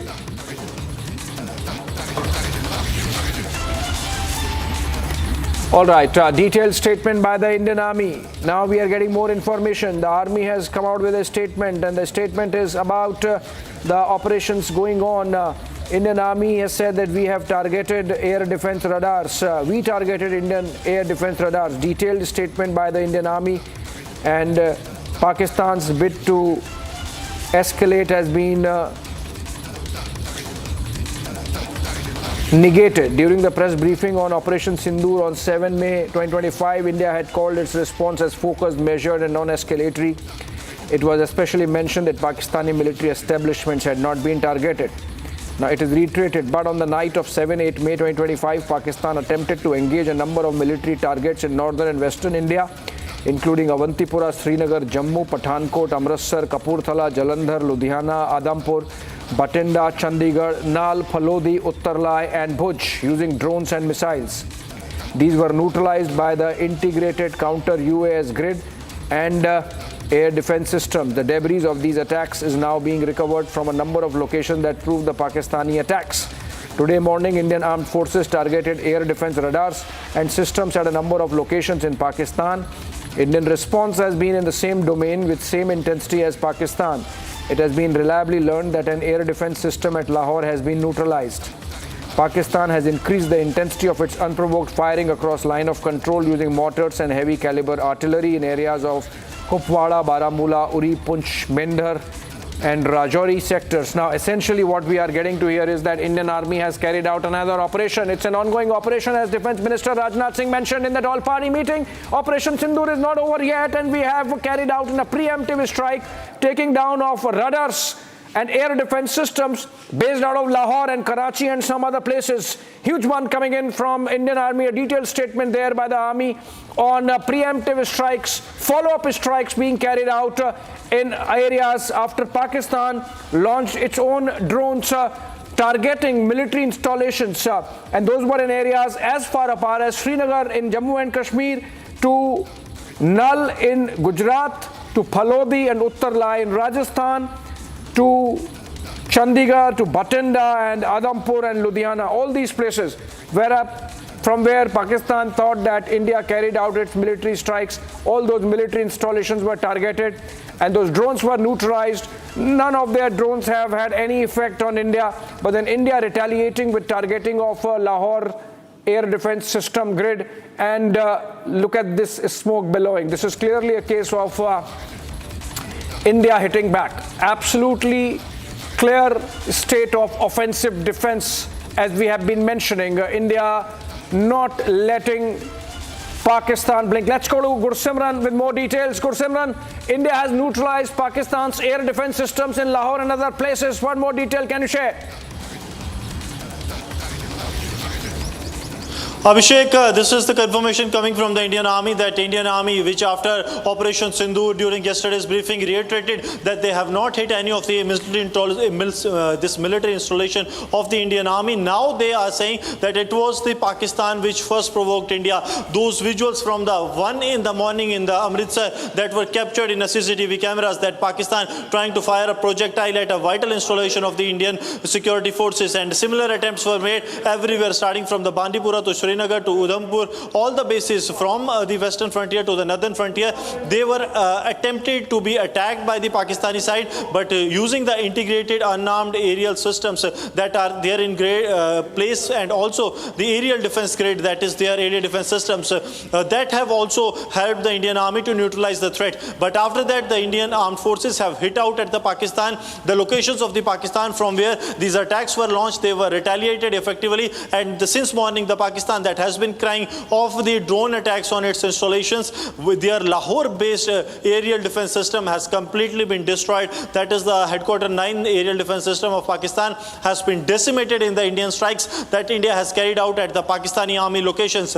This India maintains that this is in response to the provocation that Pakistan has done yesterday evening by launching the missile attack as well as drone attacks on the Indian territory. But now with the India carrying out the retaliatory strikes, the Pakistan is completely shattered because their air defense system in Lahore that has been completely neutralized by the Indian side. Abhishek. All right, so clearly India coming out with a statement again marking another episode in the ongoing Operation Sindoor. It's not over yet, and India hitting back at Pakistan for targeting military installations, neutralizing air defense systems in Lahore. And those are pictures from earlier in the day. Let's go to Shawan. He's reporting. He's joining us live from our newsroom. Senior editor Shawan, what prompted this statement coming in from India? Okay, Shawan is joining us in a bit. The breaking news development is that Indian Army has released a statement, and as per this statement, India has targeted some defense installations of Pakistan because they participated in a coordinated attack on India's defense installations yesterday. Pakistan, and those were a broad sweep from Jammu and Kashmir to Punjab to Rajasthan to Gujarat, all across the border, Nal and Bhuj in Gujarat to Srinagar and Avantipura in Jammu and Kashmir, and all areas in between, including Chandigarh, including Amritsar, including Uttar Lai, including Jaisalmer, including many other places. I'm told Shawan is going to be live with us very soon. And Shawan, over to you with more details. Well, in fact, the attempt that was made by the Pakistanis was to carry out attacks in multiple cities in India. What we are given to understand that the air defense system was activated, and the fact that they were completely demolished. In fact, the details that we're getting is that BVR missiles, Chinese-made BVR missiles, was actually used by the Pakistanis to carry out attack at multiple locations. In fact, the details that we are being told, there are two sets of information coming in. One, the increased artillery firing that was at the LOC, where they've basically carried out unprovoked firing. That was reported from Kupwara, Baramulla, Uri, Punj, Mendhar, Rajouri sectors in Jammu and Kashmir. In fact, that has basically led to about 16 innocent lives that have been lost. And Army has now basically retaliated. This morning, the armed forces targeted the air defense radars and systems at a number of locations in Pakistan. Now, that comes across as a response on the same domain with same intensity as Pakistan. It has been reliably learnt that an air defense system at Lahore has been neutralized. As far as the air defense system is concerned, we are being told that Pakistan's HQ-9 has also been dismantled. This is after the attempt that was made by the Pakistanis late last night. The specific details that we're getting is the intervening night around 1 o'clock in the morning is when they started using these missiles. The BVR missiles was fired towards Indian cities, particularly Amritsar being one of the main targets of the Pakistanis. And that is the reason why our air defense system intercepted these projectiles, debris of which was basically found this morning. But as the government has also been pointing out that Operation Sindoor still is ongoing. That's the statement that has also been made by the Raksha Mantri. Confirmation. We had indicated this in the morning. when we were telling everyone that Operation Sindoor is still ongoing. Let me also go across to my colleague Gursimran, who's getting us the latest details. We'll also go out to our reporters in Amritsar, getting us the latest as far as those projectiles that were intercepted over the skies of Amritsar. Gursimran, 15 cities. The main plan of the Pakistanis was to retaliate and target 15 Indian cities. Projectiles, debris of it have now been found in Amritsar and a few other places.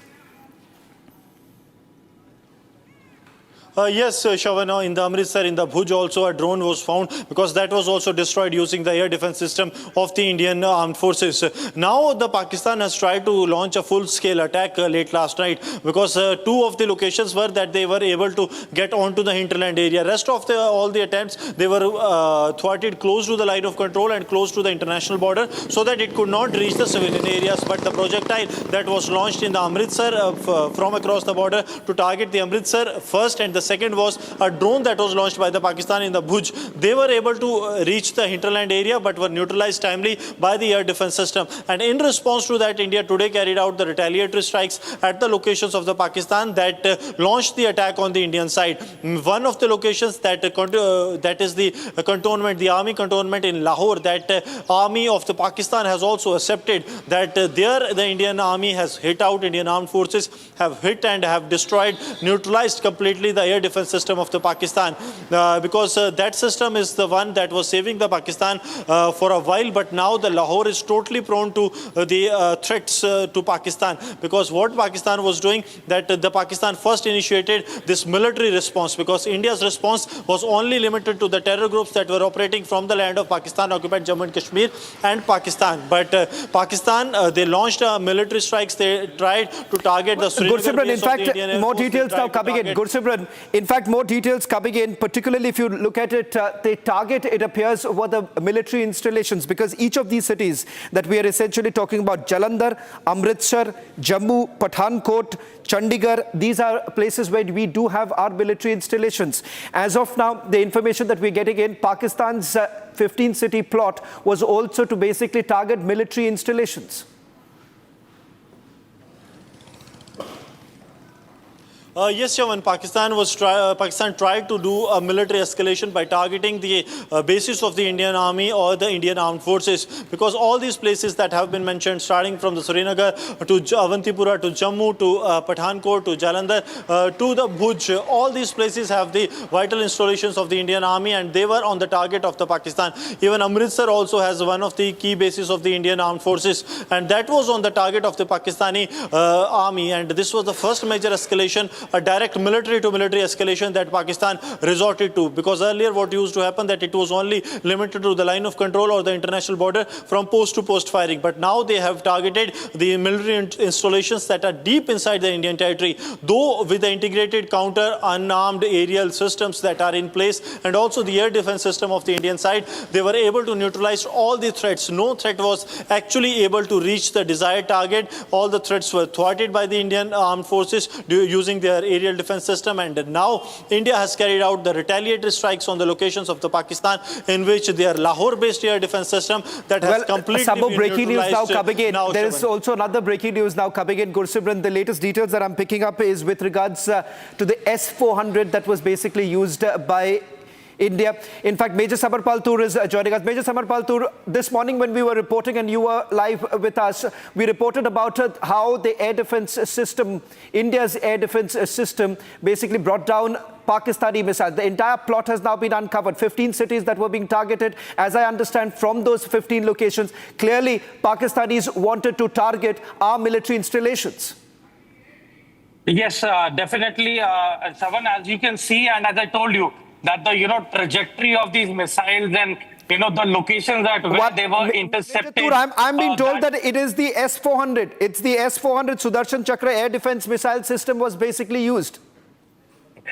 Yes, probably because that is, the moment in Pakistan the button is pressed in terms of these missiles to be launched, that is exactly when S-400 gets activated. So probably they did not have much time to travel into or over the Indian cities and probably at the border or in the open fields they were intercepting. Major Samarpal Tur, I'm just giving this breaking news right now coming in. This is a confirmed information coming in with regards to India's Air Force's S-400 Sudarshan Chakra air defense missile systems that were fired last night against the targets that were moving. Now, we've spoken about this morning, Major Samarpal Tur, that it is, after all, the S-400 which was given by the Russians, which was basically used to bring down these missiles. It's a big move that India has now made. Yes, Shravan, it is a big move. And, this shows the air defense capabilities and effectiveness and its efficiency. And I think that this is just the first step. As and when, in case, if Pakistan chooses to flare this up or, increases the momentum of attacks onto India, then probably even more better and effective systems will be launched, which will have a deep strike capability of intersecting these missiles within the Pakistan airspace itself. Just a quick check of what we know so far. Indian Army has now put out a statement with regards to Pakistan's failed plot. I'm just going to take you through some of the details coming in with regards to what is it that the Indian Army has been able to do so along with the Air Force. We're given to understand 15 cities that were basically the target, and India's S-400 air defense systems that were basically used last night. These missiles that were intercepted over Avantipura, Srinagar, Jammu, Pathankot, Amritsar, Kapurthala, Jalandhar, Ludhiana, Adhampur, Bhatinda, Chandigarh, Nal, Falodi, Uttarlai and Bhuj using the drones and missiles. They were basically neutralized using the integrated counter-US grid and the air defense system. Now, there are more details coming in as far as the air defense system, that is the S-400. And Major Samarpal Tur, I'll come back to you. Now, as far as the Pakistanis are concerned, it's the PL-15 that we were talking about, the PL-15 missiles that were used. Now, these are Chinese-made missiles, and it turns out to be a complete dud. What's the possible reason? Well, you see, Shravan, I think that due to the enemy's apprehension of our air defense systems, they have miscalculated the overall distance of the PLE, which is the export version of the Chinese missiles.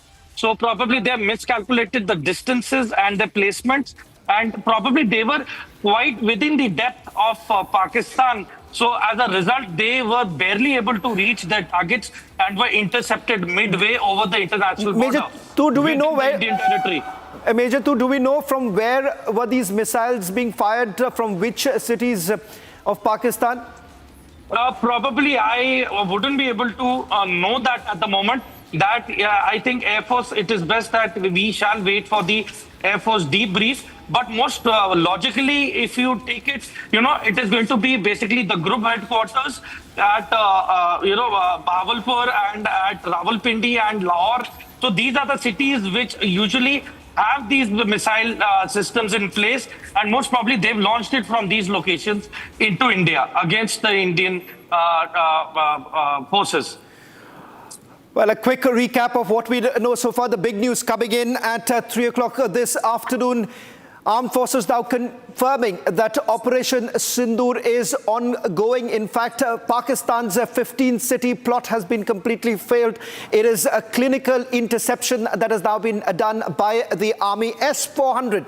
India's S-400 has now been used to bring down Pakistani missiles. We can confirm that the Russian-made S-400 was actually used late last night. Now, the chronology of events. Around 1 o'clock in the morning is when the missiles were launched from the Pakistani soil. In fact, their aim was to target the military installations in India, 15 cities. But important to point out here, Pathankot, that's the airbase that was being targeted by the Pakistanis. We are given to understand 15 cities. In each of these, remember, some of the Pakistani missiles that have been intercepted, we'll just put out those images and the CCTV footage. The CCTV footage that will actually show you the very moment when the interception actually happened, and And remember, there were sirens that were blaring at that point in time. Late last night, we are given to understand several cities, particularly in Amritsar, where sirens were blaring when the interception actually took place. We're going to show you that interception, the details of the interception that has taken place. And if you see right now, can we also move to the other interception visuals that we have asked? We have got other visuals, the 7-second moment that we have basically captured on the CCTV footage right now, which will clearly show you the moment the missile was intercepted before it actually landed. So that's on your screens right now, the Pakistani missile that was intercepted. Can we just play that?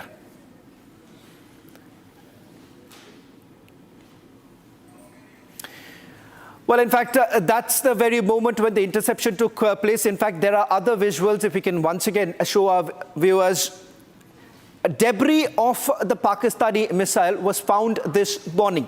In fact, you've had locals talking about the very moment when the sirens were actually blaring at that point in time and the interception actually took place. A clear reflection of the fact that a cornered Pakistan is now resorting to their old tactics of targeting military installations. What we have targeted through Operation Sindoor was mainly terror facilities across Pakistan, particularly in Punjab and Pakistan-occupied Kashmir. 9 precision strikes that have taken place. Now, as a result, what we have seen that Pakistan has responded by indulging in cross-border firing. Number 1, at the international border, number 2 at the line of control. Now, there have been intensive cross-border firing that has actually taken place. As a result, we have lost 16 innocent lives. Not just that, we've also had a Gurudwara that has attacked by the Pakistanis. Our senior legal editor is also joining us right now. Ridham Anand Bhardwaj is joining us from the studios. Ridham, the other important details emerging is how the Pakistanis have targeted a Gurudwara in Punch, whereas as far as India is concerned, we had made it very clear that these are terror facilities. That's the breaking news now also coming in. As a response, we have brought down their missiles which were targeting our installations. Absolutely. And Shravan, I also want to come across once again to you to explain the chronology, because I think the biggest breaking news that's coming in as we are speaking is the unprovoked firing that had taken place, the interception 2 minutes after the air raid sirens in Punjab that had taken place. And as this video does not have any sound, but it's very, very clear that standing from terraces, people were able to shoot this. There was a total blackout in Gurdaspur, Amritsar during this operation at that time, as advised by the government, and India neutralized Pakistan's air defense system in Lahore. Now, Shravan, the big question here, this happened only after India was very successfully stating till yesterday there's not going to be any more escalation or any escalation at all from us until Pakistan does any retaliation. India demolishes Pakistan's air defense radars in Lahore only after Pakistan chooses to come forward and strikes India. We'll also get in General Rajan Kochhar, who's joining us on this broadcast. General Kochhar is in the studio. Getting us the latest details. Also, a quick recap of what we know so far. As Ridham, you were pointing out the chronology of events. The chronology of events is like this, where on the one hand, you have the Pakistanis giving a state funeral to the Pakistani terrorists. In fact, you've had Masood Azhar's brother, who was eliminated in the precision attack that took place at Bahawalpur. That happens to be the headquarters of Jaish. Remember, it was Masood Azhar's brother who played a very important role. In fact, conspired the IC-814 hijacking that took place. And remember the swap that we had in Kandahar.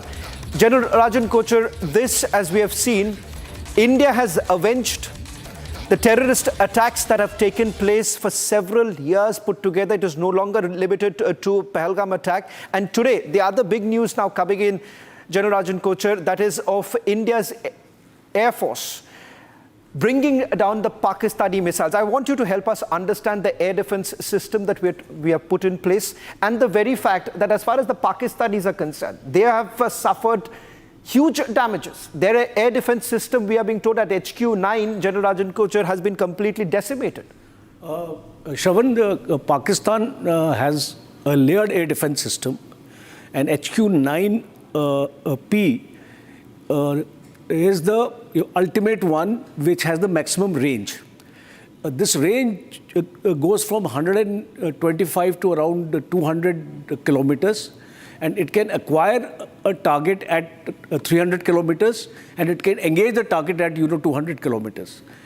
Then Pakistan's next layer is HQ-16. Okay. This is up to a range of 40 kilometers, and followed by HQ-7, which has a range of 12 kilometers. So that is the layered kind of a system Pakistan uses. And I want to be specific here to tell you that all these are Chinese. One. Two, they have never been tested in a war situation. So when was this installed? Do we have any information about the air defense system, and what was China's role in it? Because as I understand, there too, the air defense system, yes, there's a clear China link, and the fact that China was actually helping the Pakistanis. Sir, we're just going to go, Shravan, I'm just going to interrupt you to go across to new visuals that are coming in where Lahore had been struck by India. These are visuals that are coming in how Lahore had been struck by India. Pakistan failed attempt and attacked 15 Indian cities. They also failed there. This is Operation Sindoor that's ongoing. I want to continue to go back to Major General Rajan Kochar, who continues to be with us. Yeah, sir, this is very clear. Yeah. Lahore has been struck by India, but this is only escalation after they do not realize they should not have retaliated in this gross manner. You see, Rhythm, I think this missile attack by Pakistan was the biggest mistake, because they are trying to poke us, or trying to make us escalate the situation.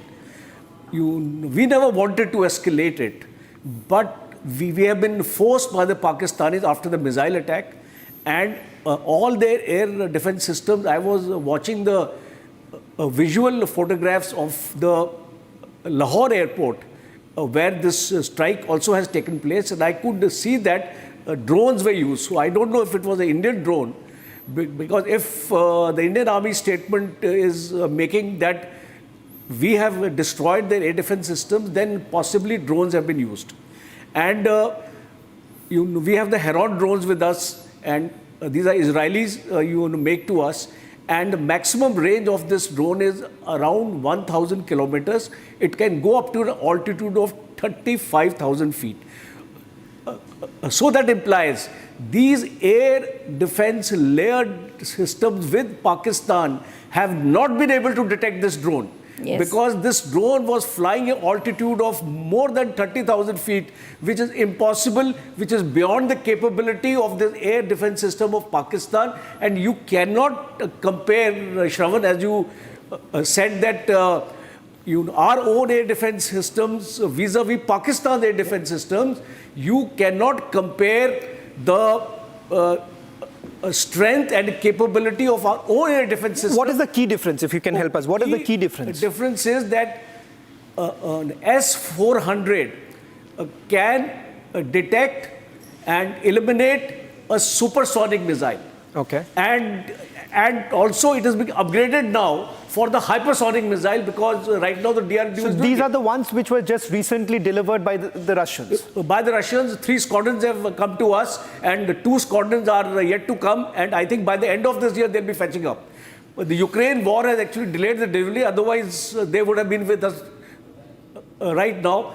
1 squadron has been deployed on this side of the border with Pakistan, and these are very potent systems. They can detect a target 600 kilometers away and engage a target 400 kilometers when it comes into the range of 400. From 40 to 400 kilometers is the potency of the S-400 system.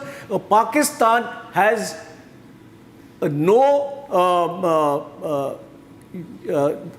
you can say that Pakistan does not have any kind of the S-400 system. That's a very important point. Major Samarpal Tur, if I can come back to you. This morning, when I was speaking to you, I had told you about the fact that this has not really ended, and the fact that clearly there was much more to it. We were waiting for this official confirmation to come in from our defense forces. But the fact of the matter is this: I still believe that it is far from over. Major Samarpal Tur, because you have spoken to several people within the establishment, give us a sense of what's really happening. Chavan, you see, now as I had mentioned earlier, that you see this is just the phase 1 which has taken place. As far as phase 2 will entirely depend upon Pakistan's response. So I strongly feel that after this, if no intimidation takes place from the Pakistan Air Force or their ground forces, then I strongly believe that this is going to lower the momentum and the tension which is prevailing between both the countries. Just in case if there is more aggressive stance by Pakistan by heating up the LC and also deploying their missile systems against India today as well as tomorrow, then I probably feel that UN must intervene because they were Major the Tur, ones I don't who know went whether to you the can UN. see this because we are just putting out these visuals. Just Yes, take a look at it. I can see the visuals. Yes. Take a look at it. I want you to help us describe this because as I can understand, this is the drone attacks that have been carried out. Help us understand this. Chavan, see, these are basically the LMS, that is the loitering munition systems. So these are mainly, guided by satellite systems, or they have this feature of fire and forget or autonomous systems. So if you feed in the data in terms of the target which exactly has to be acquired and destroyed, they do it from the moment they are airborne. I'm going to now show you, Major Tur, I'm just going to show you another visual that we have just got. There's a CCTV footage of the interception. After the CCTV footage of the interception, I'm also going to show you some more visuals that are now coming in. Major Tur, on your screen right now, General Rajan Kochar, you can also come in after this. Okay. 7 seconds, the very moment when the interception has actually taken place. So are we really looking at a situation right now? Are we really looking at a situation where things... Yeah. Are we also looking at a situation where these 7 seconds that you are of the interception that has actually taken place, this would be at the same time, multiple interceptions are taking place?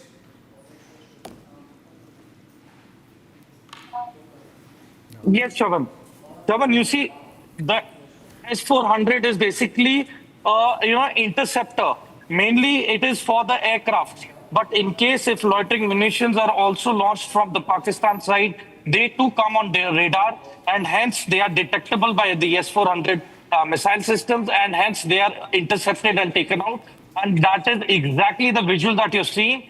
And the altitude of these missiles which have come in, the PL-15, it's probably up to 2 kilometers in altitude as per the visuals that you are seeing right now. Okay, so General Rajan Kochar, we are looking at 15 cities. So as I understand, there would be, perhaps in a protracted manner, they would have carried out the missile firing? You see, this distance of each city from the point of launch is going to vary. Okay. So once the distance is going to vary, there is bound to be a time lag of a couple of minutes. Okay. Not more than that. And the aim is to saturate the air defense system of India, because if you launch simultaneously a number of actually missiles, our own air defense systems may not be able to stop all of them. So as we saw in the Israeli attack on Iran, as well as the Iran also carried out a missile strike on India, you can take out a comparison from these strikes also. Okay. So, General Tur, a clear, Major Tur, this is, if you do a direct comparison between the Iron Dome and what we have with the S-400, as General Rajan Kochar was also saying, attempt that the enemy would always make is to exhaust us with a number of missiles being fired at the same time. And that perhaps has been completely thwarted. See, it totally depends upon what Pakistan's stance is. If they show in more aggression, if there are more missile strikes coming in tonight over Punjab, so I think that is a case of escalation. And definitely the S-400, and then India will definitely select the option of counter-attack, and we have the Nagastra, we have the different Agni variants of short-range and medium-range missiles. So I'm sure they are going to be taken out from the inventory and used against exhausting Pakistan's air defenses as well. So, Rhythm, if I, okay, General Rajan Kochar wants to make a quick point. I got a point. You see, the selection of the Agni missile system would imply that we want to hit their strategic targets. They're important command and control centers, and that will only happen if there is a war situation. Right. Because prior to the war situation, I don't think we will use these kind of weapon platforms, because we have other less potent, I would say, or less effective in terms of distance. So we would like to use our other, like, Prithvi missile system, our Akash, other things we have with us. Nag missile systems with the infantry battalions have. So possibly, if a war situation breaks out, as Major Toor has said, Agni missile system will also come into play. Okay, so this is a, the Rhythm, just a quick recap for everyone who's tuning in right now. This morning is when these pictures actually came into our newsroom, is when the interception actually took place. Now, this is not the picture coming in from Lahore, but can we just quickly move to the pictures that we've got from Amritsar, because there are several set of images now we have accessed. One of the CCTV footage coming in, shared by the locals in the city of Amritsar. And then, of course, we have other visuals also coming in from places like Bhatinda. In fact, we're going to first, Major Toor, I want to understand from you the selection of these 15 cities. I don't know whether you've had the chance to glance upon these cities. My cursory look at these cities is a clear indication of the fact that each of them have highly guarded military facilities. If you can just take us through some of the cities and some of the military installations that they were basically trying to target. See, Shravan, I wouldn't find it appropriate to even name the cities on TV. Because why give the enemy a chance at all to even know? No, Major Toor, it is the army has put it out. The army has put it out in the statement. They have put it out. Okay. So basically, the reason why they have been trying to target these locations is basically to create a delay and chaos in terms of the military, forming up and moving to the respective locations. Because, as you know, the tensions are high. So, so this is one of the main modus operandi of what the Pakistanis have tried to do, is to create chaos and panic amongst the forces, which probably has been thwarted. And moreover, it is so illogical, because I really fail to understand that the cities that they have named, they don't have any criticality in terms of what they were targeting. I mean, had there been any radar systems or some national asset, it can be understandable. But it stands to no logic as to why these cities were being targeted by them. And I think the reason it will take maybe 48 hours or 72 hours for the Air Force and the Army Air Defense to read the trajectory of these missiles. And the duds which have fallen, probably the softwares are going to be checked as to what was fed into them. Absolutely. And I also want to get in, Shravan, Major General Rajan Kochar into this now. Major General Rajan Kochar, I think the biggest news that's coming in, and that we are showing, Pakistan missiles intercepted. We stay with those visuals of the missile intercepted. Indian government has now announced, Major General Rajan Kochar, shooting down Pakistan drones and the missile strikes and attacks on military targets in North and West India by Pakistan using air defense, confirms the drone strikes on Pakistan's air defense now by India, including in Lahore. Lahore has been struck, but this is the big news that's coming in. And I think the most fantastic bit of information that's also coming in right now that we have to look at extremely carefully is that India has been successful in making Pakistan fail in its 15-city plot. The proof of Pakistan's failed attempt is very clear, Major General Rajan Kochar, and also India's air defense systems in action foil Pakistan's attack in India. You're very right, Rhythm. I think I will briefly tell you about the India's air defense system, and the success has been phenomenal, because this is the first time the integration of all the air defense systems of the Indian Air Force and the Indian Army has taken place. We talk about theaterization. I think theaterization has already started. So the first is the S-400, a range of 400 kilometers, and it can acquire up to 600 kilometers. Then we have the MR-SAM, or the Barak 8, which is also an Israeli system which is being a joint venture with India now. 70 kilometers is the range of this system. Then we have Agni missile, Akash missile system. Now Akash has a range of around 40 to 60 kilometers, up to that, and it has been internationally recognized as one of the best air defense systems in the world. Even the export orders of the Akash missiles has been sought by Philippines and other countries, and the UAE, other countries are also buying this system. Then we have the OSA AK system with us, and we have the Iglas with us. Yes. So when we talk about this kind of a layered system, and you mentioned about Iron Dome, David Sling, and Arrow, these are the systems which Israel has, and it is one of the best systems in the world today. Even Donald Trump made a statement that he wants to have for the US a similar kind of air defense system which Israel has. So today we have given a message to the whole world. Yes. That India's air defense system has been tested operationally against hostile targets, and it has succeeded. And I think Major Samarpal Toor, if I can actually come to you right now, like Major General Rajan Kochar is telling us, this is massive. We are not only talking about escalation that Pakistan tried to do, but we have neutralized that escalation that they tried to do. The Indian Army has also said this is only a proportionate response that has been there by India. They've also said that we engaged with Pakistan, and we come to the Indian Army also here. And if we stay with those pictures, whether it's the Indian it's in Amritsar where the interception took place in India. Now we're showing you Gotki Sindh that's been struck by Indian forces in Pakistan. This is very clear, Major Samarpal Toor. We are not going to be escalating, but if there is escalation, there's going to be a proportionate response by India, and we're going to negate any escalation by Pakistan.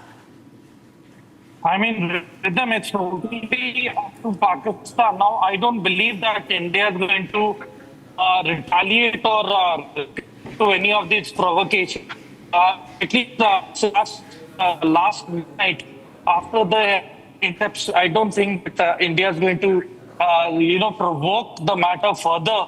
But in case if Pakistan gets a bit adventurous in terms of its retaliation and overdoes it, then probably it's going to be given a befitting reply with the Prithvi and the Akash missile systems. Agni is definitely an intercontinental ballistic missile, but that doesn't stand to logic that we use that at the moment. But Prithvi and Akash missile systems are definitely going to be effective, the medium range one. And I certainly feel that the Indian top brass, be it the Tri-Forces and the politicians and the political leaders are definitely not going to go in for an escalatory option beyond what has happened last night.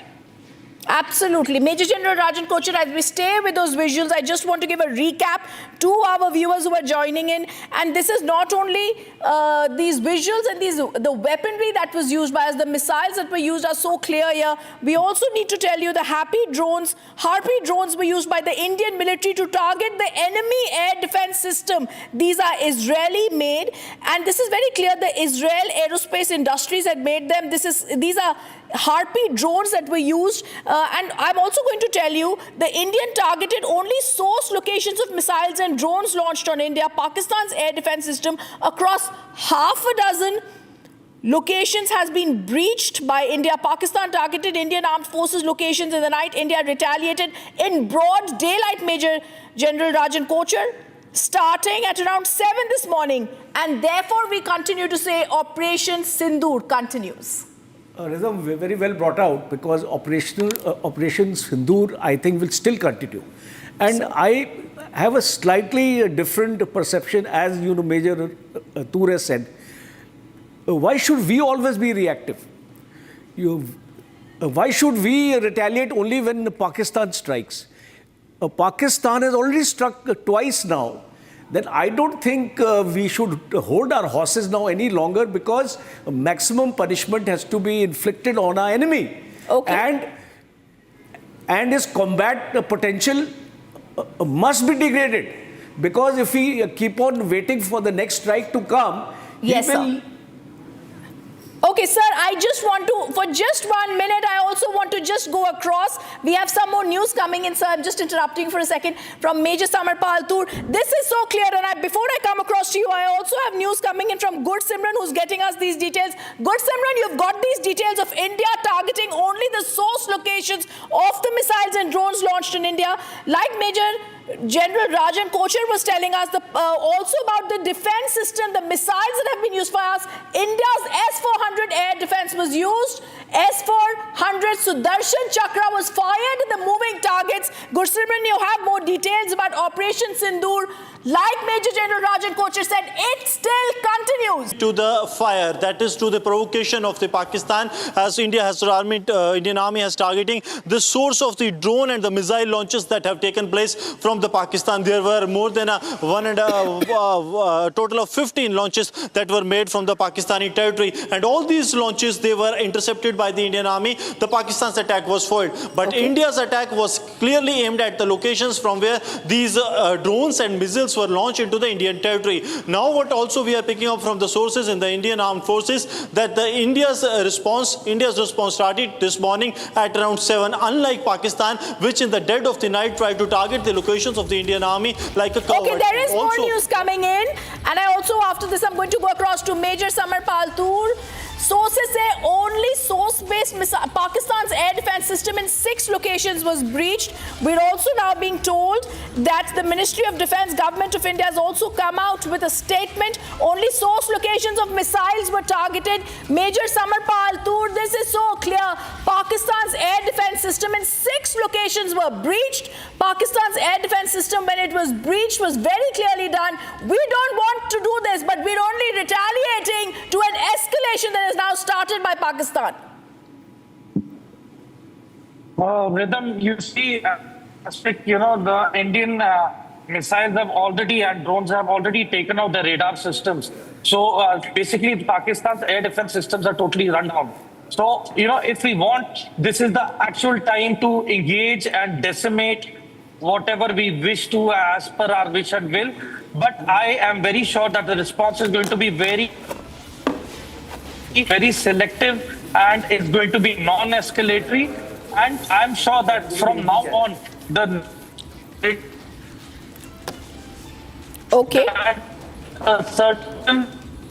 Pakistan military is going to help the terrorists. Those assets are going to be taken out at our wish, will, and at whatever time we choose to. Okay, Gurudwara, I'm just going to wait for that audio also to get cleared out. I'm also going to just read out. Shavan continues to be with us, as well as Niranjan in the newsroom, and I'm going to just go across to this news that's coming in from the Ministry of Defense that has said, in response, the Indian Armed Forces targeted air defense radars and systems in various locations in Pakistan. If I could come across to you, Niranjan, in the newsroom, give us more details, because we're being told India's response has been in the same domain with the same intensity and remains focused, measured, and is absolutely non-escalatory. Rhythm, all those targets that we have struck are the ones which were used to launch the drone and missile attack. It's very simple. We have only struck the targets that were used to target India. The locations that were used to send the drones, the locations that were used to send the missiles have been struck by India. So the government also putting out a press release, the MOD confirming that Indian Armed Forces have targeted air defense radars systems in various locations of Pakistan. India's response has been in the same domain. Spoke about drones and missiles aimed at 15 cities. All of these locations from where the missiles and drones were sent have been neutralized. Same intensity, same focus, measure, non-escalatory. And the picture that we had of the Lahore explosion this morning was nothing but the defense radar of Lahore. Pakistani radar system in Lahore has now been neutralized. Rhythm. In fact, if I can just go across to our editor-in-chief, Arnab Goswami, who is also joining us now in the studios. Arnab, Operation Sindoor continues. Pakistan absolutely missiles failed to land here. It's we who have landed now in Lahore and successfully been able to destroy their defense systems. Yeah, absolutely. You know, the point I would like to make to you, Rhythm, and to everyone tonight, and Abhishek is also with us here in the studio, is that we said on the first press briefing on Operation Sindoor that our response is focused, it is measured, it is non-escalatory. And we stay firm with that. Yeah. We are not the ones who are the aggressors here. We are simply carrying out a very clear and strong defensive operation. And why am I saying it? We are still targeting specific targets. We are not doing wanton shelling. We are not bombing any civilian targets. We are not just attacking any military targets. Whatever we are doing, and Abhishek, the point to make tonight, this afternoon, whatever we are doing is in response. Absolutely. We have not escalated anything. It is Pakistan which tried to attack Avantipura, Srinagar, Jammu, Pathankot, Amritsar, Kapurthala, Jalandhar, Ludhiana, Adhampur, Bhatinda, Chandigarh, Nal, Falodi, Uttarlai and Bhuj. Yeah. They wanted to carry out this overall drone and missile system. Yeah. The fact is that we have a very effective missile system, which is the S-400. Yes. And we have neutralized everything that they tried to do with our integrated counter UAS grid air defense system, S-400. And we have proof of that we have brought them down, which is the debris of those attacks. Yeah. It has been recovered from a number of locations. We are not like the Pakistani foreign minister when he was asked, what is the proof that you have brought down 5 Indian planes? He said, oh, I heard about it in the social media. No, we have the proof. We have the debris. We have the information. But the most important point to make today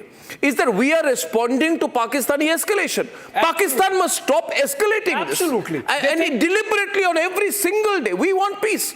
But they're continuing to escalate it. They're provoking us. We are forced to do countermeasures. We have now destroyed their air defense systems so that they feel vulnerable. And they are going to feel very vulnerable now. That's why Shehbaz Sharif and Nawaz Sharif are meeting. They have no defense as of this moment. The entire Chinese system has collapsed. Abhishek, Absolutely. do you agree with my assessment? We don't want escalation, but more important is Pakistan cannot afford escalation. If Yes. they do, there's going to be cost inflicted, and an example of which has come now with the kind of preemptive, preventive strikes we have carried out, proactive strikes we have carried out, taking down the air defense system in Lahore. Remember, this is just a beginning. If we can just go across, Abhishek, to that breaking news coming in. Harpy drones have been used by Indian forces, Abhishek. And this is massive. These are Israeli-based, very powerful Harpy drones that were used by the Indian Air Forces, and we're giving you details of... And Shawan can tell us a little bit more about the Harpy drones. Shawan, tell us about what we've used here. Well, in fact, these are the drones which can cover about 200 to 300 kilometers, and that is the reason why if you're looking at 7 such specific locations from where these missiles were launched by the Pakistanis, we have got information about the 7 locations from where we are being told that the missiles were launched from Lahore, Sheikhpura, Sialkot, Gurjanwala, Narowal and Chakwal. These are the 7 locations we are being told that were basically targeted by... So what has happened here is that we have hit, but all this news, and the reason I came on air this afternoon is to say there are some very irresponsible Indian news networks who are saying whatever comes to their mind, because they're picking something from Sama TV, some from Geo TV, some from ARY News in Pakistan and putting it out, and therefore they have become part of the Pakistani disinformation system. They are playing straight into Pakistani hands. And ladies and gentlemen, what have we done? We have not randomly attacked Pakistan. We are not doing that. We have targeted air defense radars at a number of locations. We have hit in the same intensity that they have hit. And we have neutralized their air defense systems, which we have a right to do because they are using those. They are using those systems. And this is a visual of that picture where we have destroyed their air defense system in Lahore. And we've been forced to do this because they tried to attack our civilians and they targeted a Sikh Gurudwara. Yes, they've injured Sikhs. They've deliberately targeted a Gurudwara. And we cannot let that go undefended. And that's the simple point that we are making. Ladies and gentlemen, this is hashtag Operation Sindoor 2. I'm putting it out on the grid. This is Operation Sindoor 2 that we are doing. Yesterday, Abhishek Kapoor said he spoke to his highest sources of the government, who told him, when Abhishek, you asked them what will happen, you said we are ready with Operation Sindoor 2. So Operation Sindoor 2 is on right now, and let it carry on. We'll go to Operation Sindoor 3 and 4 and 5 if required. Absolutely. In fact, I can tell you, Arnab, the escalation metrics is absolutely ready from here on. Whatever Pakistan does, they would see double of that coming on their side. An example of which is taking down of the air defense system in Lahore. And remember, and we're not going to watch this. You know what has happened here is that we have responded to only artillery firing by Pakistanis in Kupwara, Baramulla, Uri, Poonch, Mendha, Rajouri. They have killed a soldier, they have killed Sikh, they have attacked and injured people in a Sikh Gurudwara, and it's happened relentlessly. 16 civilians have been killed, mostly women and children. Mostly women and children. We have been compelled to respond. But the difference between the Pakistanis and us is when we respond straight and we are successful. Yeah, they have this stupid, I don't know, what is this air defense system they have from China which is collapsed right now? Ladies and gentlemen, breaking news grid should be on the screen. We are on breaking news right now. India reserves the right to respond. We are not doing anything alarmingly. The people of Pakistan should not be alarmed. We're only hitting you because you are trying to attack us. We will destroy you if you try to attack us. We will compel you to surrender once again. I think it is in the interests of the Pakistanis to realize we are going to hit them very, very hard this time. Their missiles have failed. Their drones have proved to be duds. Their air defense system has collapsed. There is panic in Pakistan and there should be. Abhishek. Well, absolutely, and this is not going to end because I'm hearing that our plan B is ready in case Pakistan responds to this strike in which we have targeted their air defense systems and some other targets in Karachi, for example, in Sindh, and also, of course, in Punjab. The fact of the matter is that a certain Rubicon has been crossed. The battle is now right in the Punjab camp, and the reason why it's important is that Pakistani army is essentially Punjabi army. They thought Punjab is their fiefdom, and the fact that we could hit the Americans have asked their citizens to leave Lahore. The Americans, we have a breaking from the newsroom, ladies and gentlemen. Niranjan. Arnab, as you know, we escalate, as Pakistan tries to target India in 15 cities, the US Embassy monitoring the developments in Lahore, especially as we take out the Pakistani defense radars this morning. US Embassy and consulates in Pakistan have issued an urgent notification now saying due to reports of drone explosions, even US is confirming drone explosions, down drones, possible airspace incursions in and near Lahore. US Consulate General in Lahore has directed all consulate personnel to shelter in place. Consulate has also received initial reports that authorities may be evacuating some areas adjacent to Lahore's main port, asking them to take shelter immediately and evacuate from Lahore immediately, and citizens who find themselves in an area of conflict asked to leave.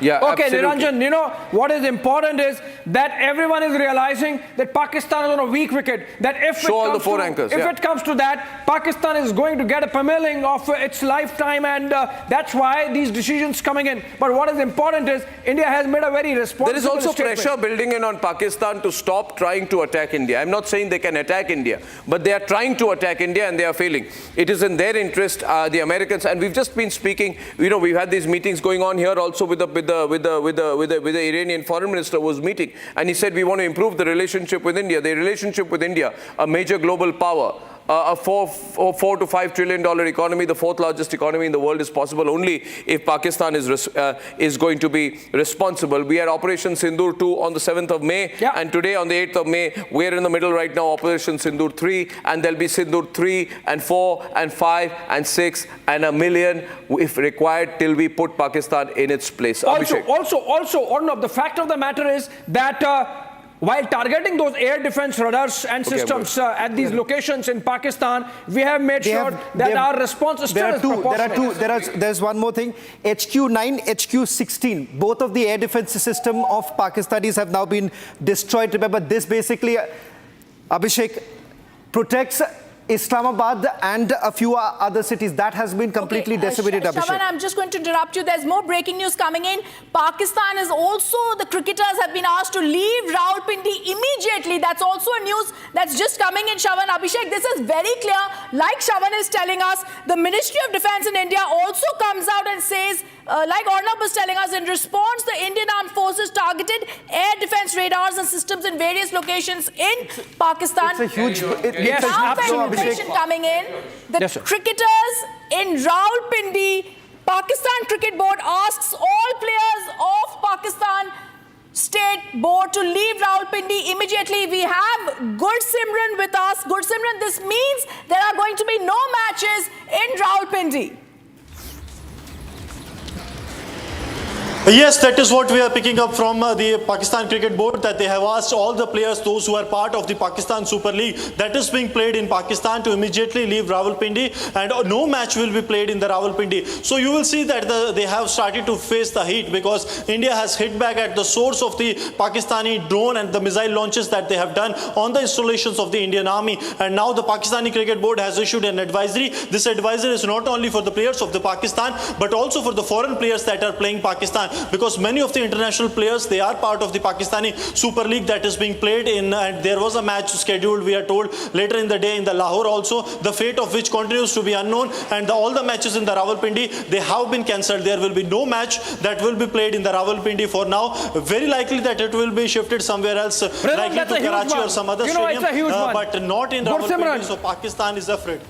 Gursimran, this is a huge one. Remember, Rawalpindi is the general headquarters of the Pakistan Army, and the fact that Rawalpindi is not safe for its citizens speaks volumes about the kind of security that Pakistan Army can provide to the rest of the nation. Also the fact, Rhythm and Shawan, the fact of the matter is that Pakistan was trying to give a stupid spin that India carried those attacks in the dead of the night. Now look at our drones getting deep inside Pakistani territory and hitting locations like Lahore and Karachi and some parts of Sindh, 6 locations to be total, but all of them during the daytime. In fact, this has happened around noon, from morning to noon, and that really gives you an idea, Shawan, that we can hit them whenever we want. It's not about night or day. It's about choosing our own time, best time, to make sure that our targets are, our objectives, our military objectives are achieved. And there is, Abhishek, more news coming in on Sialkot. Shawan, over to you. Well, we just got a confirmation right now as far as the air defense system in Rawalpindi is concerned. Apart from that, Sialkot and Lahore, Abhishek, that's the HQ9 and HQ16, which has been completely Rawalpindi, are you saying Rawalpindi has been hit? That's going to be I have a confirmation. I have a confirmation, not Rawalpindi. I have a confirmation as far as Sialkot is concerned and Lahore. If you can just hold on to Rawalpindi. Even Sialkot, for that matter, the fact that this is the hub from where Pakistan has in earlier wars launched its strikes. Sialkot is compromised, Lahore is compromised, Karachi is compromised, and remember, this is when we have not even started looking at what our naval forces are doing in the Arabian Sea, all geared up, ready to go there in the deep seas and strike if need be. And now Pakistan realizing that the kind of mobilization this time India has done, there is absolutely no chance whatsoever for Pakistan to carry out any swift retort. It's only going to be retort and retribution from Indians in case of Pakistan or any of their generals conceives of any misadventure. Rhythm, look at those pictures. If you can get those still pictures of the DG ISPR, he looks so hassled. Like yesterday, so today. He's not even had the time to comb his hair, and that really gives you an idea of the kind of stress the Pakistani generals are in, given the fact that they have egg on their face and that they have been given a big slap with our ammunition reaching right there inside, in the heart of Punjab, in Bahawalpur, in Lahore, and in Muridke. Remember, Muridke is just on the outskirts, little distance from Lahore, and those targets to be hit with their rudders failing, with their air defense failing, with their systems really not catching any of these missiles and drones. By Pakistan's own admission, 24 of Indian missiles hitting those targets in the Operation Sindoor. In Operation Sindoor, therefore, yesterday Okay, night. there's also and more now, breaking news coming in. Abhishek, External Affairs Minister Dr. S. Jaishankar says India will hit back if Pakistan strikes. It's very clear, these statements coming in now from the Ministry of Defense, from the Indian Army, and this is clear because now we've been told, Abhishek. Yes, Rhythm. Let's play out that reaction first.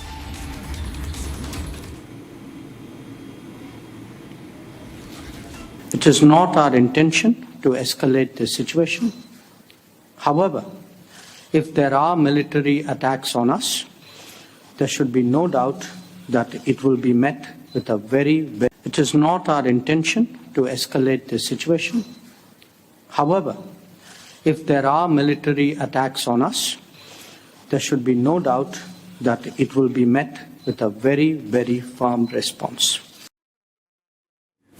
Okay, we're also going to go across to the big breaking news coming in. Shawan is getting us this. Pakistan air defense system is decimated in Sialkot also. Shawan, over to you. you. Well, in fact, the two details coming in as far as from Islamabad is that Pakistan's air defense unit, which is the HQ-9 and layered with HQ-16, both seem to have sustained heavy damages. In fact, this is the one which is at Lahore has been completely neutralized, and the other confirmation we've just got, and as Abhishek was also pointing out, the significance of the air defense system around Sialkot, which too has now suffered heavy damages, basically leaves several of the cities in Pakistan extremely vulnerable right now. So if at all the Pakistanis basically escalate at this point in time, they would face massive damages, because the kind of retaliation that India has essentially prepared would mean heavy damages for them. Absolutely. And I also want to go across for a word to Niranjan, who's also joining us on the story.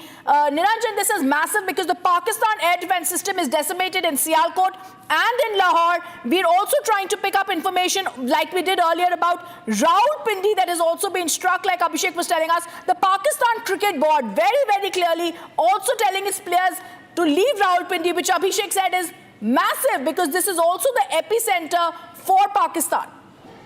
That's correct. That is the Pakistan garrison headquarters. That's where the Pakistan Army and the ISI operate from. Gurudwara has confirmed 7 cities right now. He's not confirming Rawalpindi, but these are the names of the cities that he's confirmed. Bahawalpur, which we already stuck in Operation Sindoor 1, Lahore, Sheikhupura, Sialkot, Gujranwala, Narowal, Chakwal. As far as Rawalpindi is concerned, waiting for an official confirmation. But there are reports, and of course Pakistan media is also claiming, but we can't take them at face value. We will wait for an official confirmation. Rhythm, back to you. Okay, I also want to go back once again to Abhishek and Gursimran on this story. In fact, there are 7 cities, Gursimran, that you have stated have been struck. I want to get more information on that. Bahawalpur, Lahore, Sheikhupur, Sialkot, Gujranwala, Narowal, Chakwal. Gursimran, give us more details. Yes, Rhythm, what the confirmation we got that at the 7 in the morning, the first hit was at the Narowal only, because this has been the confirmation. There was a visual confirmation that was also shared regarding the hits, and then there was Bahawalpur, Sialkot and Narowal and the other areas, Sheikhupura, that was hit by the Indian Armed Forces in their strikes. These strikes are purely retaliatory in the nature. That means these are not the provocative strikes by the Indian Army, but these were the strikes at the source of the Pakistan's provocation, from where Pakistan late last night at around 12:30 to 3:30 at somewhere it was the time of the 180 minutes, where the Pakistan launched multiple attacks at the various locations. So out of the 15 targets that the Pakistan had locked in India to target, all these were military targets.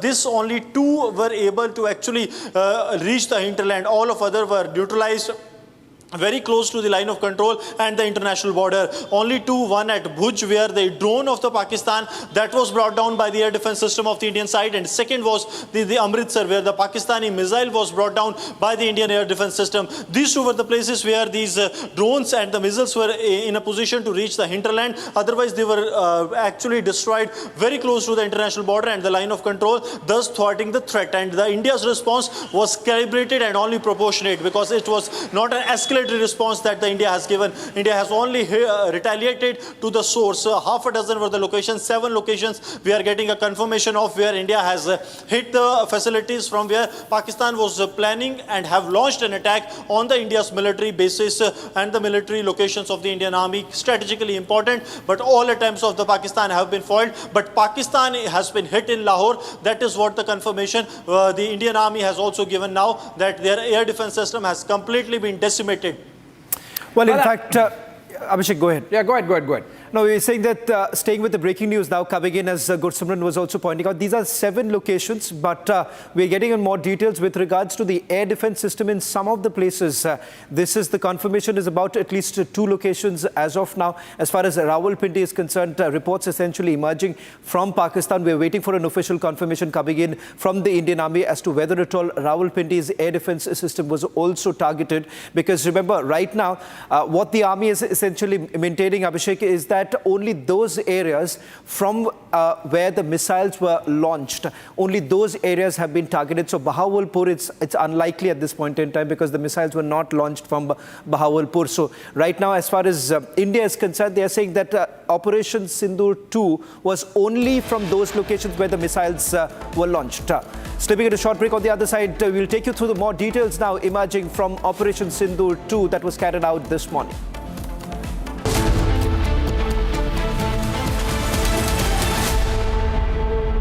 Mahi sir, how much do you love your fans? Honestly, I love my new fans. पुराने वाले बेकार में शोर करते Sir, fans हैं, शोर तो करेंगे ही ना? नए वाले नहीं करते. And they listen to what I say. The new generation Orient BLDC fans. Super silent performance with voice control. Silly me, I thought. Cricket fans.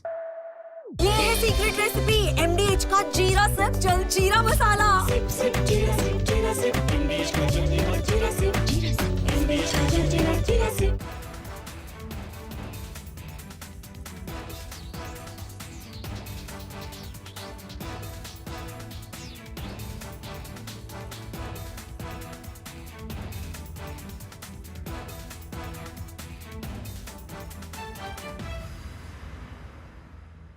Unlike in 2019 when we had hit Balochistan, which was in the wilderness, and Pakistan got an excuse to say that nothing had been damaged or killed, that we had only killed some crows.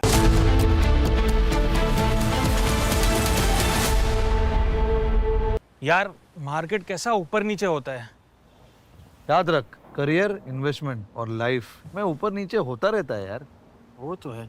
बस भाई डटे रहे, तभी तो अपने सपने पूरे कर सकता है. सही है. लाइफ और म्यूचुअल फंड्स में लॉन्ग टर्म सोचना सही है. सही है. हाँ. म्यूचुअल फंड निवेश बाजार जोखिमों के अधीन है. योजना से जुड़े सभी दस्तावेजों को ध्यान से पढ़ें. MDH की देगी मिर्च. देगी मिर्च का तड़का, अंग अंग फड़का. MDH की देगी मिर्च.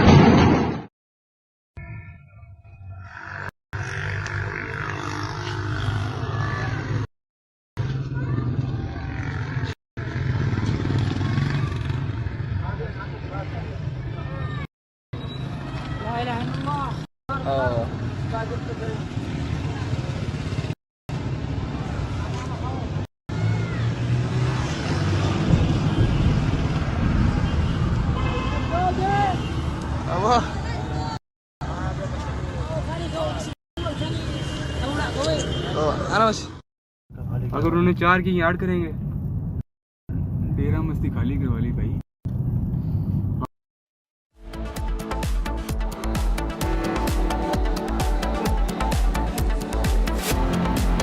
And we're coming back with pictures of how Pakistani drones and missiles failed to make a landing, all stopped in the skies by Indian air defense systems. Pictures that make every Indian proud. 15 cities were targeted, none of them managed to hit us.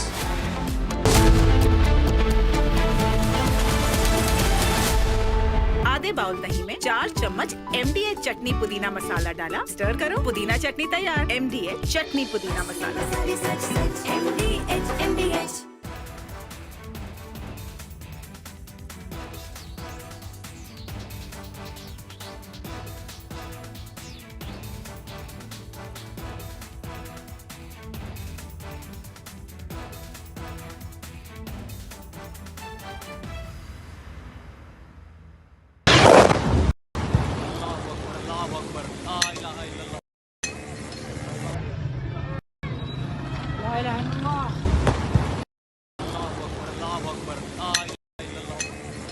Of different weapon systems, because you cannot risk putting all eggs in one basket. ये मस्जिद मरकज उमर करा के अंदर ये नुकसान है. Not risk putting all eggs in one basket.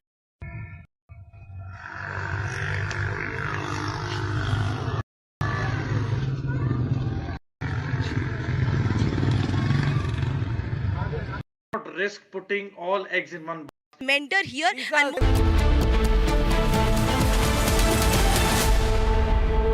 In the global employability rankings by Times Higher Education UK, only the following 6 institutions from India are ranked amongst the top 230 in the world for having the most employable graduates. IIT Delhi, IISc Bangalore, IIT Bombay, IIM Ahmedabad, IIT Kharagpur and Amity University.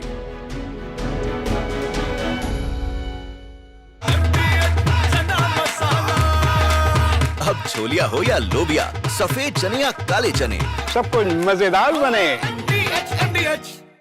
Pakistani और India ने जंग शुरू कर दी है। अभी Bahawalpur city के अंदर मौलाना मसूद अजहर साहब के जो है मदरसा है उसके ऊपर 4 मिसाइल दागे गए हैं। 4 मिसाइलों के साथ हमला किया गया है मौलाना मसूद अजहर साहब के मदरसे के ऊपर। हम अपनी अफवाज पाकिस्तान के साथ खड़े हैं, लेकिन मेरा सवाल है कि हमारी एजेंसीज कहाँ सोई हुई थी, हमारी अफवाज पाकिस्तान कहाँ सोई हुई थी जब ये हमला हुआ। मुजफ्फराबाद की भी खबर आ रही है कि मुजफ्फराबाद वाली साइड पे भी ये अटैक हुआ है, लेकिन सबसे पहले मेरे बहावलपुर सिटी के अंदर अटैक हुआ है ब्लास्टिक मिसाइल के साथ। उन्होंने हमला किया है मौलाना मसूद अजहर साहब के मदरसे के ऊपर। 4 मिसाइल मारे गए हैं। अभी ये कहना कबल वक्त है कि गोया कितनी सच्चाई है इस खबर के अंदर, किस साइड से ये मिसाइल आए हैं ये भी कन्फर्म होना बाकी है, लेकिन ये कन्फर्म न्यूज़ है कि उनके मदरसे के ऊपर 4 मिसाइल मारे गए हैं।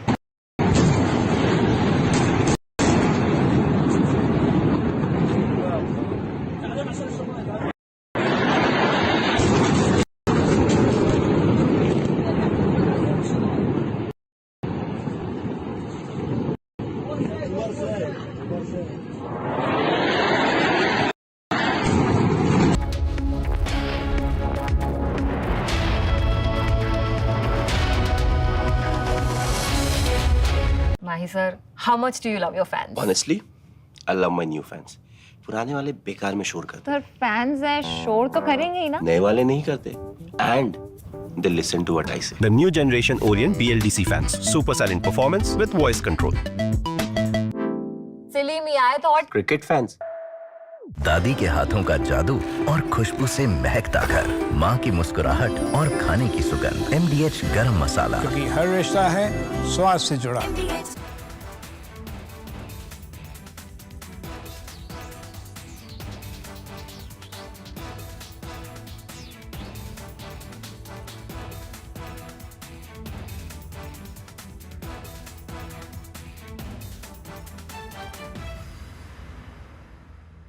Unlike in 2019 when we had hit Balochistan, which was in the wilderness, and Pakistan got an excuse to say that nothing had been damaged or killed, that we had only killed some crows and pigeons and sparrows.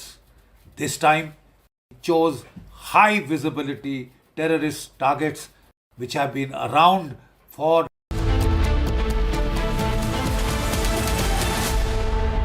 MDH की हल्दी मिर्ची धनिया करे कमाल, ये रंग दे, ये खुशबू दे, ये तीखा, ये कम पड़े, क्या निराला MDH masala.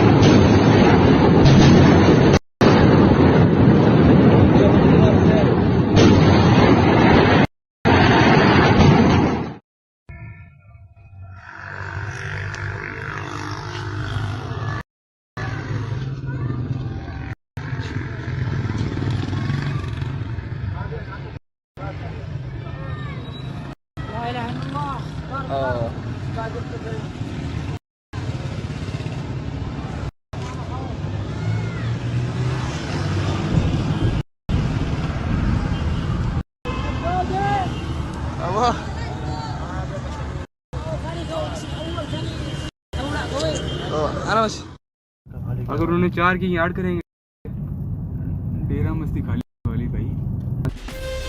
From Asia's largest news headquarters, setting the agenda for Bharat.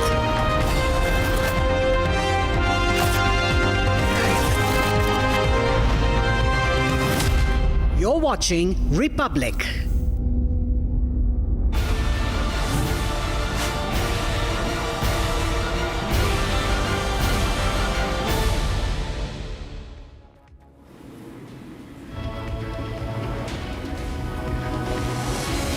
Good evening. Indian Armed Forces had said that our response and commitment is there will be no escalation provided it's respected by the Pakistan military. Viewers, it's time for Operation Sindoor 2 because the Pakistan military does not know how to be ensuring there is no any strikes from them. They've struck us and we're going to ensure that their systems fail. There's some breaking news that's coming in.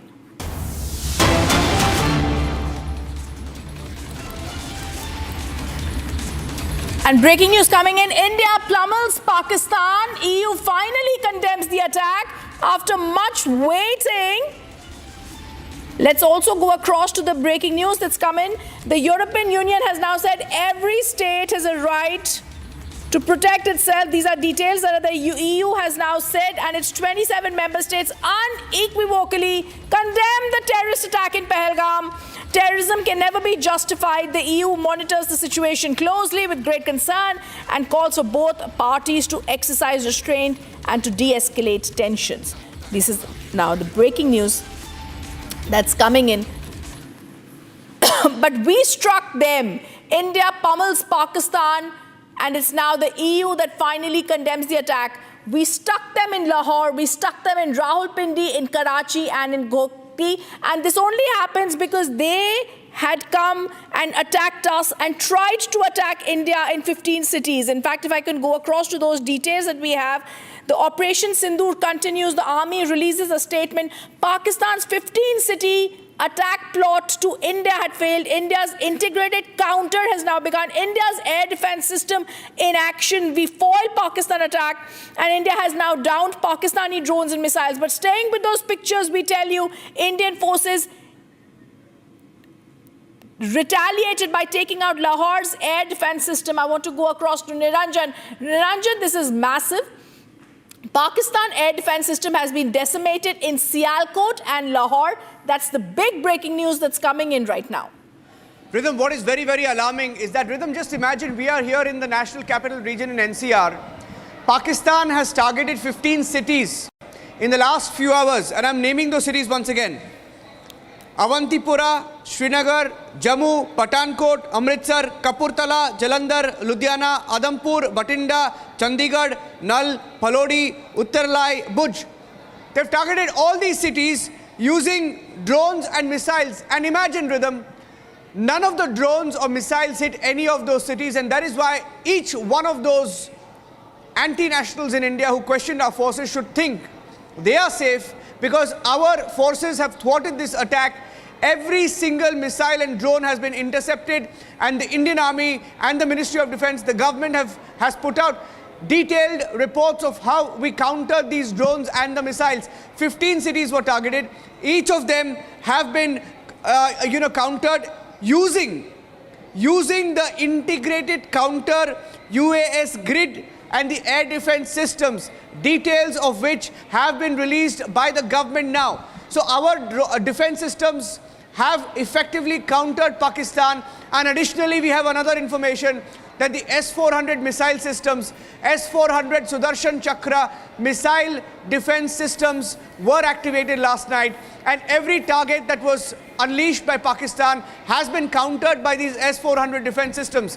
So that is huge, because if 15 cities were targeted, you can imagine the number of projectiles or the missiles that were sent by Pakistan, and each of them has failed, effectively failed. And as a counter, the government has also confirmed that we went after some of their radar systems to specifically target especially the areas from where these missiles and drones came from. Some of those cities you mentioned just now, Lahore, this morning, it was a cantonment area, and one of their drone systems and their weapon defense system has been destroyed. Their radar system has been destroyed. There are reports of the other cities as well hit, including Sialkot. I just want to go across once to Gursimran Niranjan on the big breaking news that's coming in. And Gursimran, last night, like Niranjan is telling us, Pakistan attempted to target military installations in multiple Indian cities: Avantipura, Srinagar, Jammu, Pathankot, Amritsar, Kapurthala, Jalandhar, Ludhiana, Batinda, Chandigarh, Bhuj. India successfully intercepted all the incoming threats. We launched a counter-retaliatory strike Now this included the neutralization of the defense system in Lahore. We've also struck them in Sialkot. But what we're trying to say, Gursimran, and you can give us more details, what we've told the Pakistani is that the response will be only non-escalatory. It is only being done if they persist. See, it's very clear to the Pakistan by now that India will strike back Pakistan if they dare to target any of the civilian areas or the military installations of the Indian army. It's no more the India that will bear the Pakistan's brutal attacks on the Indian soil. Because see what has happened, that last night it was 12:30 when the lights were off, the entire electricity was cut off. It was based on some of the intelligence input that the security forces had. There was a total blackout. After that, at 1 exactly, I remember, I was there, I was recording a video. At 1 exactly, there was a siren that went off for 2 minutes. After that, a couple of minutes, I got to know that there is an interception or there is a loud explosion that was heard in the Amritsar, and all the rest of this, except a Bhuj drone that came into the hinterland area, all other threats were eliminated by the armed forces, by the air defense systems, very close to the line of control and the international border. None of the 13 threats out of total 15 could even reach the hinterland area or the area of the population close to the border.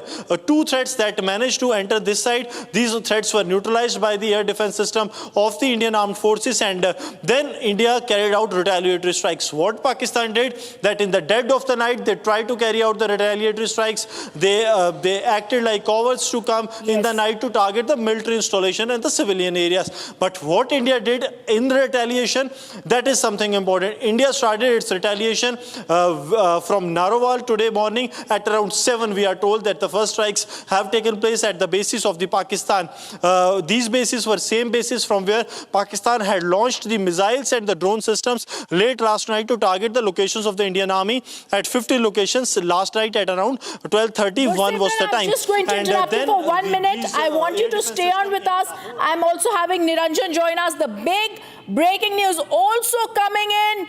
After India strikes Lahore, now the US consulate in Lahore directs all consulate personnel to shelter in place due to reports of drone explosions. The US consulate in Lahore has directed them that there is going to be possible airspace incursions in and near Lahore in a security alert. The consulate said it's received initial reports that authorities may be evacuating some areas adjacent to Lahore's main airport. It's also asked American citizens to leave the area of conflict for their safety. Niranjan, it's coming across to this, but this is only coming because very, very clearly US Embassy issuing that alert that in Pakistan there's a travel advisory, so as to say now, because Pakistan has now tried to attack India, India is only retaliating. You know, Rhythm, what is very, very telling about the statement from America is that US Embassy and a specific alert on the US consulate in Lahore, and this is dated this morning. It has just come out and they have confirmed, US consulate has confirmed reports of drone explosions, reports of down drones, possible airspace incursions in and near Lahore. The US is saying there is possible airspace incursions in and near Lahore, and the US Consulate General in Lahore has directed all consulate personnel to shelter in place. Secondly, the consulate has also received initial reports that authorities may be evacuating some areas adjacent to Lahore's main airport. So the US has some information that areas around Lahore's main airport is being evacuated right now, and that is why they've also issued this alert. Point number 3, saying that US citizens who find themselves in an area of active conflict, they should leave immediately and they should do so safely, and if it is not safe to leave, they should shelter in place. Saying that the US Embassy and consulates in Pakistan will continue to send updates. The actions they have asked US citizens to take: 1, seek secure shelter and have evacuation plans. Niranjan, I just want to go across to one graphics that we are getting, and you can also speak over that. We're getting the breaking news that's now coming in, and India has now taken out the Pakistan's air defense system in 7 locations. This is the big breaking news. If I can also get Shavan to join us on the story. It's in Sialkot.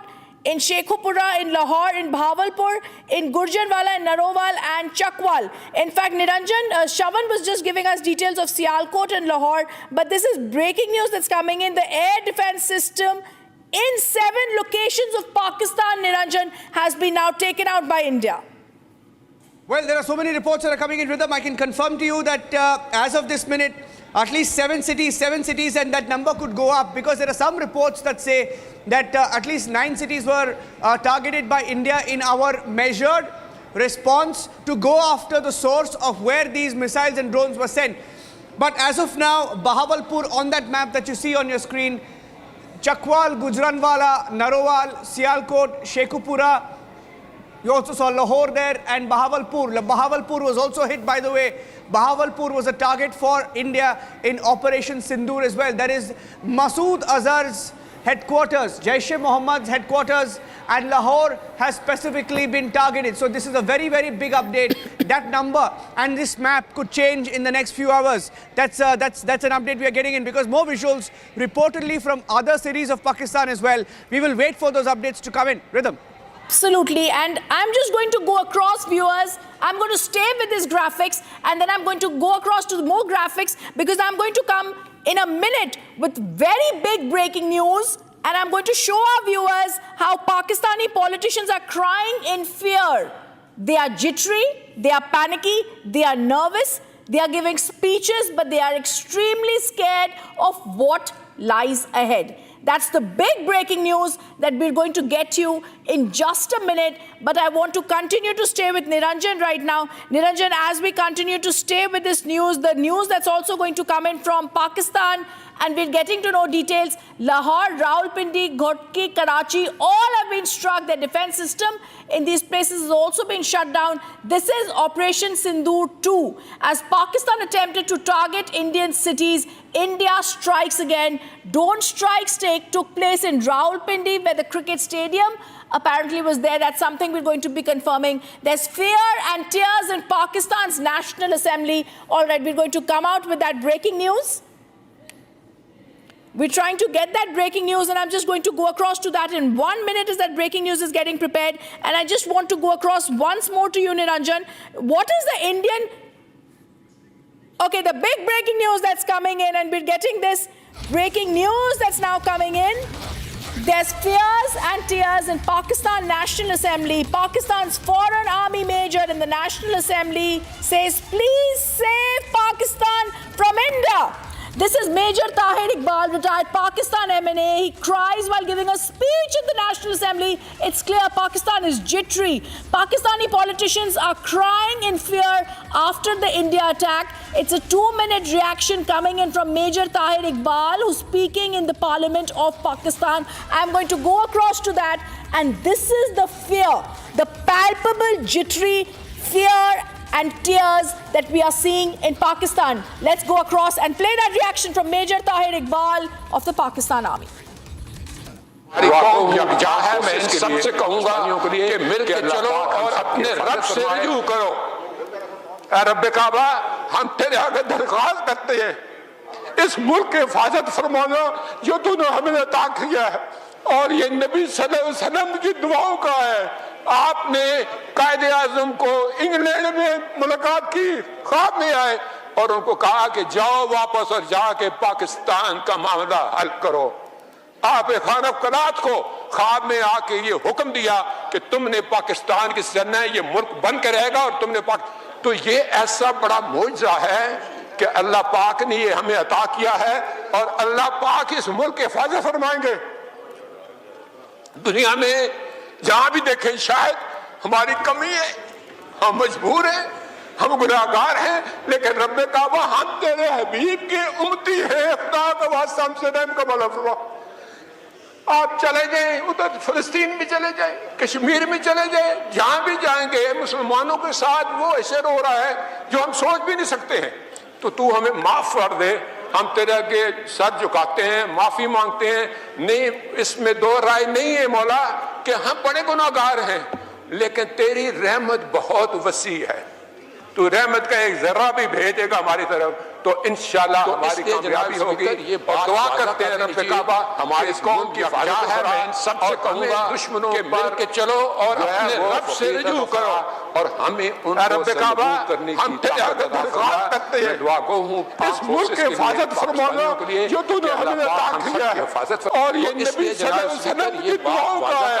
आपने हमारी कौम की है, मैं इन सबसे कहूंगा कि मिल के चलो और अपने रब से रुजू करो, जाओ वापस और जाके पाकिस्तान का मामला हल करते हैं। आप खाना मुल्क को हिफाजत में आके ये हुक्म दिया तुमने पाकिस्तान के सामने ये मुल्क बन के रहेगा और तुमने तो ये ऐसा बड़ा मौजूद है को अल्लाह पाक ने ये हमें अता किया है और अल्लाह पाक इस मुल्क के जाओ वापस और जाके पाकिस्तान का मामला हल करो। जहाँ भी देखें हमारी कमी में आके ये हुक्म दिया कि तुमने पाकिस्तान के सामने ये मुल्क बन के रहेगा और तुमने तो ये ऐसा बड़ा मौजूद है कि अल्लाह पाक ने ये हमें अता किया है और अल्लाह पाक इस मुल्क के हिफाजत कश्मीर में चले जाए, जहाँ भी जाएंगे मुसलमानों के साथ जहाँ भी देखें शायद जो हम सोच भी नहीं सकते तो तू हमें माफ कर दे। हम गुनाहगार हैं, माफी मांगते हैं, इसमें दो राय नहीं है मौला, हम बड़े गुनाहगार हैं लेकिन तेरी रहमत बहुत वसी है। कश्मीर में चले रहमत का एक जरा भी भेजेगा हमारी तरफ के साथ इंशाअल्लाह हमारी कामयाबी होगी। हम सोच भी नहीं सकते, दुआ करते हैं रब हमें माफ कर दे, मुल्क की हिफाजत करे, सर झुकाते हैं, माफी मांगते हैं, नहीं इसमें दो राय नहीं है मौला कि हम बड़े गुनाहगार हैं लेकिन तेरी रहमत बहुत वसी है। आर्म फोर्सेस के लिए रहमत का एक जरा भी भेजेगा हमारी तरफ सबकी इंशाअल्लाह हमारी कामयाबी होगी। और दुआ करते हैं रब काबा कि इस मुल्क की हिफाजत फरा और हमें दुश्मनों पर जो है वो फकीर अता फरा और हमें उनको सरनगू करने की ताकत अता फरमा। मैं दुआ गो हूँ आर्म फोर्सेस के लिए। Well, back-to-back breaking developments coming in, ladies and gentlemen, as we strike at least 7 targets in Pakistan in retaliation to their drone and missile attack. They targeted 15 cities and we are giving it back in every single city where they launched the drones and missiles from. You just saw the video of a Pakistani senator crying, saying, "Save Pakistan from India." That's the kind of fear that is spread in Pakistan, especially after we've struck their terror targets, the terror headquarters, and all the locations from where they launched the attack. Let's play that video out once again. That's a reminder to Pakistan that they once again try to target India. This is what they will get. Take a look at this senator crying in the Pakistan National Assembly.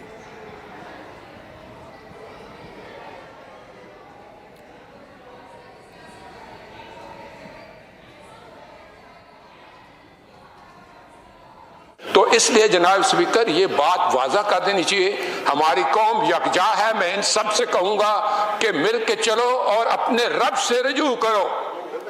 ऐ रब काबा हम तेरे आगे दरख्वास्त करते हैं इस मुल्क की हिफाजत फरमाना जो तूने हमें अता किया है और ये नबी सल्लल्लाहु अलैहि वसल्लम की दुआओं का है।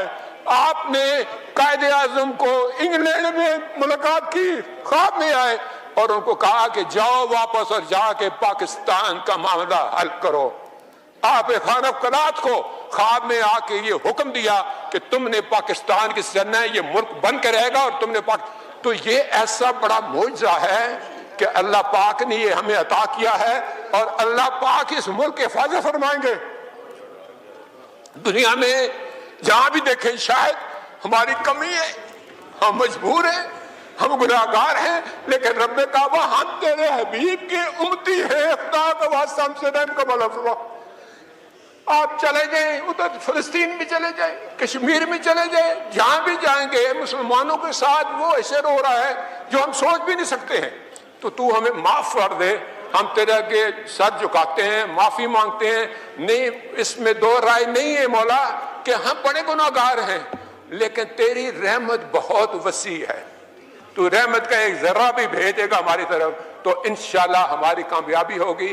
और दुआ करते हैं रब्बे काबा कि इस मुल्क की हिफाजत फरा और हमें दुश्मनों AQA Sri Sanjay Chawla, CMDs of DPSUs, senior officers, head of the industry associations, young entrepreneurs, friends from media, ladies and gentlemen. जिस समय secretary defence production welcome speech दे रहे थे तो उन्होंने आभार व्यक्त किया कि मैं इस कार्यक्रम में आप सबके बीच उपस्थित हूं। सच्चाई यह है, खैर उन्हें औपचारिकता पूरी करनी थी, पूरी की उन्होंने, लेकिन इस नेशनल क्वालिटी कॉन्क्लेव में आना मुझे बेहद अच्छा लगा है।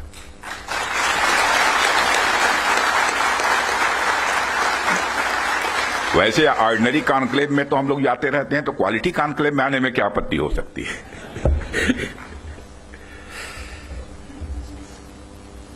साथियों, सबसे पहले तो मैं हमारी आर्म फोर्सेज ने कल जो कार्रवाई की है,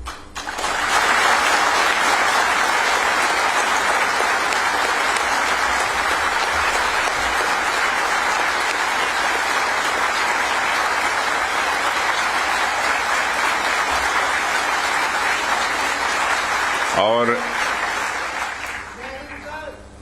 जय हिंद, जो शौर्य और पराक्रम दिखाया है उसके लिए मैं हृदय से बधाई देता हूं। पाकिस्तान और पीओके में जिस तरह से हमारी आर्म्ड फोर्सेस ने टेरर कैंप्स को नेस्त नाबूद किया है, वो हम सबके लिए एक गौरव का विषय है।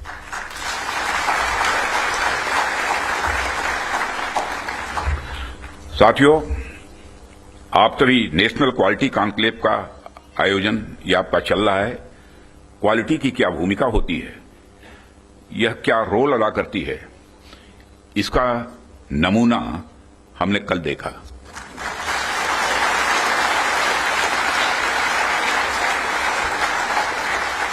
जिस प्रेसिजन के साथ यानी जिस सटीकता के साथ ऑपरेशन सिंदूर एग्जीक्यूट किया गया, वह अनइमेजिनेबल है, बहुत ही सराहनीय है। इसमें 9 टेररिस्ट कैंप्स तबाह हुए और अच्छी खासी संख्या में आतंकी मारे गए। जिस तरह से इस ऑपरेशन को किसी भी इनोसेंट को नुकसान पहुंचाए बिना मिनिमम कोलेटरल डैमेज के साथ अंजाम दिया गया, वह इसलिए संभव हो पाया क्योंकि हमारे formidable and professionally trained armed forces के पास इक्विपमेंट भी हाई क्वालिटी के थे।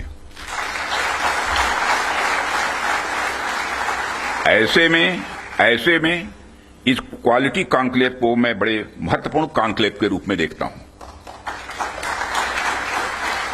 मैं इस आयोजन के लिए डिपार्टमेंट ऑफ डिफेंस प्रोडक्शन और इनके secretary defence production Shri Sanjeev Kumar को भी हार्दिक बधाई देता हूं और क्वालिटी एश्योरेंस ऑर्गेनाइजेशंस को भी मैं बधाई देता हूं। साथियों, अभी मैं इस कॉन्क्लेव की थीम देख रहा था, fast tracking of quality assurance through integrated approach and technology enabled processes. आपकी यह थीम मुझे बेहद अच्छी ही नहीं लगी, बल्कि दिलचस्प भी लगी, इंटरेस्टिंग लगी।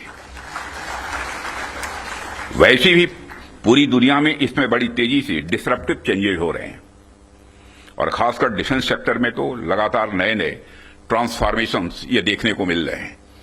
ऐसे में क्वालिटी असेसमेंट को फास्ट ट्रैक करना न सिर्फ रेलेवेंट है, बल्कि मैं समझता हूं यह समय की मांग है। उन चेंजेस को देखते हुए यह थीम अपने आप में बहुत ही रेलेवेंट हो जाती है। इतनी इंटरेस्टिंग और रेलेवेंट थीम रखने के लिए भी मैं आप सबको बधाई देता हूं। साथियों, अक्सर मुझे आर्म्ड फोर्सेस के अलग अलग कार्यक्रमों में प्रायः जाने का अवसर मिलता है। रिसर्च एंड डेवलपमेंट ऑर्गेनाइजेशंस के इवेंट्स में जाने का भी अवसर मिलता रहता है। प्राइवेट सेक्टर द्वारा आयोजित कार्यक्रमों में भी मैं प्रायः जाता ही रहता हूं, परंतु आज का यह जो मंच है, यह अपने आप में बड़ा अलग है और एक विशिष्ट मंच है। मैं ये देख रहा हूं कि यहां कई सारे लोग हैं जो अलग अलग फील्ड्स में महारत जिन्होंने हासिल की है, महारथी बैठे हैं यहां। इसलिए मुझे लगता है कि आज की हमारी बातचीत भी कई मायनों में विशेष होने वाली है। साथियों, इस क्वालिटी कॉन्क्लेव की महत्ता और आवश्यकता पर तो मैं आगे चर्चा करूंगा ही, परंतु पहले मैं आपको कुछ ऐसे बिंदुओं से कुछ ऐसे पॉइंट से अवगत कराना चाहूंगा जो हमारी सरकार की प्रायोरिटीज से जुड़े हुए हैं। 2014 में माननीय प्रधानमंत्री जी के नेतृत्व में हमारी सरकार आने के बाद प्रधानमंत्री जी ने हमें एक अत्यंत महत्वपूर्ण सूत्र प्रदान किया। उन्होंने शुरुआत में ही डिफेंस प्रोडक्शन सेक्टर के एम्पावरमेंट पर विशेष बल दिया। उन्होंने जो सूत्र दिया उसके पीछे की फिलॉसफी थी डिफेंस सॉवरेंटी। डिफेंस सॉवरेंटी का मतलब कि जब तक कोई देश अपनी डिफेंस नीड्स में कैपेबल तथा सेल्फ रिलायंट नहीं होता तब तक उसकी आजादी पूरी तरह से नहीं मानी जा सकती। जब तक हम अपनी सुरक्षा के लिए इंपोर्ट पर डिपेंडेंट रहेंगे तब तक कहीं न कहीं हमारी आत्मशक्ति में अधूरापन रहेगा। ये अगर हम अपने हथियार और रक्षा उपकरण विदेशों से खरीदते हैं तो इसका मतलब है कि हम अपनी सुरक्षा को आउटसोर्स कर रहे हैं और उसे किसी और के भरोसे छोड़ रहे हैं। यह बात लॉन्ग रन में सही नहीं हो सकती। हमारी सरकार ने इस विषय पर गंभीरता से सोचा और आत्मनिर्भरता हासिल करने का निर्णायक कदम भी उठाया है। आप सब तो जानते ही हैं कि देश में पहले से ही ऑर्डिनेंस फैक्ट्रीज का एक इंडिजिनस सिस्टम रहा है और इन फैक्ट्रीज ने एक समय पर बेहतरीन काम किया और देश की सुरक्षा जरूरतों को पूरा करने में बहुत ही अहम भूमिका निभाई भी है। इनके अलावा हमारे पास डिफेंस पीएसयूज का भी एक मजबूत इकोसिस्टम पहले से ही है। हमारी सरकार ने डिफेंस प्रोडक्शन में क्वालिटी और क्वांटिटी दोनों पर समान रूप से बल दिया है। इसी दिशा में कई क्रांतिकारी कदम उठाए गए, जिनमें से कुछ महत्वपूर्ण कदमों का उल्लेख मैं यहां करना चाहूंगा।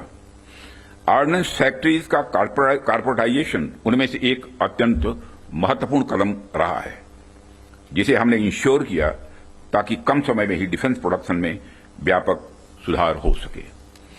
यहां मैं जरूर बताना चाहूंगा कि ऑर्डिनेंस फैक्ट्रीज का कॉर्पोरेटाइजेशन हमारे लिए कोई बहुत सरल प्रक्रिया नहीं थी। इसमें अनेक जटिल प्रश्न थे और चैलेंजेज भी थे, परंतु हमने इसे इसलिए लागू किया क्योंकि यह एक अर्जेंट रिफॉर्म था। अब प्रश्न उठता है कि यह अर्जेंट क्यों था। इसका एक बड़ा कारण था क्वालिटी। आप सभी स्पेशलिस्ट के समक्ष मैं यह कह सकता हूं कि सरकार ने क्वालिटी को अपना प्रायोरिटी रिफॉर्म एजेंडा बनाया है। हमने क्वालिटी इंप्रूवमेंट को ही टारगेट करते हुए ऑर्डिनेंस फैक्ट्रीज का कॉर्पोरेटाइजेशन किया। तब से लेकर आज तक डिफेंस पीएसयूज ने लगातार सुधार किया है और कॉर्पोरेटाइजेशन के पश्चात क्वालिटी प्रोडक्शन को लगातार आगे बढ़ाने का प्रयास भी किया गया है और आज ये डीपीएसयूज इंटरनेशनली कॉम्पिटिटिव हो रहे हैं। आज ये अपने रिसर्च एंड डेवलपमेंट पर भी अच्छा फोकस कर रहे हैं। आज ये ऑर्गेनाइजेशन पहले से कहीं ज्यादा वाइब्रेंट और एक्सपोर्ट ओरिएंटेड हो रहे हैं। वैसे तो अभी कुछ कार्य बाकी है, पर मैं इतना जरूर आश्वस्त हूं कि जिस प्रकार पब्लिक सेक्टर में रिफॉर्म के लिए हम प्रयासरत हैं, वह हमें आने वाले समय में काफी अच्छे रिजल्ट्स देने वाला है। साथियों, पब्लिक सेक्टर के डेवलपमेंट के पीछे हमारा एक ही उद्देश्य भी रहा है कि एक healthy competitive private defence ecosystem का विकास किया जाए, जो अपनी क्वालिटी के माध्यम से देश की सुरक्षा को और अधिक मजबूत बनाए। जैसा कि हम सभी जानते हैं कि क्वालिटी को लेकर प्राइवेट सेक्टर की अपनी एक अच्छी खासी इमेज होती है। किसी भी क्षेत्र में प्राइवेट सेक्टर अपनी गुणवत्ता के लिए जाना जाता है। आज चाहे बड़े प्लेटफॉर्म्स हों या सिस्टम्स, एमएसएमईज हों या स्टार्टअप्स, हमने ऐसा प्राइवेट इंडस्ट्रियल बेस तैयार किया है जो देश के डिफेंस सेक्टर के विकास में सक्रिय भागीदार बन रहा है और उसे सशक्त कर रहा है। आज रिलीज होने वाले इंडस्ट्री 4 को भी मैं इसी संदर्भ में देख रहा हूं।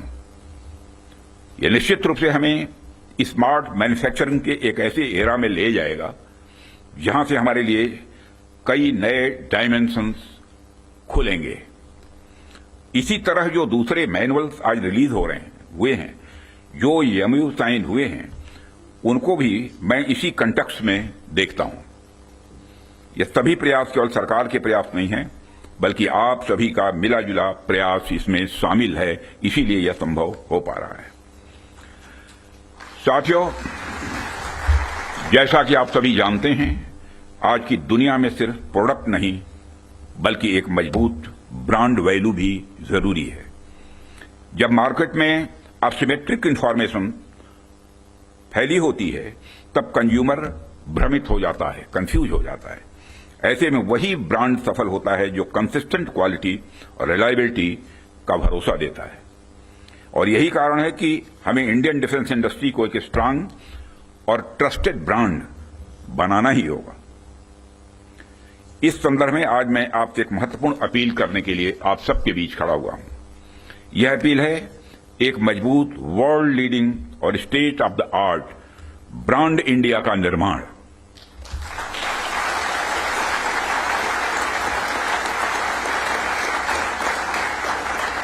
ताकि दुनिया की डिफेंस मार्केट में प्रोडक्ट्स को लेकर जब कंट्रीज के मन में डाउट हो तो वह ब्रांड इंडिया को चूज करे। Whenever in doubt, go for India। यह हमारी यूएसपी होनी चाहिए, यही हमारी यूएसपी होनी चाहिए। ब्रांड इंडिया का मतलब है कि अगर किसी इंडियन कंपनी ने कुछ प्रॉमिस किया है तो वो होगा ही होगा, होकर ही रहेगा। किसी प्रोडक्ट की भला फला रेंज तक मारक क्षमता है तो होगा ही होगा, यह भरोसा होना चाहिए। उससे नीचे का तो कोई सवाल ही खड़ा ही नहीं होता। किसी प्रोडक्ट की फला टेम्परेचर तक में काम करने की कैपेसिटी है तो होगी ही होगी, उससे नीचे का तो कोई प्रश्न ही नहीं खड़ा होता। यह होना चाहिए हमारा क्वालिटी एश्योरेंस और ब्रांड इंडिया का भरोसा। और जब हम ऐसा कर पाने में सफल होंगे तभी इंटरनेशनल बायर्स हमें एक ट्रस्टेड सप्लायर के रूप में देखेंगे और कहेंगे don't go for doubt, go for India.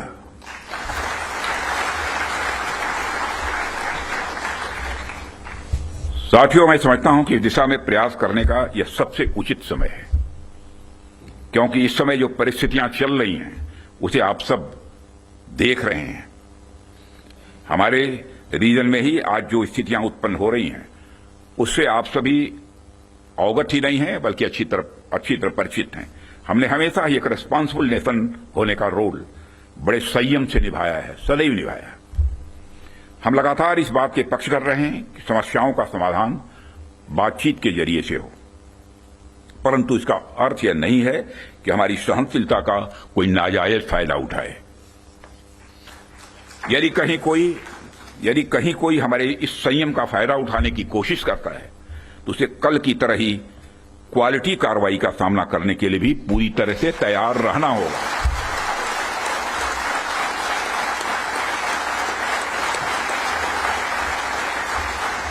कल की तरह ही क्वालिटी कार्रवाई का सामना करने के लिए उसे तैयार रहना होगा। भारत की संप्रभुता की सुरक्षा में कोई भी हद हमारे लिए बाधा नहीं बनेगी, इसका मैं देशवासियों को भरोसा देता हूं। मित्रों, ऐसे रेस्पॉन्सिबल रेस्पॉन्सेस के लिए हम आगे भी पूरी तरह से तैयार हैं। और यदि हमारी यह तैयारी बनी हुई है तो इसमें आपका एक बहुत बड़ा रोल है, बहुत ही महत्वपूर्ण रोल है। इसके लिए मैं आप सबको बधाई देना चाहता हूं, आप सबकी मैं सराहना करता हूं। भारत का यह expanding defence industrial universe, Bharat का यह expanding defence industrial universe Bharat को एक अभूतपूर्व संबल प्रदान कर रहा है। और इसी प्रकार अगर हम आज के ग्लोबल सिनेरियो पर नजर डालें तो ग्लोबल ऑर्डर में हमें बड़े बड़े चेंजेस देखने को मिल रहे हैं। हमारे सामने कई अनसर्टेन डायमेंशंस ओपन हो रहे हैं। यूरोप से लेकर एशिया तक हर जगह कॉन्फ्लिक्ट्स बढ़ते जा रहे हैं। Ukraine Russia conflict, Israel Palestine tension और मिडिल ईस्ट अनरेस्ट ने यह साबित कर दिया है कि ग्लोबल स्टेबिलिटी आज अपने आप में बहुत ही फ्रेजाइल है। अभी पिछले कुछ समय से हमें यूरोपियन यूनियन और नाटो के सिक्योरिटी सिनेरियो में भी काफी हद तक बदलाव देखने को मिल रहा है। जो यूरोपियन यूनियन एक समय पर बड़े स्तर पर नाटो पर डिपेंडेंट था, वही यूरोपियन यूनियन आज बड़े स्तर पर रीअर्मामेंट की ओर तेजी से बढ़ रहा है। जाहिर सी बात है कि जब विकसित देश रीअर्मामेंट की तरफ बढ़ेंगे तो आर्म्स एंड इक्विपमेंट की डिमांड भी स्वाभाविक रूप से बढ़ेगी। बढ़ेगी क्या, बल्कि मैं यह कह सकता हूं कि यह डिमांड लगातार नई ऊंचाइयां छू रही है। हाल ही में मैं Stockholm International Peace Research Institute की एक रिपोर्ट पढ़ रहा था और अभी कुछ दिन पहले उन्होंने एक रिपोर्ट जारी की है और उसी रिपोर्ट में यह बताया गया है कि वर्ल्ड मिलिट्री एक्सपेंडिचर 2024 में 2718 बिलियन डॉलर तक पहुंच गया है, जो अपने आप में मैं समझता हूं कि बहुत बड़ी बात है। यदि मैं और मेरे कहने का अर्थ यह है कि चाहे डोमेस्टिक डिफेंस रिक्वायरमेंट हो या इंटरनेशनल, आज आर्म्स एंड इक्विपमेंट तथा डिफेंस प्रोडक्ट्स की रिक्वायरमेंट पहले से कहीं ज्यादा है और आपके द्वारा किए जा रहे प्रयासों से इस देश का जो डिफेंस मैन्युफैक्चरिंग सेक्टर है वह ब्रांड इंडिया फिलॉसफी के साथ विश्व में अपना सिक्का जमा सकता है। साथियों, ऐसा नहीं है कि यह बात मैं सिर्फ कहने के लिए कह रहा हूं, हमने पास्ट में ऐसा करके दिखाया है। यदि मैं आंकड़ों की बात करूं तभी 2024-25 के फाइनेंशियल ईयर में हमारा डिफेंस एक्सपोर्ट अप्रॉक्सीमेटली 24,000 करोड़ के रिकॉर्ड आंकड़े को पार कर गया है और यह हम सबके लिए प्रसन्नता की बात है कि हमने इस लक्ष्य को प्राप्त किया है। लेकिन हमें यहां पर रुकना नहीं है, हमारा लक्ष्य इससे कहीं अधिक बड़ा है और हमने निर्धारित किया है कि 2029 तक डिफेंस एक्सपोर्ट को कि इस आंकड़े को बढ़ाकर हमको 50,000 करोड़ तक ले जाना है और 2047 तक जब हम पूर्ण विकसित एक डेवलप्ड नेशन के रूप में खड़े होंगे, राष्ट्र बनेंगे, उस समय तब तक तो हमें दुनिया का सबसे बड़ा डिफेंस एक्सपोर्टर बनना है। लक्ष्य बड़ा होना चाहिए, तभी हम कुछ कर सकते हैं। इतने बड़े लक्ष्य की प्राप्ति के लिए बेहद जरूरी है कि हम अपने डिफेंस इक्विपमेंट की क्वालिटी को लेकर पूरी दुनिया में एक ट्रस्ट डेवलप करें, लोगों का दिल जीतें, लोगों का भरोसा जीतें। डिफेंस इक्विपमेंट का एक्सपोर्ट करने से पहले हमें इस ट्रस्ट को एक्सपोर्ट करना पड़ेगा। डिफेंस इक्विपमेंट का एक्सपोर्ट करने से पहले हमें उस ट्रस्ट को एक्सपोर्ट करना पड़ेगा, तभी यह होगा।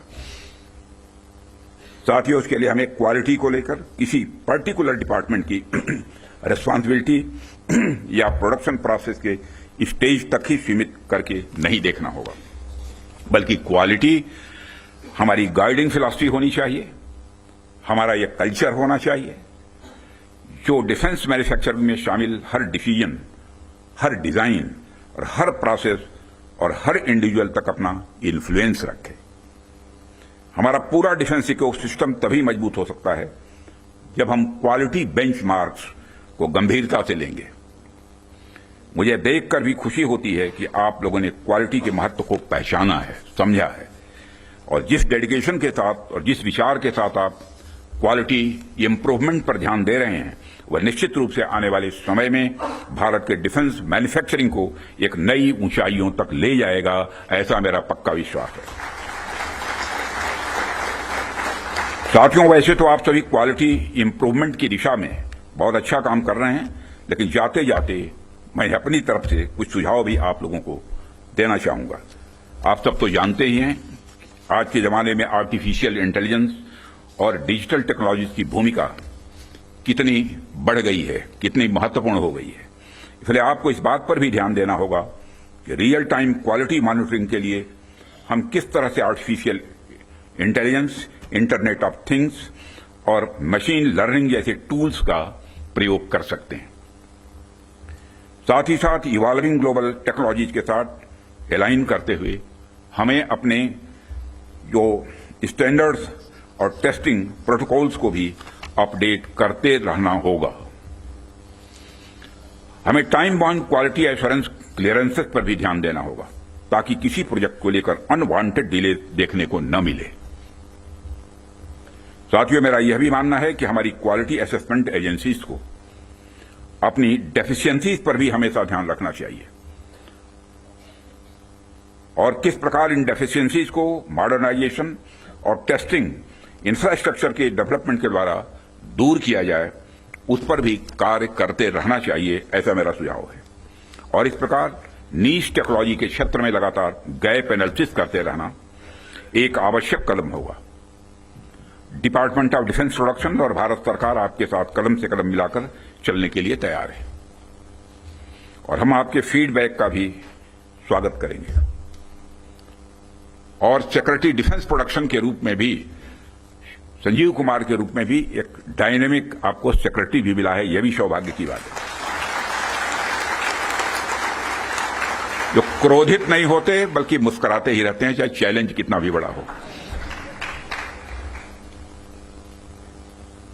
और साथियों, हम आपके फीडबैक का भी स्वागत करेंगे। मुझे पूरा विश्वास है कि हम सब मिलकर क्वालिटी असेसमेंट और क्वालिटी एश्योरेंस के आपके प्रयासों को और गति प्रदान करेंगे। मुझे इस बात का भी पूरा विश्वास है, जब हम सब मिलकर प्रयास करेंगे तो निश्चित रूप से भारत ग्लोबल डिफेंस मार्केट के की प्लेयर के रूप में इमर्ज होकर ही रहेगा। यही आज की हमारी कॉन्क्लेव के थीम की प्रासंगिकता है। मैं आप सभी का आभार व्यक्त करता हूं कि आपने इतने रेलेवेंट टॉपिक पर इस कॉन्क्लेव का आयोजन किया। इस इनिशिएटिव्स के लिए आप सभी बधाई के पात्र हैं और इस कॉन्क्लेव की सफलता के लिए मैं हार्दिक शुभकामनाएं देते हुए अपना निवेदन समाप्त करता हूं।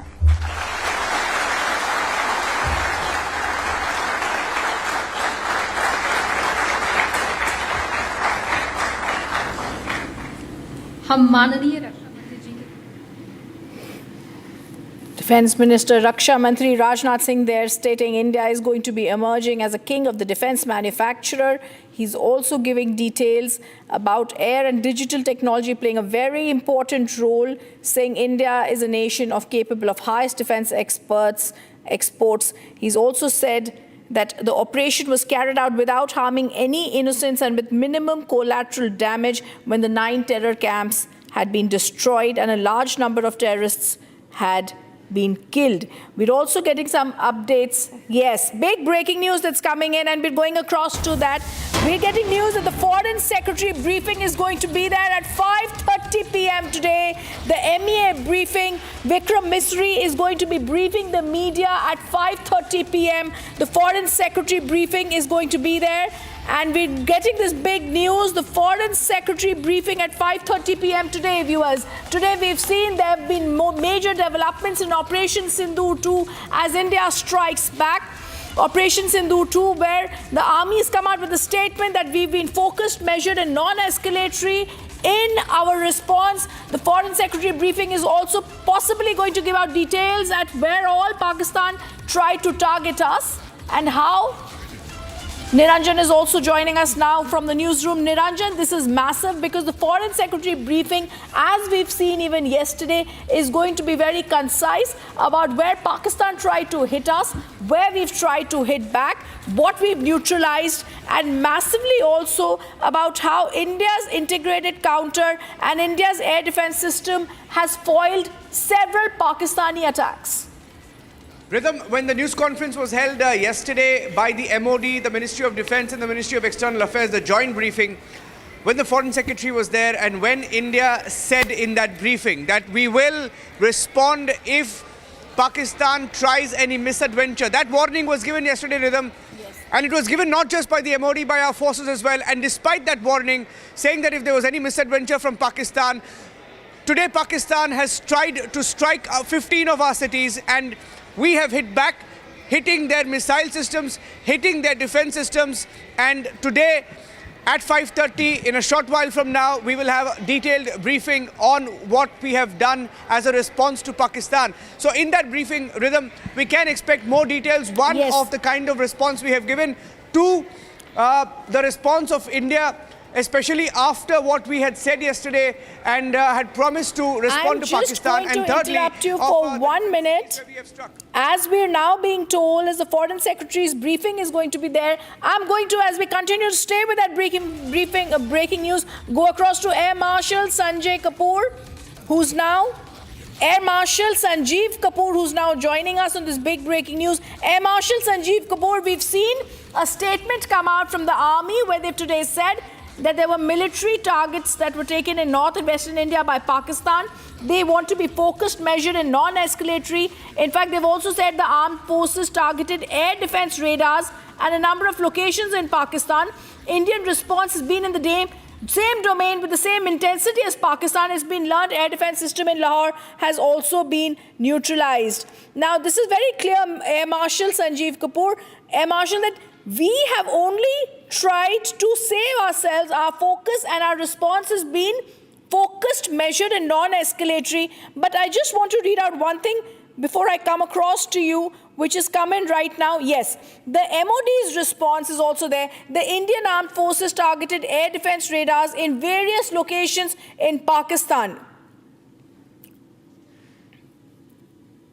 Yes, absolutely. And to recall, last night Pakistan tried to attack most of our airfields along the northern and their eastern borders. These were 15 in number, and the shelling, the intensity and the caliber of the shells has also gone up. So I saw it on your channels. There's a large amount of collateral damage to the civilians, to certain Gurudwaras, to certain other civilian population. So in retaliation of the escalatory steps which the Pakistani armed forces have taken, today our air defense system came into action. So we have a very potent S-400, that is the Russian Triumph air defense system. So that was put in use. So most of the attacks which the Pakistanis did last night were thwarted. Their air defense attacks all were nullified. And today we have taken out their air defense. The heart of Pakistan, that is the general headquarters at Rawalpindi, the Lahore, which is supposed to be the heart of the Pakistani ecosystem, because everything there is controlled by the Pakistani Punjabis, and their capital is Lahore, and in and around Lahore, everything is, just secure. So if we have taken out the Chinese HQ-9 air defense systems and nullified it across 15 places in Pakistan, that indicates our, and we have physically not crossed. See, mind you, till now, the aeroplanes have not physically gone across the IB. So our drones itself have gone and taken out these targets. And this is a great step, because now their air defense system is in array, and this gives us the pockets to enter and strike at will wherever we wish to. I want Air Marshal, please stay on with us. I also want to go across to Major Samarpal Toor. Like Air Marshal is telling us, Major Samarpal Toor, India has left Lahore's defenseless, hitting China-made missile shield. Now, what is HQ-9 or HQ-9P? This is the mainstay of Pakistan's layered air defense system. China relies on its HQ-9 when it comes to land-based integrated air defense system, but it's been completely smashed, whether it's been in Ghotki, Sialkot, but this time in Lahore, Major Samarpal Toor, it's been taken out by India. You see, Rhythm, these are all tactical locations of the Pakistan military. And these are basically proximity of the terror hubs are almost within the 5-kilometer vicinity of these Pakistani military installations. And, a clear-cut message has been given by carrying out pinpoint precision guided strikes, which is a clear-cut message that India does not want an escalation in this. We are just giving a message to the point by striking and, taking out the terrorists and their camps. And if Pakistan military is, going to back this up, back the terrorists up by carrying out reciprocatory strikes at us. Well, it is only going to make matters worse. So, today being the third day of the strikes and the last night what Pakistan has done. So you see now with their air radar systems taken out, their vulnerability has increased.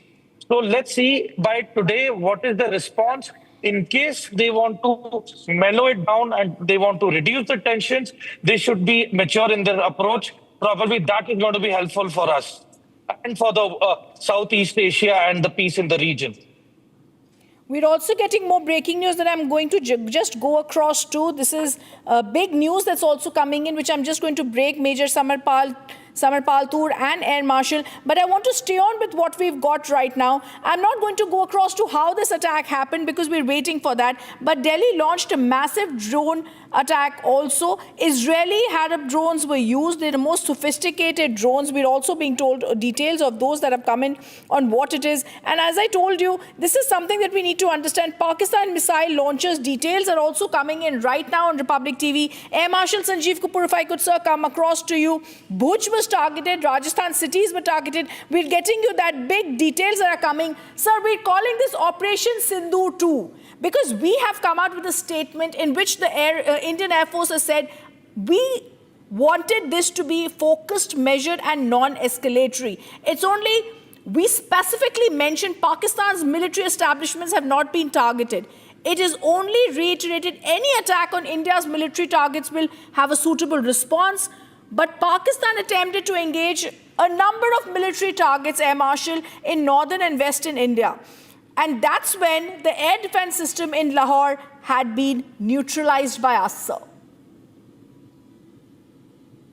Yeah, absolutely. Yesterday when we did our operations, we made it very clear in the brief that was given by the Foreign Secretary that this is a retaliatory step towards the Pahalgam massacre. So this indicated to the world that we have taken revenge by neutralizing the terror hubs and their headquarters and the people behind. Now, as I've been telling, and I was on a channel with Arnab the other day, and I was mentioning that the Pakistani army's narrative to their own people is so good. But in the age of social media, what has happened is all these attacks, the pictures, and the damage is doing around the people. So their people are asking questions that you have invested so much of money, time and effort. Air Marshal, I'm just going to interrupt you, sir, for 1 minute. And as I said, there's the breaking news coming in. We're getting you exclusive details of Kashmir cities that were targeted from the Pakistan airbase. We're telling you inside details of Operation Sindoor also. Inside details of India's gun locating radars identified locations of the missile launchers. Kashmir cities were targeted from Pakistan airbase. Kashmir cities not only were targeted, exclusive government sources tell us the operation is still ongoing. Let me go across to Shavan Sen, our senior editor who's joining us with this breaking news. Shavan, give us more details. Come on. Well, in fact, the details that we have right now are the operation. One, with regards to the cities that were basically targeted. Let me first begin with Kashmir, that Avantipura and Srinagar was targeted. This was from the Pakistani Air Force base that's in Raula Court.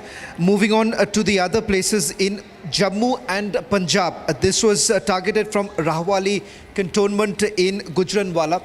And as far as cities in Rajasthan are concerned, we are being told that this was from the Pakistan military base in Bahawalpur. And finally, as far as Bhuj is concerned, the attack was carried out. The missile launcher was from Sindh. Now, just more details coming in, the specific details as to the timings of the attack. In fact, we are being told that the gun locating radars that India has basically traced a certain movement around 1 o'clock this morning.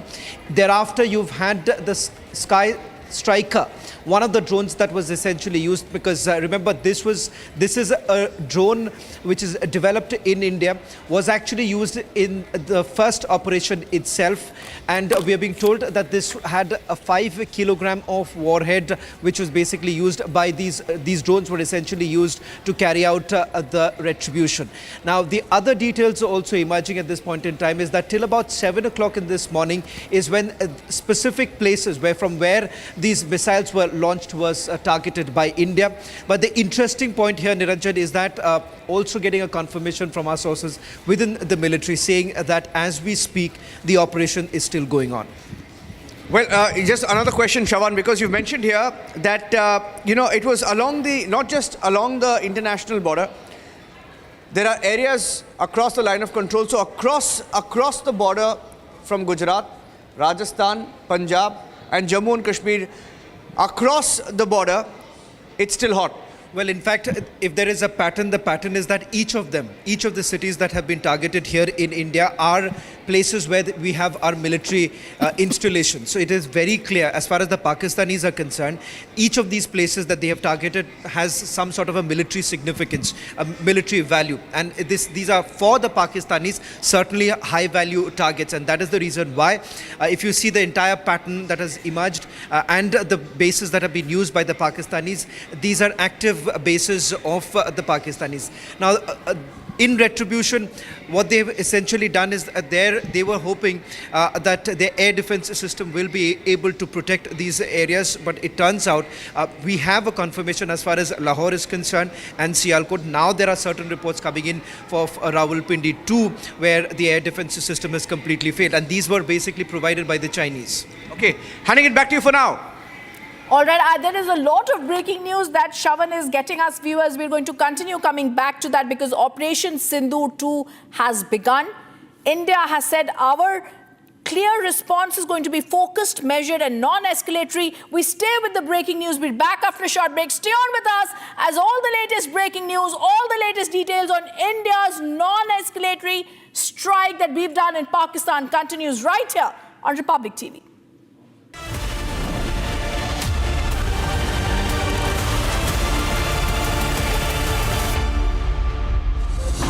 Summer is here. Is your home ready for the heat? Keep your roof cool and your home comfortable all summer with Roof Cool and Seal.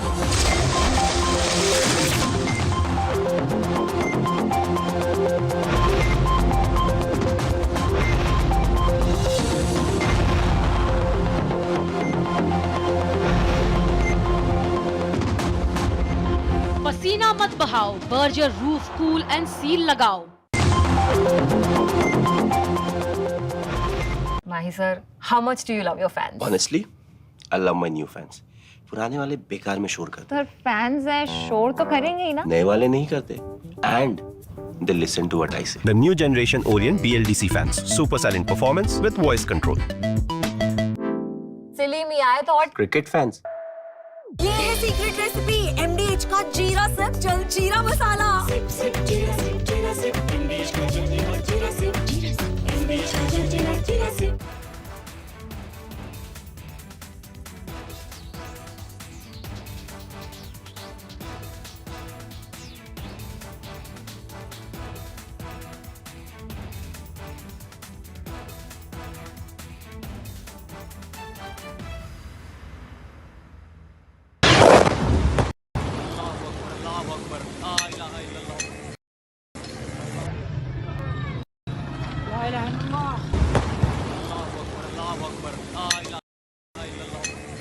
Of different weapon systems, because you cannot risk putting all eggs in one basket. ये मस्जिद तैयबा मरकरा के अंदर ये नुकसान है. Not risk putting all eggs in one basket.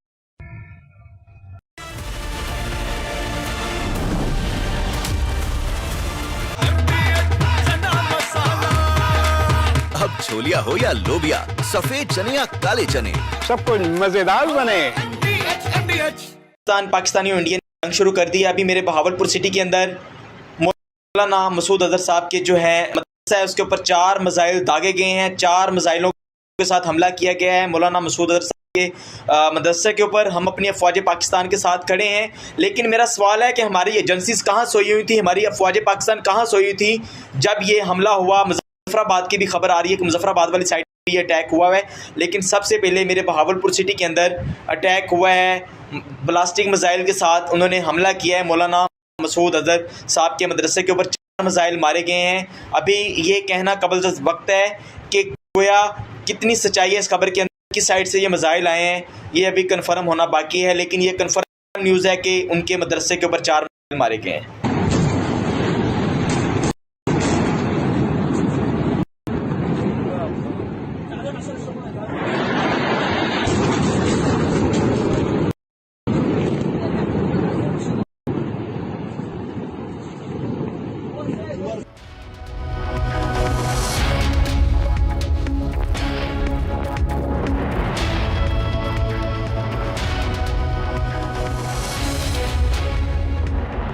इसको घर पे लगाओगे तो शादी का तो पता नहीं, पर घर पक्का नहीं टूटेगा। रुंगटा नहीं तो घर स्ट्रॉन्ग नहीं। रुंगटा स्टील TMT बार एकदम सॉलिड। पहाड़ों में एक हाइकिंग शिप भी बन सकती है। आधे बाउल दही में 4 चम्मच MDH चटनी पुदीना मसाला डाला, स्टर करो, पुदीना चटनी तैयार। MDH चटनी पुदीना मसाला। MDH।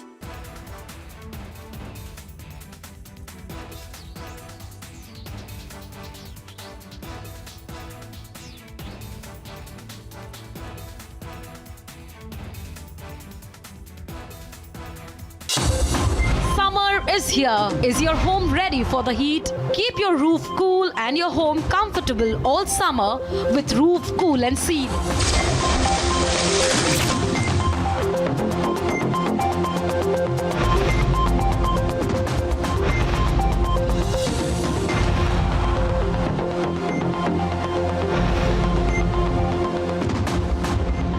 पसीना मत बहाओ, Berger roof cool and seal लगाओ।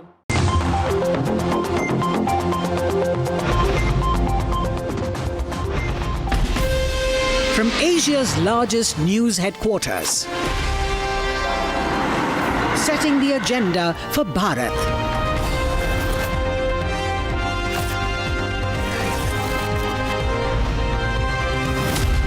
You're watching Republic.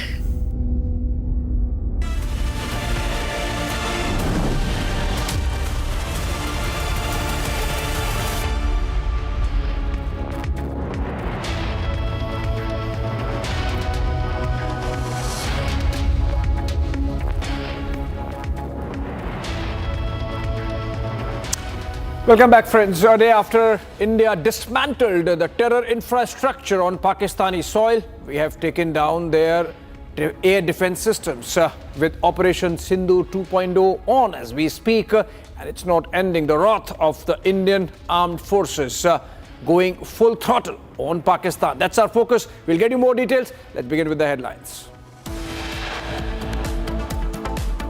It's not over yet. Operation Sindoor 2.0 now being carried out by the armed forces.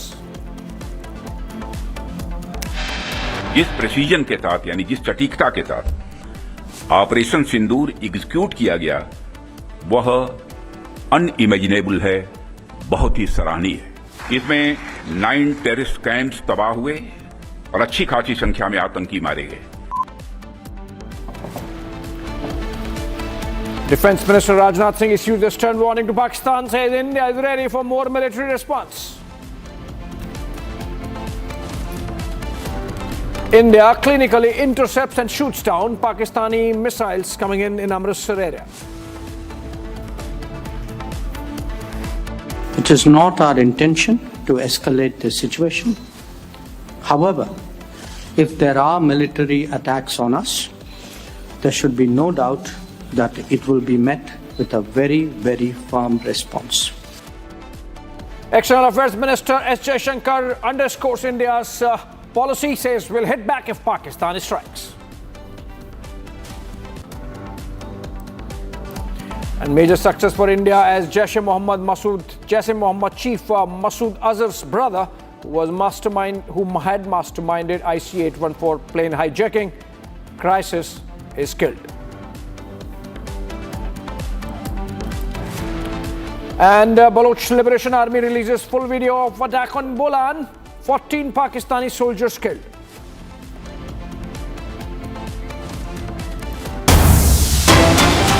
All right, let's begin with breaking news development, and in which we're focusing on more details coming out from our sources about Operation Sindoor 2.0, which is still ongoing as we speak. Shawan is going to join us in a bit with more details. Kashmir cities were targeted from Pakistan airbase. Exclusive, we have sources telling us that the operation is still going on and India has neutralized one air defense system in Lahore and other places. We have taken down all the facilities that were being used to target Indian cities with the aid of drones. A massive drone strike was planned by Pakistan, which has been foiled by India's air defense and the missile defense systems and the unified command that monitors and is tasked with neutralizing any alien flying objects coming into India. Shawan, if you have joined us, can you share more details? What's this about? Is this part of Operation Sindoor 2.0? Is it ongoing? And what are the details? How did we neutralize Pakistani misadventure using drones a day after India carried out those strikes on 9 terror factories inside Pakistan? Well, in fact, Abhishek, when I was just getting these details of from where these missiles were launched, I did ask multiple sources, and they say that as we speak, quote unquote, as we speak, the operation is still underway. Now, what do you really make of it? Does it mean that there is something that is brewing? Because there have been certain movements coming in from the Pakistani side, which has now been intercepted by our military. In fact, the details that we have as to what really happened, the misadventure on the Pakistani side, which was intercepted late last night, in fact around 1 o'clock, is when we are being told that the gun locating radars were basically identified the location of the missile launchers. Now, as far as these missile launches are concerned, where did it come from and how did it target? We are being told that the Kashmir cities, the cities in Kashmir, that's Awantipora as well as Srinagar, they were basically targeted from the Pakistani air base in Rawalakot. As far as Jammu and Punjab cities are concerned, they had launched the missiles from the Rawali cantonment in Gujranwala.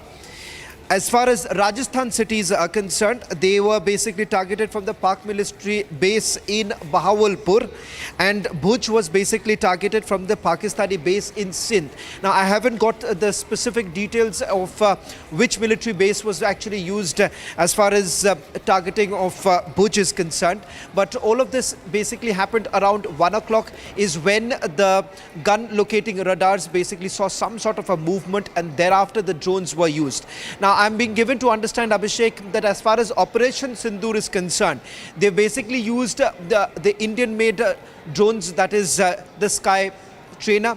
Now, whether at all this was also reused today, that is not known to me at this point in time, Abhishek. I can only confirm now that the Sky Trainer was actually used for the entire operation. Whether at all new drones have been used for today's operation, that confirmation yet to come in. But this drone has about a 5 kilogram of warhead. Now, the distance that it can actually travel is way more.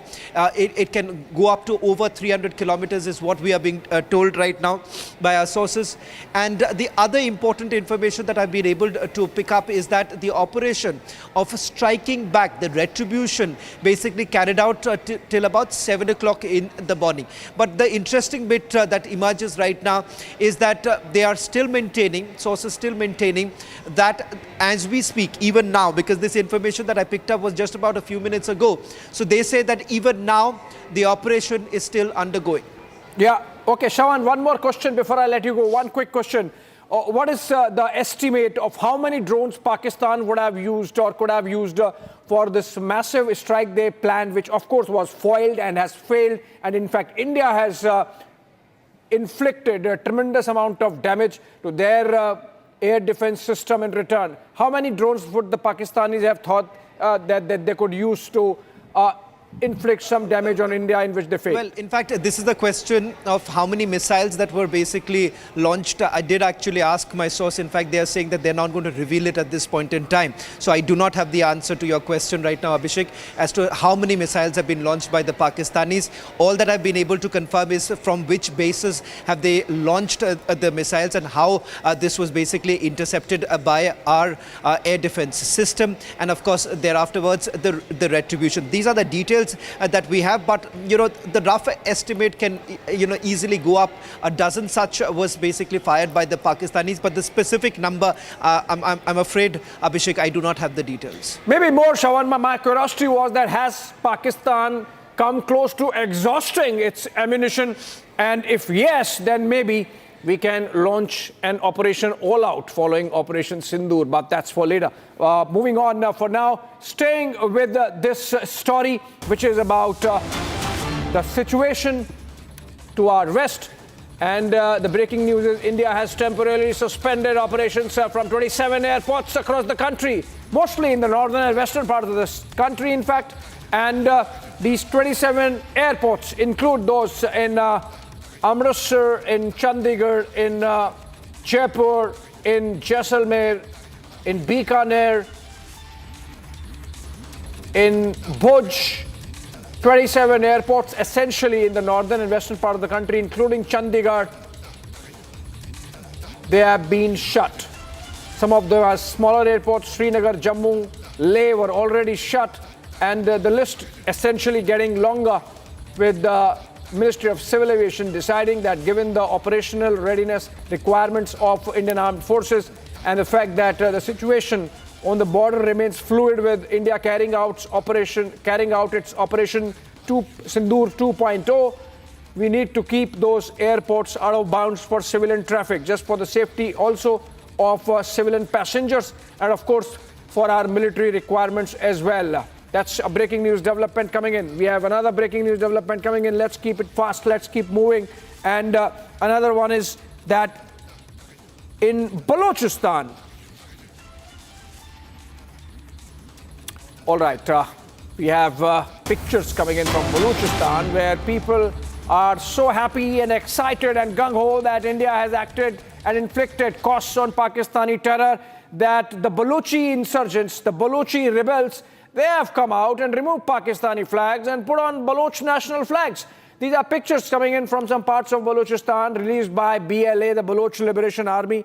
Remember, they have been at the forefront of fighting against the Pakistani state for Balochi independence for decades.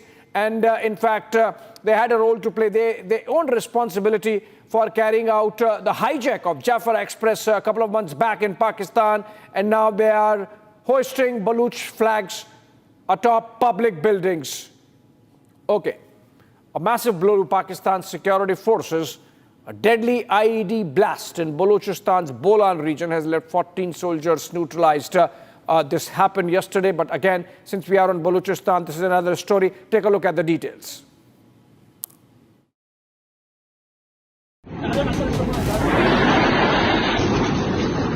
It's caught on camera how Pakistani soldiers were blown to bits.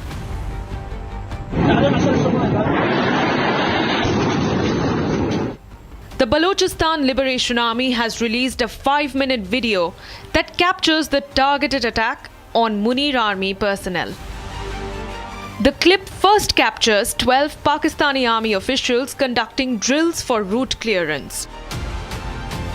And minutes later, a white van carrying the soldiers are blown apart in a massive IED explosion in the Machkund area of Bolan. The Bolan blast is the latest in a spate of targeted attacks carried out by the BLA against Pakistan's forces. Pakistan is grappling with rising internal turmoil, with the Baloch Liberation Army seeking freedom. And the uprising is such that the BLA rebels are up in arms against the Shehbaz Sharif government. 22 Pakistani soldiers were killed in Turbat after a face-off with the BLA. 4 guards of the former Home Minister of Balochistan, who the BLA claims has now turned into a proxy for Islamabad, were gunned down. And back in March, the BLA hijacked the Jafar Express passenger train, killing 60 plus Pakistani soldiers and taking 300 others into hostage.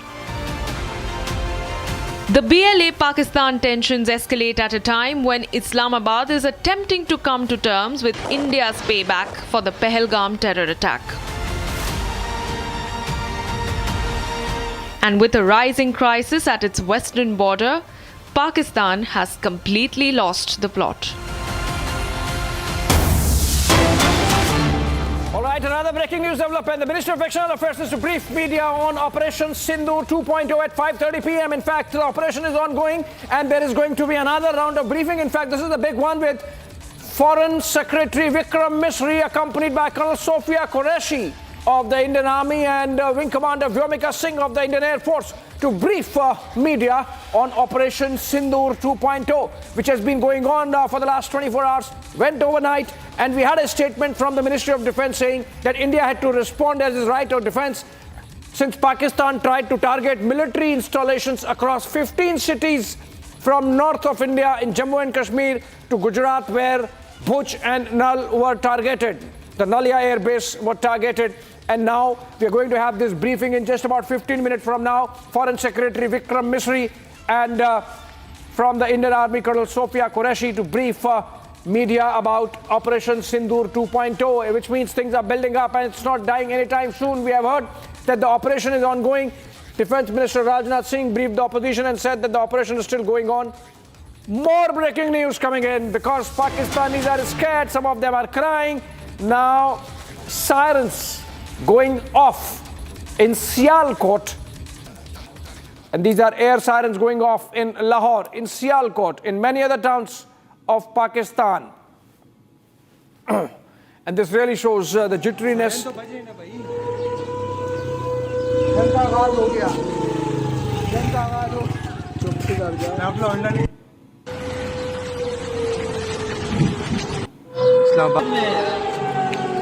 Siren तो बज रही ना भाई हो गया चुप से कर जा मैं अपना अंडा निकाल रहा हूं मैं अंडे पे जाऊंगा बॉर्डर पे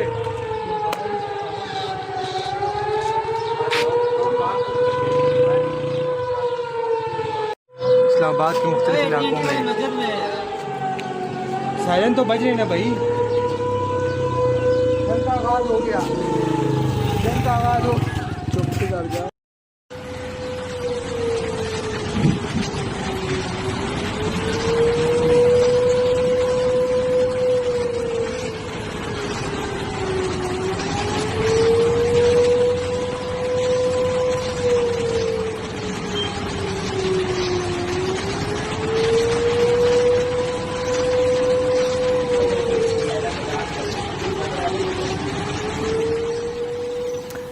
All right, those are sirens going off in Islamabad, in Lahore, in Sialkot, many other towns of Pakistan. And in one of those net sounds, you could hear someone saying, oh, siren chal nahi raha hai, which means their systems are not in place. And that is the reason why their air defense couldn't spot the Indian ammo, including missiles, getting into their airspace and hitting those targets as part of Operation Sindoor. Also, their air defense could not see the drone that was coming to target that air defense system. It seems like Chinese stuff. And that's why their air defense system in Lahore taken down by Indian forces. All right, more details. India launched cross-border precision strikes in Pakistan and Pakistan-occupied Kashmir, targeting 9 terror camps. The strikes killed over 80 terrorists. Defense Minister Rajnath Singh says close to 100. Videos from Pakistan and Pak-occupied Jammu and Kashmir showed funerals being held after India's strike on terror camps, and some of them, in fact, Pakistani officers participating. Take a look. ये मुल्क पूरे का पूरा फौज है और सारा मुल्क फौज के साथ है अल्लाह ताला, और ये शोहदा का इंतकाम भी होगा। तुमने निहत्थे लोगों पे हमला किया है, तुमने अल्लाह के घरों पे हमला किया है, ये बस्तियों में ठीक है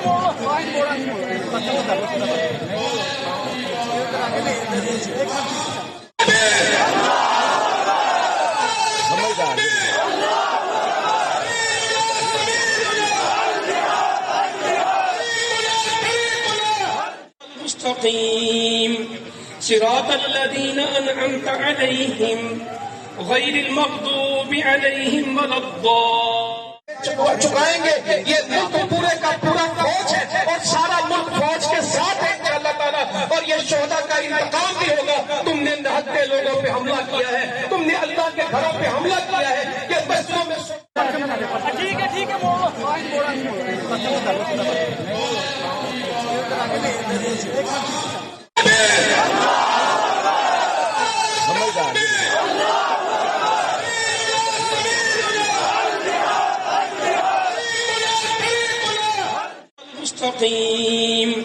صراط الذين أنعمت عليهم غير المغضوب عليهم ولا الضالين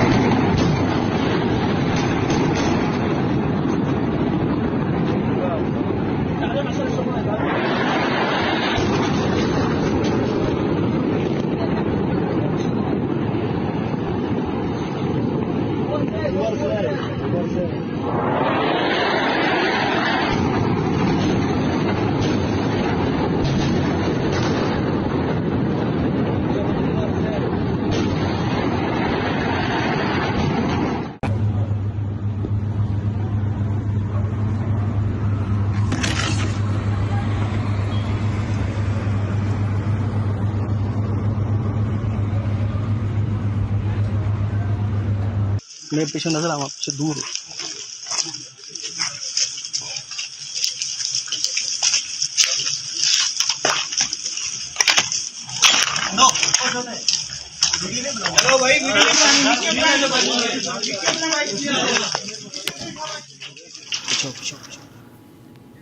Right, in a massive blow to Pakistani army's reputation, or whatever remains of it, the Baloch insurgents have carried out a targeted attack using an IED, drone-based IED, killing 14 of Pakistani army soldiers. We have more. These are pictures of Pakistani missile intercepted by India. And this happened last night. Pakistan launched a coordinated attack with drones and missiles.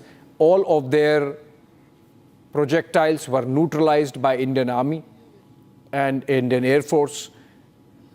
And these are different pictures. These are of the Baloch insurgents killing the Pakistani soldiers. Look at these pictures.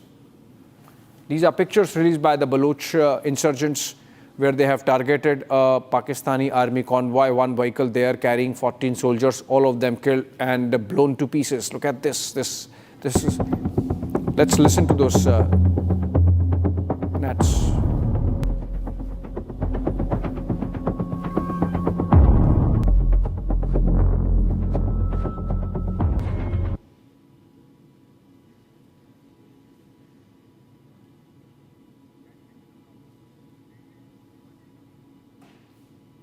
And this is the blast. Look at this. There was a road opening party, so the road was opened and the soldiers thought that it's all clear. But then these insurgents were hiding at the top of the cliff. And from the cliff, they have shot the pictures of eliminating this vehicle with Pakistani soldiers. Been happening quite frequently of late in Balochistan, and the Pakistan army facing the brunt of Baloch insurgents and nationalists, freedom fighters of Balochistan, these are. and they are, of course, targeting Pakistan Army. Gursimran joins us live from Jammu on this. Gursimran, another video and another evidence that the Baloch nationalists, Baloch freedom fighters, Baloch insurgents, they are not going to let Pakistan Army off the hook easily. They are going to go after it, and maybe they see in this moment a time to really hit hard when the Pakistan Army is more concerned about a possible Indian attack. Yes, Abhishek, you have rightly mentioned that Pakistan is facing heat from every possible side, be it from the Indian side, from the Tehreek-e-Taliban Pakistan, and now this video emerging of the Balochistan Liberation Army, wherein they have carried out an attack. These kind of attacks in the last couple of weeks have become a new normal for the Pakistani side to face from the Balochistan Liberation Army, because Balochis, they see this as an opportune time to hit back at the Pakistani army, because Pakistan is much concentrated on its borders with the India, and the way they are receiving the strikes inside their country, they are focused on this side. And now what the Baloch people are doing, they are actually getting the revenge for their atrocities that have been committed upon them, revenge for the Baloch disappearances which the Pakistani army has been resorting to for the decades now. Thousands and thousands of Balochs are missing, and all the credit to the Pakistani army. And now they are hitting back at the Pakistani army. Even the Tehreek-e-Taliban Pakistan, that has come out today with a statement alleging that it is the Pakistani army that is involved in the crimes and the atrocities on the humans that is being done in the Khyber Pakhtunkhwa and the nearby areas, and also the heat that the Pakistan is getting from the Durand line. All these are actually making the things very difficult for the Pakistani army, which claims to be the one of the best, but now is struggling even to handle a single front, because Indian front is totally out of control. The TTP is not letting them go, and now the Balochistan Liberation Army, even the Afghans, they are also now giving them heat. Okay, thank you so much, Gursimran, with those details. Another breaking news development, which is that the Ministry of Information and Broadcasting has come out with an advisory on Pakistan content.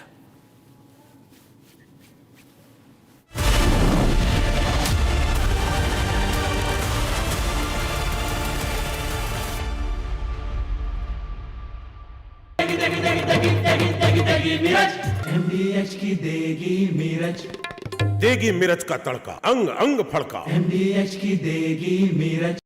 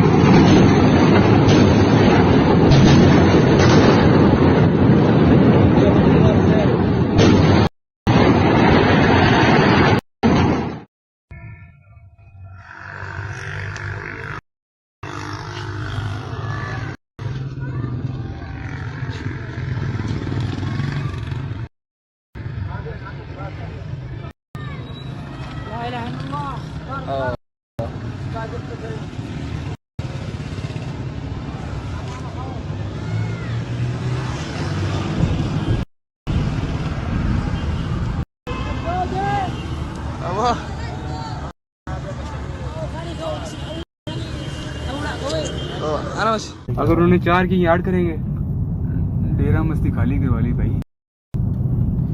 हाँ देखना वहाँ रही है, वहाँ से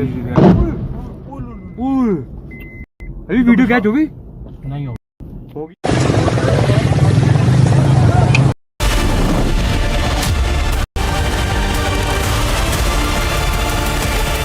Hi, this is Chef Ranveer Brar. Guarantee you brilliance on behalf of IIHM. दादी के हाथों का जादू और खुशबू से महकता घर, माँ की मुस्कुराहट और खाने की सुगंध। MDH गरम मसाला, क्योंकि हर रिश्ता है स्वाद से जुड़ा।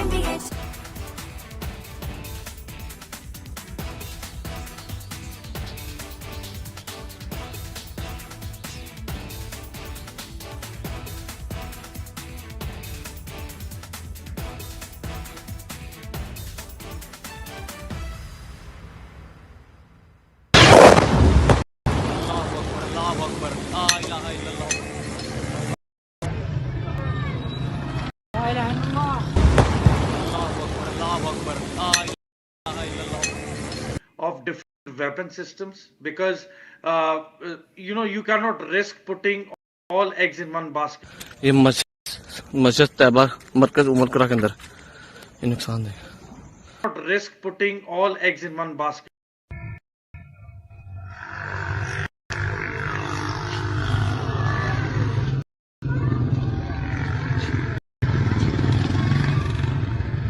Not risk putting all eggs in one basket. Here, these are some visuals I can see.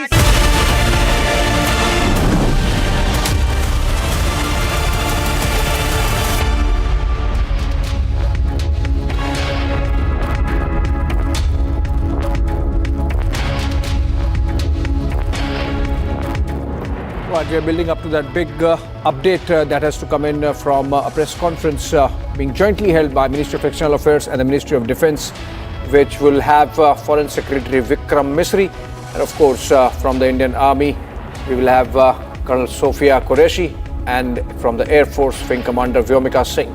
We will be holding the press conference updating us on Operation Sindoor and whatever has happened in the last 24 hours. We'll cut live to it the moment it happens. Till then, let me get you the headlines.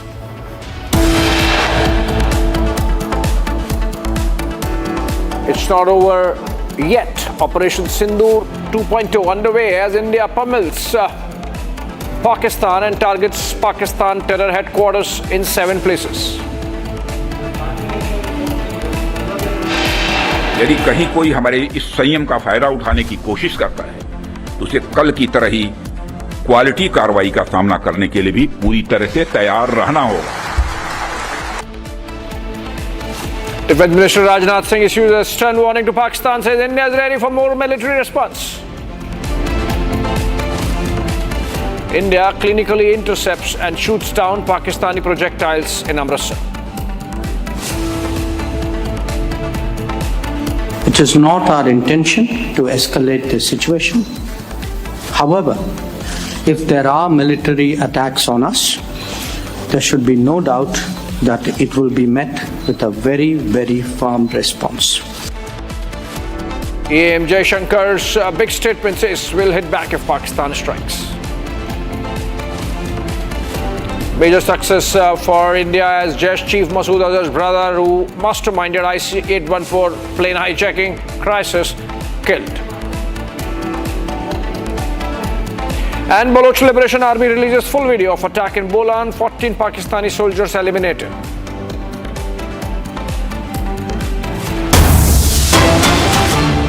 Okay, another breaking news to begin with. In the interest of national security, all OTT platforms, media streaming platforms and intermediaries operating in India are advised to discontinue the web series, films, songs, podcasts and other streaming media content, whether made available on a subscription basis, model or otherwise, which has its origins in Pakistan. Pakistan origin content to be banished from platforms in India, OTT platforms, television, any other way, on the internet, in whichever way. If anybody is beaming, broadcasting, telecasting, is streaming Pakistan origin content, it has to be stopped. This is coming in from Ministry of Information and Broadcasting in an advisory released for all concerned. Essentially, India continuing to tighten the noose around Pakistani state and Pakistani society. There cannot be any business as usual at any level, and that's why this advisory.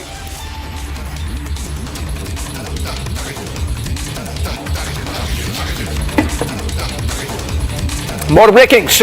We have Pakistan in dire straits. We have countries issuing advisories not to travel in many parts of Pakistan, including in Lahore. I mean, can you imagine Punjab, capital Lahore?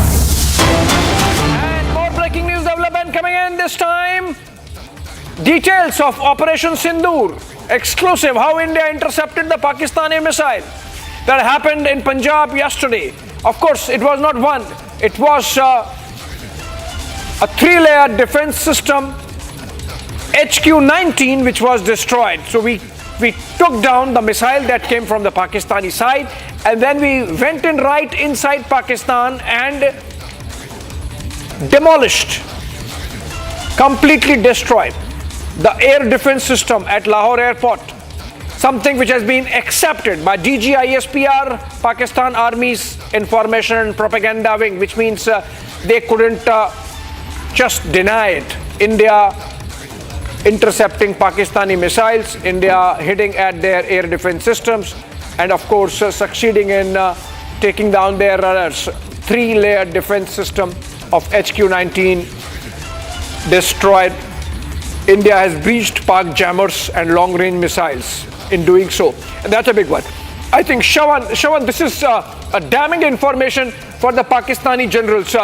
This is great news for India's offensive defense capability in terms of not only preventing any Pakistani missiles from coming into India, but then taking the battle right into their camp, destroying their air defense systems.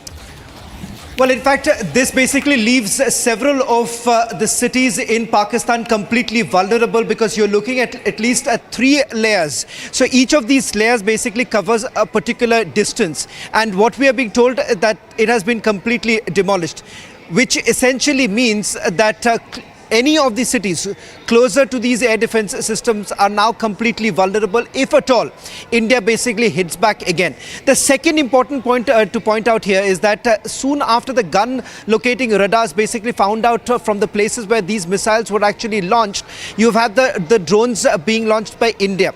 And what we are being told is that the Pakistani air defense system could not really intercept any of it. The long-range missiles that were basically used by the Pakistanis also completely failed, because moment after when you've had the Pakistanis trying to retaliate, you've essentially seen that the drones had already struck those very places. And that is the reason why we are being given to understand that the air defense system, the long-range missiles and the jammers that were essentially put by the Pakistanis had completely failed. And this is the reason why you're seeing the kind of large-scale damage that was inflicted upon the military of Pakistan. This was only because, remember, this is some sort of a response coming in only after what the Pakistanis were essentially trying to do, because each of the 15 cities that you actually look at, these cities in India do have some sort of a military installation. And what the Pakistanis essentially wanted to do is that across the international border and the line of control, they essentially wanted to target the military bases. For instance, take a look at what happened in Kashmir. The 2 cities that you're talking about, one is Awantipura and the other is Srinagar. Both the places have a military base. If you look at Jammu and the fact that you have the Pathankot air base that was being targeted, and that was being targeted from the Rawali cantonment. Now each of these places down to Rajasthan too, there too you have our military bases that were being targeted. And finally, of course, in Bhuj. So all of it, remember, there is a clear pattern that has essentially emerged. Also, all right, the 3-layer defense system of HQ-19 that was targeted. Shavana, you've also got more details of the breaking news that's coming in from you, in which you've said India's the Kashmir cities were targeted, Jammu and Punjab cities were targeted from Raul cantonment in Gujranwala, Rajasthan cities were targeted. So you're giving us details about from which Pakistan military bases, Shavan, this attack took place on Indian cities, and Indian gun radars located the missile launchers extremely successfully. Sky strikers with 5 kg warheads were used in the operation. Give us more details, Shavan, as to why you're saying that the operation is still ongoing, as we're continuing to say Operation Sindoor 2. Sky striker was also used in this operation, Shavan. Well, in fact, Rhythm, first let me answer the question as to why am I saying that the operation is still undergoing. In fact, when I spoke to my source getting the details of this entire operation, he essentially said that even as we speak right now, the operation is ongoing. So we do not know as to what has the armed forces achieved right now in the last few hours, because as far as Operation Sindoor 2 is concerned, the first detection took place around about 1 o'clock. And the interception, after the interception actually took place, India thereafter decided to escalate the matter. That was some sort of a retaliation. And the retaliation basically continued till about 7 o'clock. Now, how does that really happen? happen. Once you have these gun locating radars, they basically identify the source of the missile launchers, which basically enables India to basically find out from where the missiles were launched. Then thereafter, immediately the decision was essentially taken to basically target those very places. Now, that's the latest details now coming in, Rhythm. Just want you to stay with us. There's more breaking news that's coming in right now. World Bank President Ajay Banga meets Prime Minister Modi. The World Bank President has met Prime Minister amid India-Pakistan tensions. This is something that we have to watch out for. World Bank Group President Ajay Banga had arrived earlier to meet Prime Minister Narendra Modi. The President of the World Bank had spoken earlier, we remember, on all the ways transformation in India had taken place, and now World Bank President Ajay Banga, who's an Indian, is now meeting President Narendra Modi. Extremely crucial, as the timing is very crucial, and we're seeing how he's meeting. There's more breaking news that's coming in. And the big breaking news that's coming in: Pakistan flag was brought down by the BLA rebels in Balochistan. This comes after the 12 Balochistan army soldiers were killed when their vehicle was hit by an IED in Balochistan.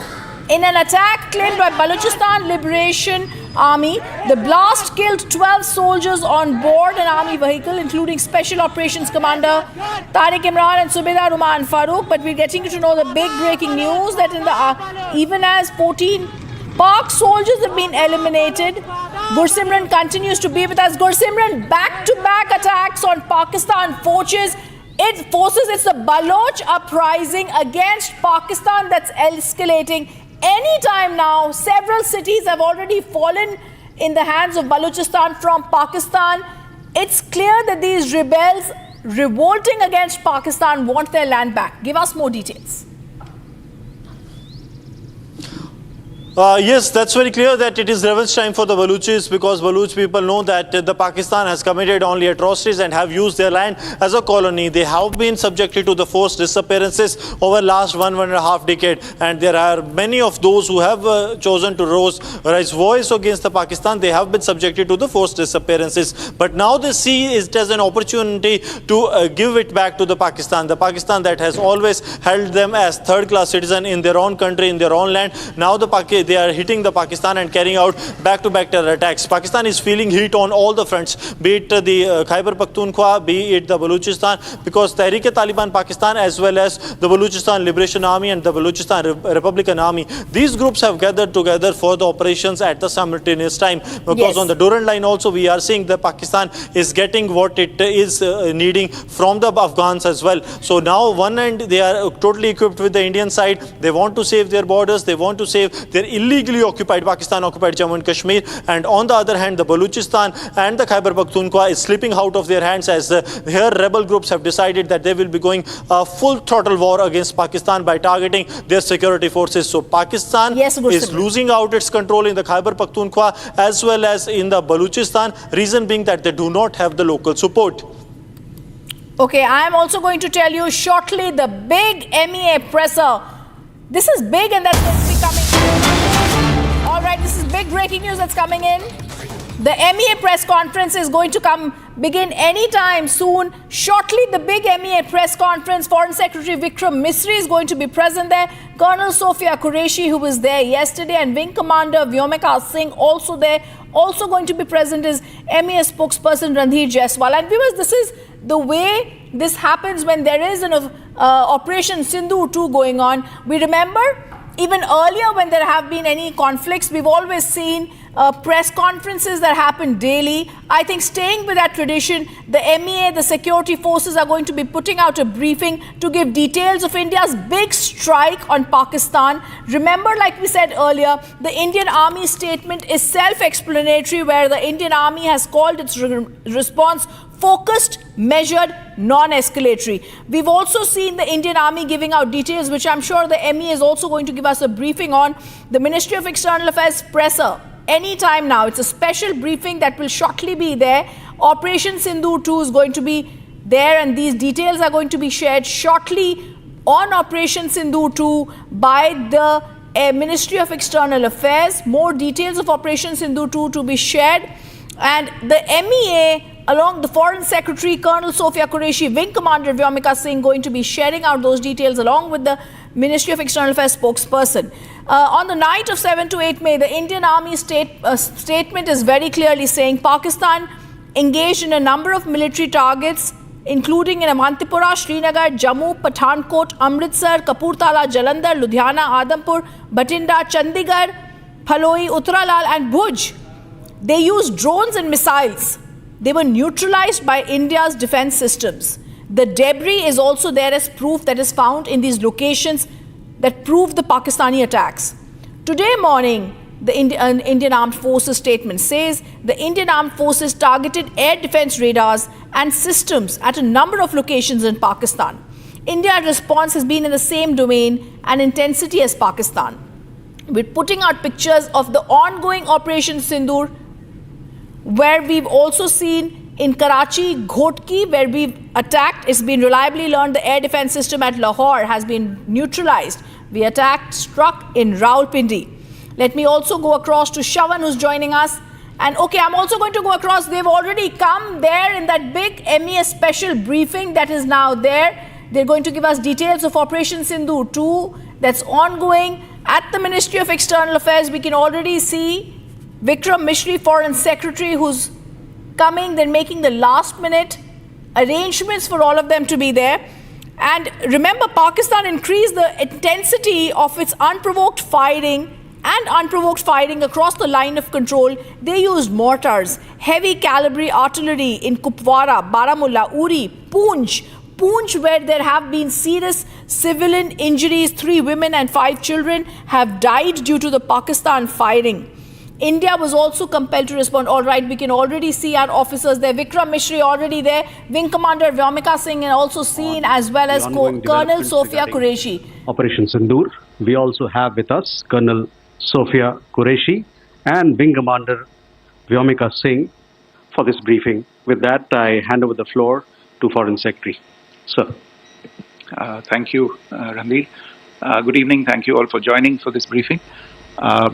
You would have perhaps seen some information related to developments since late last night, early this morning, which has been put out by the Ministry of Defense. Just in case it has been missed, I will request Colonel Sophia Qureshi and Wing Commander Vyomika Singh to just update you and fill you in on the details. Thank you, sir. Operation Sindoor पर 7 मई 2025 को हुई press conference के दौरान भारत ने अपनी प्रतिक्रिया को केंद्रित, संतुलित और गैर उत्तेजक बताया था। यह विशेष रूप से स्पष्ट किया गया था कि पाकिस्तानी सैन्य ठिकानों को निशाना नहीं बनाया गया। साथ ही दोहराया गया कि भारत में किसी भी सैन्य लक्ष्य पर हमले का उचित जवाब दिया जाएगा। 7 से 8 मई 2025 की रात को पाकिस्तान ने उत्तरी और पश्चिमी भारत में स्थित कई सैन्य ठिकानों को, जैसे कि अवंतीपुरा, श्रीनगर, जम्मू, पठानकोट, अमृतसर, कपूरथला, जालंधर, लुधियाना, आदमपुर, भटिंडा, चंडीगढ़, नाल, फलौदी, उत्तरलाई और भुज पर ड्रोन और मिसाइलों से हमला करने का प्रयास किया। इन हमलों को इंटीग्रेटेड काउंटर यूएस ग्रिड और वायु रक्षा प्रणालियों द्वारा निष्क्रिय कर दिया गया। इन हमलों का मलबा कई स्थानों से बरामद हुआ, जो कि पाकिस्तानी हमलों का प्रमाण है। On the night of 7th May 2025, Pakistan attempted to engage a number of military targets in northern and western India using drones and missiles. These places included Avantipura, Srinagar, Jammu, Pathankot, Amritsar, Kapurthala, Nal, Jalandhar, Ludhiana, Adampur, Bhatinda, Chandigarh, Phalodi, Uttarlai and Bhuj. These were neutralized by the integrated counter unmanned aerial system and other air defense systems. The debris of these attacks is now being recovered from a number of locations that prove the Pakistani attacks. आज सुबह भारतीय सशस्त्र बलों ने पाकिस्तान के कई स्थानों पर वायु रक्षा रडार और प्रणालियों को निशाना बनाया। भारत की प्रतिक्रिया समान क्षेत्र में समान तीव्रता के साथ की गई। यह विश्वसनीय रूप से ज्ञात हुआ कि लाहौर में स्थित एक वायु रक्षा प्रणाली को निष्क्रिय कर दिया गया। Today morning, Indian Armed Forces targeted air defense radars and systems at a number of locations in Pakistan. Indian response has been in the same domain with the same intensity as Pakistan. It has been reliably learnt that an air defense system at Lahore has been neutralized. Pakistan ने नियंत्रण रेखा पर आकरण गोलीबारी की तीव्रता बढ़ा दी है, जिसमें कुपवाड़ा, बारामूला, उरी, पुंछ, मेंढर और राजौरी क्षेत्रों में मोर्टार और भारी तोपखाने का इस्तेमाल किया जा रहा है। Pakistan has increased the intensity of its unprovoked firing across the line of control using mortar and heavy calibre artilleries in areas in Kupwara, Baramulla, Uri, Poonch, Mendhar and Rajouri sectors in Jammu and Kashmir. 16 innocent lives have been lost, including 3 women and 5 children, due to the Pakistani firing. Here too, India was compelled to respond to bring mortar and artillery fire from Pakistan to a halt. Indian Armed Forces reiterate their commitment to non-escalation, provided it is respected by the Pakistan military. Jai Hind.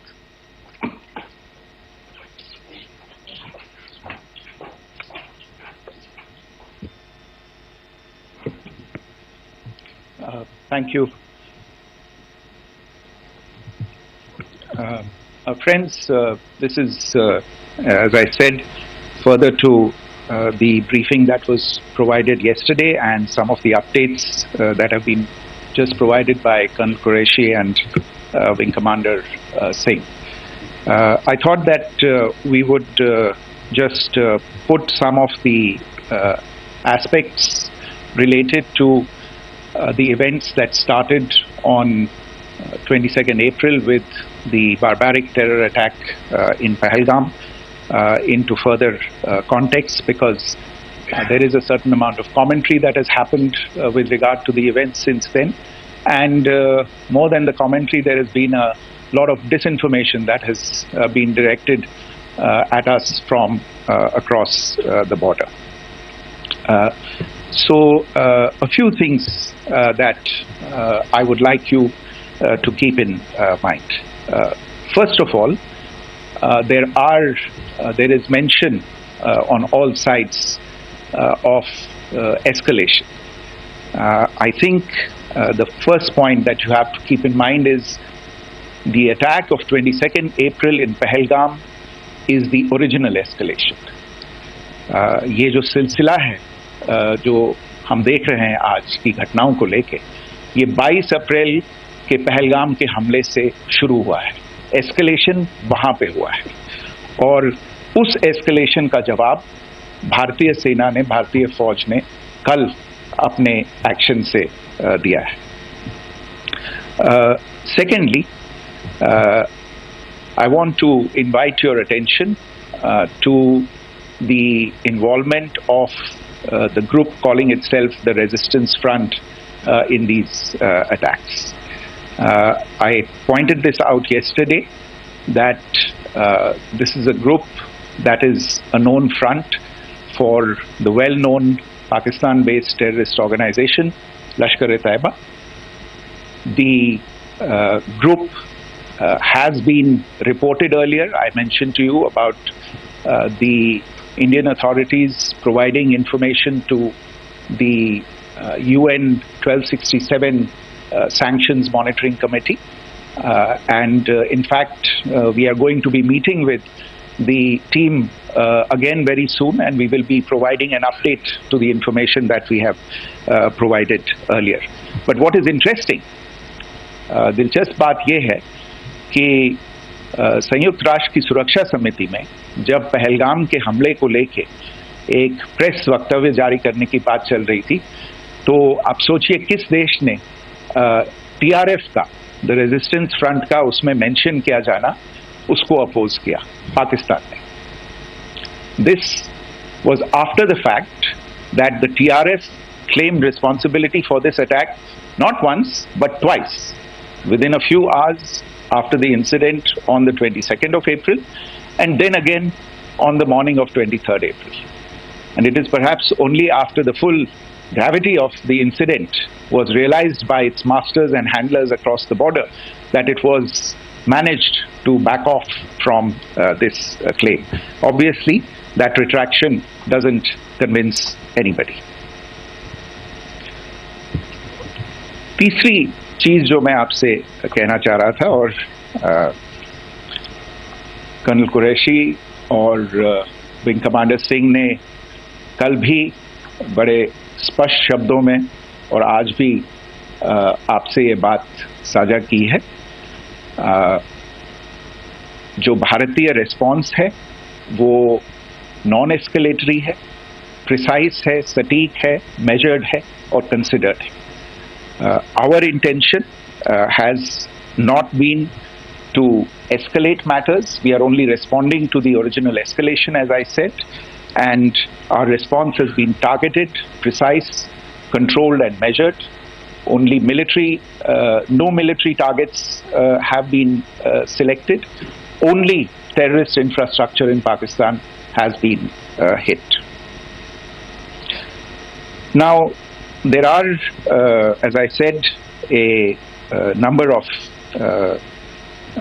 issues that have been raised in commentaries, and there's a lot of, as I said, unfounded disinformation and fabrication that has come from across the border. And I would just like to use this opportunity to set the record straight on some of these issues.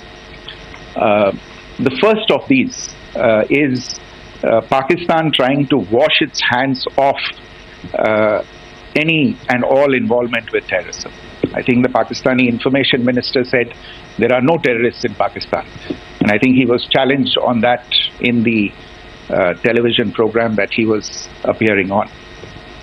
But even if I partially repeat myself from yesterday, I think Pakistan's reputation as the epicenter of global terrorism is rooted in a number of instances where concrete evidence is available, not just to India, but to governments and authorities and agencies around the world. There are several terrorist attacks around the world where Pakistani fingerprints have been found. I don't need to belabor the point with regard to this audience about where Osama bin Laden was found and who called him a martyr. Pakistan has also for decades pursued cross-border terrorism into India with impunity, and as I said yesterday also, in order to deliberately mislead the international community, they claimed that the terrorist Sajid Mir was dead. They came under pressure, and Sajid Mir was then brought back to life, arrested, and is now apparently in Pakistani custody. Pakistan is also home to a very large number of UN proscribed as well as UN proscribed terrorists, as well as terrorists proscribed by a number of other governments in the world, including, of course, the Lashkar-e-Taiba and the Jaish-e-Mohammed, as well as their leaders, Masood Azhar and Hafiz Mohammed Saeed. आपने देखा होगा हाल ही में पिछले कुछ दिनों में पाकिस्तान के रक्षा मंत्री और उनके पूर्व विदेश मंत्री दोनों ने इस बात को माना है कि पाकिस्तान का ऐसे ग्रुप्स के साथ जो रिश्ता है वो क्या रहा है. Both the defense minister and the former foreign minister of Pakistan, I think they've done a more eloquent job of this than I could ever do in terms of describing their country's implication in international terrorism and their involvement in housing these kinds of groups. दूसरा जो विषय है वो है पाकिस्तान का जो एक दावा है कि एक इंटरनेशनल impartial investigation होना चाहिए, एक joint investigative committee होनी चाहिए. These calls for jointly investigating this heinous and barbaric attack in Pahalgam. Again, I think you know the history well on this. You know the track record well, and it is not a bright track record insofar as Pakistan is concerned. In fact, in the pursuit of justice for the victims of multiple terrorist attacks, whether it be Mumbai in 2008, in Pathankot in 2016, or many others. But in particular for these two attacks, India had offered to cooperate. India provided forensic evidence and urged Pakistan to bring the perpetrators of these attacks to justice.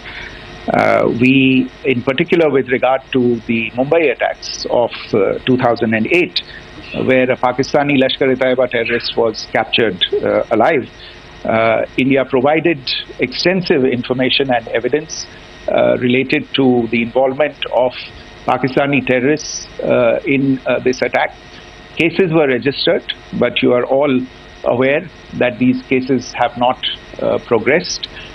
Despite the formation of judicial teams, etc., and Pakistan has consistently stonewalled all efforts to move the investigation along. In fact, with regard to the Pathankot attack as well, a joint investigative team was formed.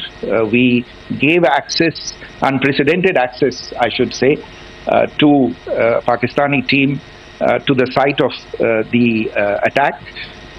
Details of call records data and DNA, etc., were shared with Pakistan.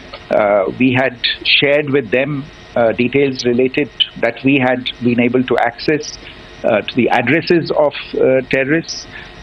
We presented evidence against the office bearers of Jaish-e-Mohammed who had conspired in the attack, and the handlers of the terrorists who facilitated them and guided them in, but there has been no movement on this.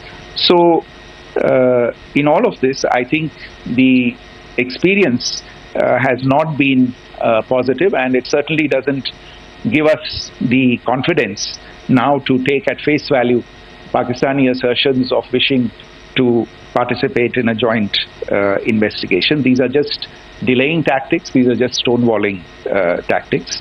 And in fact, there is reason to believe that Pakistan uses the evidence that we provide only to cover its tracks and in fact defend the terrorists who we are looking for and obstruct the path of investigation. A third point that I wanted to address was the claim that only civilians were killed in the strikes on the 7th of May. We have made the point very clearly that all attacks on the morning of 7th May were against carefully selected terrorist infrastructure, terrorist targets. It is not clear to us, in fact, seeing some of the coverage of the after effects of these strikes, including the funerals for the terrorists that were held yesterday. I think a lot of you have seen the reports and the coverage on media. If only civilians, if any civilians were killed in these attacks, I wonder what message this picture actually sends to all of you. This is a question that is worth asking. It's also odd that the funerals of civilians are carried out with the coffins being draped in Pakistani flags and state honors being accorded. As far as we are concerned, the individuals eliminated at these facilities were terrorists. Giving terrorist state funerals may be a practice in Pakistan. Doesn't seem to make much sense to us. Pakistan has also claimed that India deliberately attacked religious sites. This is completely false again. I have made it clear that the targets were terrorist infrastructure, terrorist facilities, and locations connected clearly with incidents of cross-border terrorism into India. And it is in fact Pakistan that is misusing religious sites as a cover to in fact radicalize, direct and indoctrinate and train terrorists. In fact, contrary to what Pakistan is claiming, yesterday Pakistan launched a targeted attack on the Sikh community in the state of Jammu and Kashmir, hitting Gurudwara in Punch and the homes of Sikh community members, which came under attack. And we know that at least 3 individuals were killed in that particular attack. Pakistan is also making attempts to, in fact, just to add to this point, the retaliatory action that Pakistan has taken, in fact, is impacting civilians. I showed you the picture of the Gurudwara and the Sikh community members who were killed in this. There are other civilians also who've been killed and injured in these attacks. In fact, since yesterday morning, a total of 16 civilians have been killed and 59 others have been injured in the attacks by Pakistan. Not only this, Pakistan is also making attempts as part of its disinformation campaign to paint our action with regard to cross-border terrorism through the communal angle. If that is the issue, then I think I can do no better than to cite or point you in the direction of the Pakistan Army Chief's speech of 16 April 2025. I think that is the last word in communal rhetoric. And in the Pahalgam attack itself, you are aware of the kind of religious profiling that was done there, and perhaps there is a linkage between these two events.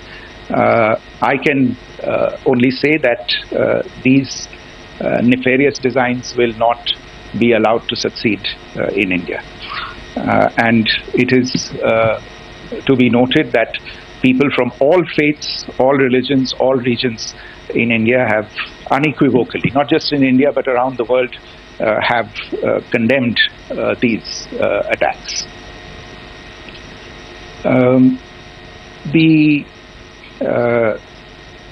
Pakistani claims of now responding to India's strikes of the 7th of May. As I said right at the outset, it is India which is responding. The original escalation was by Pakistan on the 22nd of April. We are the ones who are responding to that escalation with the action that was taken yesterday morning. And again, I would like to emphasize that the action was restrained. It was directed towards non-civilian, non-military targets and confined to terrorist camps. And again, as we have been saying since yesterday, any further action by Pakistan, some of which we are seeing today, is nothing but escalation by Pakistan now, once again, and will be responded to and is being responded to appropriately. One point that I wanted to also address was the allegations to the targeting of a dam, the Neelam Jhelum project in Pakistan-occupied Kashmir. I want to say that this is an absolute and complete fabrication and a blatant lie. India has targeted only and only terrorist infrastructure, and the details of that terrorist infrastructure, together with the locations, were shared with you yesterday by Colonel Qureshi and Wing Commander Singh. I should note that if this kind of a claim is a pretext for targeting Indian infrastructure of a similar nature, Pakistan will be entirely responsible for the consequences that will undoubtedly follow. Finally, I want to address some issues that have been raised related to the Indus Waters Treaty and the disinformation that has been raised in regard to that as well. The fact is that there have been fundamental changes in the circumstances in which the Indus Waters Treaty was concluded, and they call for a reassessment of the obligations under the treaty. Over the last year and a half to 2 years, India has been in communication with the government of Pakistan. We've sent several notices to them requesting for negotiations to discuss modification of the treaty. India has for 6+ decades now honored the treaty, even during periods when Pakistan imposed multiple wars on us, and even when relations were adversarial. Pakistan is the one that has been acting in violation of the treaty, deliberately creating legal roadblocks in India exercising its legitimate rights on the western rivers. Any projects that India sought to build on the eastern rivers, and even on the western rivers, which we are allowed to by the treaty, were always challenged by Pakistan, thereby hampering our rights to utilize our legitimate waters under the treaty. In fact, if you see, the preamble of the treaty itself states that the treaty was concluded in a spirit of goodwill and friendship. Mark those words, concluded in a spirit of goodwill and friendship. ये भारत का धैर्य और भारत की सहनशीलता है जो 65 साल से हम इतनी प्रोवोकेशन के बावजूद इस ट्रीटी को निभा रहे हैं. However, as has been made clear earlier as well, Pakistan has not responded to our requests to enter into negotiations for a reassessment of the obligations under the treaty. A number of conditions have changed. This is a treaty that was based on the engineering techniques of the 50s and the 60s. We are living through the first quarter of the 21st century. Technological changes and technological advancements have to be taken into account. There are demographic changes. There are climate changes that have taken place. There is the imperative of clean energy. And of course, the terrorism that Pakistan has wreaked in the state of Jammu and Kashmir itself has hampered India's ability to exercise its rights under the treaty. Pakistan's persistent refusal to respond to our request to enter into government-to-government negotiations on the modification of the treaty is, in a sense, itself a violation of the treaty. And therefore, India has taken the step of putting the treaty in abeyance until Pakistan abjures irrevocably its support for cross-border terrorism. Maybe I'll stop there. I mentioned earlier yesterday as well that this is an evolving situation. I would therefore ask all of you to be considerate and restrained. It will not be possible for us or my colleagues from the armed forces to share operational details at this point in time. Beyond that, if you have any questions, may I have time for only a few, and I'll try to answer those questions. Okay, I give the floor to Rishabh. On Secretary, good evening. This is Rishabh from Times Now. I just wanted to understand, as per the press release that has been released earlier today, it says that we have successfully hit at the air defense of Lahore. Does it give our forces a better chances if in case of further escalation? And are there other air defense places as well at strategic location that were targeted? Rishabh, you are violating the first rule that I set out at the end of my remarks.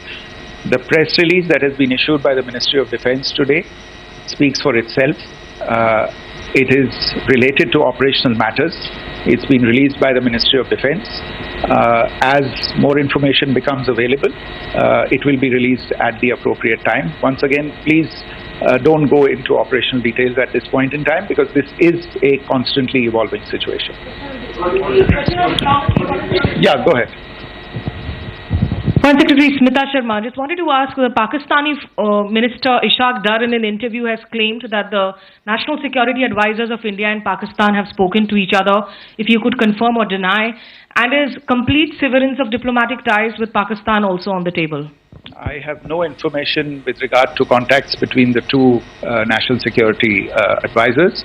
Insofar as diplomatic relations are concerned, you've seen the steps that were announced in response to the following the meeting of the Cabinet Committee on Security on the 23rd of April. There are no further steps that are under consideration at this moment in time. Here, go ahead. Foreign secretary, मेरा नाम मनीष है, मैं TV9 Bharatvarsh से हूं, और आपने खुद ही बताया कि कितना मिस इन्फॉर्मेशन क्रॉस बॉर्डर से आ रहा है। बल्कि ऐसा लग रहा है जैसे पाकिस्तान के प्राइम मिनिस्टर और डिफेंस मिनिस्टर तक भी प्रोपेगेंडा करने में मिस इन्फॉर्मेशन में आ गए हैं। वो कई बार तो ये तक दावा करते हैं कि हम 3 राफेल हमने गिरा दिया, इतने हमने मिग गिरा दिए, और जब उनसे पूछा जाता है तो वो कहते हैं कि सोशल मीडिया में हमने ये सब चीज़ें देखी थी।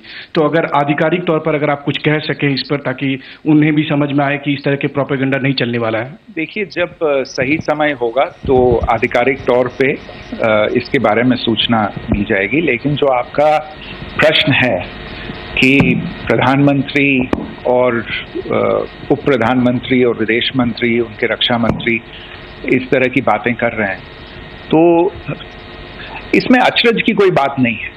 आखिरकार ये एक देश है जिसने अपना इसका जन्म लेते ही झूठ शुरू हो गया था।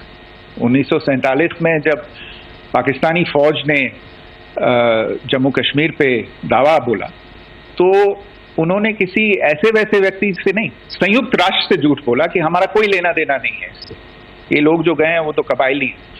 वो तो जब हमारी फौज वहाँ पे पहुंची और UN के लोग, संयुक्त राष्ट्र के लोग खुद वहाँ पे पहुंचे, उन्होंने देखा कि वहाँ तो पाकिस्तानी फौज घुसपैठ करके आ गई है, उसके बाद पाकिस्तान को मुंह की देखनी पड़ी और उनको मानना पड़ा कि हाँ, उनकी फौज वहाँ पे कुछ समय से पड़ी हुई है।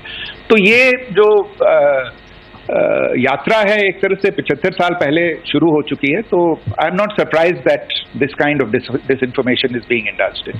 Yeah, Siddhant. Sir, Siddhant from Beyond. Sir, we have seen a lot of negative comments coming from the Pakistani military of escalation. If tomorrow there is an escalation, there are strikes, we know one attempt has been thwarted, what will be the Indian response to those attempts of creating more escalation? Because it is looking like it's going towards more escalation. And my second question is, are any other world powers, essentially the P5 countries, the West Asian countries, reaching out to de-escalate the current situation? Look, on escalation, we've already made our stance clear. I mean, there are two basic points. First of all, it is Pakistan that escalated on the 22nd of April. We are only responding to that escalation. And then what we have said yesterday and what my colleagues have said today, that now if there is an attempt at further escalation by Pakistan, it will be responded to in an appropriate domain. And therefore, the choice is entirely that of Pakistan to make. As to your second question, I don't think I can do better than to point you in the direction of the statements that are being made from practically every chancellery in the world and the sentiment that they are carrying. That sentiment essentially and for the major portion is support for the government of India in the context of the condemnation of the terrorist attack in Pahalgam on the 22nd of April. There is wide recognition of the government of India's right to respond to these attacks in self-defense, and of course a desire to ensure that there is not further escalation. I think these statements speak for themselves. Yeah. There. Sir, this is Mausami from India Today. Now, in the all-party meeting, we have learned that the defense minister has said that, you know, in the Operation Sindoor, almost 100 terrorists were killed. Would we have any details about what is the number like, and also about if there were any big faces, masterminds, terrorist masterminds who were in fact killed? There is also a report that Masood Azhar's family's 10 members have been killed, and Rauf Asghar, who was actually the mastermind of Pulwama, he's also been badly, severely injured. I don't have information at this point in time to share with you on these issues. But as I said, I think, you know, there is so much information out there on television, in the news media, in social media, that it sometimes looks like a long time has passed since this. Please understand that slightly over 36 hours only have passed since this operation was undertaken. Let us have some patience. Information will come out. It will be shared in due time. Shruti. Thank you, Foreign Secretary. Shruti Ranjan from Bloomberg. Sir, could you give us any understanding whether India has moved the IMF or the World Bank to kind of, you know, sensitize them about the the bailout that Pakistan has, and, you know, the kind of stuff that the Pakistan government is doing? Look, we have an executive director at the IMF.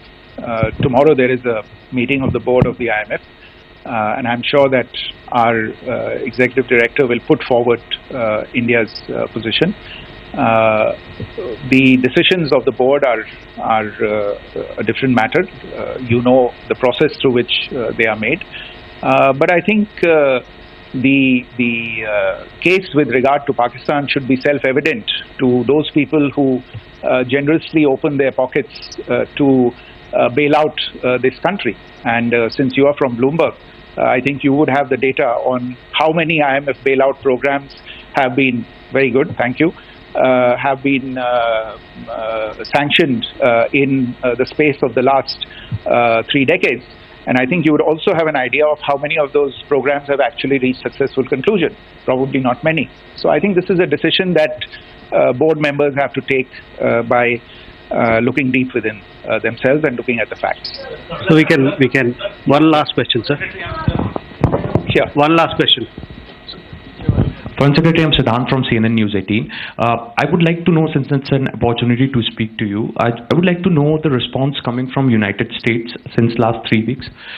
Saudi Arabia, Qatar.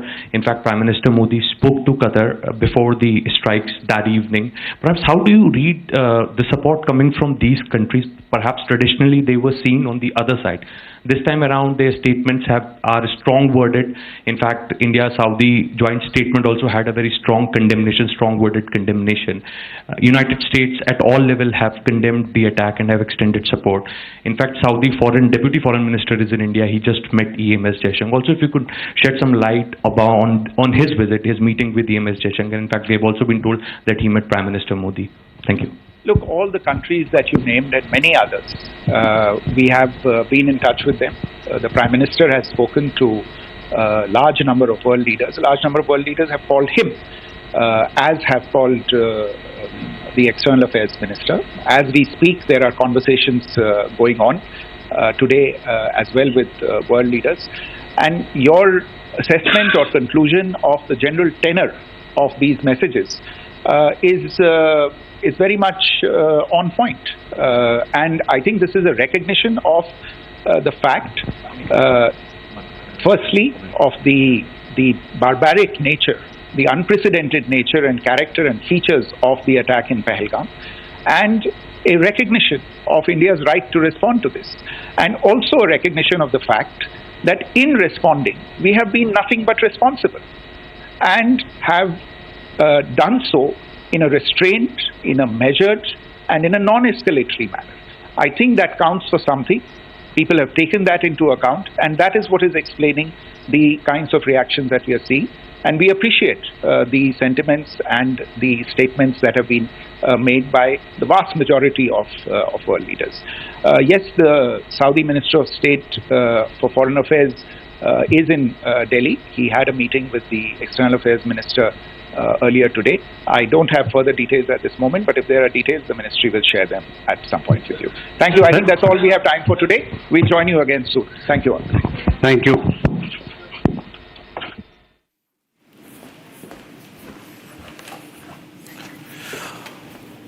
Pakistani narrative takedown now by India. This entire narrative that was peddled by the Pakistanis that the drone hit that was carried out was not because of any sort of retaliation, but this was part of the operation. India makes it abundantly clear that we will hit back if at all Pakistan escalates the matter. Not just that, there are several other issues that were addressed by the Foreign Secretary and of course by this Army as well as the Air Force. We're going to take you through every details of it, but slipping into a short break, coming back with the full details of the briefing that has taken place.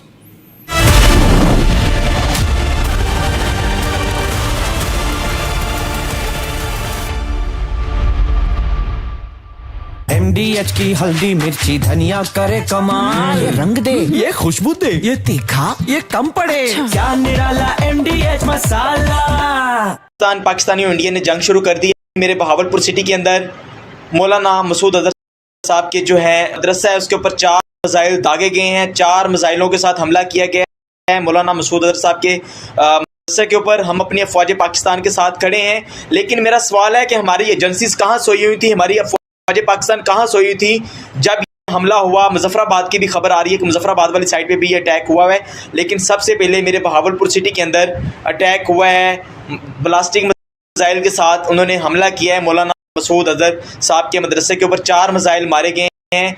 अभी ये कहना कबल है कि गोया कितनी सच्चाई है इस खबर के अंदर, किस साइड से ये मिसाइल आए हैं, ये अभी कन्फर्म होना बाकी है। लेकिन ये कन्फर्म न्यूज़ है कि उनके मदरसे के ऊपर 4 मिसाइल मारे गए हैं।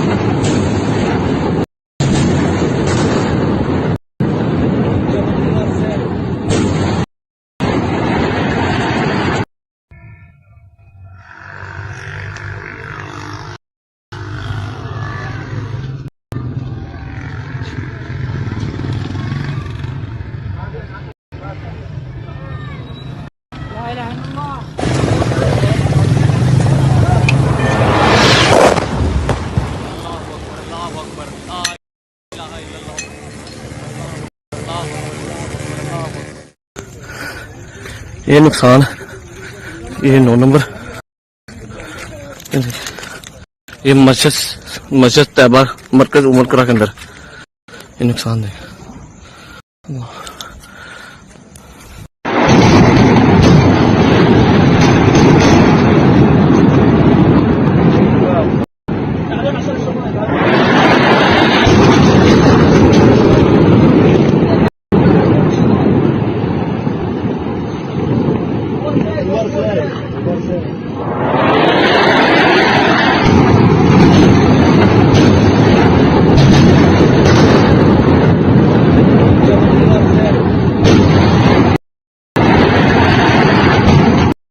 पाकिस्तानी और इंडिया ने जंग शुरू कर दी है। अभी मेरे बहावलपुर सिटी के अंदर मौलाना मसूद अजहर साहब के जो है मदरसा है उसके ऊपर 4 मिसाइल दागे गए हैं। 4 मिसाइलों के साथ हमला किया गया है मौलाना मसूद अजहर साहब के मदरसे के ऊपर। हम अपनी अफवाज पाकिस्तान के साथ खड़े हैं, लेकिन मेरा सवाल है कि हमारी एजेंसीज कहाँ सोई हुई थी, हमारी अफवाज पाकिस्तान कहाँ सोई हुई थी जब ये हमला हुआ मुजफ्फर। ये है सीक्रेट रेसिपी MDH का जीरा सिप जल जीरा मसाला। सिप जीरा सिप MDH का जल जीरा सिप MDH का जल जीरा SIP.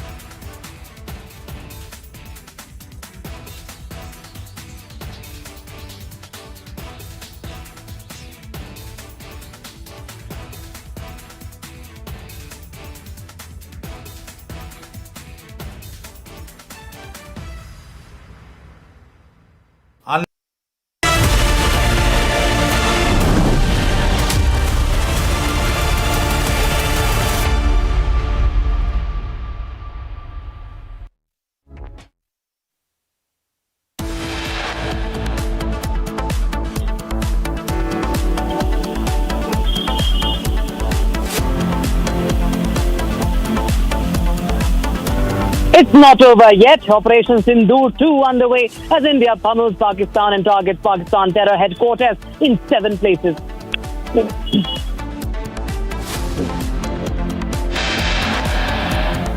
India goes after Lashkar-e-Taiba off to TRF to brief United Nations Security Council.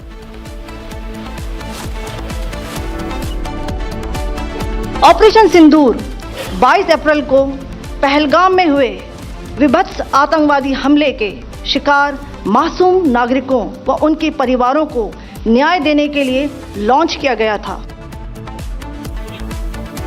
Indian armed forces expose Pakistan on civilian killings, reiterate the befitting response to terror state.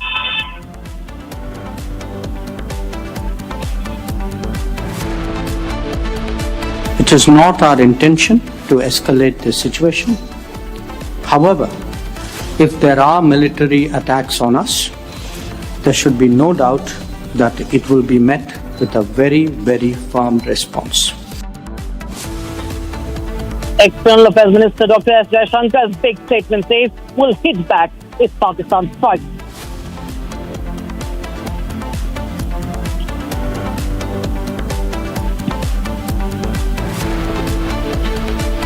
Major success for India as Jaish-e-Mohammed chief Masood Azhar's brother, who masterminded the IC-814 plane hostage crisis, killed.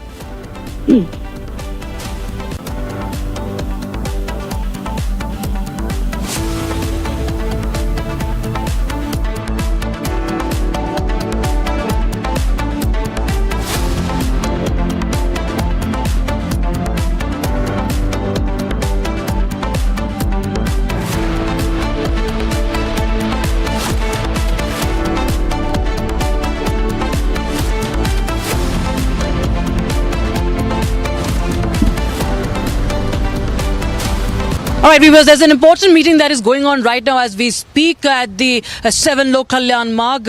Right now, the Army Chief is briefing the Prime Minister and the NSA Ajit Doval in the national capital, and that's what we are breaking right now. The Army Chief, General Upendra Dwivedi, is right now meeting the Prime Minister and NSA Ajit Doval. The meeting is right now underway at the 7 Lok Kalyan Marg. A big update coming in as Pakistan, its cowardice has also been exposed once again. We just had the Ministry of External Affairs and the MOD press conference a while back, and Pakistan, what it intended to do, how it has targeted the civilians in India.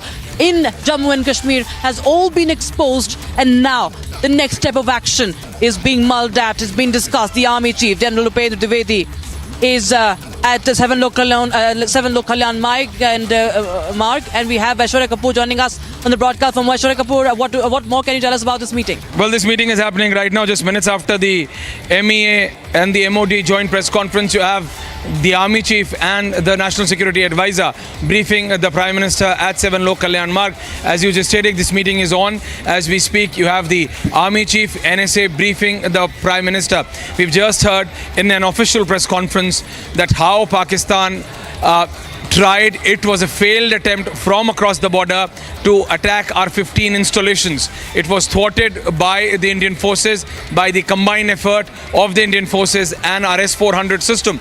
But no such attempt should even be tried today. So what we are being told that the Army Chief is briefing the Prime Minister, and the NSA is also in presence. We are being told that 27 civilian airports have been completely shut down for any commercial or civilian mobility. They've been made as complete military airports, and that ranges from Jammu and Kashmir to Gujarat, Ghaziabad, Delhi's Hindon Airport. So all of this has been included amid high tensions. This is a very important meeting which is happening at the 7 LKM, in which the Army Chief and the NSA are briefing the Prime Minister together. Back to you.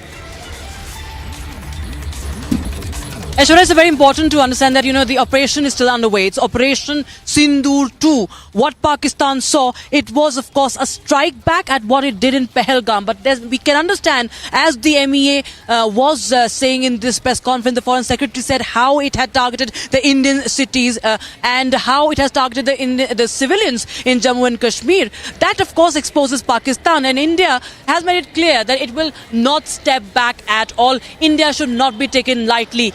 And Pakistan has signed up for something very, very dangerous. It is very clear, and hence what we see, these important meetings are now underway. Well, absolutely. There is no question of stepping back even an inch. In fact, we made it clear that you dare this time. You dare. India responded with Operation Sindoor 1 because that was only a retaliation or a badla, as it is called, of what they did in Pahalgam. What they did last night, the only reason, the kind of destruction Pakistani civilians are seeing in their cities, ranging from Karachi to Peshawar to Rawalpindi, and you name it, is only because what Pakistani army tried last night. They failed in even crossing the Indian airspace, but they tried. So they dare not. There is no question of taking half a step back. If they dare today, then it's no holds barred. And we are very clear. And the Army Chief and the NSA are briefing the Prime Minister on our preparedness. Let there be no doubt about it. We are ready. Yes. Right. Aishwarya, thanks so much for joining us with those important details coming in from the 7 Kalyan Marg viewers. So all those who are tuning in right now, the Army Chief, General Upendra Dwivedi, is right now at the 7 Kalyan Marg. He is briefing the Prime Minister and the National Security Advisor, Ajit Doval, as India, of course, is right now continuing to plan over the strategy. Remember, India says, and it has announced, it has made it clear that the operation is still underway. It's not over because Pakistan is not mending its way. The way it has targeted the Indian civilians, the way it has resorted to heavy shelling along the LOC in Poonch, the way it has targeted the Sikhs, the way it has targeted the Gurudwaras. It's all clear that how Pakistan continues with its cowardly ways, and it needs to be taught a lesson, viewers. Now, viewers, Pakistan has lodged to go into more of the details on that. There have been heavy shelling along the line of control, and especially in Jammu. If you see what happened in Poonch, viewers, there was heavy shelling, massive destruction. The Gurudwara was also targeted over there, and three Indian civilians were killed in this shelling. And this happened right after India's Operation Sindoor. And this is, of course, after India, of course, had it succeeded in its operation, hitting the terror targets. But hitting the terror targets, dismantling the terror headquarters, hurt terrorists down so much. So now we will give you this report. We have our network reporters right now lined up for you. Gursimran Singh joins us live on the broadcast from Akhnur in LOC. Harsha is live from Poonch, and we have Rawat live from the border district of Baramulla. We'll just go across to Harsha, who has been tracking all the developments from Poonch. Well, the Foreign Secretary also made it very clear that how the Indian side has been targeted. The Indian civilians have been targeted by the cowardly Pakistani army, and the shelling that continued yesterday. And we saw that how the Sikhs, the Gurudwaras, have been targeted by the Pakistani army. What is the latest update that you are, and what have you witnessed in Poonch, Harsha? What you can share with us? So Rakshita, as rightly you are pointing out the cowardly behavior of Pakistan, where again it has attacked civilians. In Pahalgam also we saw the civilians, the tourists were attacked, and here also in Poonch, when the frustrated Pakistan saw that how Operation Sindoor was successful, it resorted and guided its artillery, its mortar shelling towards Poonch city, main city. There are several districts of Poonch which has been heavily impacted, but if we talk about Poonch city, the artillery exercise of Pakistan was guided at religious places. Not only Gurudwara but also temple, Gita Bhavan, mosque and madrasas all have the mark of the mortar shelling caused by Pakistan. Also 6 from the Gurudwara died in the mortar shelling. Also in total 11 civilians in the Poonch district have lost their lives. We spoke to the families who are still grieving. Tears of the mothers have not soaked yet, and they are stating that Pakistan should continuously, this befitting reply should be given from the side of India to Pakistan. Not only Operation Sindoor 2.0, but more such action should be given from the side of India to Pakistan, because now what we see in the Poonch city is the devastated and destroyed houses, collapsed walls. What we saw, the visuals in the Gurudwara, how only Guru Granth Sahib was protected, while the walls, the windows, everything was was reduced to debris in the Gurudwara. Same was the scenes from the temple as well. And while many localities in the Poonch, we saw the similar scenes, the debris everywhere, and also how the clutter, there was completely clutter with rubbles in the locality and the lane. The busiest lane, the destruction could clearly be seen. And right now what we are seeing in the Poonch is the deserted lanes, because most of the civilians have now shifted to a safer location. The authorities have clearly stated that the relief and the medical assistance is being provided to the civilians here. They have been shifted either to the bunkers or either to the safer location, because Pakistan can again resort to the mortar shelling as it's completely frustrated. And the cowardice of Pakistan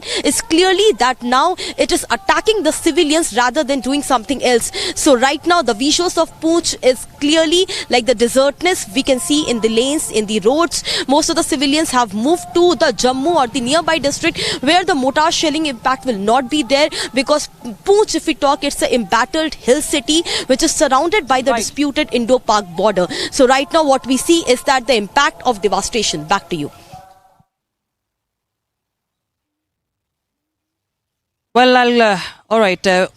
Thanks. We will just go across to my colleague Gursimran Singh, who's also in Jammu. He is along the LOC in Akhnur, and of course there has been a lot of damage over there as well. What's the latest update that you're picking up?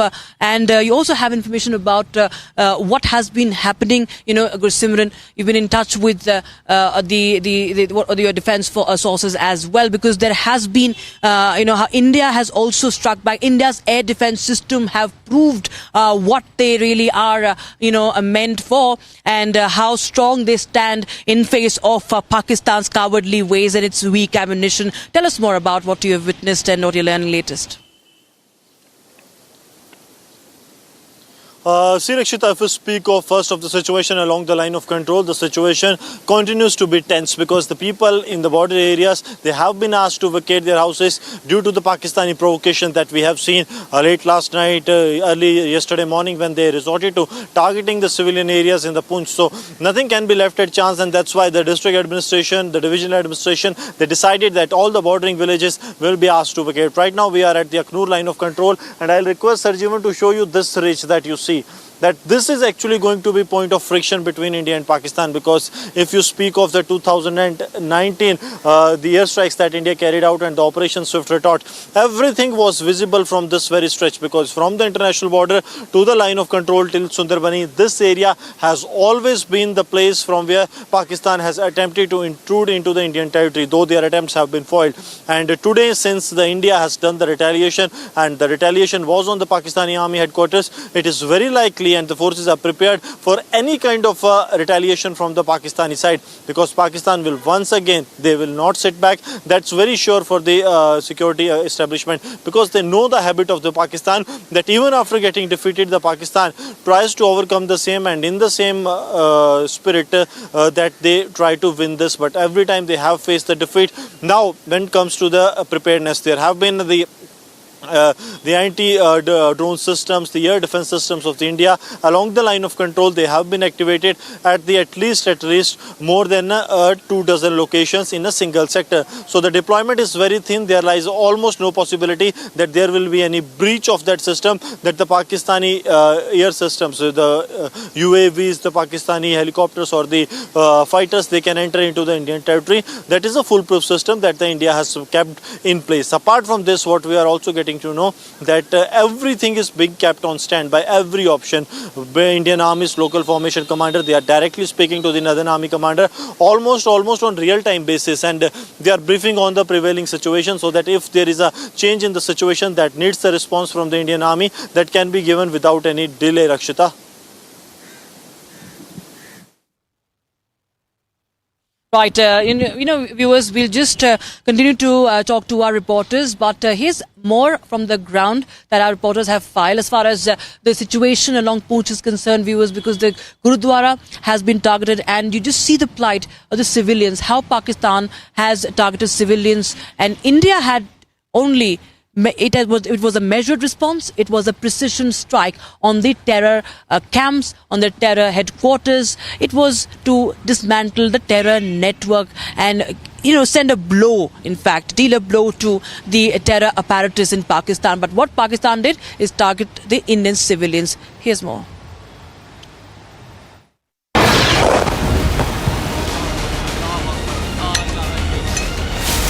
Hit like it seldom had before, the rattled and clueless Pakistani troops opened small arms fire on civilian areas along the line of control. Heavy artillery fire was also directed on unarmed civilians in the forward areas of Pooch near the LSE. While the army responded swiftly and effectively to unprovoked Pakistani shelling, an effort was underway to shift all civilians on harm's way to safer places. The unprovoked Pakistani shelling and small arms fire have so far claimed 16 lives while leaving over 40 injured. I am Harsha reporting for Border Dispatch from Gurudwara Guru Singh Sabha in the Pooch city. There's a Gurudwara located in the main city of the Pooch district. It's very important to showcase this place because after the successful launch of the Operation Sindoor at Pakistan resorted to the mortar shelling at the religious places in the Pooch city. And this is one of the places, this is one of the Gurudwaras which was the target of the Pakistan, and also through visuals it could clearly be seen from windows to walls. Most of the infrastructure have been damaged from the mortar shelling from the Pakistan side.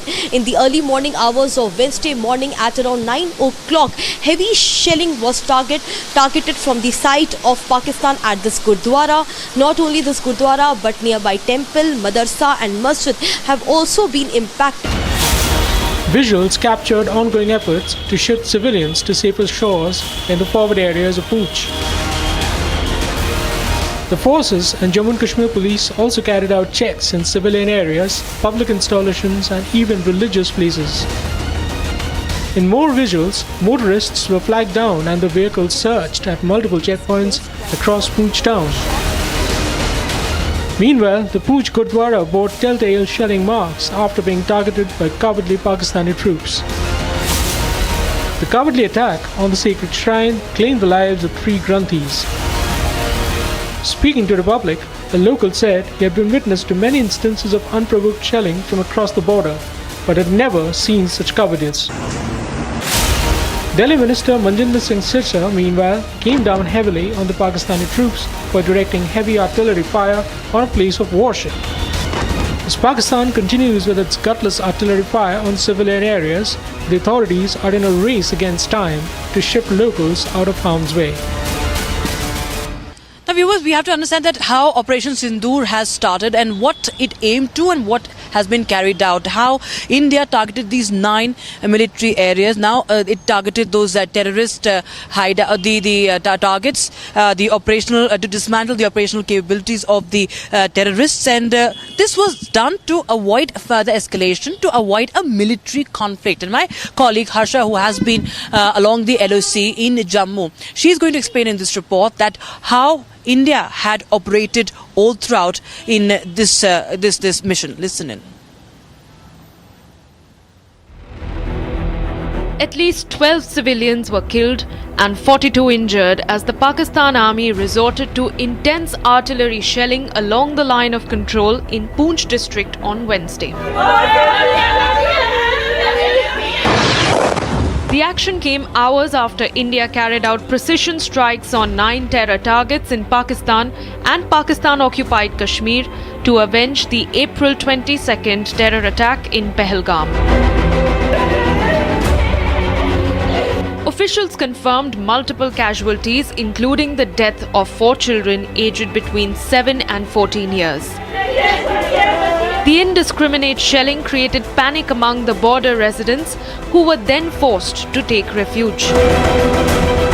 Dozens of houses were damaged across 7 districts: Balakot, Mendhar, Mankot, Sagra, Krishnaghati, Gulpur and Kain. And in the aftermath of Pakistan's relentless offensive, the Jammu and Kashmir police and SOG teams have launched extensive security check operations to move civilians to safety. It is very close proximity with the LOC.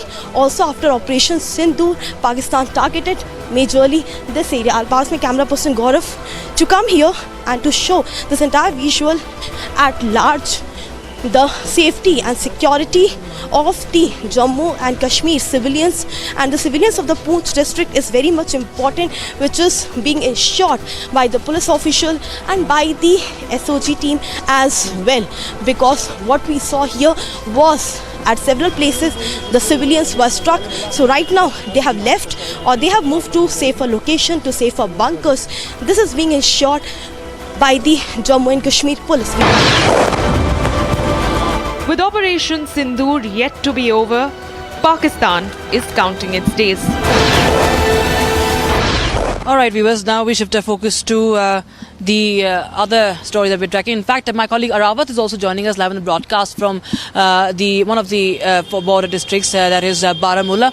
Now, what are you picking up, Arawat, because we've seen that right after the Operation Sindoor, right after the airstrikes, there was a lot of damage, a lot of shelling that was witnessed in Baramulla. What is the situation right now?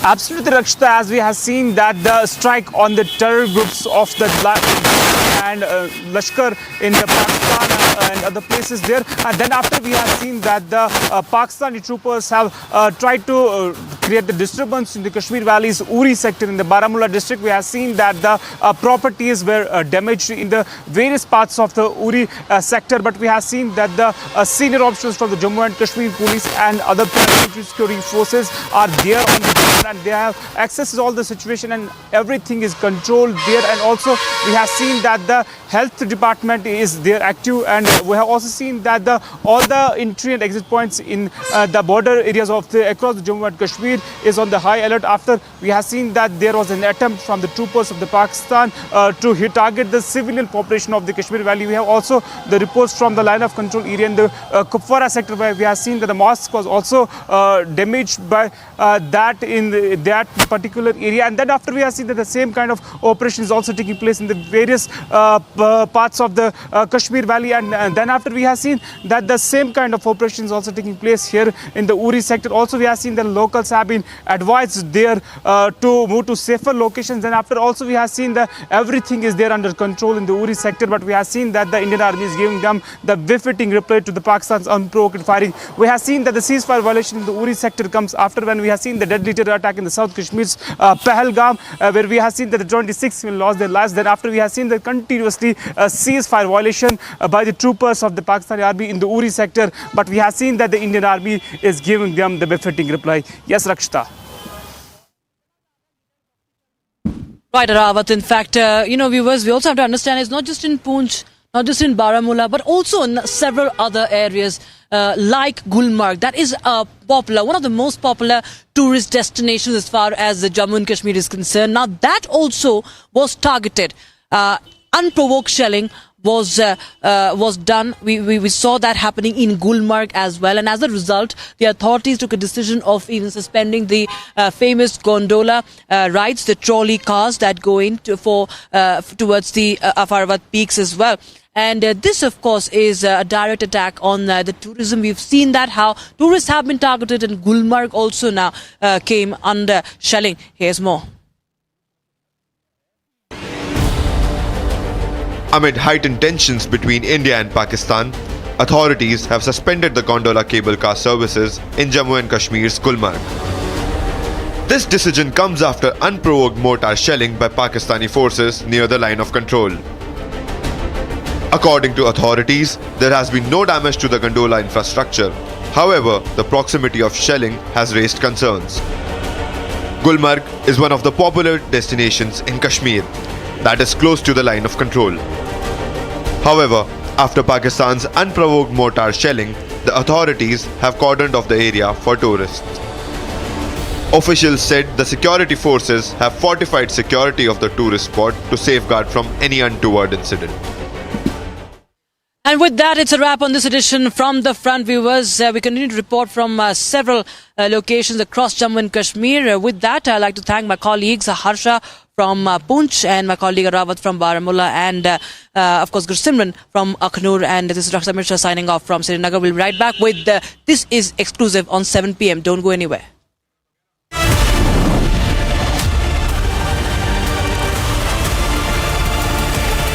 Hi, this is Chef Ranveer Brar. Guarantee you brilliance on behalf of IIHM. अब छोलिया हो या लोबिया, सफेद चने या काले चने, सब कुछ मजेदार बने।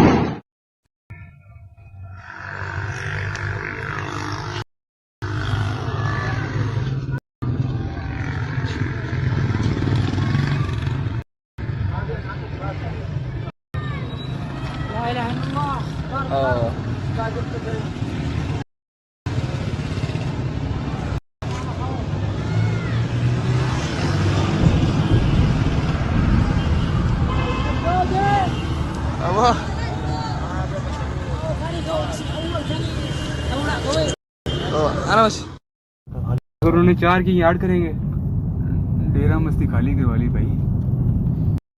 हाँ देखना वाम कैसे आ रही है वहाँ से। अभी वीडियो कैच होगी? नहीं होगी।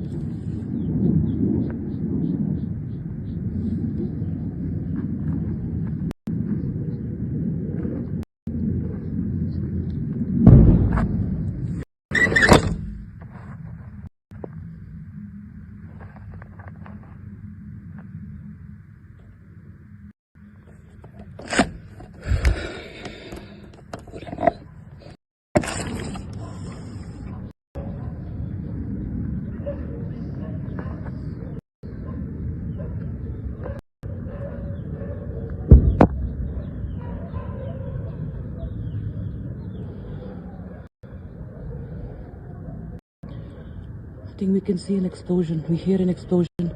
Jets hovering. We're right now in Srinagar, and we can actually smell some smoke, and the sky at one part became red. There was an explosion sound, very much visible. Seems panic across the border. As we report from Srinagar right now.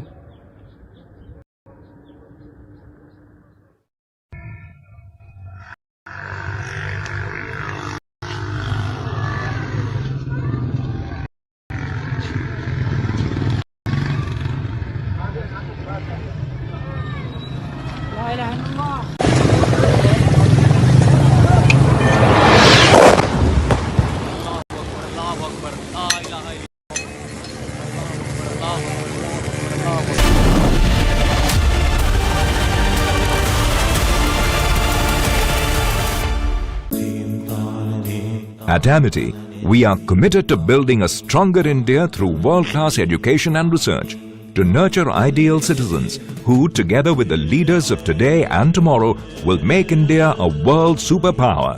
Amity University, India's leading not-for-profit private university. MDH की हल्दी मिर्ची धनिया करे कमाल, ये रंग दे, ये खुशबू दे, ये तीखा, ये कम पड़े, क्या निराला MDH masala. Mahi sir, how much do you love your fans? Honestly, I love my new fans. पुराने वाले बेकार में शोर करते. Sir, fans हैं, शोर तो करेंगे ही ना. नए वाले नहीं करते. And they listen to what I say. The new generation Orient BLDC fans, super silent performance with voice control. Silly me आए तो और Cricket fans. आधे बाउल दही में 4 चम्मच MDH चटनी पुदीना मसाला डाला, स्टर करो, पुदीना चटनी तैयार. MDH चटनी पुदीना मसाला.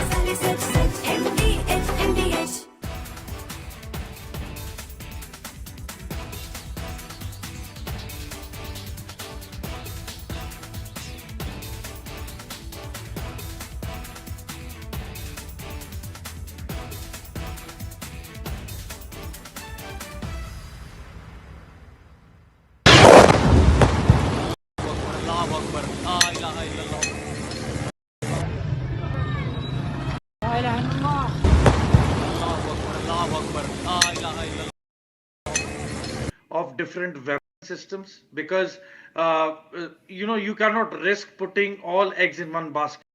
ये मशस मरकज उमर करा के अंदर ये नुकसान है. From Asia's largest news headquarters, setting the agenda for Bharat.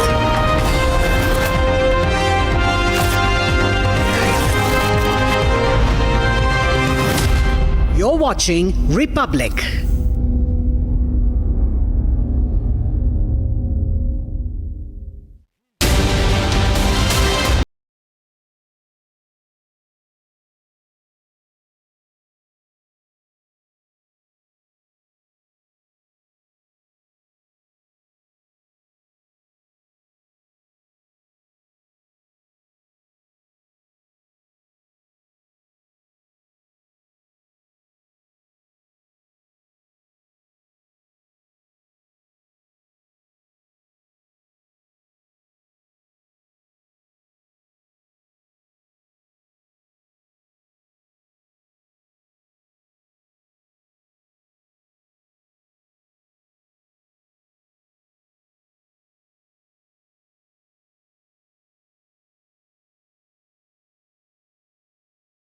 Arms in Punjab.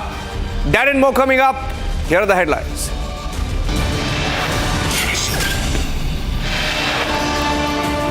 Operation Sindoor 2 continues as India hammers Pakistan for its misadventure and attempt to target Indian cities.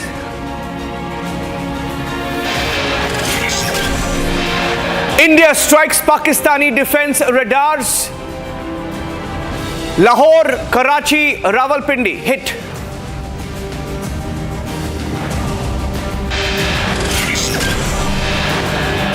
Pakistan attempts to target 15 Indian cities. Drones and missiles projected at India fall short.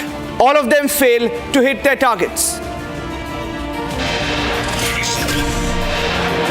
Pakistani duds landing in farms across the border. Chinese missiles suspected to have been used.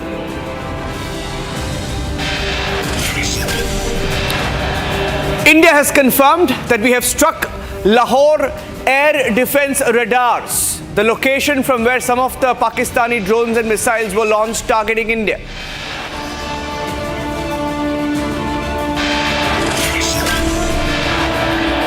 S-400 Sudarshan Chakra used in the Operation Sindoor 2 as every Pakistani drone and missile are intercepted in the skies.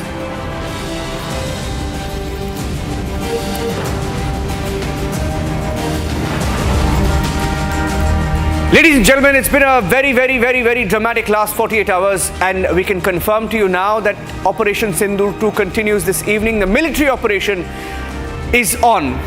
What is military Operation Sindoor 2? Pakistan last night tried to target 15 Indian cities.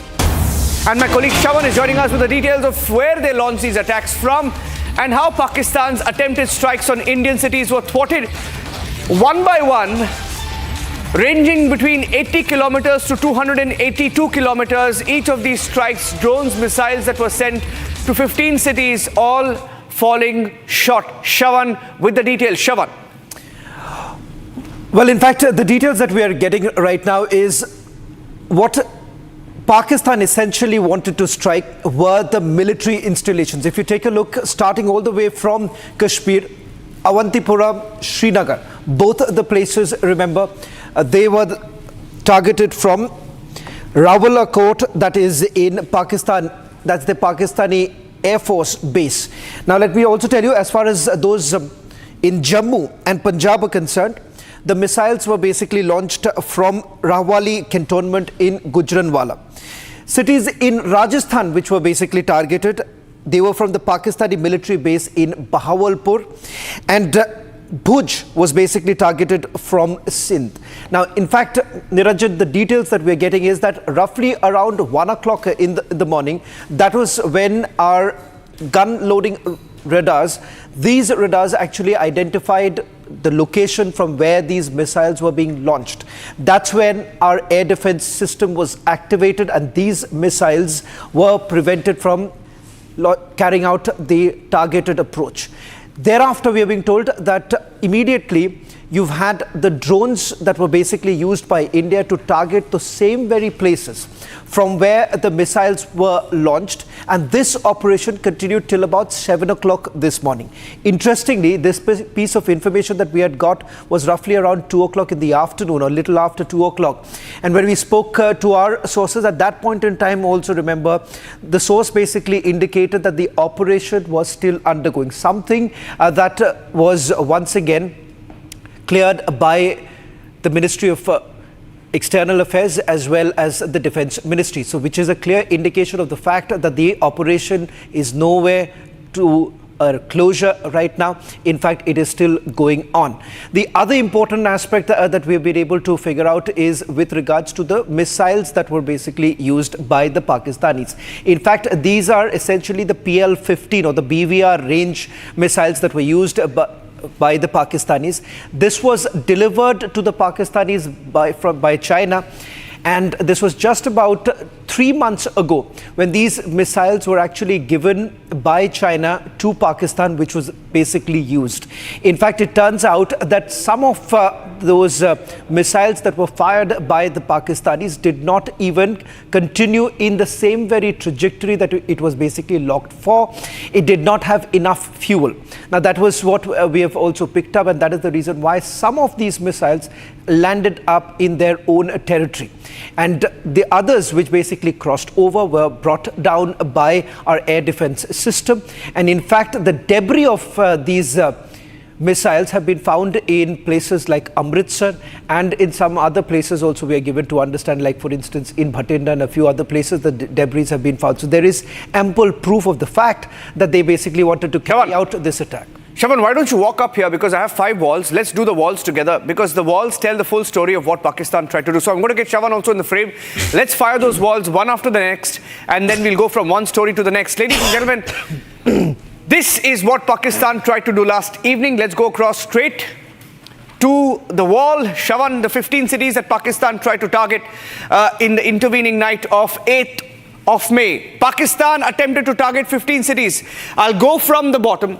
Bhuj, Uttarlai, Falodi, Nal, Batinda, Jalandhar, Kapurthala, Amritsar, Srinagar, Avantipora, Jammu, Pathankot, I think that's Udhampur, Ludhiana and Chandigarh. Now all of these cities, Shavan, so across the border, from international border, Gujarat, Rajasthan, Punjab, Jammu and Kashmir, along the border they've tried to target our cities. Well, in fact, just to quickly add a point here, you have your naval installations here. Yes.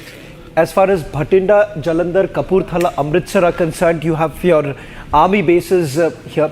Interestingly, Pathankot, remember, has been their target for a very, very long time, because that's where our Air Force base is. Jammu, also not to forget, as far as Jammu is concerned, you have the 16 Corps headquarters in Jammu. Ludhiana, Udhampur, as well as Chandigarh, you have, several of your not just the military base, but some of them happen to be the military cantonments which have also been targeted. So clearly, if you look at it, there is a pattern that emerges. Of course, Srinagar and Avantipora both have military bases. You have the 15 Corps in Srinagar, and Avantipura also has a... Now, Shavan, what is interesting is that they haven't just tried to target towns or cities along the border.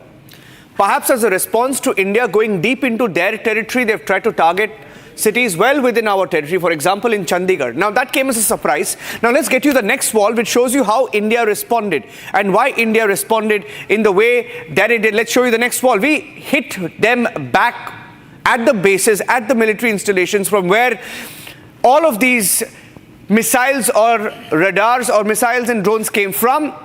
India took out some of them.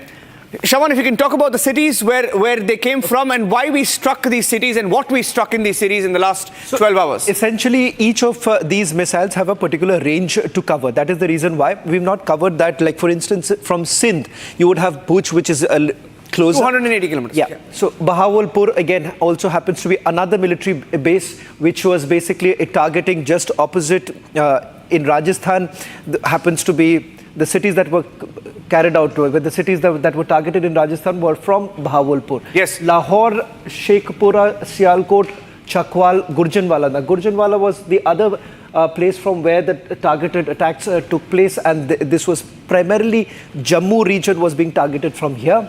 And as far as Sialkot is concerned, this is more to do with the air defense system that was basically put in place, which we have been able to penetrate. I'm going to explain that in a short while. One of the first videos that came in this morning, ladies and gentlemen, was from Lahore when the first explosion was reported. Now, when Republic reported that explosion as well this morning, Shavan, we broke that story as an explosion that was reported from Lahore at a cantonment area. What we did not know is that it was India hitting back at Pakistan, striking the air defense system, finishing off the air defense systems of Pakistan in Lahore, because that's where the drones and missiles came from. So let's get you the next wall of how we hit them back this morning. India foiled Pakistan's attempt, 15 drone/missiles, 15 targets, 15 cities, and every drone or missile fell short.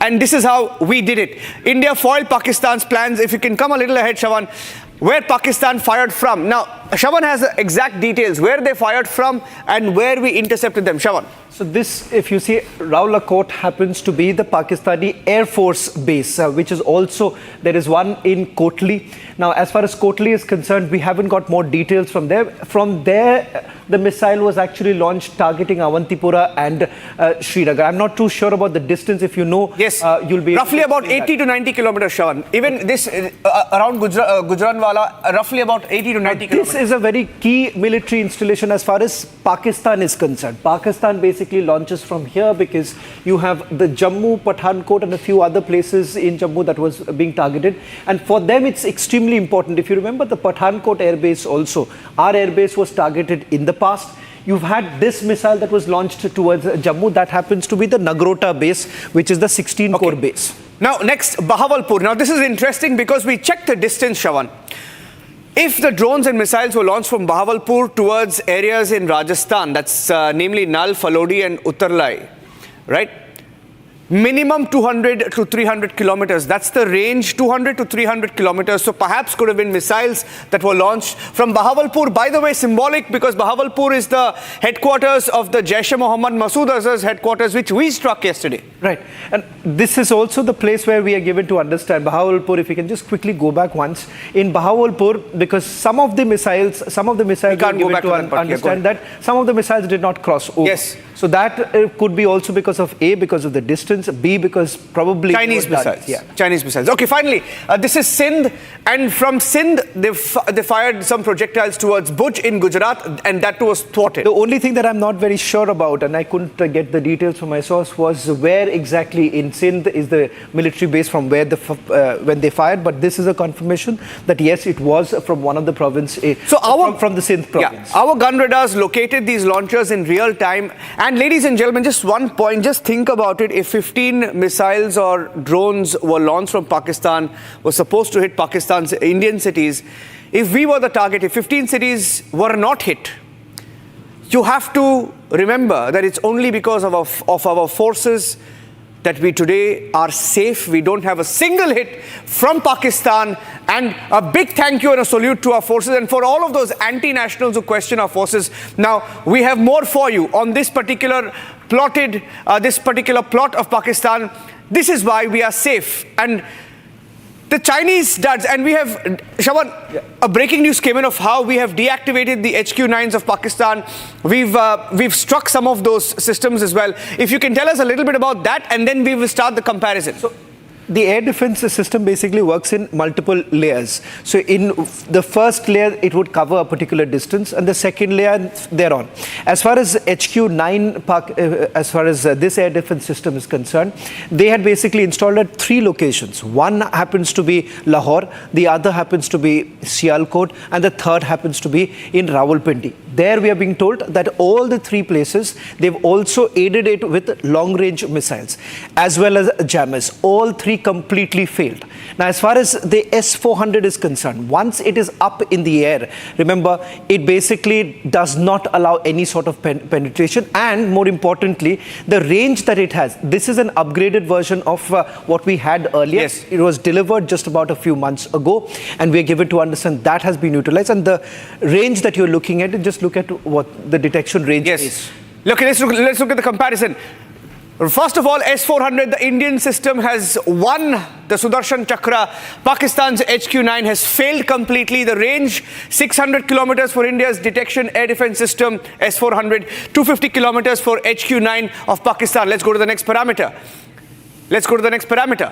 Destruction range, 400 kilometers for the S-400. This is India's system, while it's just about 200 kilometers for Pakistan's HQ-9. But by the way, air defense system of Pakistan, lesser said the better, because all our missiles have struck our targets. Next, maximum target speed, Mach 14, not much change there. There's a bit of a difference yes. here. The difference being is that this basically intercepts even hypersonic missiles. Yes. So which basically means that even if you have used an advanced missile, there's a high possibility that your S-400 air defense systems would be able to detect, unlike what would have happened in the case of HQ-9, because it's not equipped. Yes. Next parameter, let's go straight up to that. Maximum altitude 30 kilometers for the S-400, a maximum altitude 50 kilometers. I don't think that really matters because this has done its job. Let's go to the next one. Next parameter. The S-400 can shoot 80 simultaneous targets, including cruise, ballistic missiles, UAVs and aircraft. And I think this has been one of the biggest displays of success of this missile system is in what we saw last night, Shawan. And of course, the Russians themselves have used it. Russians have used this during their current war. Yes. And the fact that they have essentially promised an upgraded version. This upgraded version basically looks at a variety of, interceptions. And as you pointed out, this also encompasses the newly made missiles, which are faster range, which has a longer range. All of that can be well detected, unlike in this case. Yes, you should take that with a pinch of salt, because that's what they claim. But none of India's missiles were intercepted by the HQ-9. In fact, this is the air defense system, as I said, it was layered. You would also have long-range missiles. So in order to basically stop some of them, because most of the missiles would have come at the same go, you would have exhausted it. The air defense system gets exhausted or blocked. But it seems that not only this air defense system failed, but the other systems that were put in place, for example, the long-range missiles, the jammers, all of them failed simultaneously. Deployment time. Next parameter, just 5 minutes for the S-400. If you have a parameter of the HQ-9, it doesn't really matter how long it can be deployed, because how soon it's a little bit of a stationary issue, so that's much of a case. Okay, and finally, this has been the game changer for India today. India hit several targets. Sialkot, we showed you the 7 cities that we hit. Now, this is believed to have been one of the key drone systems that were used to target and disable the Pakistani radars. The Harpy drone, Shravan, you want to talk about it? On how it was used and how effective it's been? See, the loitering munitions, basically, by the word itself, moves around. And the fact that this can go at a low level without much of a detection. Subsurface is what these drones would have moved around. As far as the warheads are concerned, it can be expanded. Now, what we are given to understand that there were 2 types. One, of course, was Harpy, and the original, that is the first phase of the operation, was also using something that was designed in Bengaluru, that is the Sky Trainer, and that has another warhead about 5 kilogram that was taken. In this, if you see, the payload is way higher. It's about 32 kilogram.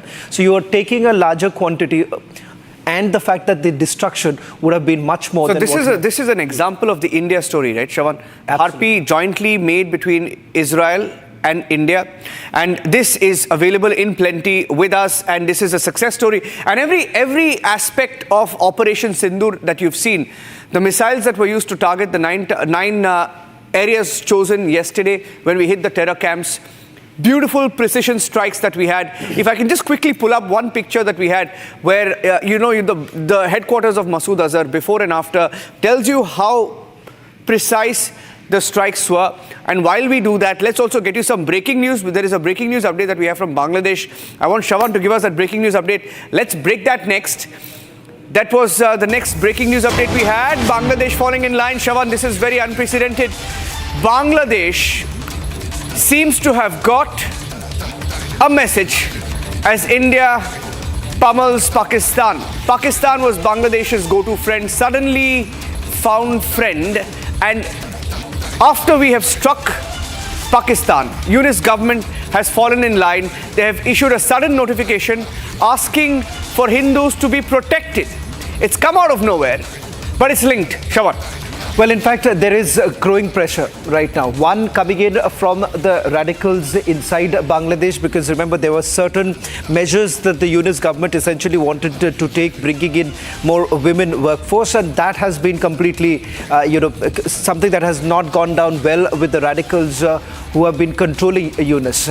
Now, it turns out that with the change in the US administration there have been certain directives that have been given to the Yunus government, and it turns out that a panicked, worried Bangladesh is basically responding to what India has been saying for a very long time, the protection of minorities. Now, this notification basically brings in that change, which something that they had ignored all this while, saying that this was a figment of our imagination. And there are terror groups even in Bangladesh. We know that there are elements in Bangladesh which are radical extremist elements in Bangladesh, and the precision strikes are a clear message to Bangladesh, which has lately been acting as a proxy for both Pakistan and also China. And that is why, they seem to be somewhat in a shock.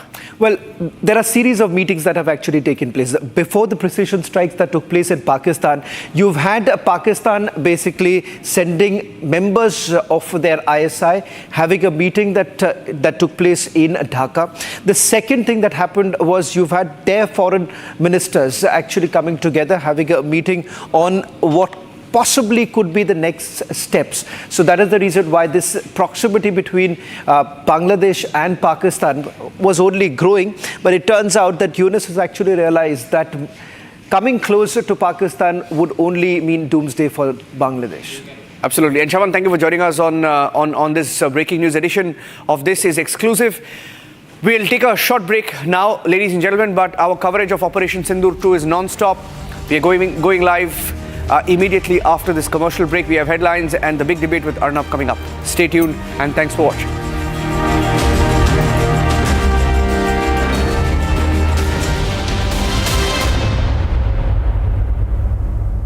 Mahi sir, how much do you love your fans? Honestly, I love my new fans.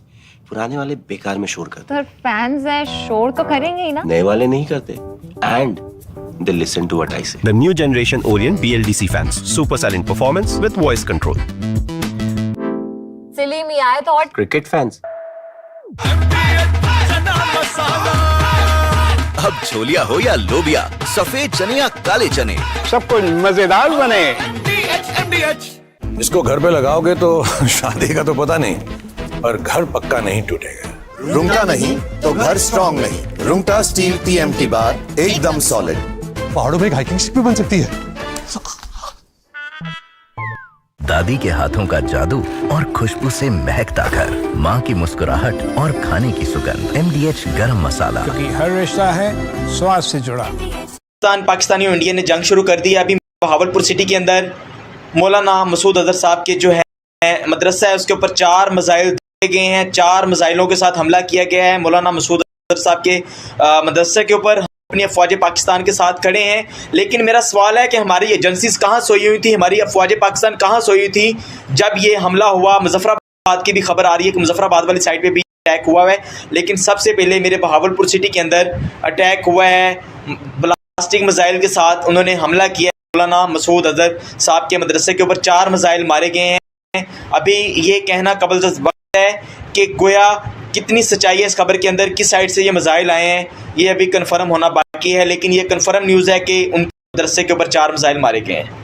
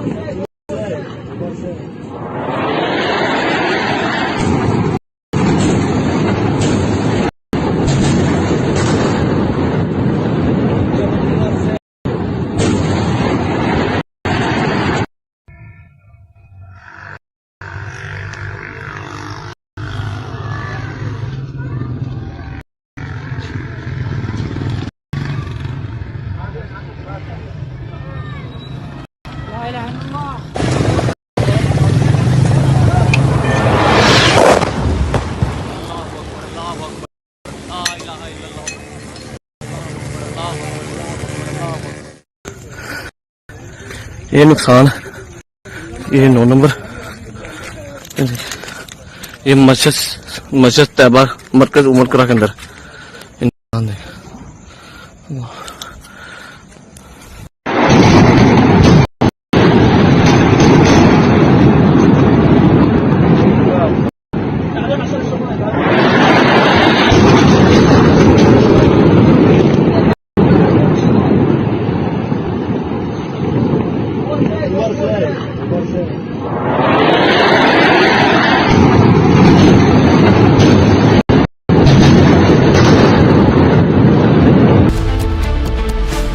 Pakistan attempts to attack 15 Indian cities. India cripples Pakistan's air defense. Has Pakistan just made a fatal mistake? Debating tonight at 8 p.m. At Amity, we are committed to building a stronger India through world-class education and research, to nurture ideal citizens who, together with the leaders of today and tomorrow, will make India a world superpower. Amity University, India's leading not-for-profit private university. MDH की देगी मीरज। देगी मिर्च का तड़का, अंग अंग फड़का। MDH की देगी मिर्च। इसको घर पे लगाओगे तो शादी का तो पता नहीं, पर घर पक्का नहीं टूटेगा। रुंगटा नहीं तो घर स्ट्रॉन्ग नहीं। रुंगटा स्टील TMT बार एकदम सॉलिड। पहाड़ों में एक हाइकिंग स्टिक भी बन सकती है। ये है सीक्रेट रेसिपी MDH का जीरा सिप जल जीरा मसाला। सिप सिप जीरा सिप जीरा सिप MDH का जल जीरा सिप MDH का जल जीरा SIP.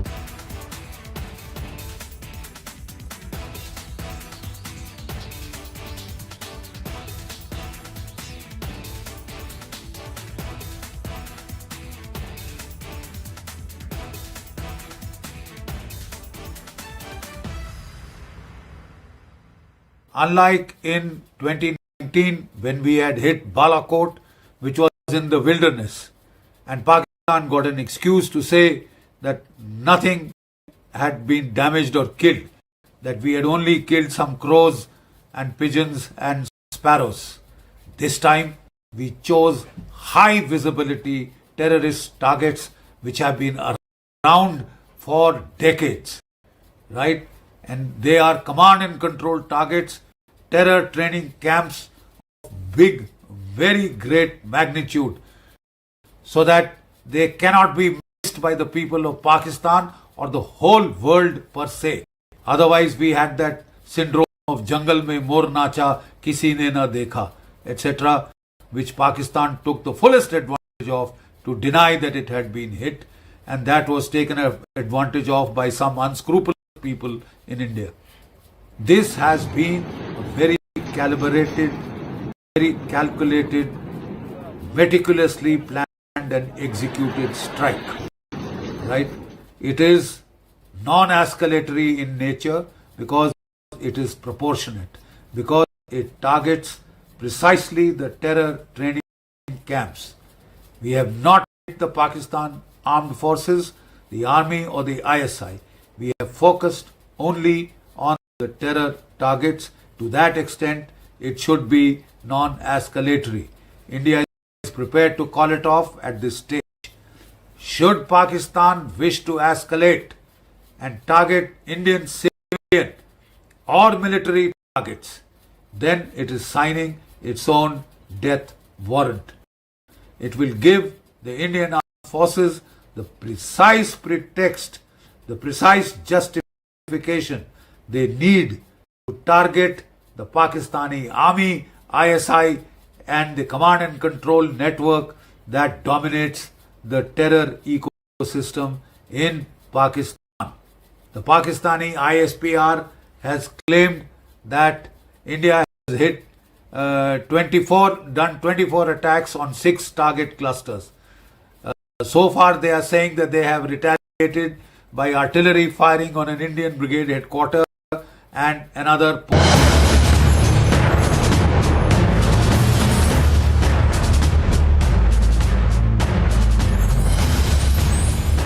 Pakistan's terror facade is crumbling. The mask is off. Tonight we bring you the unvarnished truth about India's surgical strikes against Pakistan's terror infrastructure. National Security Advisor Ajit Doval's master plan behind Operation Sindoor. Join us as we dissect the precision strikes that took out over 90 terrorists, including key figures like Qari Muhammad Iqbal, with India's military by taking out 9 key terror camps, eliminating over 100 terrorists. The message is loud and clear. The era of impunity is over. I'm Shavan Sen and this is Forces First.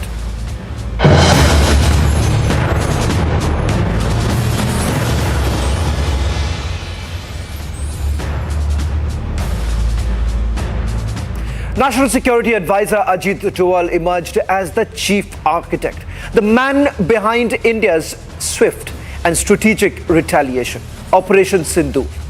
Working behind the scenes under the leadership of Prime Minister Modi, National Security Advisor Doval led high intelligence coordination and mission planning. The 9 targeted terror dens across Pakistan and Pakistan-occupied Kashmir. The precision strikes were given a go-ahead after his plan received a final nod from the Prime Minister.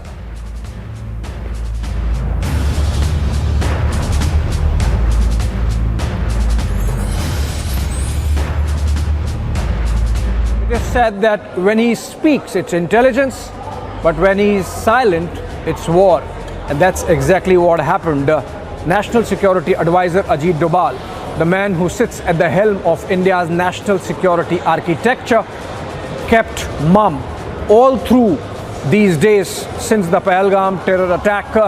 No speaking, no addressing, not seen in meetings beyond the 2 cabinet committee on security meetings that took place, in where he played an active role, briefing the Prime Minister about what were the possibilities, what were the options. Remember, the first CCS took place on April 23, a day after the dastardly Pahalgam terror attack, where the NSA was seen animatedly explaining to the Prime Minister what all had happened and what had to be done or could be done. Prime Minister gave the brief to the CCS that they should come back with clear options.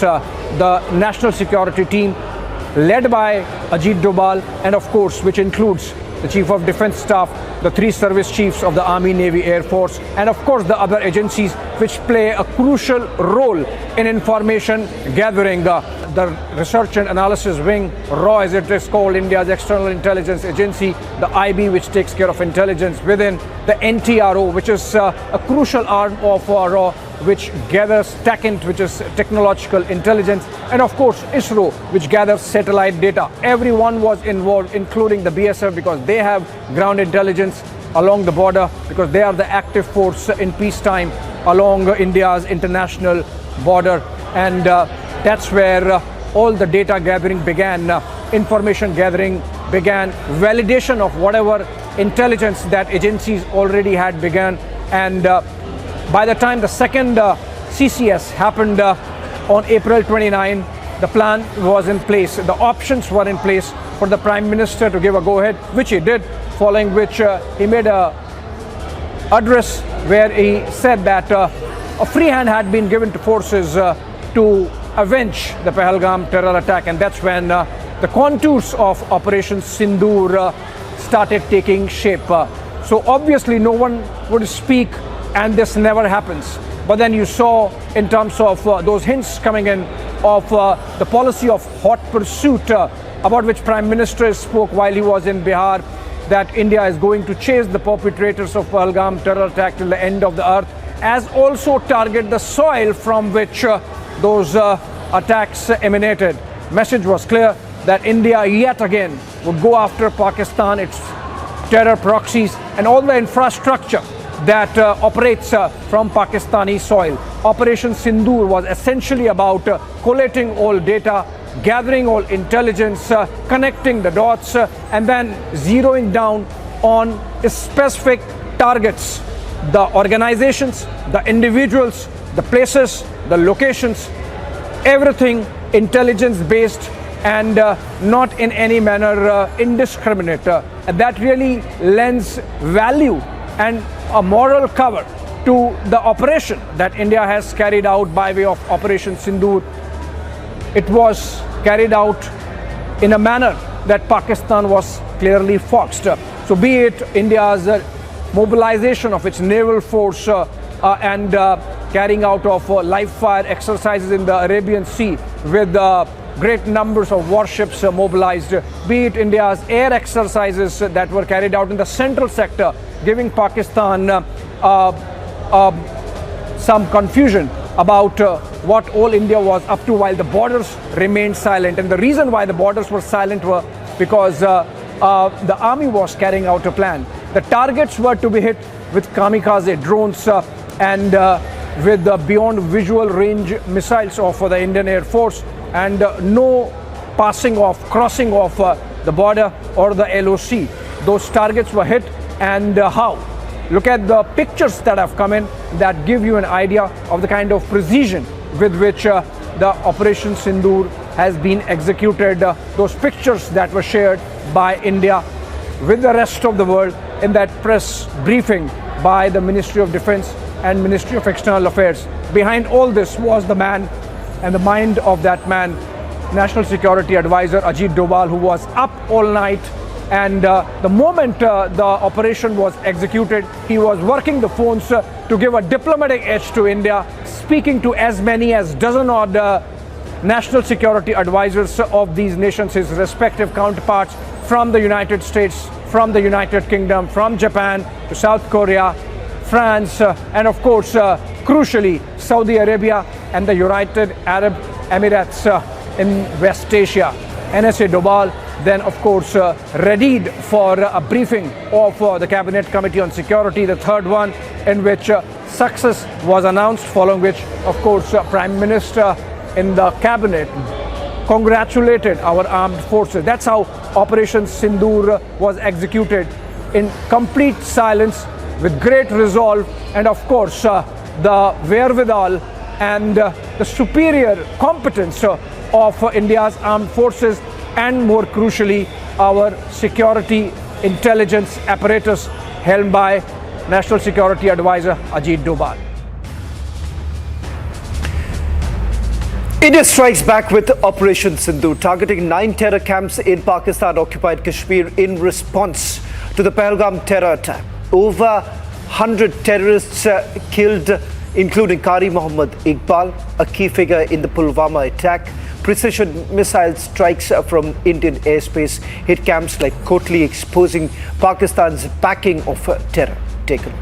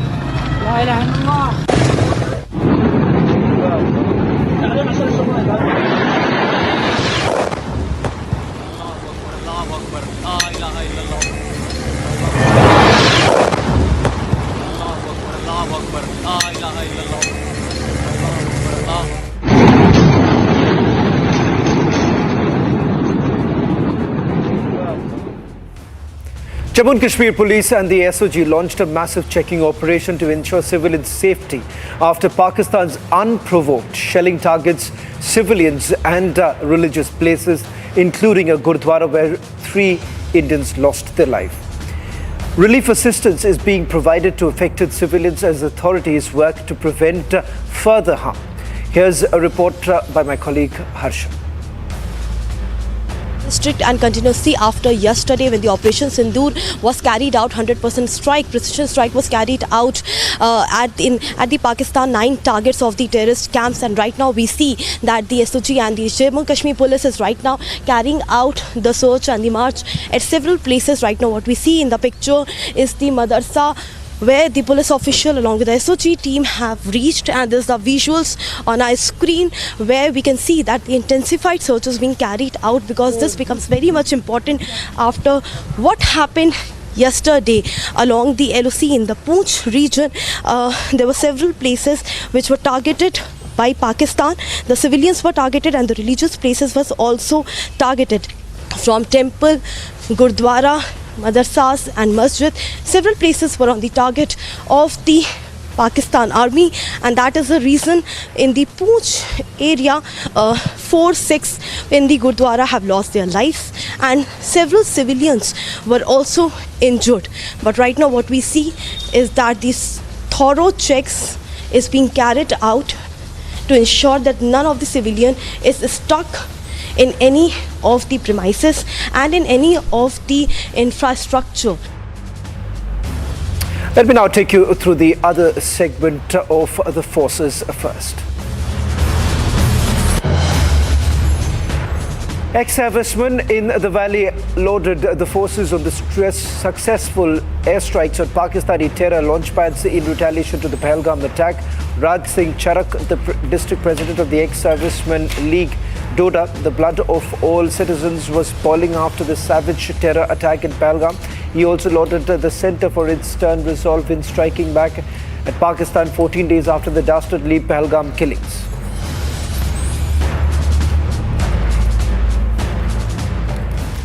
India's air defence capabilities took centre stage late Wednesday night as Indian Air Force's S-400 Sudarshan Chakra air defence missile systems played a decisive role in thwarting a Pakistani attempt to escalate hostilities by targeting Indian cities. Following the engagement, the projectiles were neutralized by the integrated counter-UAS grid and air defence systems. Assam Rifles intercepted two Swift Desire vehicles suspected of trafficking contraband from More to Imphal. During the operation, the forces recovered 19 soap cases containing suspected heroin, approximately 205 grams valued at 82 lakh rupees. One individual is apprehended and both the seized narcotics and the suspect were handed over to Tengunapal police for further investigation. In a major crackdown in the war against drugs in Punjab, the counter-intelligence unit of Firozpur conducted two swift operations dismantling a cross-border narco-smuggling network and apprehending 3 smugglers.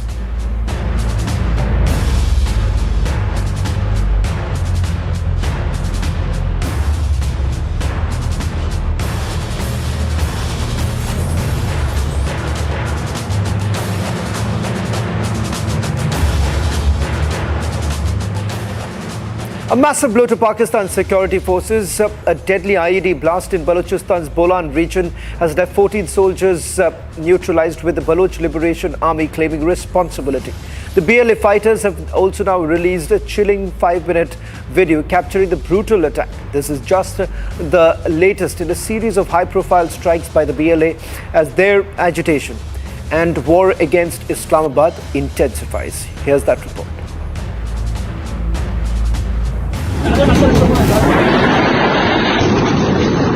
It's caught on camera how Pakistani soldiers were blown to bits.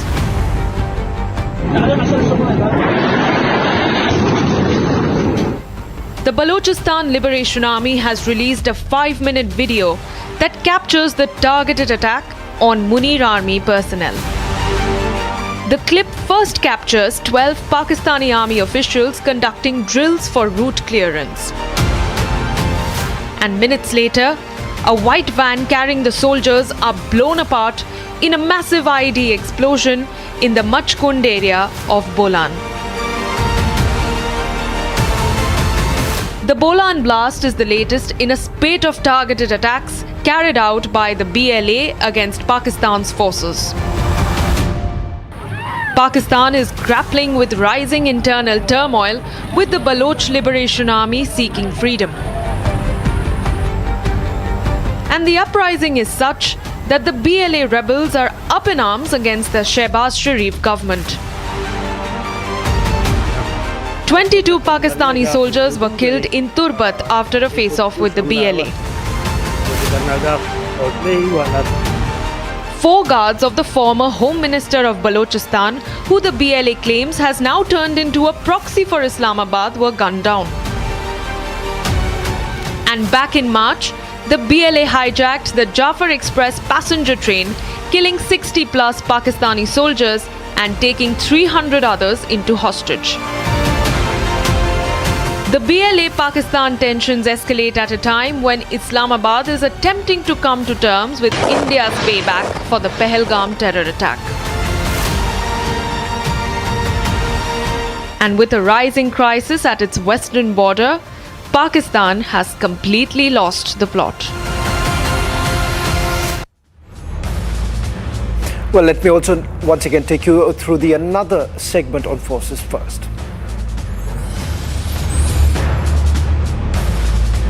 Sindoor means we all lost our husbands. That means our lives. One way I should thank to Modi that we are so innocent people. They saw Modi on us. So Modi also owned us and took this revenge on them. We are expecting more. We are thinking that this is a beginning, and definitely Modi ji government will make it more like impacting the economy of the Pakistan, and definitely there should not be any terrorist attack in future in India. They definitely need to get afraid to at least kill one person in India. So that way the impact should be there. I think still we are thinking that this is only a starting for today, and definitely we are going to continue to exactly fight along with the Pakistan. Good news heard by the entire nation, that is attack on Pakistan, particularly where the terrorists, where they hidden in Pakistan and POK, all hidden places. मर जाता तो बेहतर होता। जब तू वहां मार रहा था तब क्या था, लोगों को बेगुनाह लोगों का कत्ल कर रहा था, लोगों को उकसा करके यहाँ भेज करके आतंकवादी घटनाएं करा रहा था, तब क्या था जब किसी के बच्चे नहीं मर रहे थे। उनके दिल का दर्द का एहसास आज होगा ना, जब अपने गए हैं तब एहसास हो रहा है कि मौत का दर्द क्या होता है, या सिर्फ दूसरों को मौत परोसना जानते हैं। हम पूरे हिंदुस्तान को गर्व है अपनी आर्मी में, अपने डिफेंस सिस्टम में, पर साथ ही साथ पाकिस्तान जो है अपनी हरकतों से बाज नहीं आ रहा है। ऐसा समझ आ रहा है कि लगातार जो कायराना हरकतें हैं, कभी नहीं थे, जो हमारे नागरिक हैं उनको पहलगाम में उनको शहीद किया, और अब और कुछ नहीं बच रहा। पाकिस्तान की इतनी हालत नहीं, इतनी हिम्मत नहीं कि इंडियन आर्मी से डायरेक्ट फाइट करे। They are all terrorists. The aim of the terrorist to eliminate the terrorist. The terrorist problem is not only the problem of India, it is a problem of the world. Wherever terrorism is there, all the countries must unite and see to it terrorism must be eliminated. Pakistan's terror empire is in ruins. India's Operation Sindoor delivered a crushing blow to the terrorist infrastructure. The visuals are a testament to India's resolve to take on terrorism head-on. Pakistan's ability to harbour, nurture terror has been severely compromised. The era of impunity is completely over. Watch this on your screens. On the other side, we'll be back with the debate with Arnab.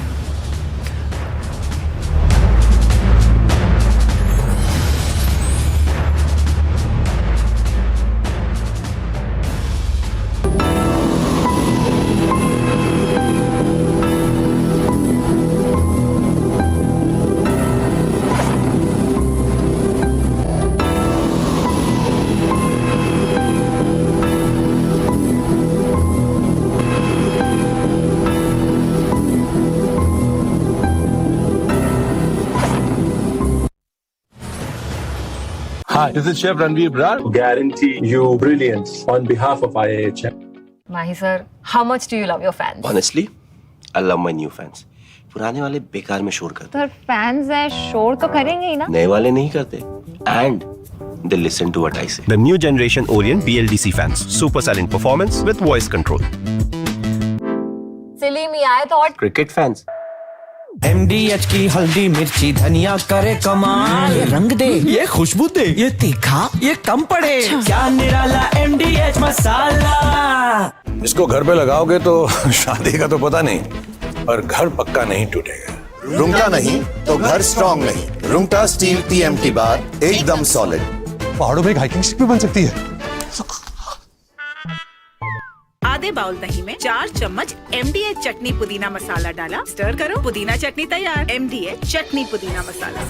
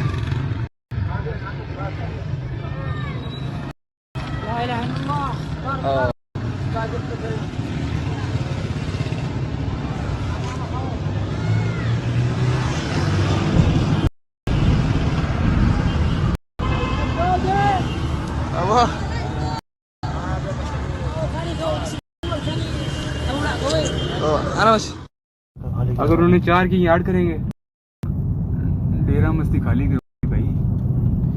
हाँ देखना वाम कैसे आ रही है वहां से।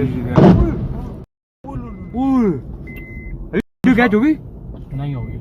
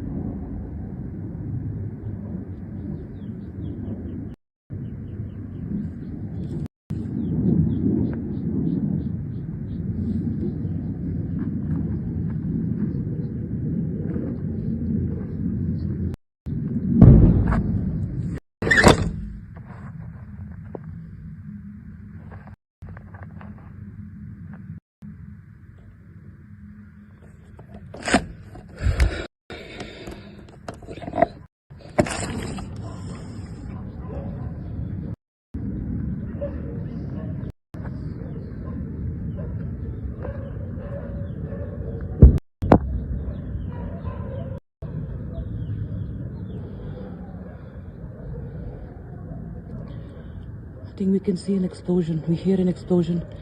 Jets here, jets hovering here right in Srinagar, and we can actually smell some smoke, and the sky at one part became red. There was an explosion sound, very much visible. Seems there is panic across the border. As we report from Srinagar right now.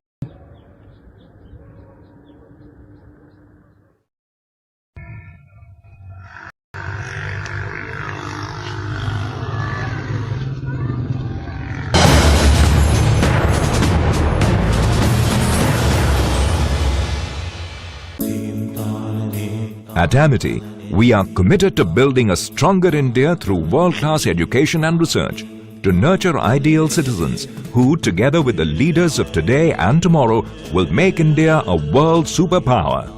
Amity University, India's leading not-for-profit private university. अब छोलिया हो या लोबिया, सफेद चने या काले चने, सब कुछ मजेदार बने।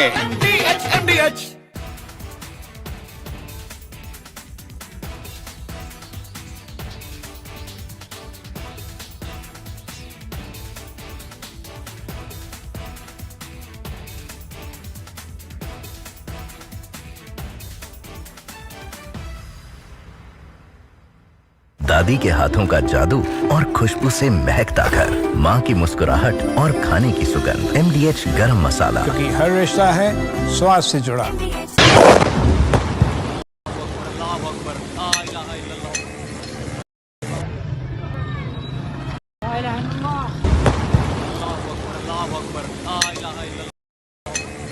Of different weapon systems, because you cannot risk putting all eggs in one basket.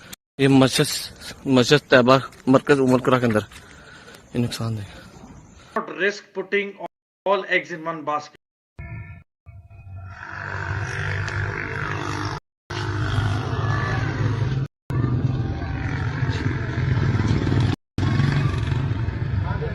Risk putting all eggs in one basket. Mentor here, and most some of the visuals. I can see some. are at the LOC.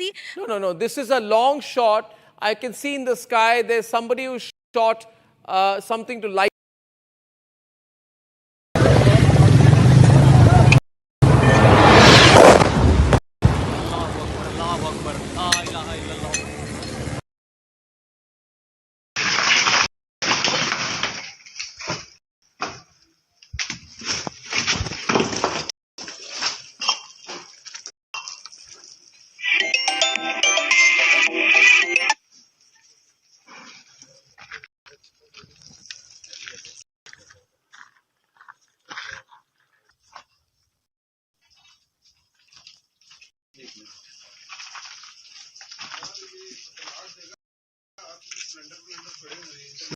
Leakage है, leakage भी है। हाँ leakage है।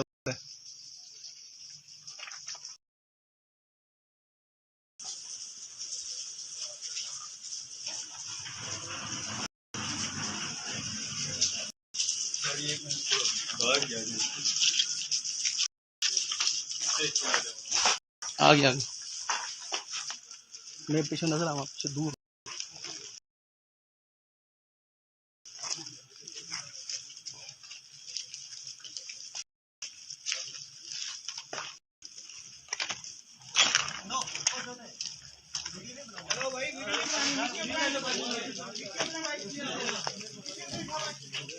पीछे ये नुकसान, ये 9 number.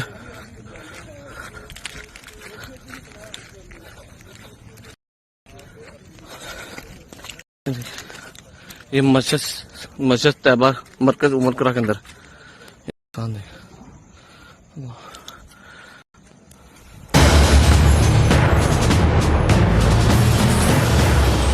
Mahi sir, how much do you love your fans? Honestly, I love my new fans.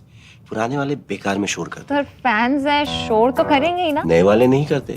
And they listen to what I say. The new generation Orient BLDC fans, super silent performance with voice control. Silly me आए तो और Cricket fans. Hi, this is Chef Ranveer Brar. Guarantee you brilliance on behalf of IAHM. MDH की हल्दी मिर्ची धनिया करे कमाल, ये रंग दे, ये खुशबू दे, ये तीखा, ये कम पड़े, क्या निराला MDH मसाला। क्या हो गया भाई? भैया आपसे सीखकर म्यूचुअल फंड्स में SIP शुरू की थी, लेकिन कभी कभी अपडेट्स देखकर मेरा मन भटकने लगता है। अरे अपने मन को बोल, म्यूचुअल फंड्स टिके रहने का गेम है। मतलब SIP चालू रखूं? सुन, ये लिफ्ट जब ऊपर नीचे जाती है तो तू निकल जाता है। नहीं भैया, यही तो सही मंजिल तक ले जाती है। तो बस म्यूचुअल फंड्स का भी यही है, दूर की सोचेगा और डटे रहेगा तो तू भी अपने सपनों के पास पहुंच सकता है। हाँ बिल्कुल आपकी तरह। सही है। म्यूचुअल फंड निवेश बाजार जोखिमों के अधीन है। योजना से जुड़े सभी दस्तावेजों को ध्यान से पढ़ें। ये है सीक्रेट रेसिपी MDH का जीरा सिर्फ जल जीरा मसाला।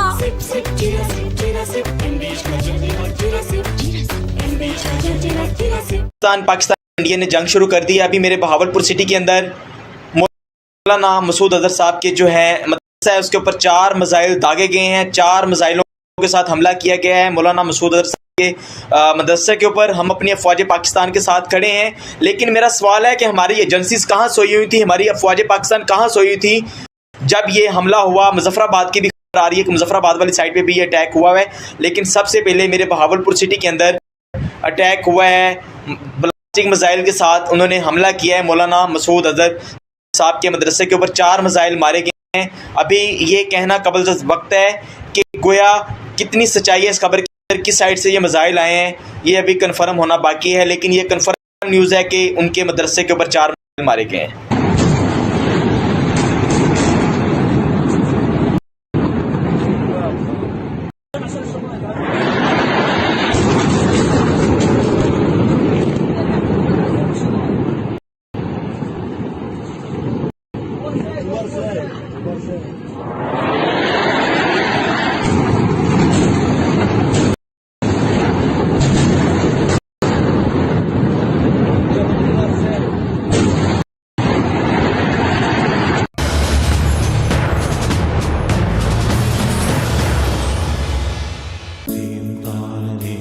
At Amity, we are committed to building a stronger India through world-class education and research, to nurture ideal citizens who, together with the leaders of today and tomorrow, will make India a world superpower. Amity University, India's leading not-for-profit private university. MDH की देगी मीरज, देगी मिर्च का तड़का, अंग अंग फड़का। MDH की देगी Miraj.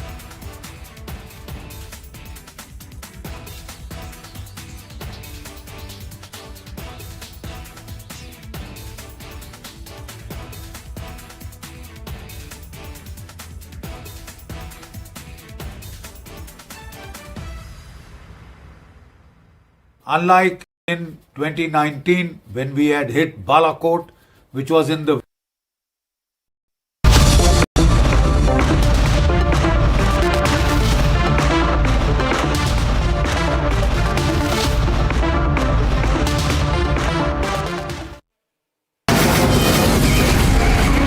From the Republic Media Network headquarters, it's time for Arnab Goswami on the debate.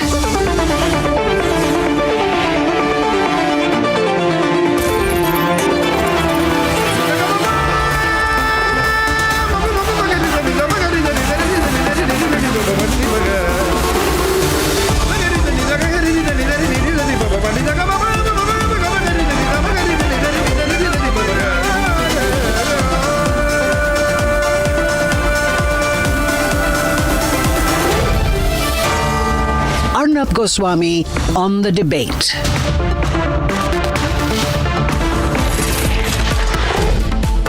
On the show tonight, ladies and gentlemen, it's Operation Sindoor 2. In complete action, India has clinically intercepted Pakistani missiles and we've set the record straight.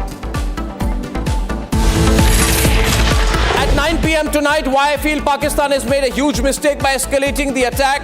The response now is on our terms.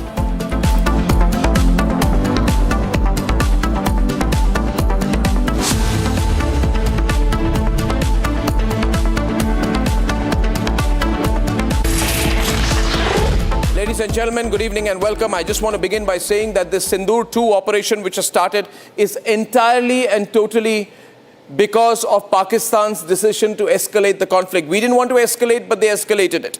And they escalated it by, in the stealth of darkness, early this morning, they tried to carry out an attack on 15 Indian towns and cities.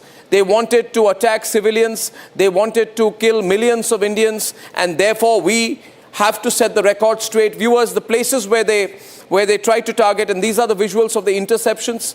The Pakistani missiles were intercepted in various areas. That particular visual is over Amritsar, where they tried to attack Amritsar, and they wanted to attack Avantipura, Srinagar, Jammu, Pathankot, Amritsar, Kapurthala, Jalandhar, Ludhiana, Adampur, Bhatinda, Chandigarh, Nal, Falodi, Uttarlai and Bhuj in Gujarat. They were trying to attack all these Indian locations using drones and missiles, and these are the visuals of the debris which has been collected in various parts. These are missile debris, projectile debris, and found in open fields. Some of these visuals are from Punjab's Amritsar. This is not social media news. This is factual ground-based reporting. Our reporter Vivek was reporting from Ground Zero and sent us these visuals. All of these All of these interceptions that we have done is because of a very effective system called the S-400 missile system. Not a single projectile from Pakistan landed on target, thankfully, and they were all intercepted by the system which is called the Sudarshan Chakra defense system, which is the S-400 Sudarshan Chakra defense system. This is like Israel's Iron Dome in a way.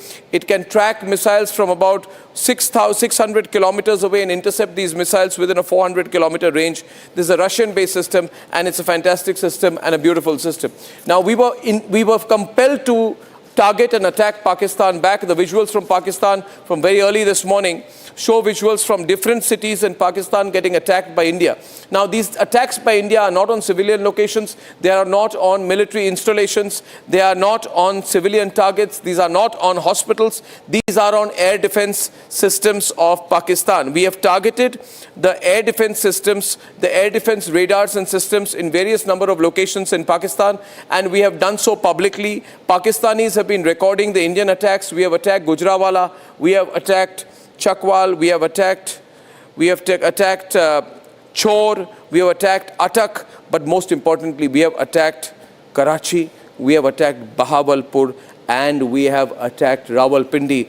The air defense systems in these places are now severely damaged, and Pakistan is very, very vulnerable. If we choose to attack, we can clearly attack them extremely hard. It's therefore natural to be scared. We had videos of Pakistani YouTubers. I don't know if we can play that particular video. There was a video of a Pakistani YouTuber where he said, how is it that when India attacks, then we are totally, our systems don't intercept them. But when we attack, then the Indians can intercept every single system of theirs. Well, the reason is because we have the Sudarshan Chakra system. They have nothing that is comparative. In the Pakistan Assembly today, some politicians stood up and they started crying. They started weeping. The scenes in the Pakistan National Assembly were pathetic. This is a defenseless country. It knows that its army has collapsed. Its air force is not working. And therefore, they were saying, may Allah help us. They're now turning to God. But the visual that I want to play that soundbite of that YouTuber, which is very, very revealing. Let's play the soundbite where he questions why Pakistan's air defense systems don't work. कल रात India ने पाकिस्तान के ऊपर 24 missile हमले किए और हैरानगी की बात यह है कि तकरीबन सारे मिसाइल अपने टारगेट के ऊपर जाके लगे। इंडिया ने जो टारगेट सेट किया हुआ था, इंडिया ने वो टारगेट अचीव किया। और इससे बढ़ के हैरानगी की बात यह है कि पाकिस्तान का दिफाई निजाम, हमारा डिफेंस सिस्टम एक भी मिसाइल को इंटरसेप्ट नहीं कर सकते, एक भी मिसाइल को हम रोक नहीं सकते। सारे हमले हम रोकने में नाकाम रहे। एग्जैक्ट जो इंडिया ने टारगेट अचीव करना था वो अचीव किया है। वो जो कहते हैं ना कि इंडिया ने घुस के मारना था, इंडिया ने वाकई घुस के मारा और हम उसके मिसाइलों को रोक नहीं सके। ये हकीकत है। दूसरी अफवाहें ये फैलाई जा रही थी, सारी रात को पाकिस्तानी मीडिया लगा हुआ था, सोशल मीडिया के ऊपर तमाम झूठ पॉलिसियां लगे हुए थे, वो पाकिस्तान ने इंडिया के जहाज गिरा दी हैं। वो सारी पिक्चर्स मैंने देखी, कोई 8 महीने पुरानी है, कोई 3 साल पुरानी है। हमने इंडिया का वो जनरल हेडक्वार्टर गिरा दिया, पता नहीं क्या गिरा दिया। वो मैंने सर्च किया, वो भी फेक न्यूज फैलाई हुई है।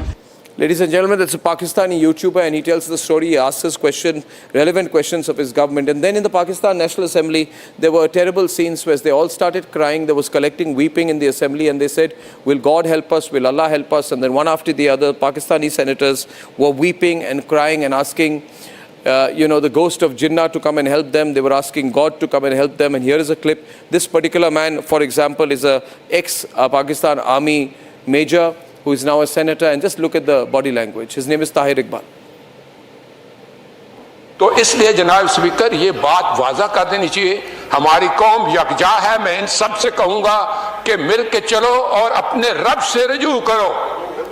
रब काबा, हम तेरे आगे दरख्वास्त करते हैं, इस मुल्क की हिफाजत फरमाना जो तूने हमें अता किया है, और ये नबी सल्लल्लाहु अलैहि वसल्लम की दुआओं का है। आपने कायदे आज़म को इंग्लैंड में मुलाकात की, ख्वाब में आए और उनको कहा कि जाओ वापस और जाके पाकिस्तान का मामला हल करो।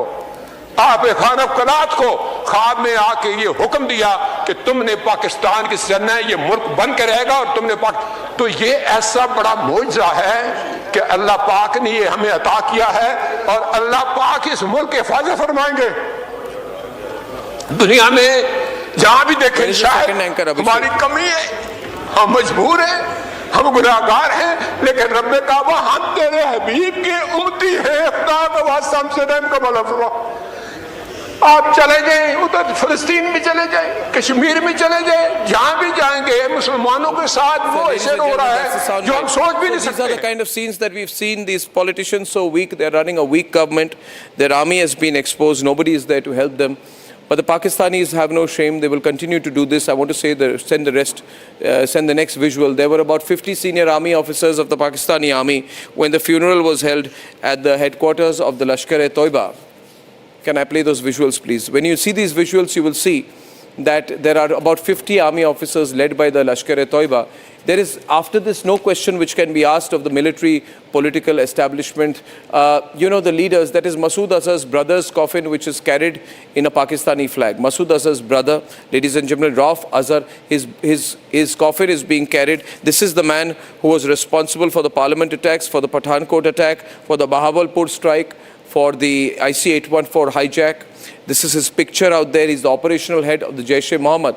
And when his coffin was being carried, it was carried by Pakistani soldiers, ladies and gentlemen, and it was wrapped in the Pakistani flag. So the whole Pakistani game is up.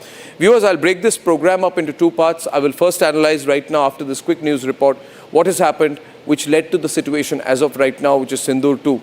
And at 9 o'clock, I will discuss what could happen, whether there will be Sindoor 3 and Sindoor 4, and how far this can escalate.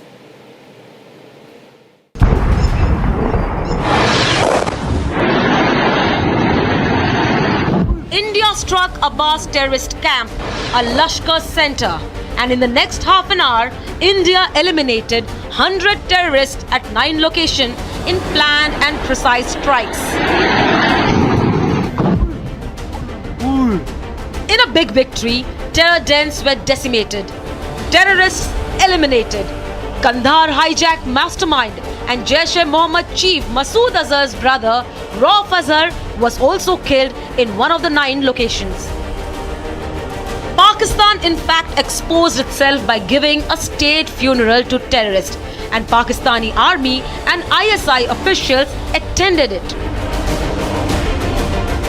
India put out an official statement detailing that Indian actions were measured, restrained and calibrated, and that no civilian site was targeted. Our intention has not been to escalate matters. We are only responding to the original escalation, as I said, and our response has been targeted, precise, controlled and measured. Only no military targets have been selected. Only terrorist infrastructure in Pakistan has been hit. While India carried out precision strikes on terror camps, Pakistan showed its true colors by attacking a Gurudwara in Poonch. I am in one of the Gurudwaras in the main bazaar of Poonch district. This is Gurudwara, this is a religious place, and how this place was targeted by Pakistan from the other side of the LOC. But in Pakistan, it was a state of confusion that persisted for their civilians to politicians. Pakistani और India ने जंग शुरू कर दी है. अभी मेरे Bahawalpur city के अंदर मौलाना मसूद अजहर साहब के जो है मदरसा है, उसके ऊपर 4 मिसाइल दागे गए हैं. 4 मिसाइलों के साथ हमला किया गया है मौलाना मसूद अजहर साहब के मदरसे के ऊपर. हम अपनी अफवाज पाकिस्तान के साथ खड़े हैं. Pakistani politicians took the delusion to another level when they falsely claimed of shooting down Indian jets and quoted social media as a source of information. It's all over the social media, on Indian social media, not on our social media. The debris of these jets fell into Indian occupied Kashmir, and it's all over Indian media today. Unable to save face, Pakistan tried to attack 15 cities with a population of over 1 crore 25 lakhs with their missiles and drones. On the night of May 7th and 8th, India slept peacefully with zero impact and woke up to the debris of Pakistan's failed projectiles. 3 feet की इसकी लंबाई है और ये रात के 1:10 के आसपास ही गिरा हुआ है, जब लगातार आवाज़ सुनाई गई थी धमाके की। उसके बाद पूरे शहर में, ग्रामीण इलाकों में, उसके अलावा पूरे शहर में ब्लैकआउट कर दिया गया था। रॉकेट लॉन्चर के जो पीस है वो मेरे घर के छत के ऊपर, वो जो आसपास के गांव के छत के ऊपर वो उसके टुकड़े मिले। पुलिस को कॉल की और पुलिस आई और वो जो जितने पुर्जे थे वो सारी रिकवर करके लेगी। तो सुबह से ही हमारे गांव में, अमृतसर में वो दहशत का माहौल बना हुआ है। On your screen is the evidence of Pakistan's failed attempt. On the other hand, Pakistan woke up to complete chaos. There were reports of explosion, destruction and fire. We said it, we did it. In the afternoon, Indian forces confirmed that Pakistan air defense system was decimated by India. India has demonstrated considerable restraint in its response. However, it must be said that the Indian armed forces are fully prepared to respond to Pakistani misadventures, if any, that will escalate this situation.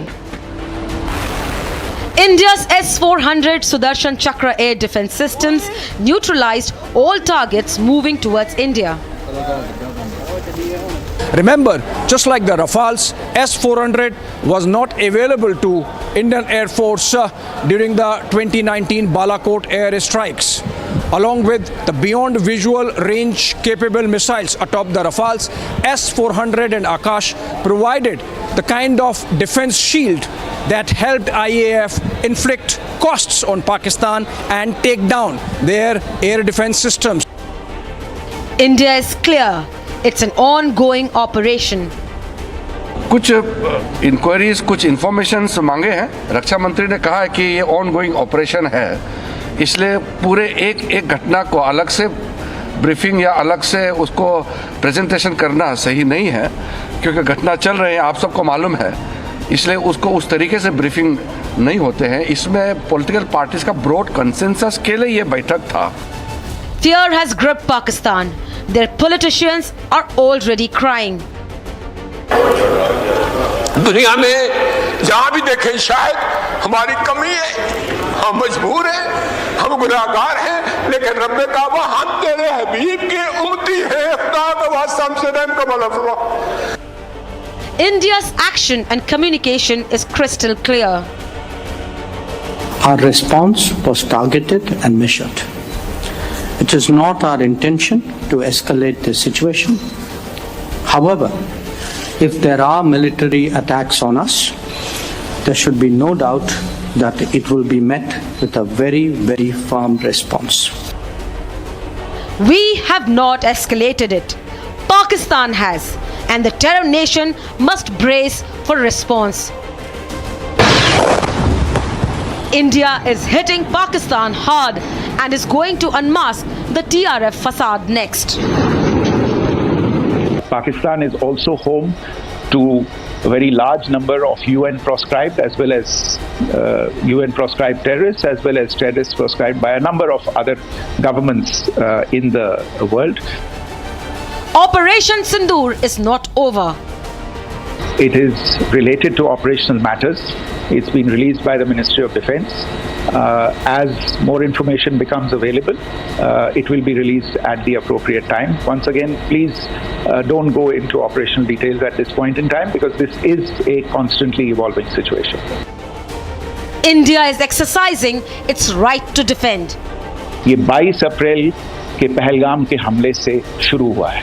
Escalation वहाँ पे हुआ है और उस escalation का जवाब भारतीय सेना ने, भारतीय फौज ने कल अपने एक्शन से दिया है। And Pakistan can do absolutely nothing about it, besides crying.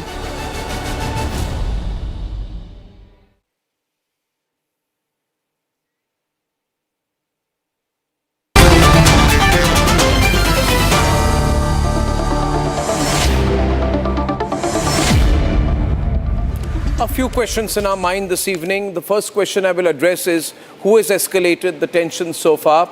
And joining me on this part is Shravan Sen, who's our senior editor. Thank you, Shravan, for joining me. Quick introductions now. Abhishek is with us on the program this evening, and we have with us General KK Sinha. On a remote location, we have General GD Bakshi, I think, who's also with us this evening. And I think, who are the other guests? I think we have Deepak Vora with us. Ladies and gentlemen, very astute diplomat. And the first question is, who has escalated tensions so far, and what has happened in the last 24 hours? I'll ask with a quick summary. Maybe Shravan and Abhishek can in 1 minute tell us the 6 headlines of the last 1 hour. So between Shravan and Abhishek, off your phone, please. Thank you so much. And Shravan and Abhishek, please. Thank you. Shravan, over to you. So the escalation basically started from the Pakistani side. Around 1 o'clock this morning is when they started targeting military installations in India. And there's a pattern. 15 cities is what they had selected. All of it essentially had military installations, starting from Kashmir to Jammu. Then you have in Rajasthan, and we are given to understand even in Gujarat. All of it was being targeted by the Pakistanis. The air defense system immediately thereafter picked it up, and we're given to understand. And by 7 o'clock this morning, we started neutralizing the same very places from where the missiles were launched.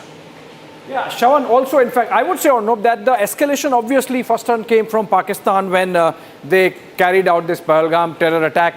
Then, of course, the escalation came last night when they have launched this massive strike. And look at the broad sweep along which they have, the axis along which the Pakistanis have launched this attack. Of course, successfully repulsed by the Indian Air Force from Jammu and Kashmir, where they have targeted Srinagar and Avantipura, to Bhuj and Nalia in Kutch. That's almost about 2,000 kilometers of distance. And 15 cities targeted. Indian Air Force, of course, repulsing all of them. In fact, escalating in a manner that the Pakistanis have really paid and have a bloody nose with their air defense systems taken down in at least 5 or 6 locations, 7 locations actually. So escalation came from Pakistani side. India responded with further escalation, essentially inflicting costs, and that's going to be the metrics from here on. You escalate, there would be double that going forward. I would still say, why do we still say after this, and the question goes to General Bakshi, why do we still say that our response is measured and calibrated? What are we trying to convey by saying it's measured and calibrated? Are we deliberately using understatement? What are we trying to convey? General Bakshi. You know, Arnab, what we are trying to convey is speak softly but carry a big stick. Yeah. You know, the simple fact is, Arnab, that in the first escalation was by Pakistan at Pahalgam. Yeah. We retaliated by Operation Sindoor 1, right? We hit 9 terror camps, 5 POK, 4 in Punjab, right? Pakistan has retaliated to that. You know, this is exactly what we were discussing in our little war game yesterday. Yeah. What will Pakistan do? The matrix of response options, the leading options was hit with missiles and rockets. Hit with missiles and rockets are military targets, right? He has hit 15 targets, starting from Kashmir down to almost Bhuj. It is a serious escalation, Arnab. The only thing is, just because we were able to shoot it down doesn't mitigate the gravity of Pakistan's ill intent. He has escalated to military targets, so we have hit back at the radars of Lahore, which are military targets. Why have we not hit? Why have we not hit? We have knocked if out they were hitting our military targets, General Bakshi, why have we also not hit their military targets? Why have we only targeted their radars? No, radar is a very serious military target, Arnab. And before a major air offensive, the first step that you do is take out military radars. You open radar gaps so that your planes and your fighters can go in. You destroy the radar. You know, you blind him so that you can take step 2, step 3. It is very, very graduated but calculated escalation on our part. Radars are military targets. All that I am suggesting is coming to you. that now that the military Rubicon has been crossed. Yeah. By Pakistan, not by us. Yeah. You know, it is a question of just response. Can I just balanced response? Just coming to right after. It is a proportionate response. Yeah. I completely... So what we are saying is, but you know, we are saying is, we will take you up the escalation ladder to the level that you want. Yeah. And it is to our interests if we do that. Because the terrorists, Arnab, are expendable to Pakistan. Expendable commodity. So by killing terrorists, we impose a very certain amount of caution. But if we go in now for military targets of the ISI, you know, we send a loud and clear message that you better turn off the terror tap. Yeah. The head of the terror ecosystem is not the civilians, the terrorists. It is the Pakistani military and ISI. Yeah. The final orders came from General Asim Munir. Yeah. So, you know, I think we are making them pay, no doubt about that. Abhishek wanted to add a point, and then Abhishek and Shravan, I want you to take it to General KK Sinha after you complete your comment out there. Because the one point I'm trying to always understand out here is what was their intent? What did they want to do? But you were sharing some very interesting details about the ease with which we carried out the attack. So it's not just about a rudder that has been hit or no, it's the air defense system of Pakistan. And that has been immobilized in a manner that they had to physically move the location because its location was detected. Air defense shield, by its very nature, should be not seen by the enemy, but our drones were spy drones, and they went in. And because the Pakistanis in their smartness thought that let's engage with them, they opened their missile defense system to engage with the drones, and so ended up exposing the location of their missile defense system, and that's how it was neutralized. So it's the air defense system of Lahore that has been neutralized, not just one radar, and that's a big one. Well, what could they do next is a question. You know, we've been hearing here, there were some reports about, our air defense systems in India have been completely activated right now. What can we expect from Pakistan is the question, next 24 hours. Because they know their air defenses are weak. Either they stop now or they escalate now. We're in that very critical moment of Operation Sindoor 2, where it can go either way. What do you expect from their side, and what should we do now in response? Should we go all out? Our air defense system, I have been just told, is very much on. Our air defense systems have been activated along the entire Jammu area. Is that for a specific reason, the Jammu area particularly? I'm getting some reports that are unconfirmed. When I have them confirmed, I'll put it out from our own sources. Yes. See, we have, what we are doing we are carrying out a review of the situation in a military parlance, we say, and then we take, actions. We are doing the military, review of the situation. The review of the situation is that, it has been told that, 22nd of April, then we have gone on 7th. After that, they have come back to you, and this time a military targets. 7, I've got a report coming in from Gursimran where they are told that there are some visuals of explosions around Jammu airport. If I get the visual, I will put it out. Let's put Gursimran out because we appear to be getting some breaking news inputs from Gursimran. I will not go only by the visuals there. I will have 2 levels of authentication before I put out the report. Ladies and gentlemen, I'm awaiting news which we are hearing here that there has been electricity shut around Jammu. Parts of Jammu, there are air raid sirens surrounded that have been sounded in Jammu as we speak, as we are bringing you this broadcast. There are air raid sirens which are sounding in Jammu. We have some visual optics out here.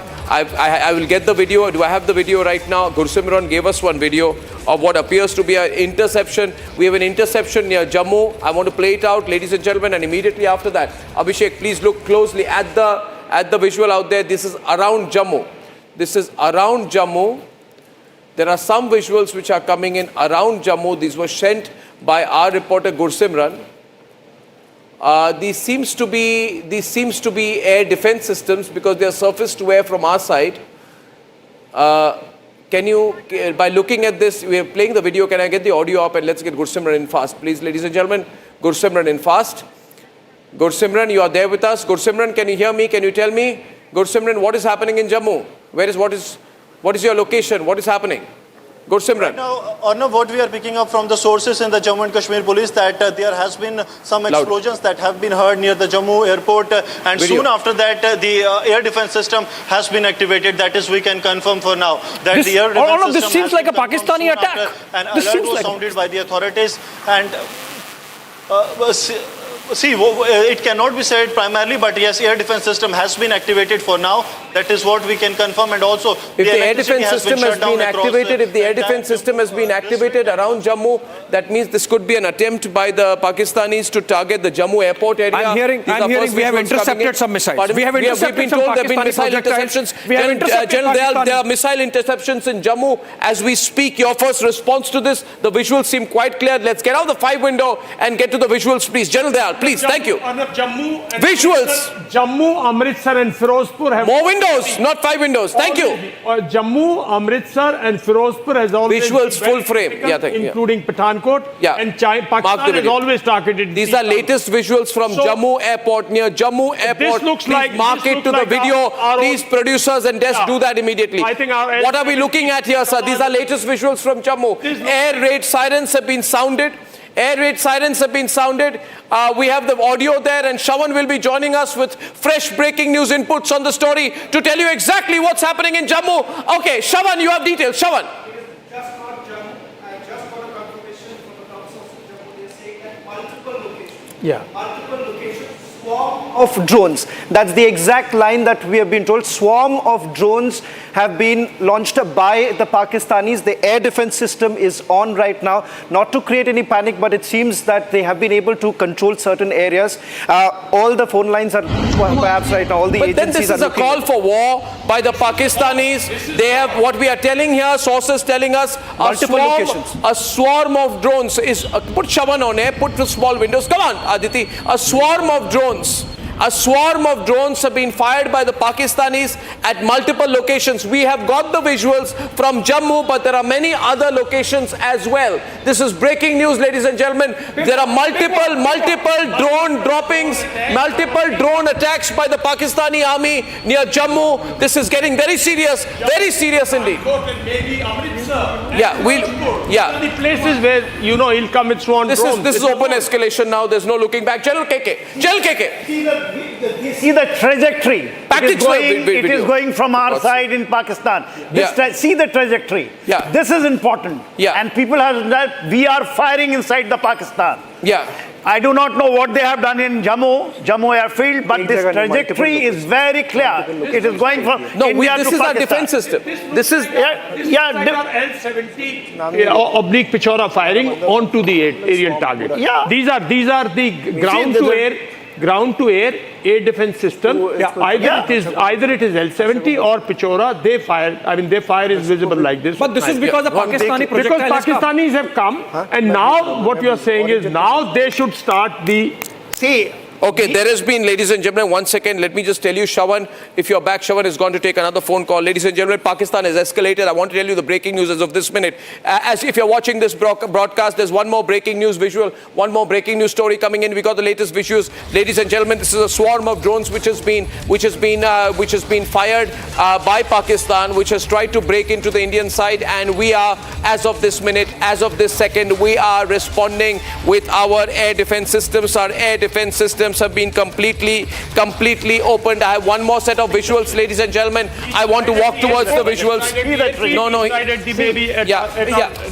Can someone help me with this? 1 second. Thank you very much. No, please remain seated. I have the visual with me. Viewers, I'll try and package the visuals. You're seeing it here. I'll show it on the big screen, viewers. Let me go up to the big screen and show you. These are the latest visuals that we have received on our breaking news inputs. These visuals came in first from Republic, and then Shawan told us that these are, if you can go closer, please. Can we bring camera 2 closer so I have the right frame? Thank you. Thank you. Closer, please. Zoom in.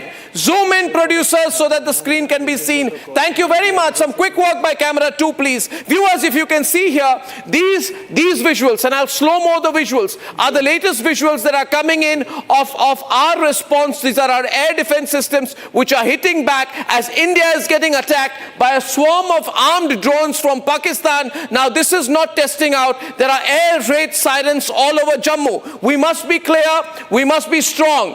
The country must be together. We have the country together right now, ladies and gentlemen. The Pakistanis are trying to target Jammu airport, and we have heard that around this there has also been a lot of artillery shelling. You see the visual. This is our response. This is our ADA system which is on. As of now, major artillery shelling which is going on in the Jammu region. I don't know whether this is artillery shelling on our side or whether these are air defense systems which have been operated. Loud explosions being heard in Jammu. Loud explosions. Jal Bakshi, Jal KK. What are you seeing here? Jal KK. It is the AD system. Yeah, I think it's we are system. Explain it to the viewers. We are hitting Sakargaj Bulge. Yes, sir. We are Sialkot. We are hitting Sialkot. We are hitting Sialkot. So this is Sakargaj Bulge. This is the area. You know this area, sir. Explain it to me. You know the area. You know the area well. See, Jammu. Yeah. Jammu. 1 minute. Shawan has more breaking news input. Shawan, over to you. Shawan. We have a confirmation now coming out. Shawan, please. Shawan. Chani Himmat is the one more place where we have been told that there has been a drone strike. And Arispura, these are the two other locations I've been just got the information where there have been drone strikes that have taken place. General, I think so. This is what they're basically targeting is the military installation because there's a CRPF. Take all visuals for God's sake. Don't ask me. I cannot be directing right now. Production team. Put the visuals on air without asking me. This is a war situation, viewers. The production team must understand that. Take it full frame. Full frame. Different sets of visuals coming in right now. As of now, I'm breaking the news inputs as I'm getting them. You are seeing on your screen in this dark images, this is the night sky around Jammu. Pakistan has tried to target the Jammu airport. There is heavy shelling which has been on. And India, latest input coming in, India is intercepted. We are hitting back hard. Ladies and gentlemen, a Pakistani F-16 that took off from Sargodha is down. A Pakistani F-16 that took off from 09 Squadron of the Pakistan Air Force is down. We have been hitting back. This is victory for us. Pakistani drones have been intercepted at 3 locations. The 3 locations include Jammu Airport and Arispura. What is the third location? Now what is the third location? Chani Himmat. Can he be on windows? Small windows, please. Thank you. So the visuals stay and the reporter is also on air. Thank you. Aditi. Yes. Sean. Chani Himmat is the third location that we have just got details of. This is also in Jammu region. I'm just getting another call, Arnab, I'm just getting more details. Multiple locations, 3 locations right now. Gursimran is back live with us. Shawan. Gursimran, what's happening around you? What are you seeing? Gursimran. Reporting live this evening. We have the visuals. Gursimran. See, what we can confirm that there have been multiple intercepts. Multiple intercepts is what we are getting the confirmation that there have been multiple intercepts that have been done by the air defense system that has been deployed. There has been we have been able to actually get the information that there has been a movement from the area of Bahu Plaza and the Chani Himmat. These are the 2 areas where also there has been threat that was intercepted, and it has now been intercepted now.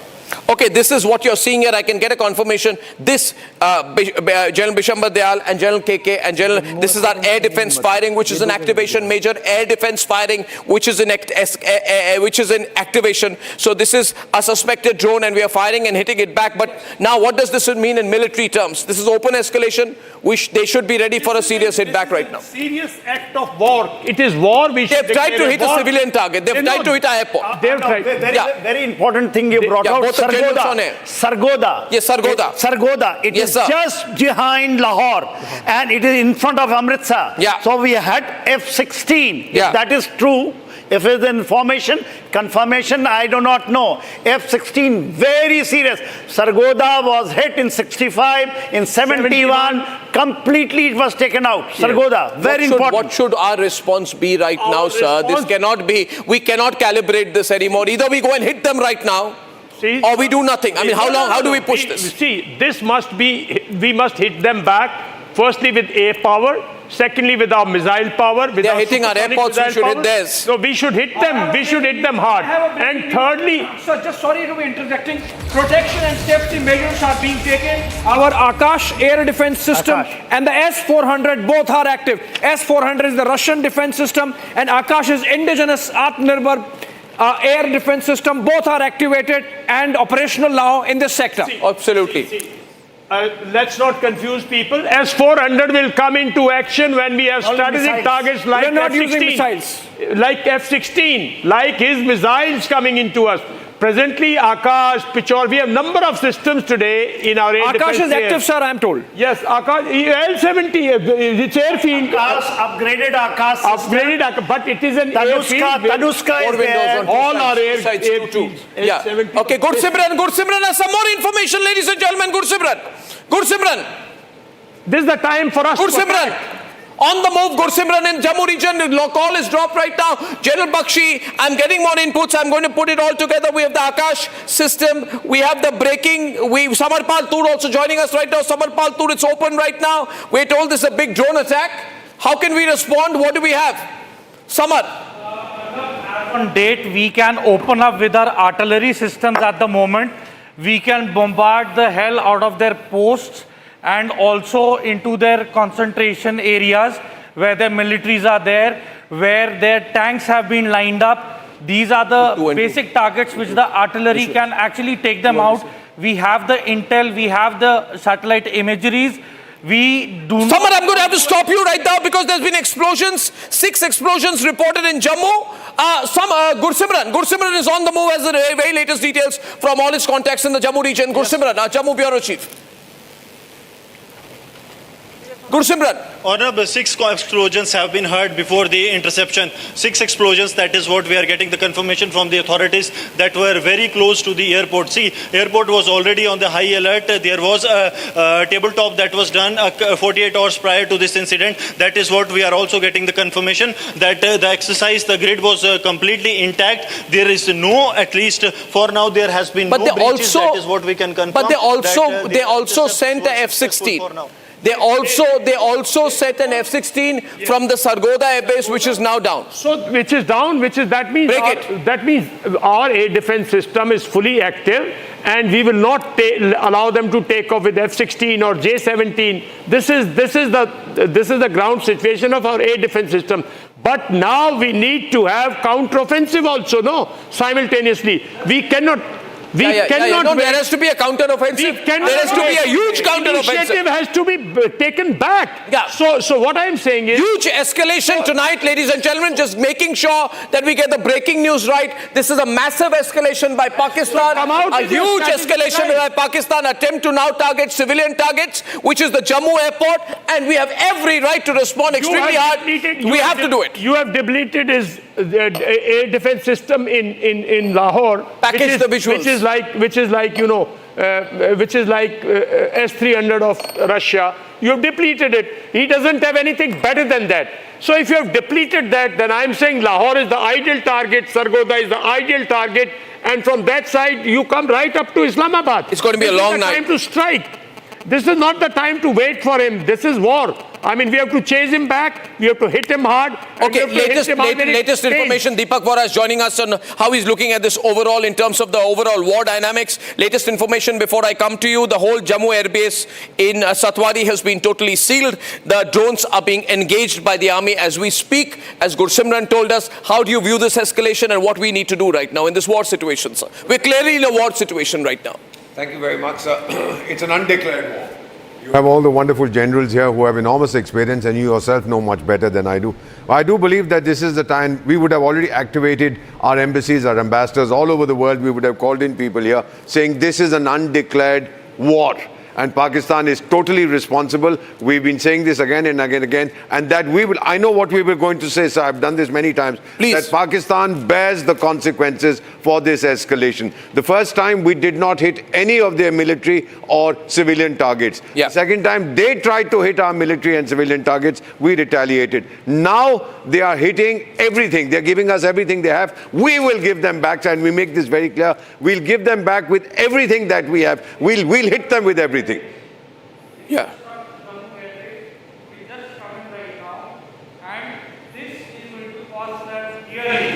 Dearly. And S-400, mind you, 400 kilometers of radius and 30 kilometers of altitude. Nothing can come in this radius, and they are going to have it real bad now. This is unwarranted. This is called escalatory strikes. Yeah, absolutely. This is called provocation. This is called attack on sovereignty of India. How dare they? They attacked the holy Gurudwara in Punjab. They Putin, they're showering their missiles over Punjab. Yeah. I am telling you, the Khalsa, the Sikh will not wait. They will just charge and massacre them.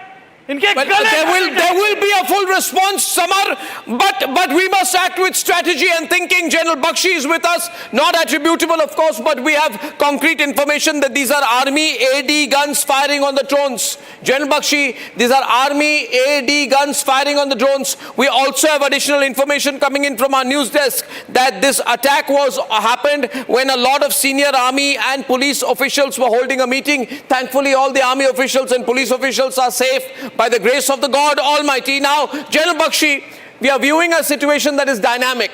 And earlier today we were told, let me go to General Bakshi. Jammu, Akhnur also has been targeted. Akhnur also has been targeted. Yeah. Akhnur also is facing a similar situation as Jammu with multiple drone attacks coming in from Pakistan. Well, absolutely. Well, we have information. Let me go to General Bakshi. General Bakshi, the locational timing, the fact that Akhnur has been targeted, and now the situation we need to prepare for. Obviously, they would have expected a counter from us. We have more visuals. Arnab, let me tell you, Pakistan's favorite reaction area has always been the Akhnur Chamb Jaudiya belt. 65, he preempted us there. 71, we wanted to go to on the offensive, he preempted us there again. One of the favorite places for his attack, military history wise, is Chamb Jaudiya, for which he has to suppress the Jammu airfield. Okay, we have a new video coming in. General Bakshi, allow me a moment. I want to run this video full frame, please. I want to hear this video. I want to run it full frame. Can I see the latest video coming in? There are more explosions in Jammu. Let's hear this for 20 seconds. Can we play the audio?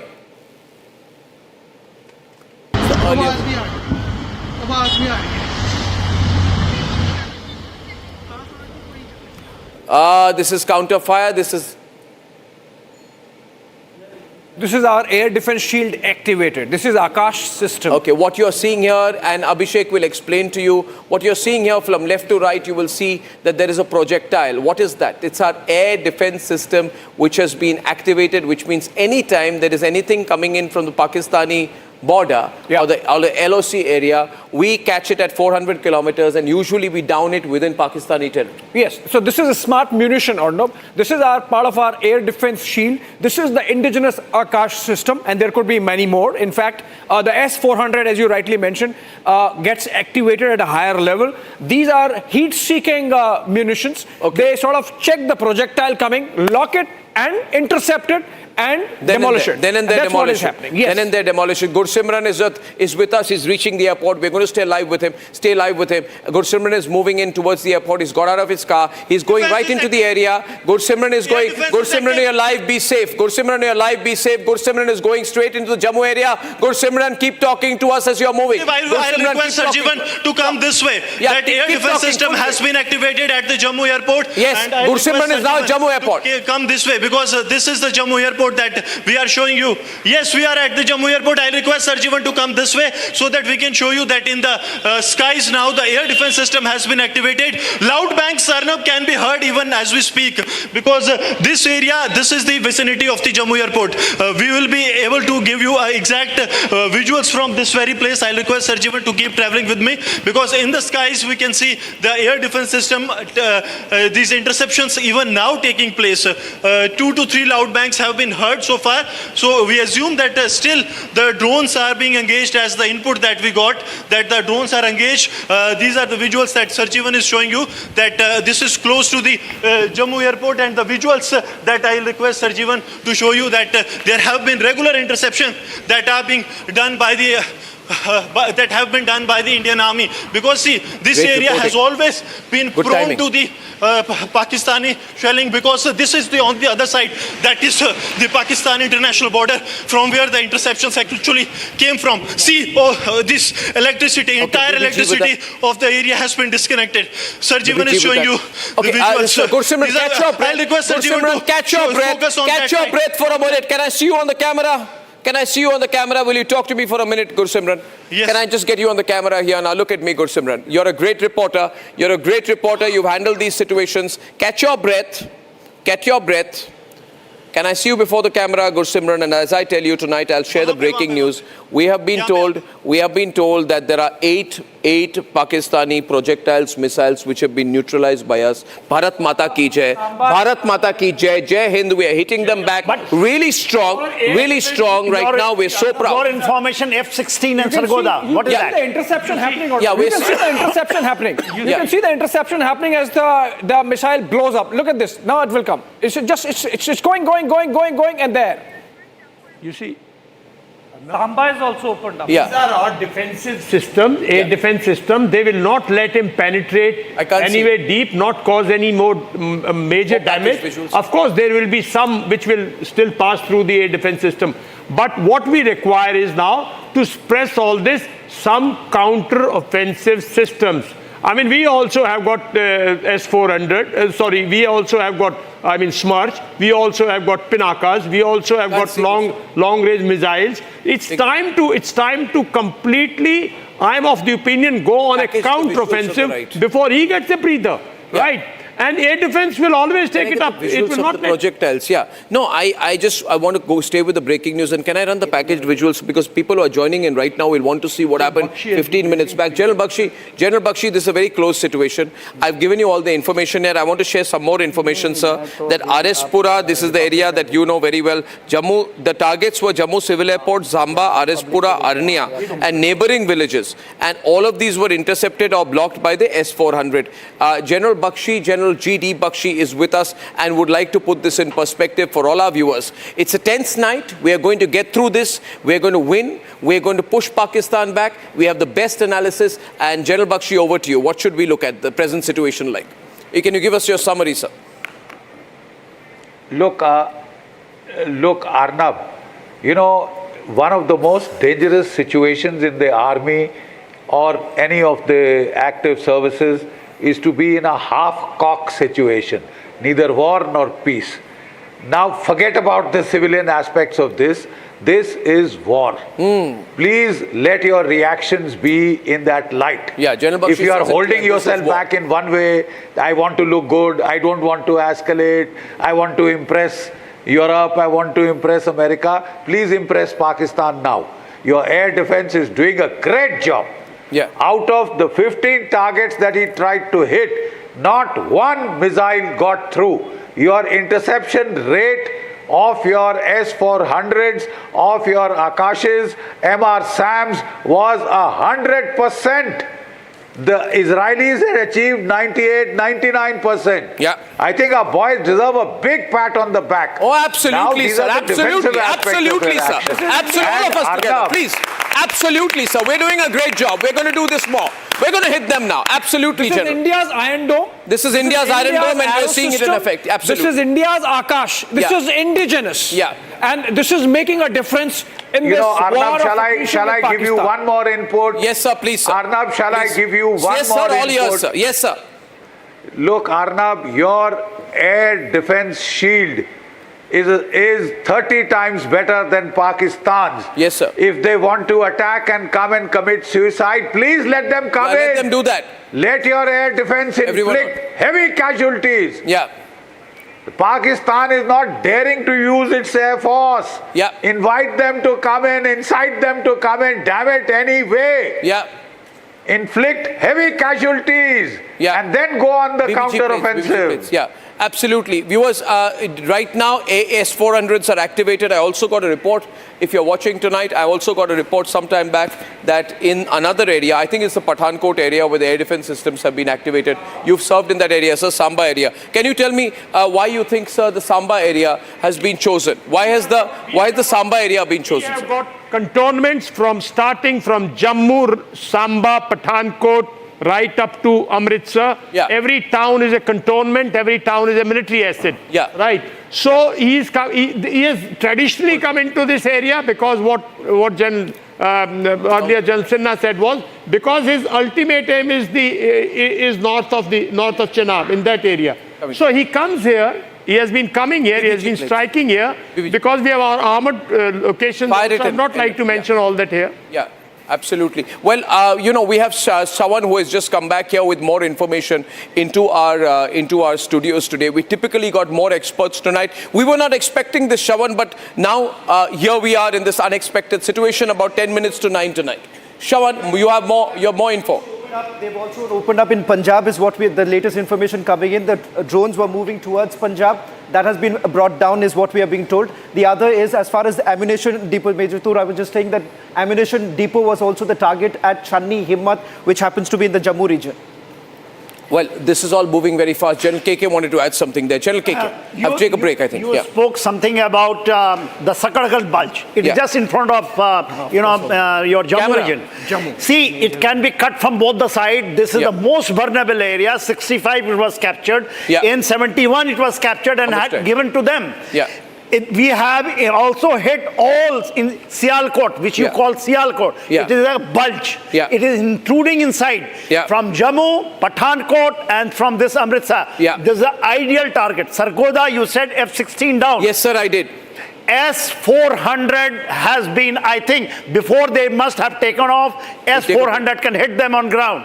If that news is correct, I think the great job done. Great job done. When takeoff, in takeoff also it can hit, movement it takes off. Before they even start in the engine, it can hit them. Okay, I want to take a very short break. Things are moving very fast tonight. I'm glad that we are all here in the studio. And I think we might have a little bit of a long night because we don't want to disappoint our viewers. So I want to make an announcement that we are going to go into full breaking news mode. There's going to be no repeat of this because this is a long night.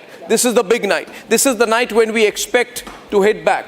Now, I said we will hit back at our time, at our choice, at a time that works for us. But Pakistan has escalated this. They're going to get it back. And how? Back in just a few minutes. Time for a quick breather. Arnab will be right back with the debate. Hi, this is Chef Ranveer Brar. Guarantee you brilliance on behalf of IAHM. Mahi sir, how much do you love your fans? Honestly, I love my new fans. पुराने वाले बेकार में शोर करते हैं। Fans हैं, शोर तो करेंगे ही ना। नए वाले नहीं करते। And they listen to what I say. The new generation Orient BLDC fans, super silent performance with voice control. सिली में आए तो और Cricket fans. आधे बाउल दही में 4 चम्मच MDH चटनी पुदीना मसाला डाला, स्टर करो, पुदीना चटनी तैयार। MDH चटनी पुदीना मसाला। यार मार्केट कैसा ऊपर नीचे होता है। याद रख, करियर, इन्वेस्टमेंट और लाइफ में ऊपर नीचे होता रहता है यार। वो तो है। बस भाई डटे रहे, तभी तो अपने सपने पूरे कर सकता है। सही है। लाइफ और म्यूचुअल फंड्स में लॉन्ग टर्म सोचना सही है। सही है। हाँ। म्यूचुअल फंड निवेश बाजार जोखिमों के अधीन है। योजना से जुड़े सभी दस्तावेजों को ध्यान से पढ़ें। अब छोलिया हो या लोबिया, सफेद चने या काले चने, सब कुछ मजेदार बने।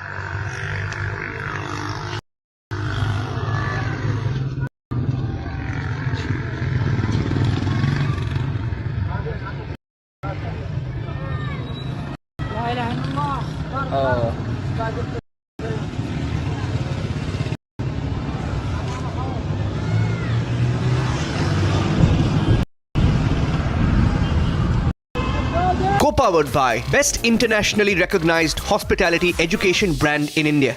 Hi, this is Chef Ranveer Brar and I'm here to tell you that also gives me the license to guarantee you brilliance on behalf of IAHM. Join International Institute of Hotel Management. दादी के हाथों का जादू और खुशबू से महकता घर, माँ की मुस्कुराहट और खाने की सुगंध। MDH गरम मसाला, क्योंकि हर रिश्ता है स्वाद से जुड़ा। Mahi sir, how much do you love your fans? Honestly, I love my new fans. पुराने वाले बेकार में शोर करते हैं। फैंस हैं, शोर तो करेंगे ही ना। नए वाले नहीं करते। And they listen to what I say. The new generation Orient BLDC fans, super silent performance with voice control. सिली मी आए तो और क्रिकेट फैंस MDH की हल्दी मिर्ची धनिया करे कमाल, ये रंग दे, ये खुशबू दे, ये तीखा, ये कम पड़े, क्या निराला MDH masala.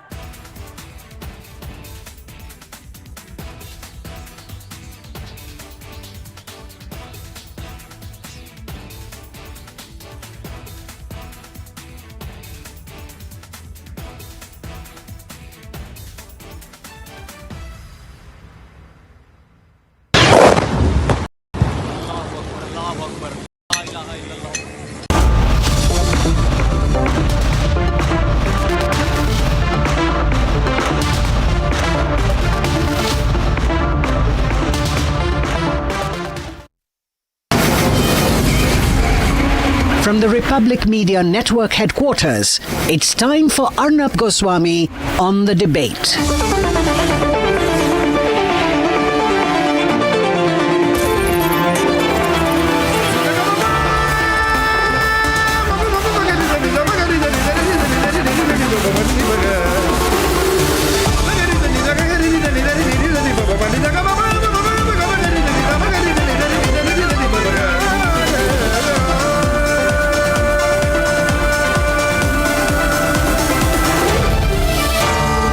Arnab Goswami on the debate.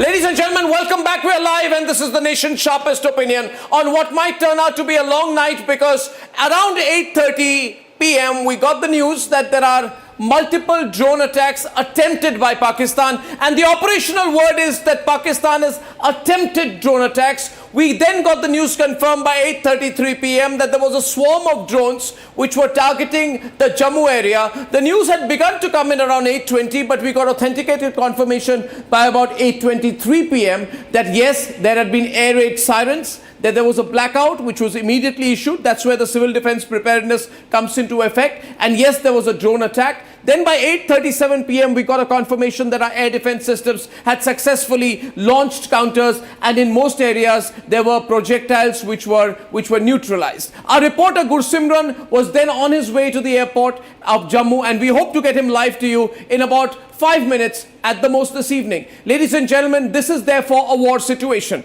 There may not be an open and formal declaration of war. What the government of India is saying is that we are in a continuously evolving situation. We are told that there is momentum to the situation, but to assume that the crisis is over would be unreal. The crisis has not been escalated by us. This is Pakistanis with their own choice and their own compulsions, because they've lost so many terrorists. They need to prove to the terrorists that they have something to hit back with. Before I go to Gursimran, I want to make 3 simple points to all the viewers of Republic tonight. First, be united, be together, and we're absolutely fine. We're going to hit them back, and we're going to hit them back straight. First point, no country has been as prepared for escalation as we are today. The Indian Air Force, fully alert and battle ready. We have an integrated, absolutely integrated Pakistani strike attempt which has been neutralized as of this minute by the S-400 air defense system, which is called the Sudarshan Chakra system.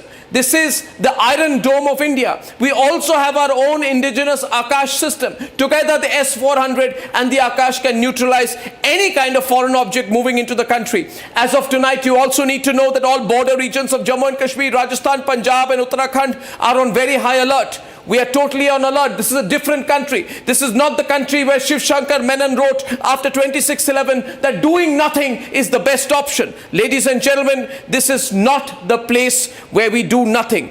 Where they planned the LET headquarters, the attack in Muridke, we have hit. We know Pakistan will want to hit back, but this is a different country. We have taken 2 weeks to prepare after Pahalgam, and the Prime Minister has said very, very clearly that we are going to hit them hard in a way that they cannot even dream of. This, in simple English terms, is called power projection. Power projection is when a state has the ability, the elements of national power, primarily military but also diplomatic, also international, also economic, beyond its territorial borders or influence. That's when we begin to use that influence. Then we are a country that becomes a great power. This is India's movement from being a middle power to a great power. That is because Narendra Modi, as Prime Minister of India, is not afraid of projecting power. This is not the country that Zia-ul Haq wanted to bleed with 1,000 cuts. That policy has backfired. India is only beginning to execute its power projection. In the next 1 hour, I'll bring you many live reports and some fantastic analysis. I don't know if I have Gursimran live with me from Jammu airport, but okay, I'm told I have him with me. So I'll begin by going straight across to Gursimran, our fantastic reporter in Jammu. Gursimran, the latest situation in Jammu, the first reporter to reach the Jammu airport area. Gursimran, what's the situation in and around the airport and around the Jammu region and adjoining areas? Gursimran. Arnab, right now we are outside the Jammu airport. The airport has been secured for now. I'll request Sarjivan to quickly shift to the visuals that this is the Jammu airport which has completely been secured for now. There have been launches even a couple of minutes back. We have seen the launches of these air defense system that is here, but now we are told that the situation is under control. There has been a complete blackout that has been placed in Jammu, reason being that this is to avoid any of the collateral damage. Now we are hearing that the ambulances have reached inside the Jammu airport. Also, the quick reaction team of the Jammu and Kashmir police and the special operations group, they have entered the Jammu airport premises. We can confirm that with authenticity that the additional deployment has now entered. That means the threat for now is over. Now they are going to scan the airport thoroughly. But for now, everything has been put on standby. There was a key meeting that was going inside the airport premises, very close to the airport premises. That too was stopped. That was senior officials of the Jammu and Kashmir police and the Indian Army. They were holding a meeting. At that given time, there was a barrage of drones that came to the Jammu airport. Also, the other target was one of the divisions of the Indian Army. I'll request Sarjivan to go to the visuals. You see that this is the special operations teams that are now entering. Go to Gursimran. The white light that you see. Go to the video. The white light that you see is of the special operations group. That is there. The special operations group is the team of the Jammu and Kashmir Do not group let police Ram that move is in specially now. trained for the anti-terror operations.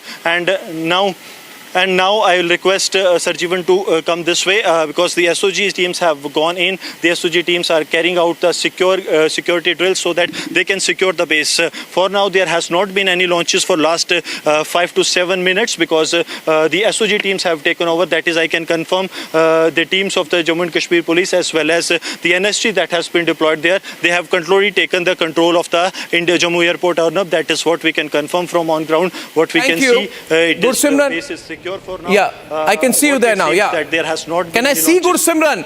Can I see Gursimran? We're repeating the visuals. Can I see Gursimran? Thank you, Pradeep. Thank you, Pradeep. Gursimran, please continue. Yes. We've been running the visuals on a loop, but I haven't seen my report, and right now naturally the I'm teams have concerned. entered the base. We are having the NSG that has secured the base. Another important thing is that within 30 minutes to 30 minutes is the odd time, 30 to 45 minutes that they have secured this base. The Jammu airport is now secure. The Jammu airport, that attempt was made from the Pakistan side to launch an attack. There were two simultaneous attacks that were launched at this very place. One was aimed at the Jammu airport. The second attack was aimed at the division of the Indian Army that is very close to the Jammu airport. So two installations were targeted. Also one other target was the Sunjwan army base of the Indian Army, but there the missile has landed but it did not explode. That we can confirm. Also the Badi Brahmana base of the Indian Army, that was also on the target. That is in the Samba district. That was also a target. So at a couple of places there was a drone target, and at other places there has been a target of missiles. So Gursimran, what is quite clear from what you are saying, and this is a ground report, is that they have clearly tried to target multiple military locations. There's no doubt about that. This is a pure military installation targeted attack. Thank you, Gursimran. I'm going to come back to you. The first question on my screen tonight, viewers, is what can one expect going forward, therefore, in Operation Sindoor 2? We have with us, of course, our fantastic panel. Do we have General Bakshi also with us? Should we go to him first? Okay, let's go to everyone. We don't have General Bishambar Dayal. Your attention to that question. We have the situation, ground situation. We are under attack. This is pure military installations being targeted. What do we expect tonight, tomorrow? Arnab, I am absolutely clear. This is not act of war. This is war. Pakistan has declared war, like General Bakshi said. In 1971, when he did this on 3rd December, we declared war and we took actions what was suitable. Air counteroffensive through air does not require 2 days, 3 days, 1 day. It is well rehearsed, well prepared. We suppress them by our own fire rather than just be on the defensive. And mobilize the ground forces, cold start, occupy your sensitivities and then take his sensitivities before he realizes. Absolutely. You must go offensive. In fact, I would say we have more visuals coming in from Jammu. I think he's given us an opportunity out here. I had another set of visuals before I go to our next guest tonight. Can we play the latest set of visuals with the audio also up for just 15 seconds? Yeah, there you see, ladies and gentlemen, there we are hitting back and people are excited. Thank you, I got the audio there. Thank you very much, don't lead me onto it. And I'm now going across, we're hitting back and the people are excited out there. Thank you. And the people are extremely excited out there because they're seeing our forces hit back. Deepak Vora, declaration of war tonight. I think they've given us an excuse or an opportunity to hit them really hard now in Operation Sindoor 2. How will we calibrate it? Didn't the Prime Minister meet the army chief today? Yes, he did. And if he did, I'm sure they would have discussed the next steps. This is our normal process. Yeah. If we are going in for a declaration of war, let me assure you that South Bloc, the Ministry of External Affairs, will be very active, sending out cables to ambassadors in all countries, especially the ones that matter most to us, so that we can tell them. And when there is a situation like this, sir, we all sometimes wake up the ambassadors of those countries in New Delhi, summon them and say, this is what we are doing. So I believe if we are going to go to war, this, as your colleagues in the military have said, this is war without a formal declaration. This is war. I have former Air Chief, Air Marshal Bhadoria also with us. Good evening, sir. Now you're seeing the pictures. We got some latest visuals. From what you're seeing, from the visual imagery, what do you think has happened in the last 45 minutes? Very clearly, they have now decided to... Yeah. And I think yesterday was a bad decision on their part. This is even worse. Why is that? So why is it worse? Because they haven't realized what we are going to do. In response to yesterday, what they did, they will target some of their critical assets. Although it was still a measured response. We only went through their air defense. Only air defense, and that too only some. Yeah. We could have gone to 10 times the target, but it was a measured response. Yeah.